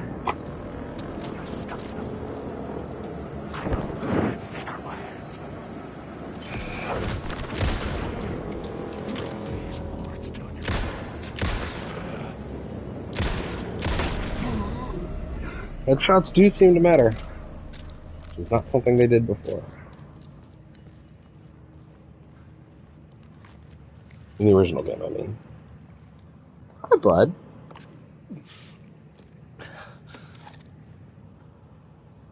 Oh, come here. Did you go out to your grandma? Are you happy? Are you a sweet boy? Sit wherever you want to sit, bud. The new story beat fit the story perfectly. Murder cult. Okay. I was making my way deeper into the story. I could imagine this murder cult performing their macabre acts beyond the collapsed tunnel.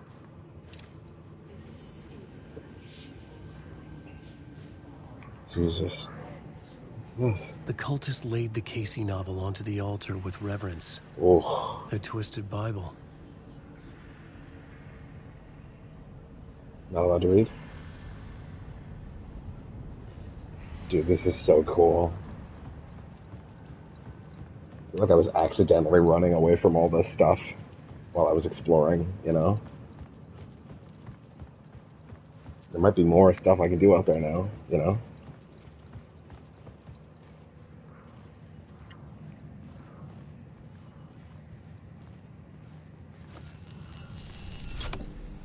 The water was gone. The way forward was open.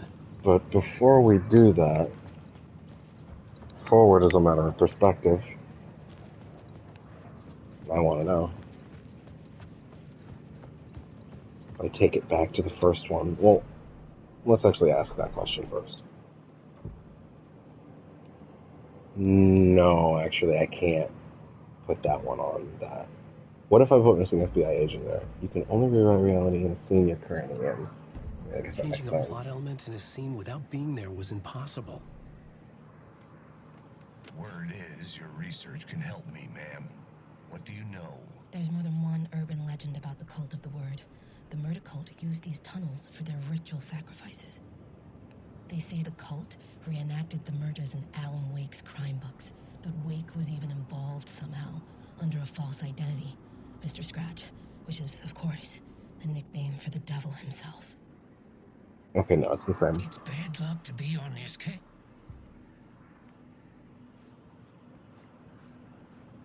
Oh, I have a word. Yeah, I guess I would, huh?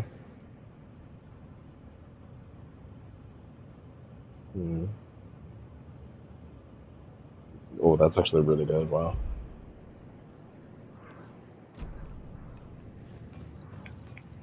Well, I mean, I guess I should at least check, but I have a feeling it's not going to work now. But yeah.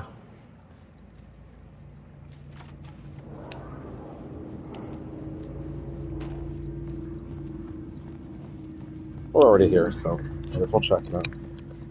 I want to see if the murder cult thing can be used here, or if it's not each one in every place.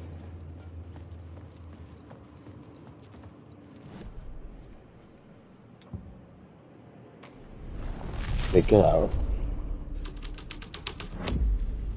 The scene had changed. Okay, no. Can't do anyone in any scene. Okay, well, now we know. Less backtracking in the future now. It's good to figure that stuff out now. Basically, even if I'm not in the scene, I'll be able to tell if I can affect it with a different word or not. Yeah, see?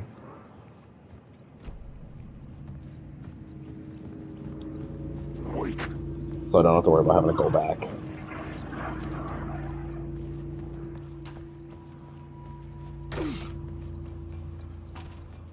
Hello, bud. Yes, you are very sweet.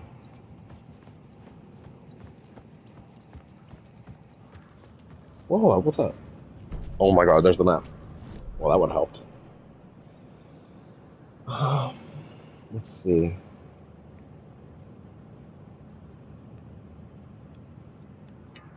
Abandoned station, Shrine Street, Shrine Street Station. Jesus, that should not have been that hard. Cauldron. Oh, there was something back there. Fuck.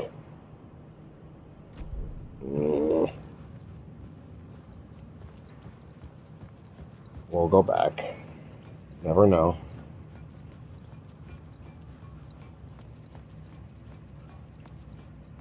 Never know. It's a survival horror game, man. You check.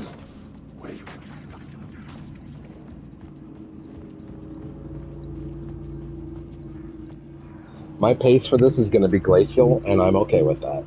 That's my choice. I'm having fun. I'm doing this the way I would do it. You saw my Dead Space Remake playthrough. I fucking did everything.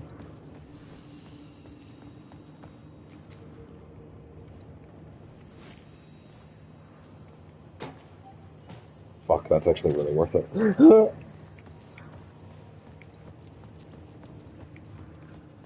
Can I take this back? No.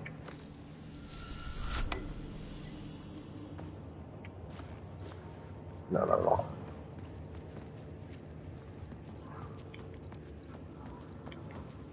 Wait. Oh, I thought there was something I could touch on that. Oh, let's flip back to performance for a while. And again, still looks fucking incredible.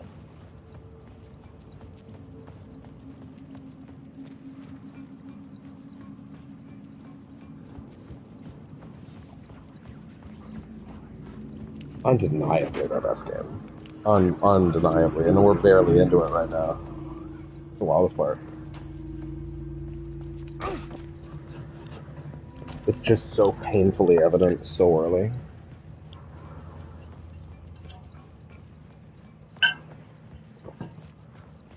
Love it.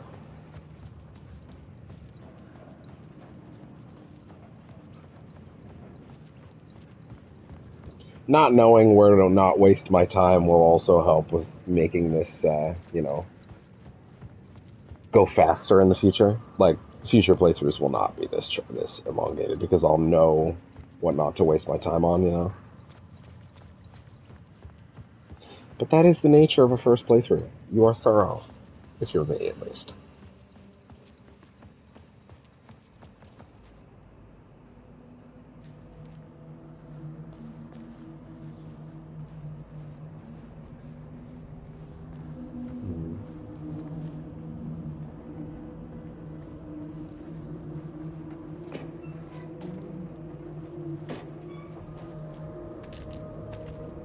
Cool.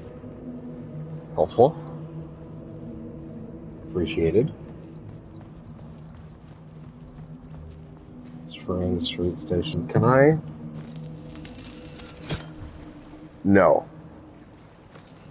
No cheating.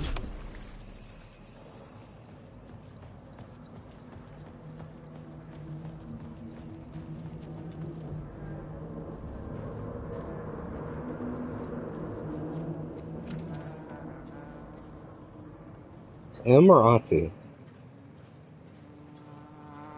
Hey, Alan. Tim Breaker. In case you don't remember again. I know, Tim. I'm remembering more now. It's good to hear, man. How's your search for Mr. Door going?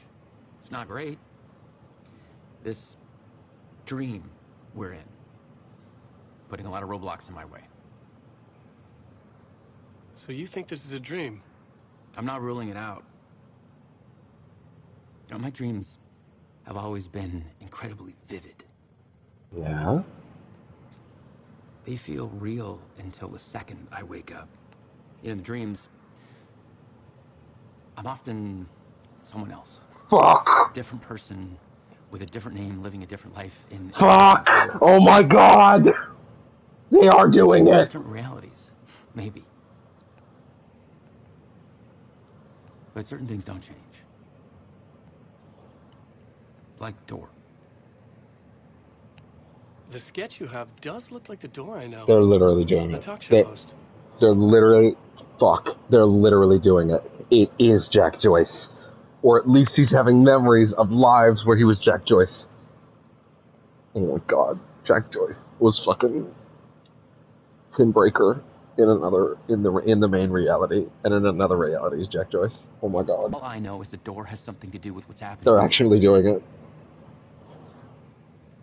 And he knows that I know. And look, you could I know you could very easily make the argument, oh, they're not, they're just alluding to maybe, they're not, dude, legally, that is as close as they could get. Legally, that's as close as they could get. That is as overt as they are probably allowed to do. You know what I mean? Like, that line doesn't go in unless that's the idea. He's like some sadistic mastermind torturing me.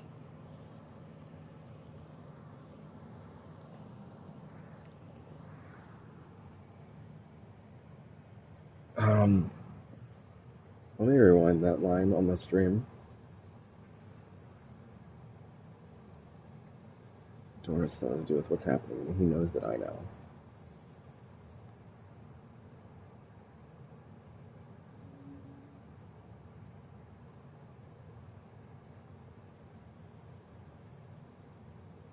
He's like some sadistic mastermind torturing me.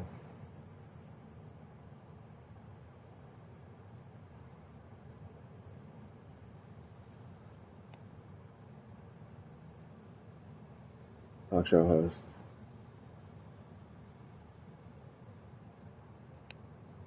Talk show host. Door has something to do with what's happening to me. He does. He literally does.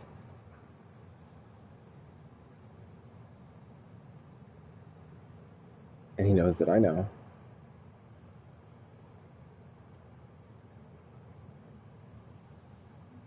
This is a sadistic mastermind torturing me. Okay. I was very focused on the first line. Apologies. It's the same? It was different. I was on morgue. I was about to give the evidence to the FBI. What is this place? A dream? Feels like it. Not real. No place. Every place. All places. Any place. Not now New York. Not New York City. A way to other places. A nexus. Is door the gatekeeper or trying to get somewhere? Everywhere. Door, gate, portal, port, opening, access, window. Door, gate, portal, port, opening, access, window. Every single word you could probably use as a synonym other than hatch. I wonder if they're allowed to say the word hatch in this context. Is that too close? If you say that, does a Microsoft layer appear like a random battle?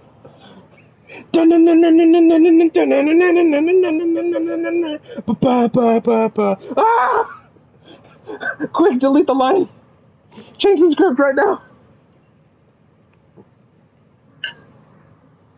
Facts, missing time, no memory. All these deep dreams. Others, I know. Oh my god. Dreams, me, but not me. Others I know, yet they are different. The red-headed woman. Hold up. I need to check something. Beth Wilder.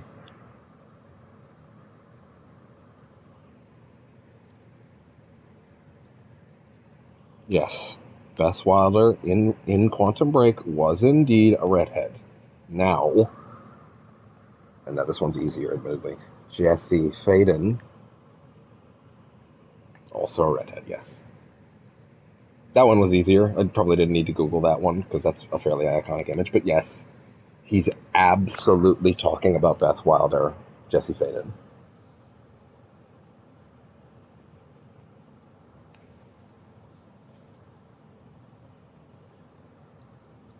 But in reality, he's actually talking about Beth Wilder. Which, by the way,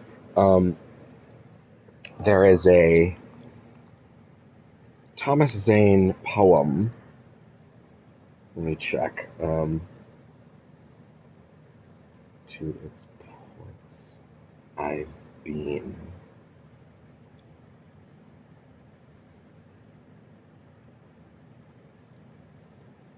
Okay, let me get the Thomas Zane poem in its entirety.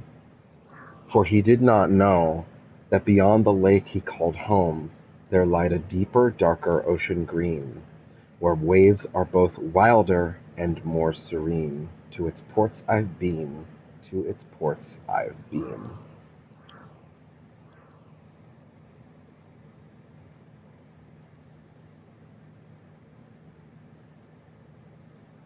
The reason that I read this is that is the initial quote that, or rather the first poem that Thomas Zane reads at the beginning of Alan Wake, and that has a lot of significance for Quantum Break because I'm going to read a certain portion of that again, where waves are both wilder and more serene. The two major characters that Jack Joyce has to interact with throughout Quantum Break, are Beth Wilder, who is played by Jesse Faden's Courtney Hope, and Paul Serene, who's played by the Game of Thrones guy. I don't remember his name. So that was always in the text. Oh my god, he's totally talking. Fuck. I cannot believe how deep into this. Man, Quantum Break matters so much more than I thought it would, and at the same time, like, dude, the fact that like I said this earlier, when Quantum Break came out, I played it, I had a great time with it, largely, but I always had this little resentment to it for not being Alan Wake 2. I was very happy with Control for being so far in the other direction and being also a really cool thing that I wanted, which was like an SCP kind of game, that I was willing to forgive it for not being Alan Wake 2 on premise. And then I played the game, and I was like, no, this is actually so cool and so good at being its own thing. I don't need it to be Alan Wake 2. At least not yet. Especially since they were teasing Alan Wake stuff for Control. Like, they had not forgotten about Alan Wake. So it was like, okay, cool. Got it. But the fact that I am now having the investment that I did make in Quantum Break rewarded on the wait. The fact that the time that I don't want to call it wasted time. I enjoyed Quantum Break for what it was, right? But I'm now having the fact that I did wait through it and did go through the motions of, well, it's not Alan Wake 2, but I guess it's fine. I enjoy it enough, right? I've gone through it a couple times. I'm now having that dedication to still picking it up rewarded. Even though Microsoft owns it. And, like, they can't really be that overt about it. At the same time, I do think they're being kind of overt about it. Put that away. She's gonna... Son of a... Fuck! Time to go.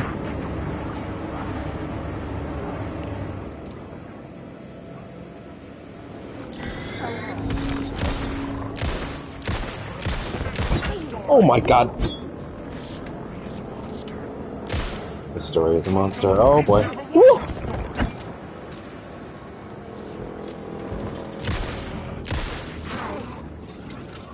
Fuck.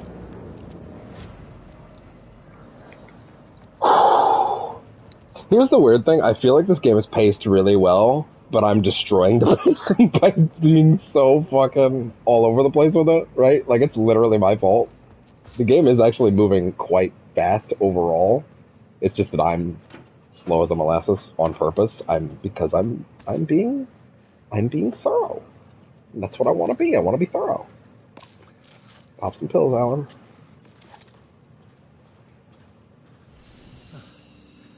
Ooh, that's helpful. Give me a manual save. I will take that back, please. Or maybe I shouldn't. Ooh. The memory is fading like a dream.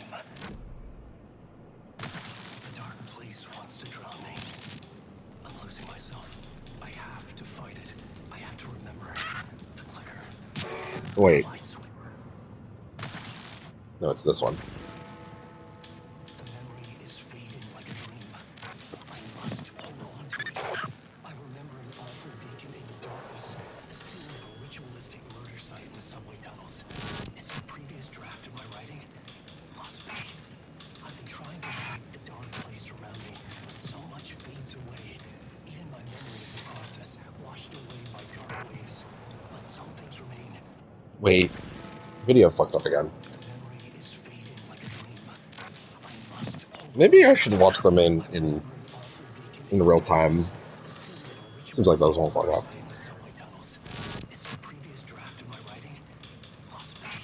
You know what I bet it is, actually? I bet it's that the real video in the real world is playing at the same time and it ends, and then it freaks out. Yeah, the game is getting like a, okay, the video's over signal, and then it's like, no, being played somewhere else.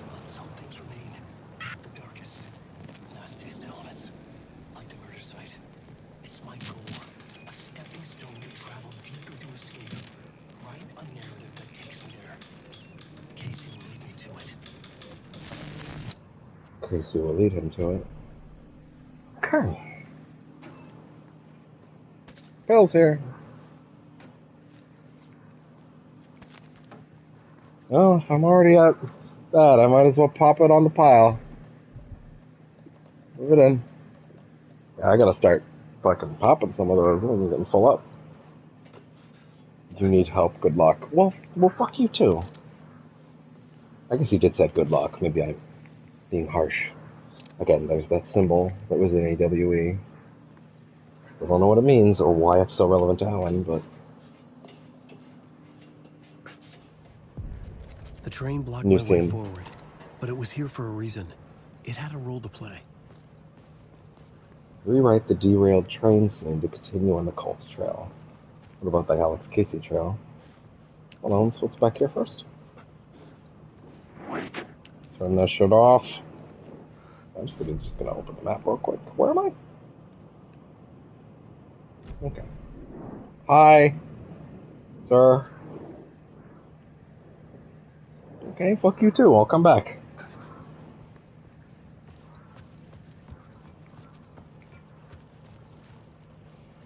Okay. The new scene I had found was important for the story. Let's try both.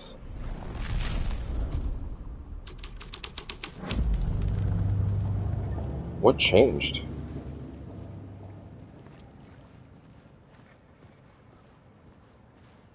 Can't really tell. Oh, Estevez! Hello? Anyone there? Dead. Agent Kieran Estevez of the FBC, the Federal Bureau of Control. That's not a spoiler, because they spelled that out pretty plainly in the Control DLC, AWE. She's the person in charge of monitoring the Lake House station at Bright Falls.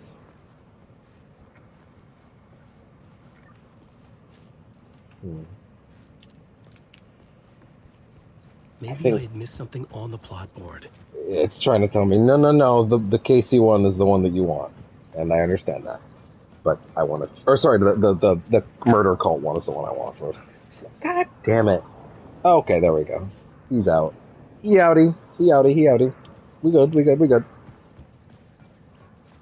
Thank God. Oh.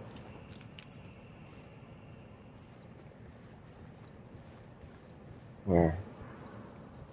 Oh, yeah, you little devil. Gotcha.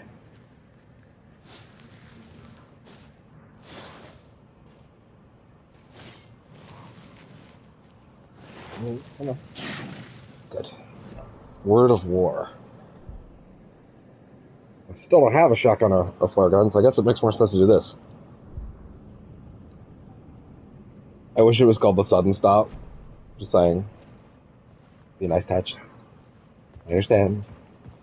This Sudden Stop was the last Alex Casey book that Alan actually wrote, as opposed to all these movie adaptations we've got running now.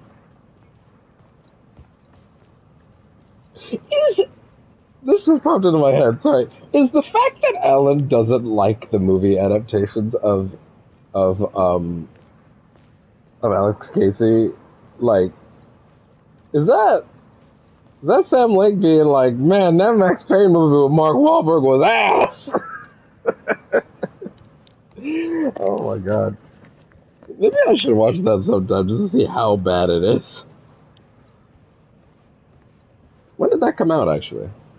When was that released in relation to... had the pieces I needed. When was that released in relation to Arm Like 1, actually? Let's see. I'm just curious. Max Payne movie release date. October 17th, 2008. So 2 years before Alan Wake 1. But maybe its legacy was, you know, a little... They didn't touch on, movie adaptations of the first game, so this would be Sam Lake's first chance to really poke at it, I guess. Alright, let's do this right now. Had to see.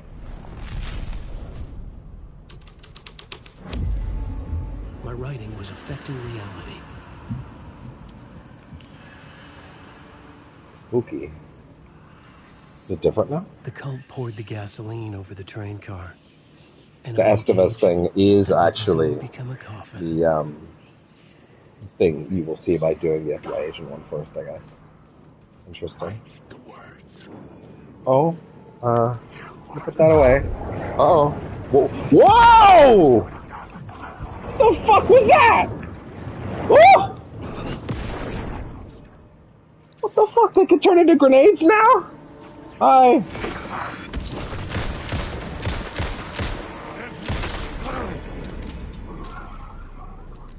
I'm starting to feel a little bit like the answer, like the equation here is one enemy is one clip. With very little diffusion on that, which is... Admittedly, that might be because the last shot is now powered up, but still. Nope. It could not be opened on the side. Echo. No, I had it right.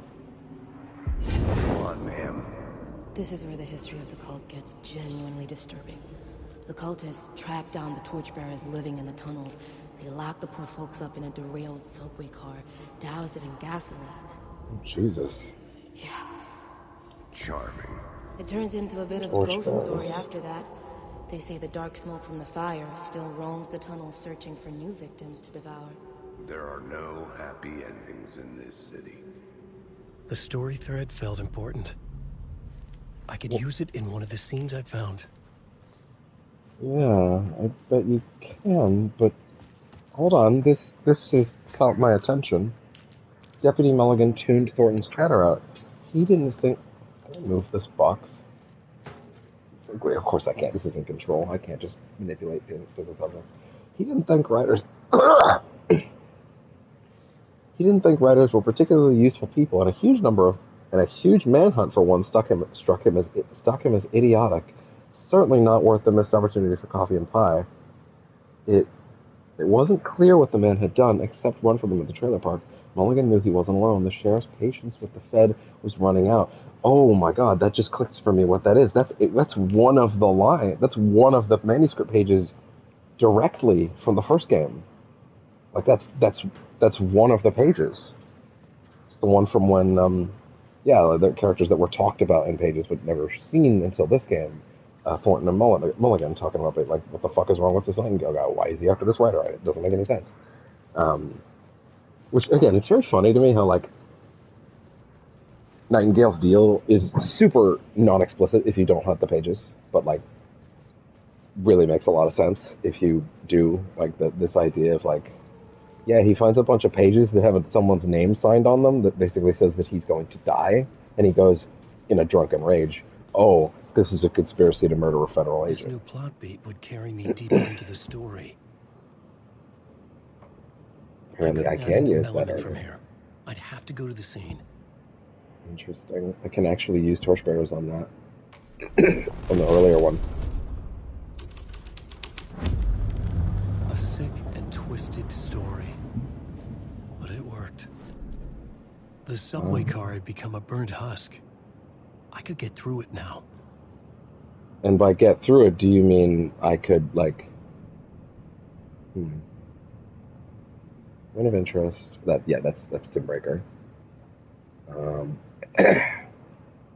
Locked door.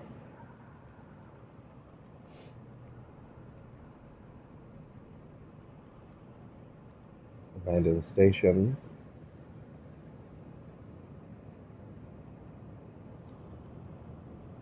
Where's the room? This is the collapse tunnel. I mean, I guess we could go back and check. I mean, it's not really that far.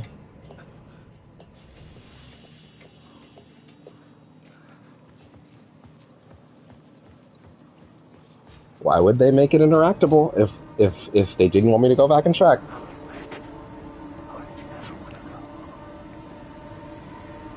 If it wasn't a thing I should use, they wouldn't have made it so I can.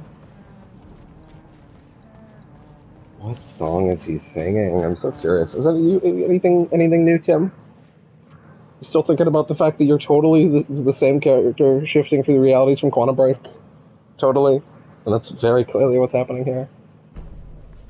Oh my god. I just got a better... Oh, son of a bitch. That's where I got all the fucking...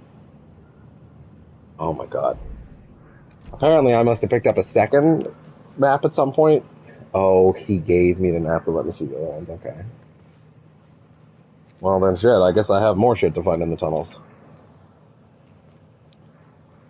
So that's what it was. I must have picked up the secondary map from Tim in the first map that added those points of interest to my map. But yeah, there is clearly something here. But what?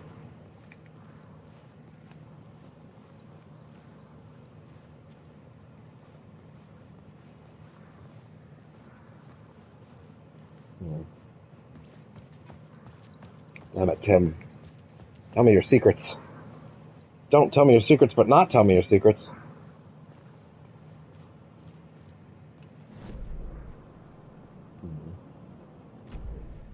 Outside somehow? Well, let's keep checking. The shrine platform. Is it... Maybe there's something behind here? Actually, wait, that might make sense. Can I steal that light without...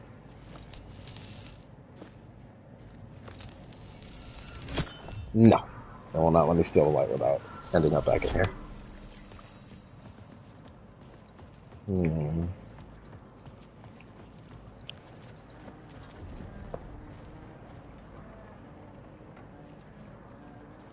Maybe that's a song from Quantum Break and I don't remember.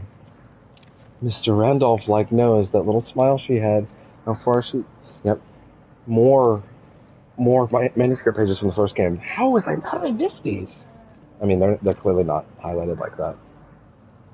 Let me tell you, the weather's getting heavy. Nights like this make me especially glad I'm here talking to you and not at home in bed. Once the weather takes a turn like this, I can't sleep at all. Call you or on KBFFM. That's one of the calls from Pat Maine in the first game.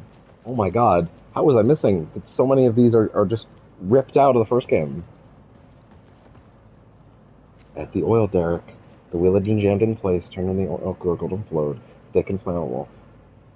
The warning lights were blinking at a fast rhythm, bright and steady. Powered by the battery, the Kasabian CD was playing in the boombox, all distorted guitars and guitar beats high above some piece of orbital junk or another collided with the satellite, knocking it radically off course. That isn't just any manuscript page. That's one from Alan Wake's American Nightmare. This is the first time that anything in the game as confirmed in Alan Wake's American Nightmare happened. This is awesome. Night Springs doesn't exist. It's a fictional town from the TV show I used to work on.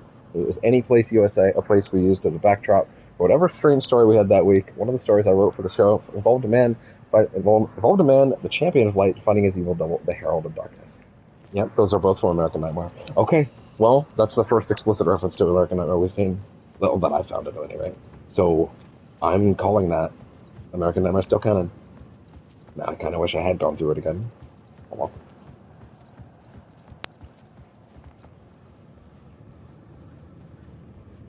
Okay, let's give it a shot.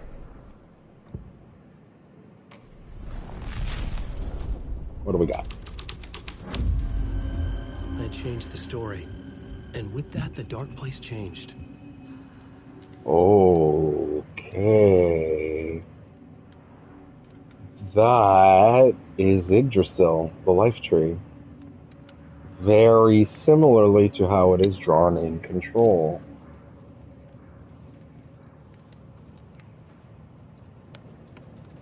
What's the angle you want?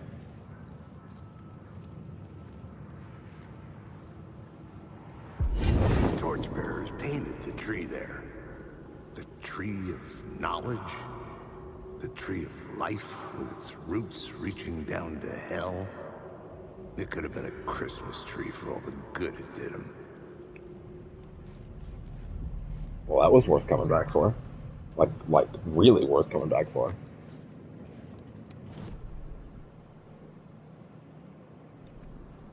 Torchbearers. Yeah, the tree. Torchbearers painted the tree there. The tree of knowledge. Yeah, these don't seem to be any different. The tree of life. Okay. That was totally worth coming back for. Yo, hold up. The drifters had scrawled their symbol on the wall. A secret for those in the know. Yeah. I'm in the know. That symbol usually meant supplies. But where is it marking it? What else in the scene has changed?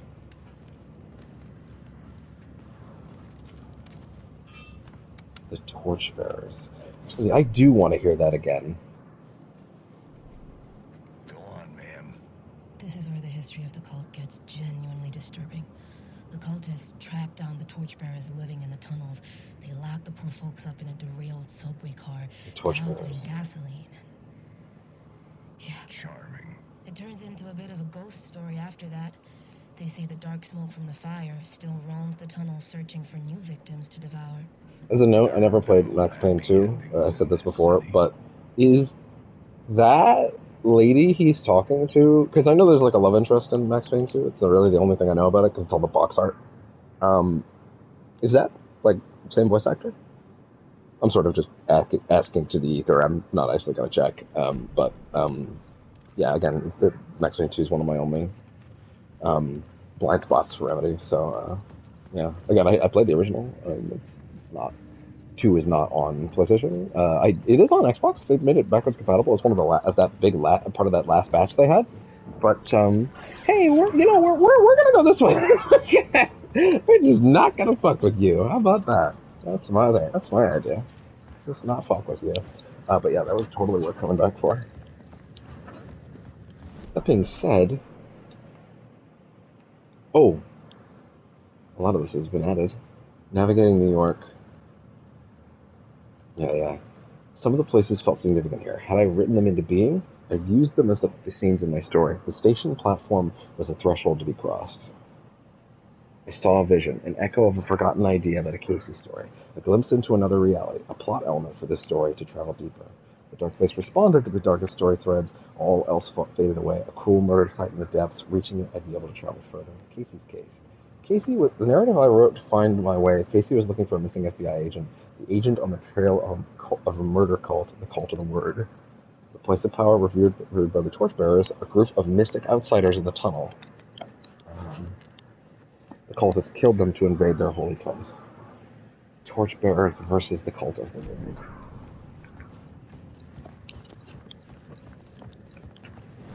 But I should probably pay attention to where I'm at now, and yeah, there's something over there. Let's take another peek. Alan, why are we skipping our flashlight animation right now? What's up with that? Oh no, the flashlight animation is just only when you're walking. Okay. That makes more sense. That's right. That's right. You want it to be gameplay oriented. I get it. It was locked from the other side.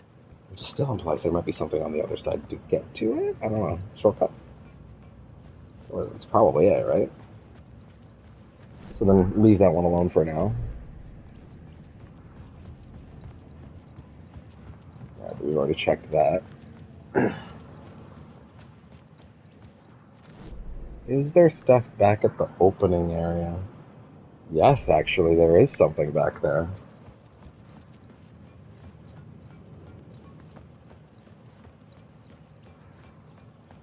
So it's not that the game updated my map with places of interest as I touched them. It's that I found a map that Breaker had filled out. Okay. That makes a little more sense. I wish I'd processed that the first time. I thought my map just sort of updated randomly. Admittedly, it was hard to tell since, you know, the last map had that bug. Are we sure before I go any further that there's nothing I can do with the other ones here? No, doesn't look like it. So let's see.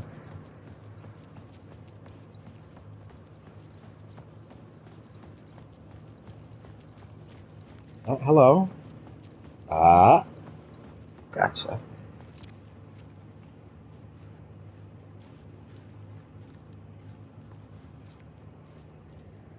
Not close enough? Not dead on enough? Ah. Word of gun found. That was very important to find. Still don't have the other ones. Fuck it. Let's go with random chance to not lose bullets. Still like that a lot. I like that Alan's upgrades are weirder and more abstract. It could not be opened on this side. Could not be. We would never say couldn't be, because we're a writer, and we don't fuck with that. Okay, so we got that. Damn it, that one seems pretty easy to find, and as I've once again confirmed, it does take them off the map once you've done it. So, shit. That means there really must be something there with Breaker that I'm not seeing. What is it? Listen, don't blame me for the fact that I'm going through this slow. I'm having fun. I'm going at the pace I want to go. I want to get absolutely everything that I can get my hands on. And also, if they want to put all this shit on the map, they better understand that it's going to slow me down. So, you know. I know no one's actually here telling me I'm going slow, but still, like, this is my mental projection to you. If you think I'm going too slow, then maybe you should go buy the game and play it yourself. That's what I say. You go through it at your pace, because this is mine. I'm getting everything, man.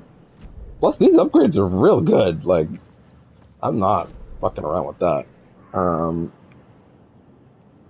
Collapsed tunnel.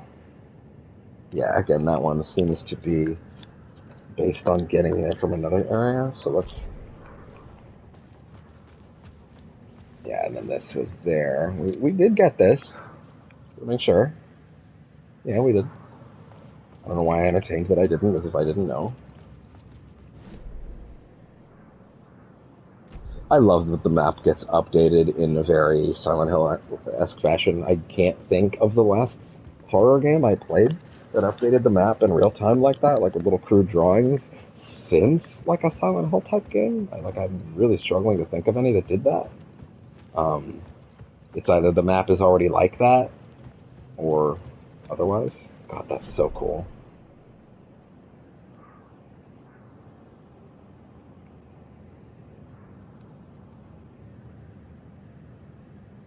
Yeah, interesting.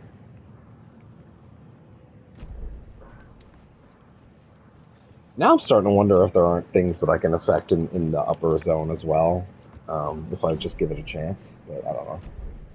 No, there's nothing this way. It's back that way.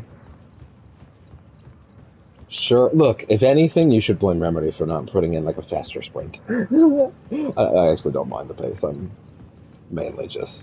I don't know why I'm getting apologetic, as if anybody's even watching. It looks like someone is. Hello, person. Hope you're doing alright, person. If you're writing in the chat, I can't see it, so just beware. It says the warning in the chat, or in the description. I'm not looking at chat because spoilers, so, you know, sorry. But anyway, if I know you, I'm sure you'll DM me, so. What is in your room, Breaker? What secrets do you hide?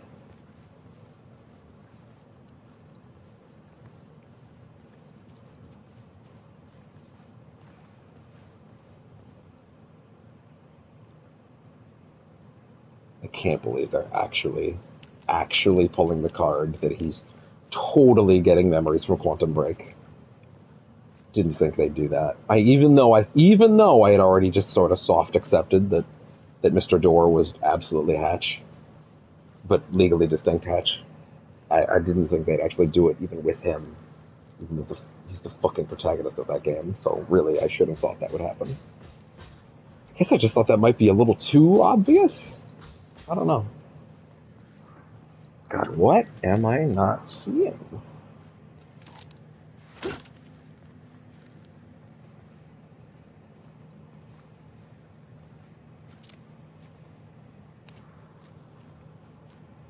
Something? Anything? I don't know. Low-key nervous to just fucking start blasting around and shining that flashlight everywhere, but also I don't really know.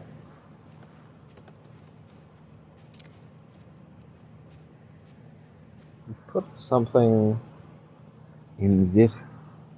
Oh my god, this map actually tells you. Okay, wait. This is actually more explicit on this one than I realized. So where am I right now? Just for context. So I'm up here. It's not marked that way there. This goes to here, I think, which goes to here? Goes back to here? Abandoned station? Let's see.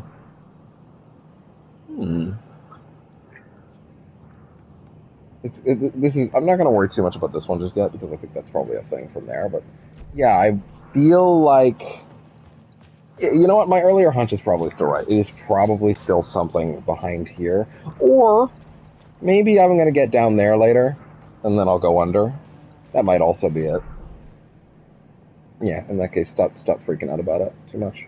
We'll probably end up just looping through there eventually. So let's just head on our way. Yeah. No, we're good. You go be a cranky pants elsewhere.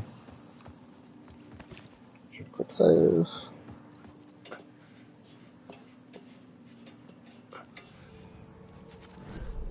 Okay. Yeah, this is gonna let me through there, which will probably get me into some of the other areas. Okay. And this one goes up. There was, yeah, wait. So there was actually something here. Please be chill. Okay, we're chill.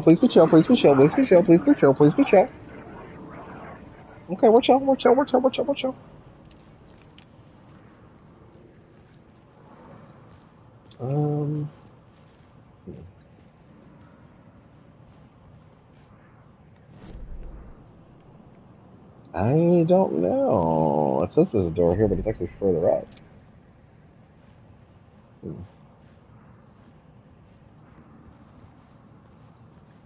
Interesting.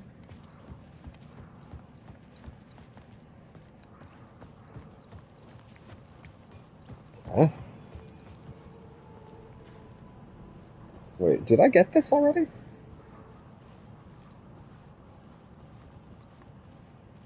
I did get this. Right. Yeah, I did get this one. I needed to find the answer on the plot board. Oh, yeah? Is this just a generalized tip, or...? I had to be at the scene to see and understand it in order to change it. Oh, I'm not at the scene right now? I guess I'm technically kind of over here, still. Okay. It's at 9.5 hours now. As a reminder, when we get to the end of this chapter, if it gets to 10, I think we'll kill the stream and set up a new one, just because, again, I don't want YouTube to delete this, because that's what they do if it hits 12 hours, and I hate it so much, but I lost the extra live streams since previous years because of that, and I learned that the hard way because of that, and it sucks, and I hate it, and I wish I could just have my fucking wonderful wonderful Subnautica Below Zero that I was so proud of for just being so satisfying back. But no, it's deleted. It's in the ether. They have it on the server somewhere, but I'm not allowed to touch it. I'm still bitter. Anyway. Oh yeah, I might be doing Extra Life. Is it next weekend? I think so. I have no idea what I'm going to do right now. Maybe I'll play this game again. Hard mode. Maybe I'll play Resident Evil 4 on professional. No idea. Maybe I just won't do it. I'm not sure yet.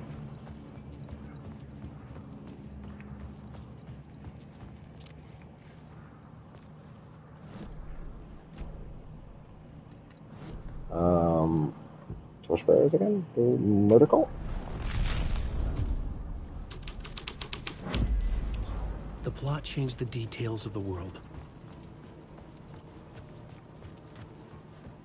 Yeah. Ooh. Was I standing in one of them for a second?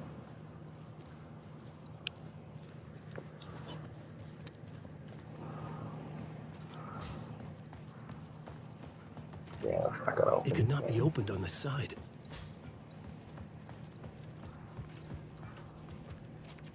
Okay. Switch it up again. Change it to this one again, actually.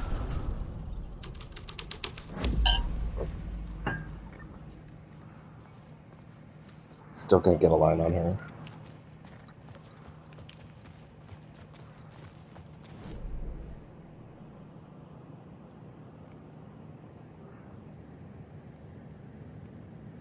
Oh, I can't read maps apparently. This brings me to here, which allows me to somehow get to here, and then this gets me to there. Yeah, stupid. Anyway.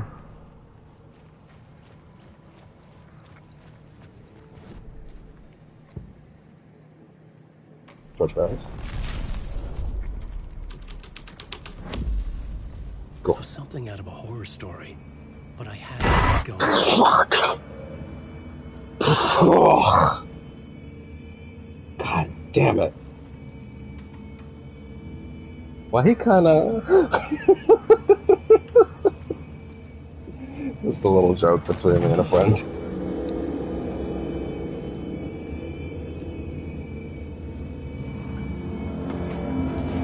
None of this was real. Yeah, you keep telling yourself that, man.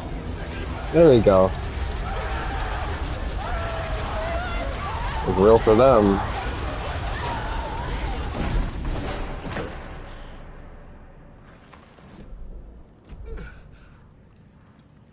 Fuck me. Where are we? About to head in there. That was a worthy detour. Excuse me.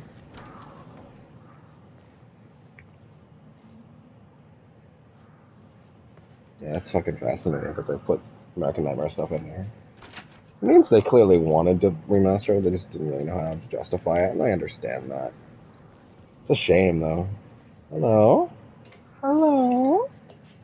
Down we go.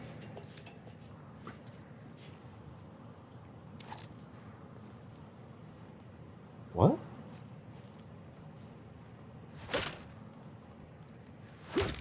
No.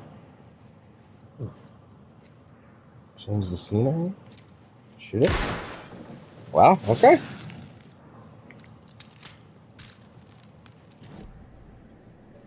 Word of action. Increases damage dealt to enemies in close proximity. Yeah, sure, fuck it. Good all-purpose. Hello? Wait. If you're saving, that means that's progression. I think. God damn it, I never know. I never know. Plotboard to keep building the story. Alan, we're working on it. Oh, wait. Oh. Wait, then what's this?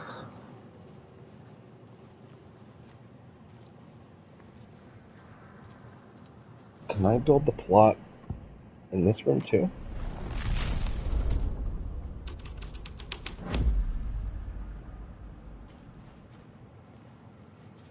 I couldn't get in here before. But I can move between. That's awesome.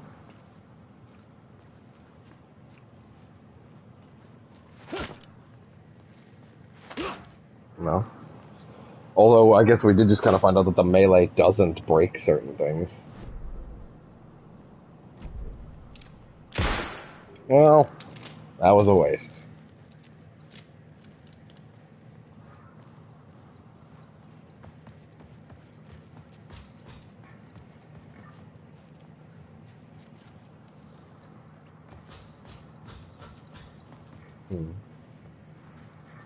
Okay. Try the other ones?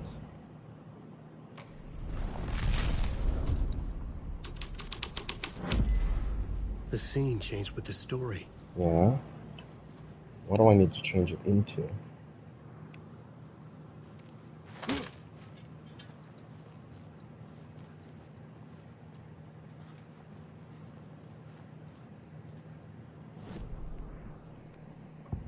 Check torchbearers again? Then again, torchbearers... No, torchbearers, it's what it was when I came in the first time. Huh.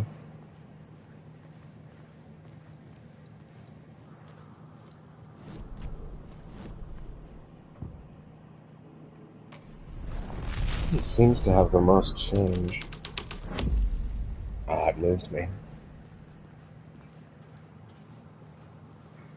What is it changing into now?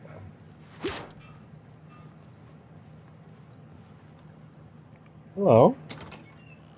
Yo. That was awesome. Is that what I was looking for? Yes. Okay, cool. Okay, that's awesome.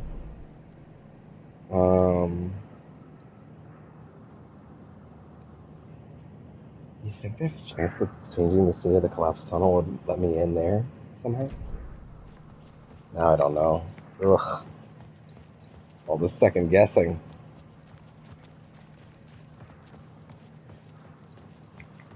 We can check.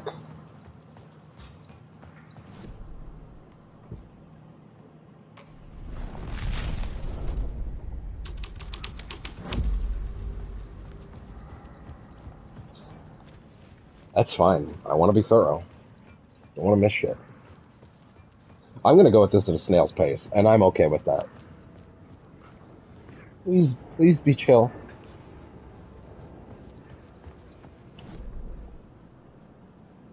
This is not actually where I thought it was. My bad. Although... No, we're fine, okay.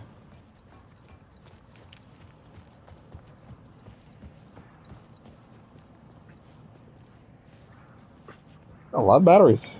We have so many resources, and I'm now really regretting. Like, look at that. I've got so much shit. I've got so many resources, and I'm starting to really regret not picking hard.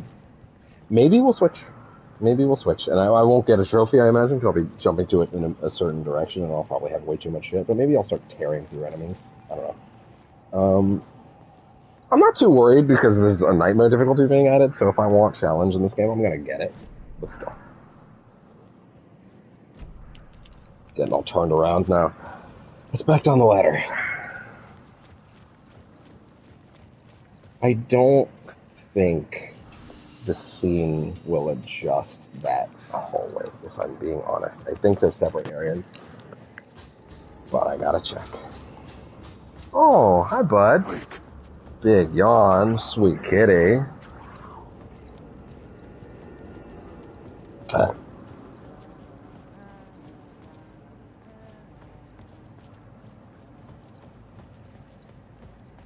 Cult of the Word.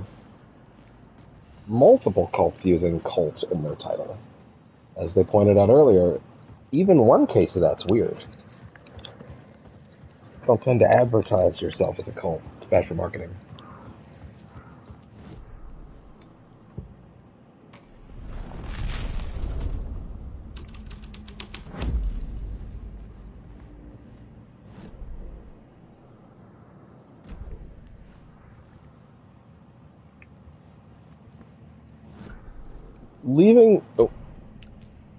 Leaving this room counts as leaving the collapsed tunnel, right?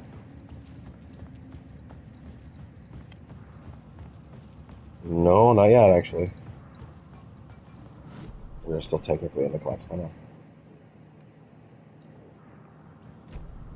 Okay, hold up. Maybe. Let's see.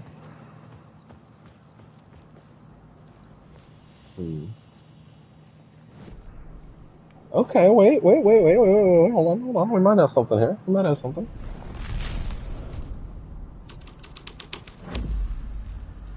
I'm not seeing any immediate change over here, which makes me think maybe I'm just sort of in the outer edges of it. There's a way there from the right. But how? I probably didn't need to do that.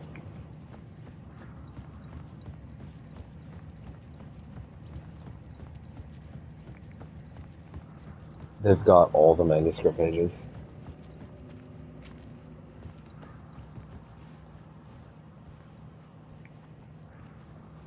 Alright, one more time.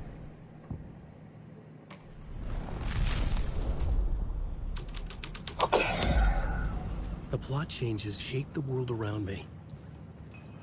Wait. Fuck. Well, that was a bad read. I thought for sure maybe that was it. Maybe if I shone a light on that. Shined a light. Shone a light, Jesus.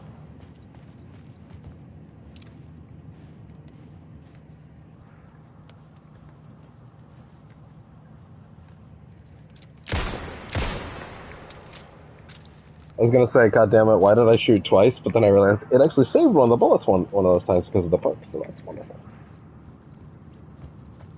Doesn't have to call it a perk. It's more of just a regular upgrade, I guess.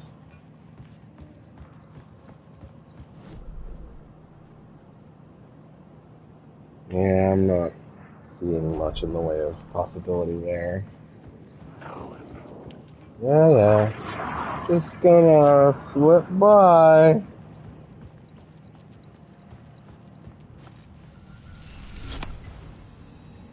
All right. I actually need that.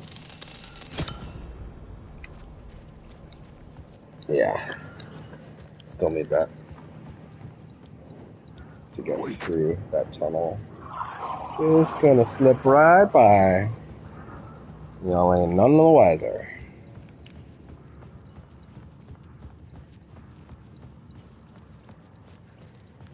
Yeah, I don't know. Might be a case of jumping the gun. Maybe the answer lies later. I think with Saga, I had less of this issue because Saga sections make it a little more clear that I'll be able to come back to certain areas. But Alan sections, I don't know, man. I might lose access to this subway tunnel. I might lose access to the up above ground area next time I come back. I don't know. That's what makes me nervous. Maybe we'll get far enough and it'll be like, no, you can come back. But it's like, I don't know, man. Makes me nervous. I want to get everything I can while I'm here in case I can't get it later. Because there might be like more stuff. That matters to me a lot.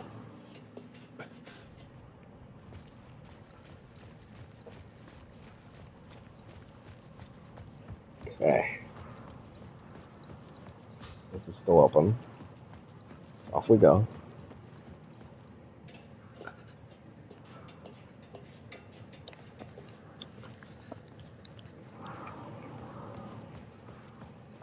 Okay. I understood what I had to do now. I knew how to write the end of the departure. There is darkness, there is light. Guilt, atonement. It's not a lake, it's an ocean. The final quote of the game. The original game, of course. Wake. Oh no. Quit shining that on them.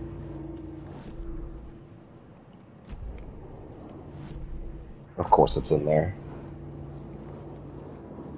Fuck. Fine. Hey. There's at least one of the locker, you know.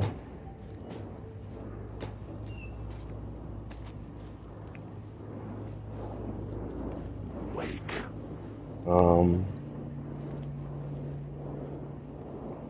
rather not bug them if I can. Oh. Wait. Okay. Let's go slow. Woo! Oh, wait. Uh-oh. Fuck.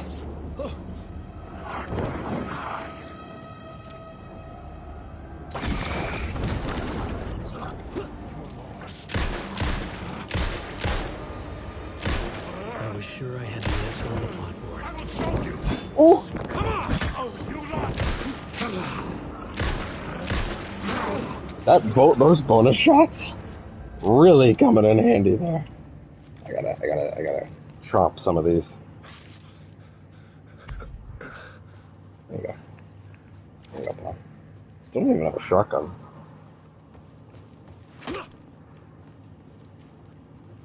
So what now?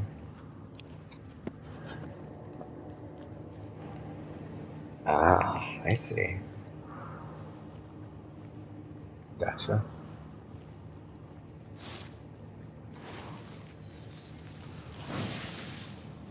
Where to fix?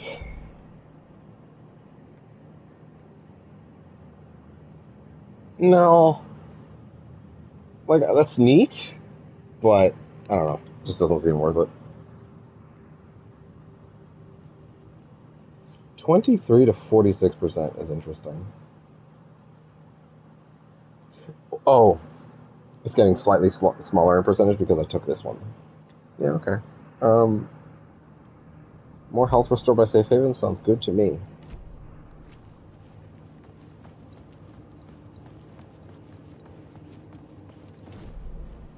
Okay. Continue onward.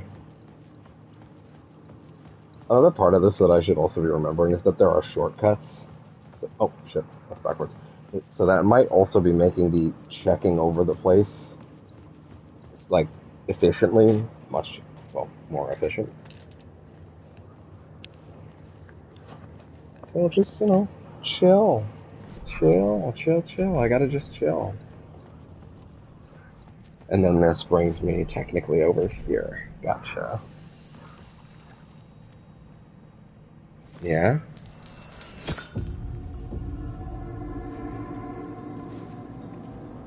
Hunted? We're gonna switch that back for a minute. I should work this out if my path was blocked.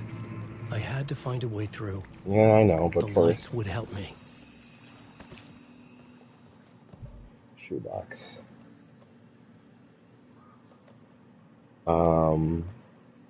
Yeah, we can probably consider putting some of these away.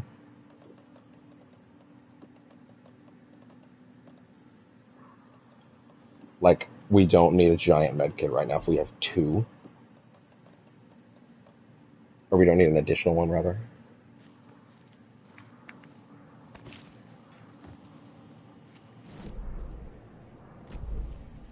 Good. Ooh! Oh, just toying with me. Alright. You lost her.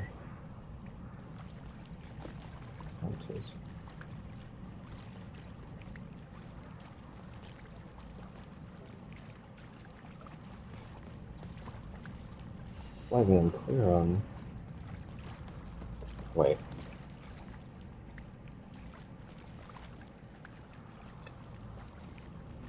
No.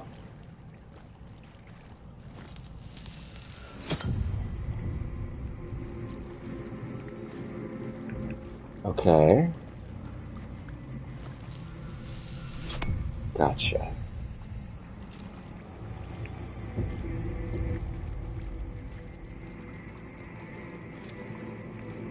Initiation.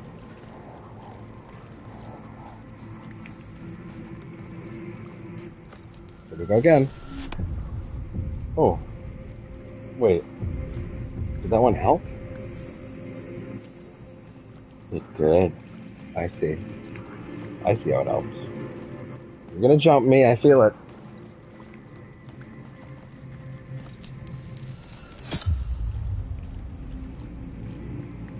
Gotcha.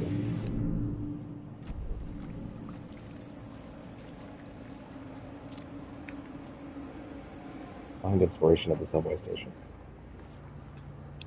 This looks like this might be the place that leads me underneath some of these other ones. In which case, I will have hopefully learned my lesson to trust in the plan. Because put that away for a minute. Because like if it turns out that all the running around in the tunnels that I've been doing is literally just me not waiting long enough for the game to get like to the point and give me those things, I think that'll be a solid lesson on like no, the game is just good and you can stop thinking you're gonna miss things. Which of course I will not learn because my brain is poisoned with spiders. Turn it out. Although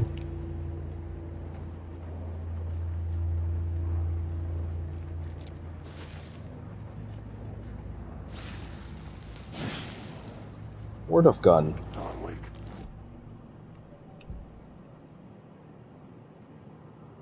Fuck it. We don't have any other guns yet, so.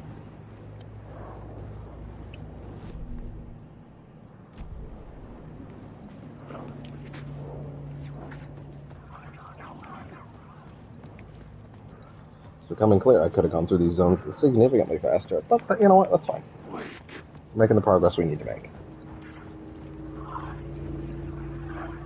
It would be pretty interesting to play through this game knowing where to go and not how to waste time now. Like, this second playthrough's gonna be so much faster, it's funny. The echoing hall had a story to tell. I wasn't quite done there, though. There was more stuff the other way. And not in a backtracking way, I literally just mean like there was actually stuff. Because I'm pretty sure.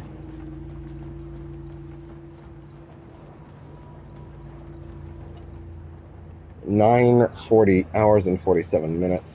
Yeah, we're gonna try and finish this chapter first, and then we'll reset the stream. Yes, this tunnel. Fuck. Fuck. Fuck. Fuck. Fuck. Fuck. I don't think you can even see anything on the stream. Okay, no, it's just one of those dead ends. It turns me the other way. It just sends me the other way, okay.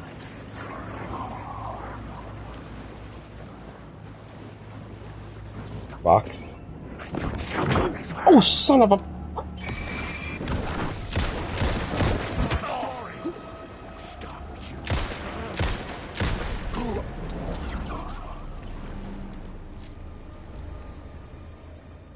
There wasn't even anything in there. God damn it.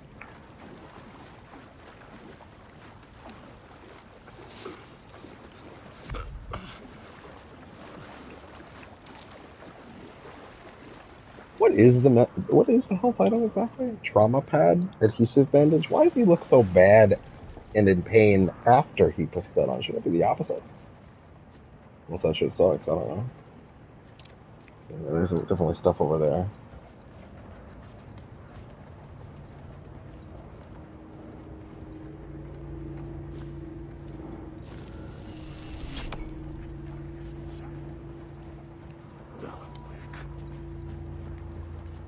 Oh?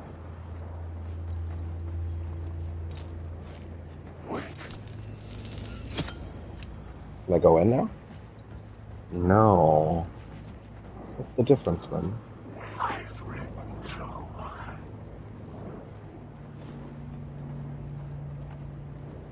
Going on the other side.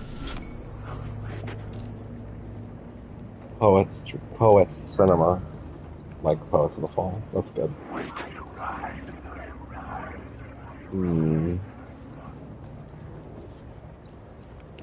Let's just assume that we'll be able to go around in a bit.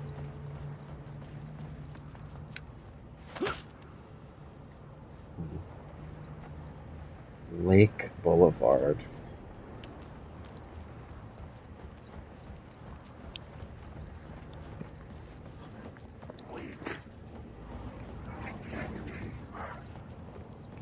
Okay. Board. Is there more inspiration here?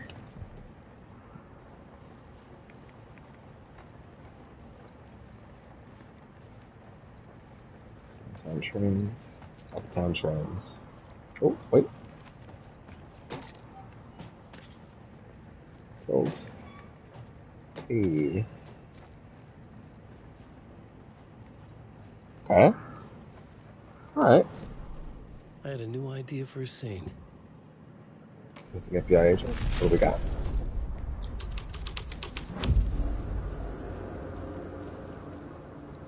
Fuck. Didn't mean to do that. Not that it matters.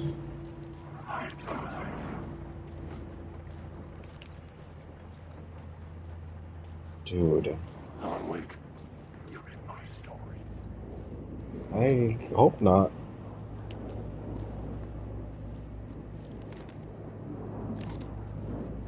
Wake. Run through slowly.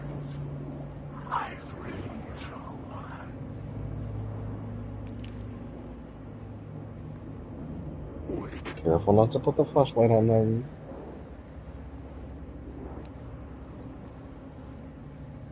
Is it pointing to this?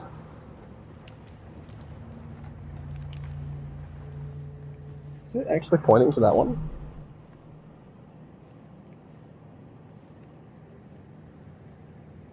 It's something in there, but I don't think I need to worry about that. And then that comes out there, which might have something to do with this. Unclear.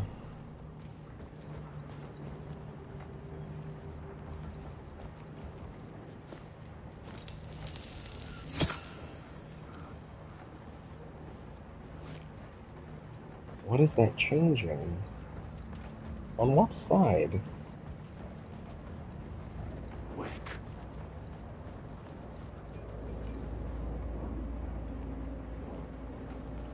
That path up is blocked.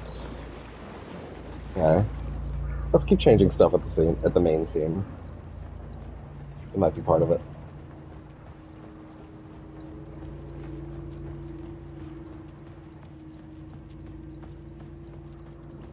Wake.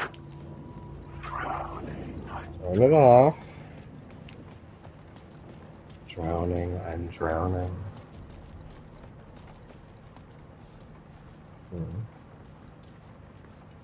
Alright, switch it up.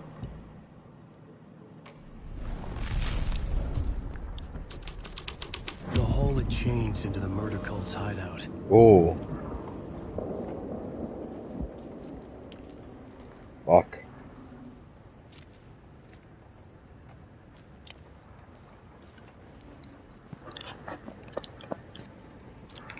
The sudden stop. They've changed the title.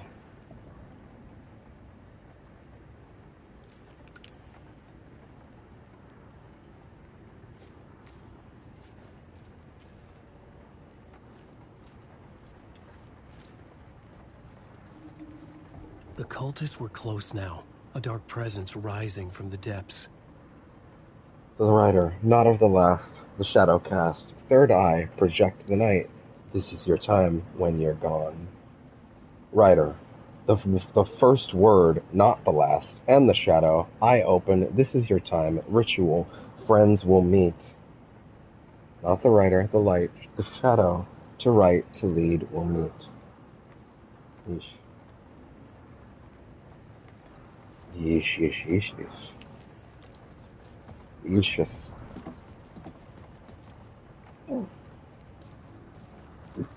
Oh yeah, I gotta eat something soon. Oh!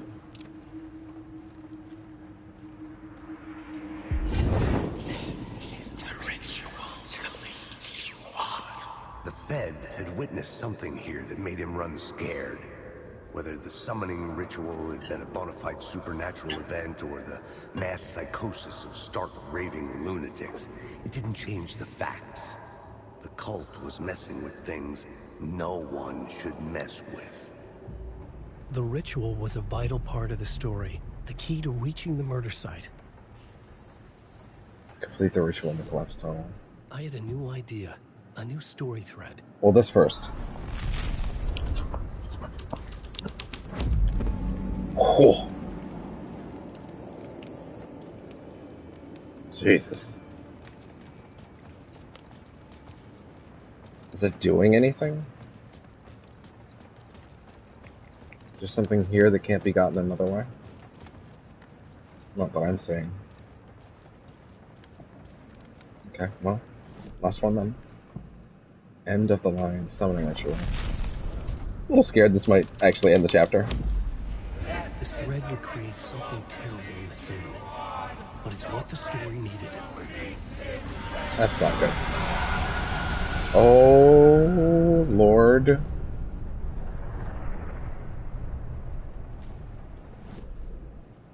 And is this how I'm gonna make it down to certain other areas? Actually, I don't know, because this is locked now.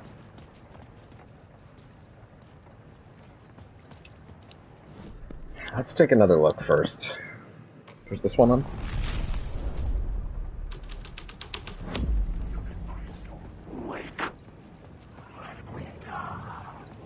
Okay, let me die. Oh my god. They're really coming at him.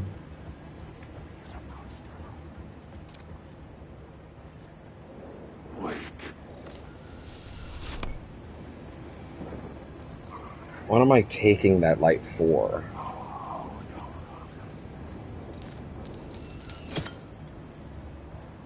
How do I get over this? Other than the fact that he should really just sort of be able to hop over that, no problem.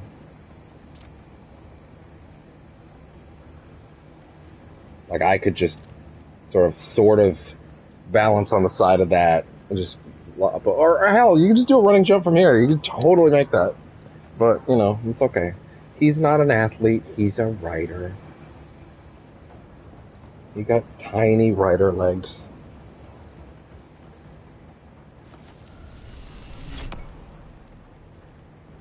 What is this accomplishing?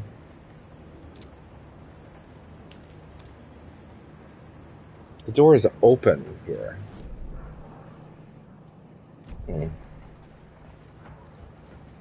Okay. I'm gonna assume it's something, just keep going forward. Don't worry about it.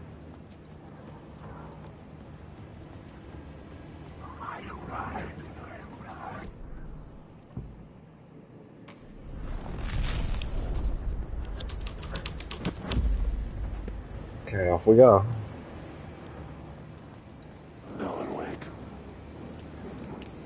Put it away, put it away, put it away. Not what I wanted, not what I wanted, not what I wanted. Son of a bitch!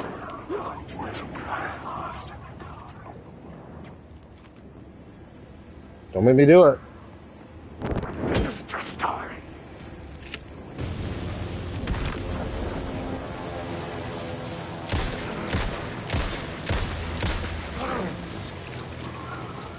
I should look at the blackboard. Keep the story moving. Are y'all scared now? I feel like that was not a good thing to waste. But oh well.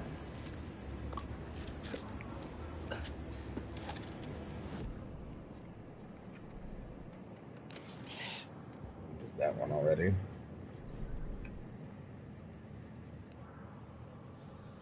Let's see. Inspiration for the story. Shape the dark place.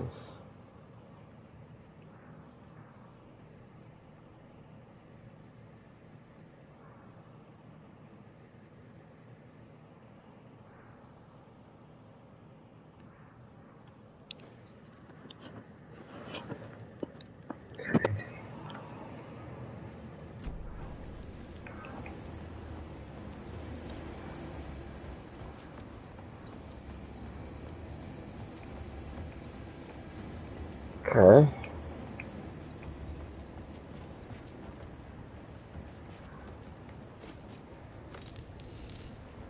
Oh.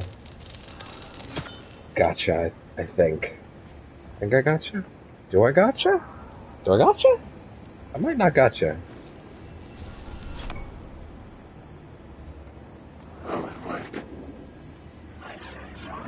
Let's sneak by, we're good.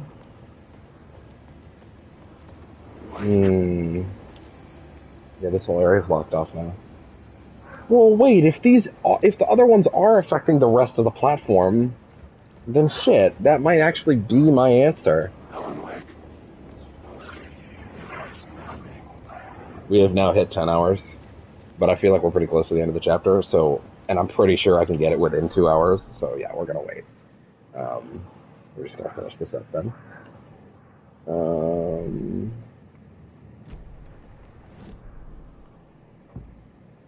Check torchbearers. See if that changes this area back here.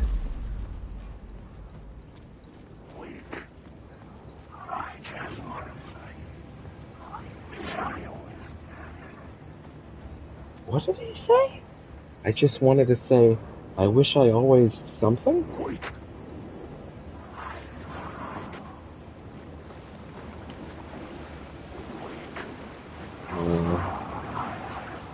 Okay, nothing there.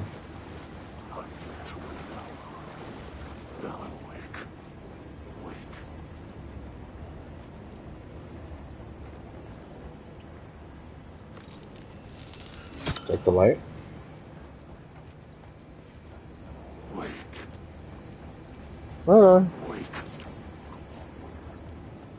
I think I overthought it again. There's a bit of a theme for this, but that's fine.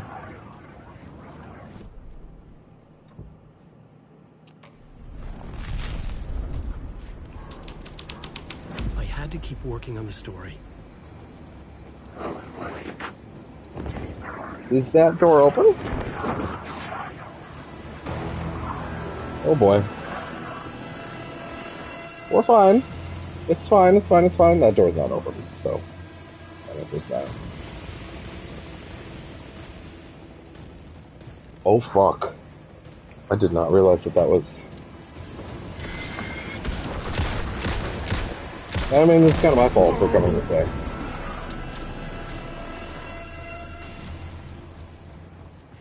Wasting resources. Resources. Still don't have that shotgun. I wonder where it would have been.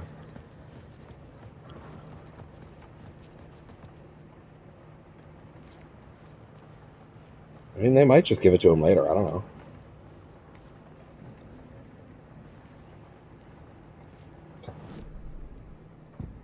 Go for it. Full on. Fuck it, we ball. The story was affecting the scene. Awake.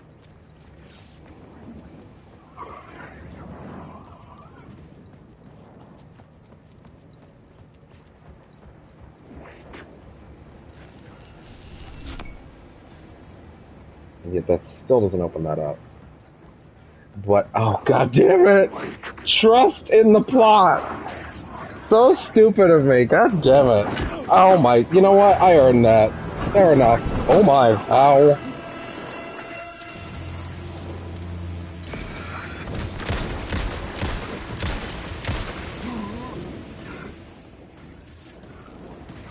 It was using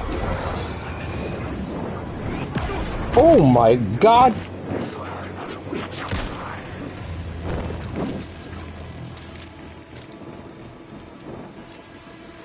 You know what?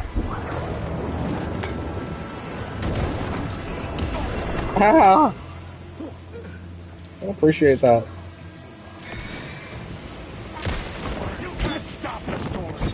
Oh!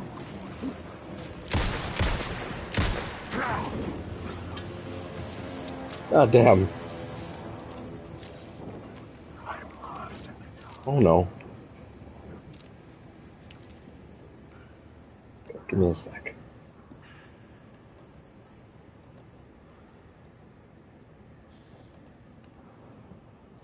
The big one, yeah. Do it. Okay. We're alright. We're alright. We're alright. We're running low though. Which, admittedly, it's kind of what I want. Challenge. I wonder how much I've gotten challenged just by the nature of fucking, you know, running around too much. I don't know, man. Clearly I have an issue with progression-based anxiety, so...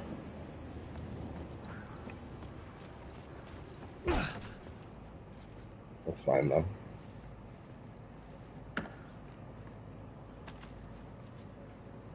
Is that one bullet?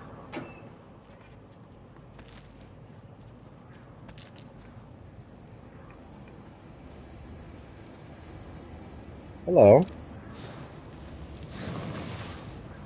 Bit of action found. Darkness damage received by darkness projectiles to 25%. I'm gonna say go for that because it's becoming an issue. Oh my! I was in my mind place, dude. I was zoned out. I was disassociating. I have a lot of reason to do that right now. Believe me.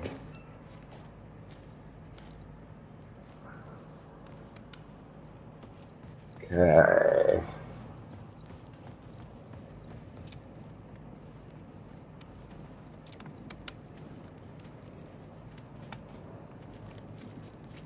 Angles.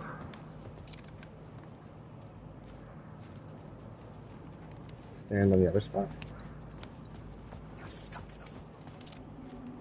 Turns out the cultists weren't the only ones using the tunnels. Hidden graffiti signs marked secret routes. I kept hearing whispers around burn barrels of an underground society of mystic outsiders with hidden knowledge. Typical New York. Huh.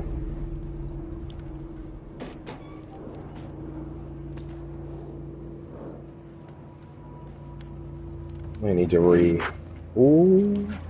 No, it's cool, it's cool, it's cool, it's cool, it's cool. Oh, it's not cool, it's not cool! It's not cool! It's not cool! Coolness not achieved. Look at the blackboard and figure out a way forward.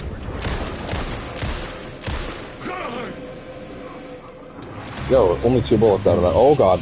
Turn the light up!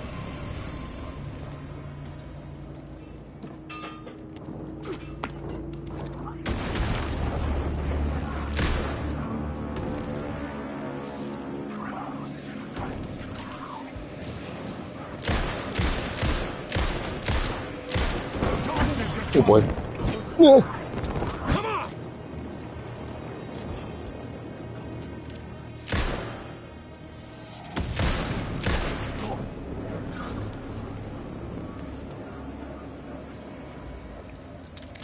God, just fucking... Ugh. Hang it off. Nope!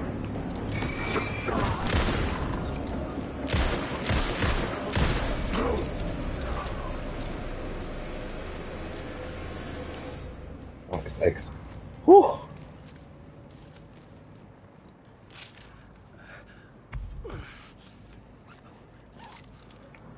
Okay, suddenly we're running through shit pretty quick.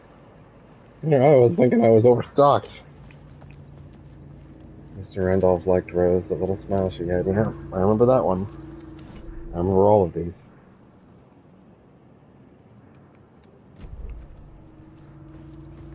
It's gonna bring me over here.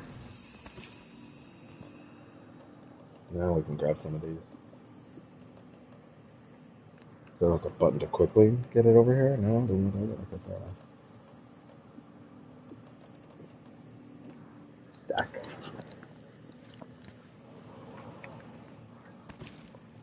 Okay. Cynthia Weaver worked hard, following her obsessive rituals, sometimes fighting them, always giving in to them in the end. She haunted the halls of Bright Falls abandoned power plant. She was preparing defenses and supply lines for the war she knew would come, the war between the forces of darkness and light.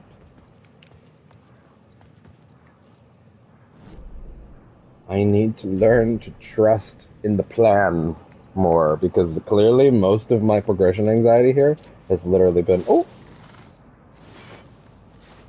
assuming I am figuring out a puzzle, when the puzzle is in fact, move forward, stupid.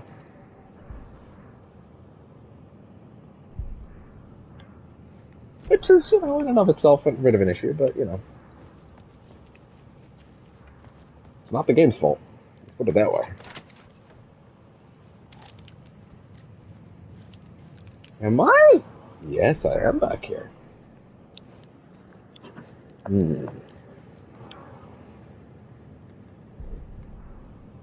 Turns out the cultists weren't the only ones using the tunnels. Hidden graffiti signs marked secret routes. I kept hearing whispers around burn barrels of an underground society of mystic outsiders with hidden knowledge. Typical New York. That really is a great line, isn't it? God. Okay. Okay. Complete the murder ritual. Complete the ritual in the collapsed tunnel. Okay. The only one that's left is actually this one over here. Oh my god, dude. If this one opens up the side tunnel into the side area where Breaker is, I'm gonna eat a shoe. Because that would be the ultimate indictment of me. And I'm starting to think that's exactly what's gonna happen. Exactly what's gonna happen.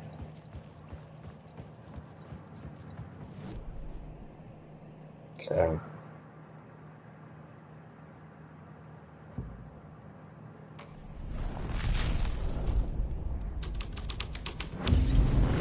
The scene here, the dark presence. Fuck. Oh. Oh. Fuck! I may have been wrong, actually.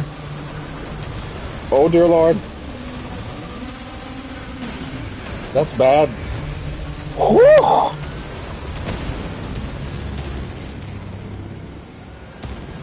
Oh, no. Oh, mash! Mash!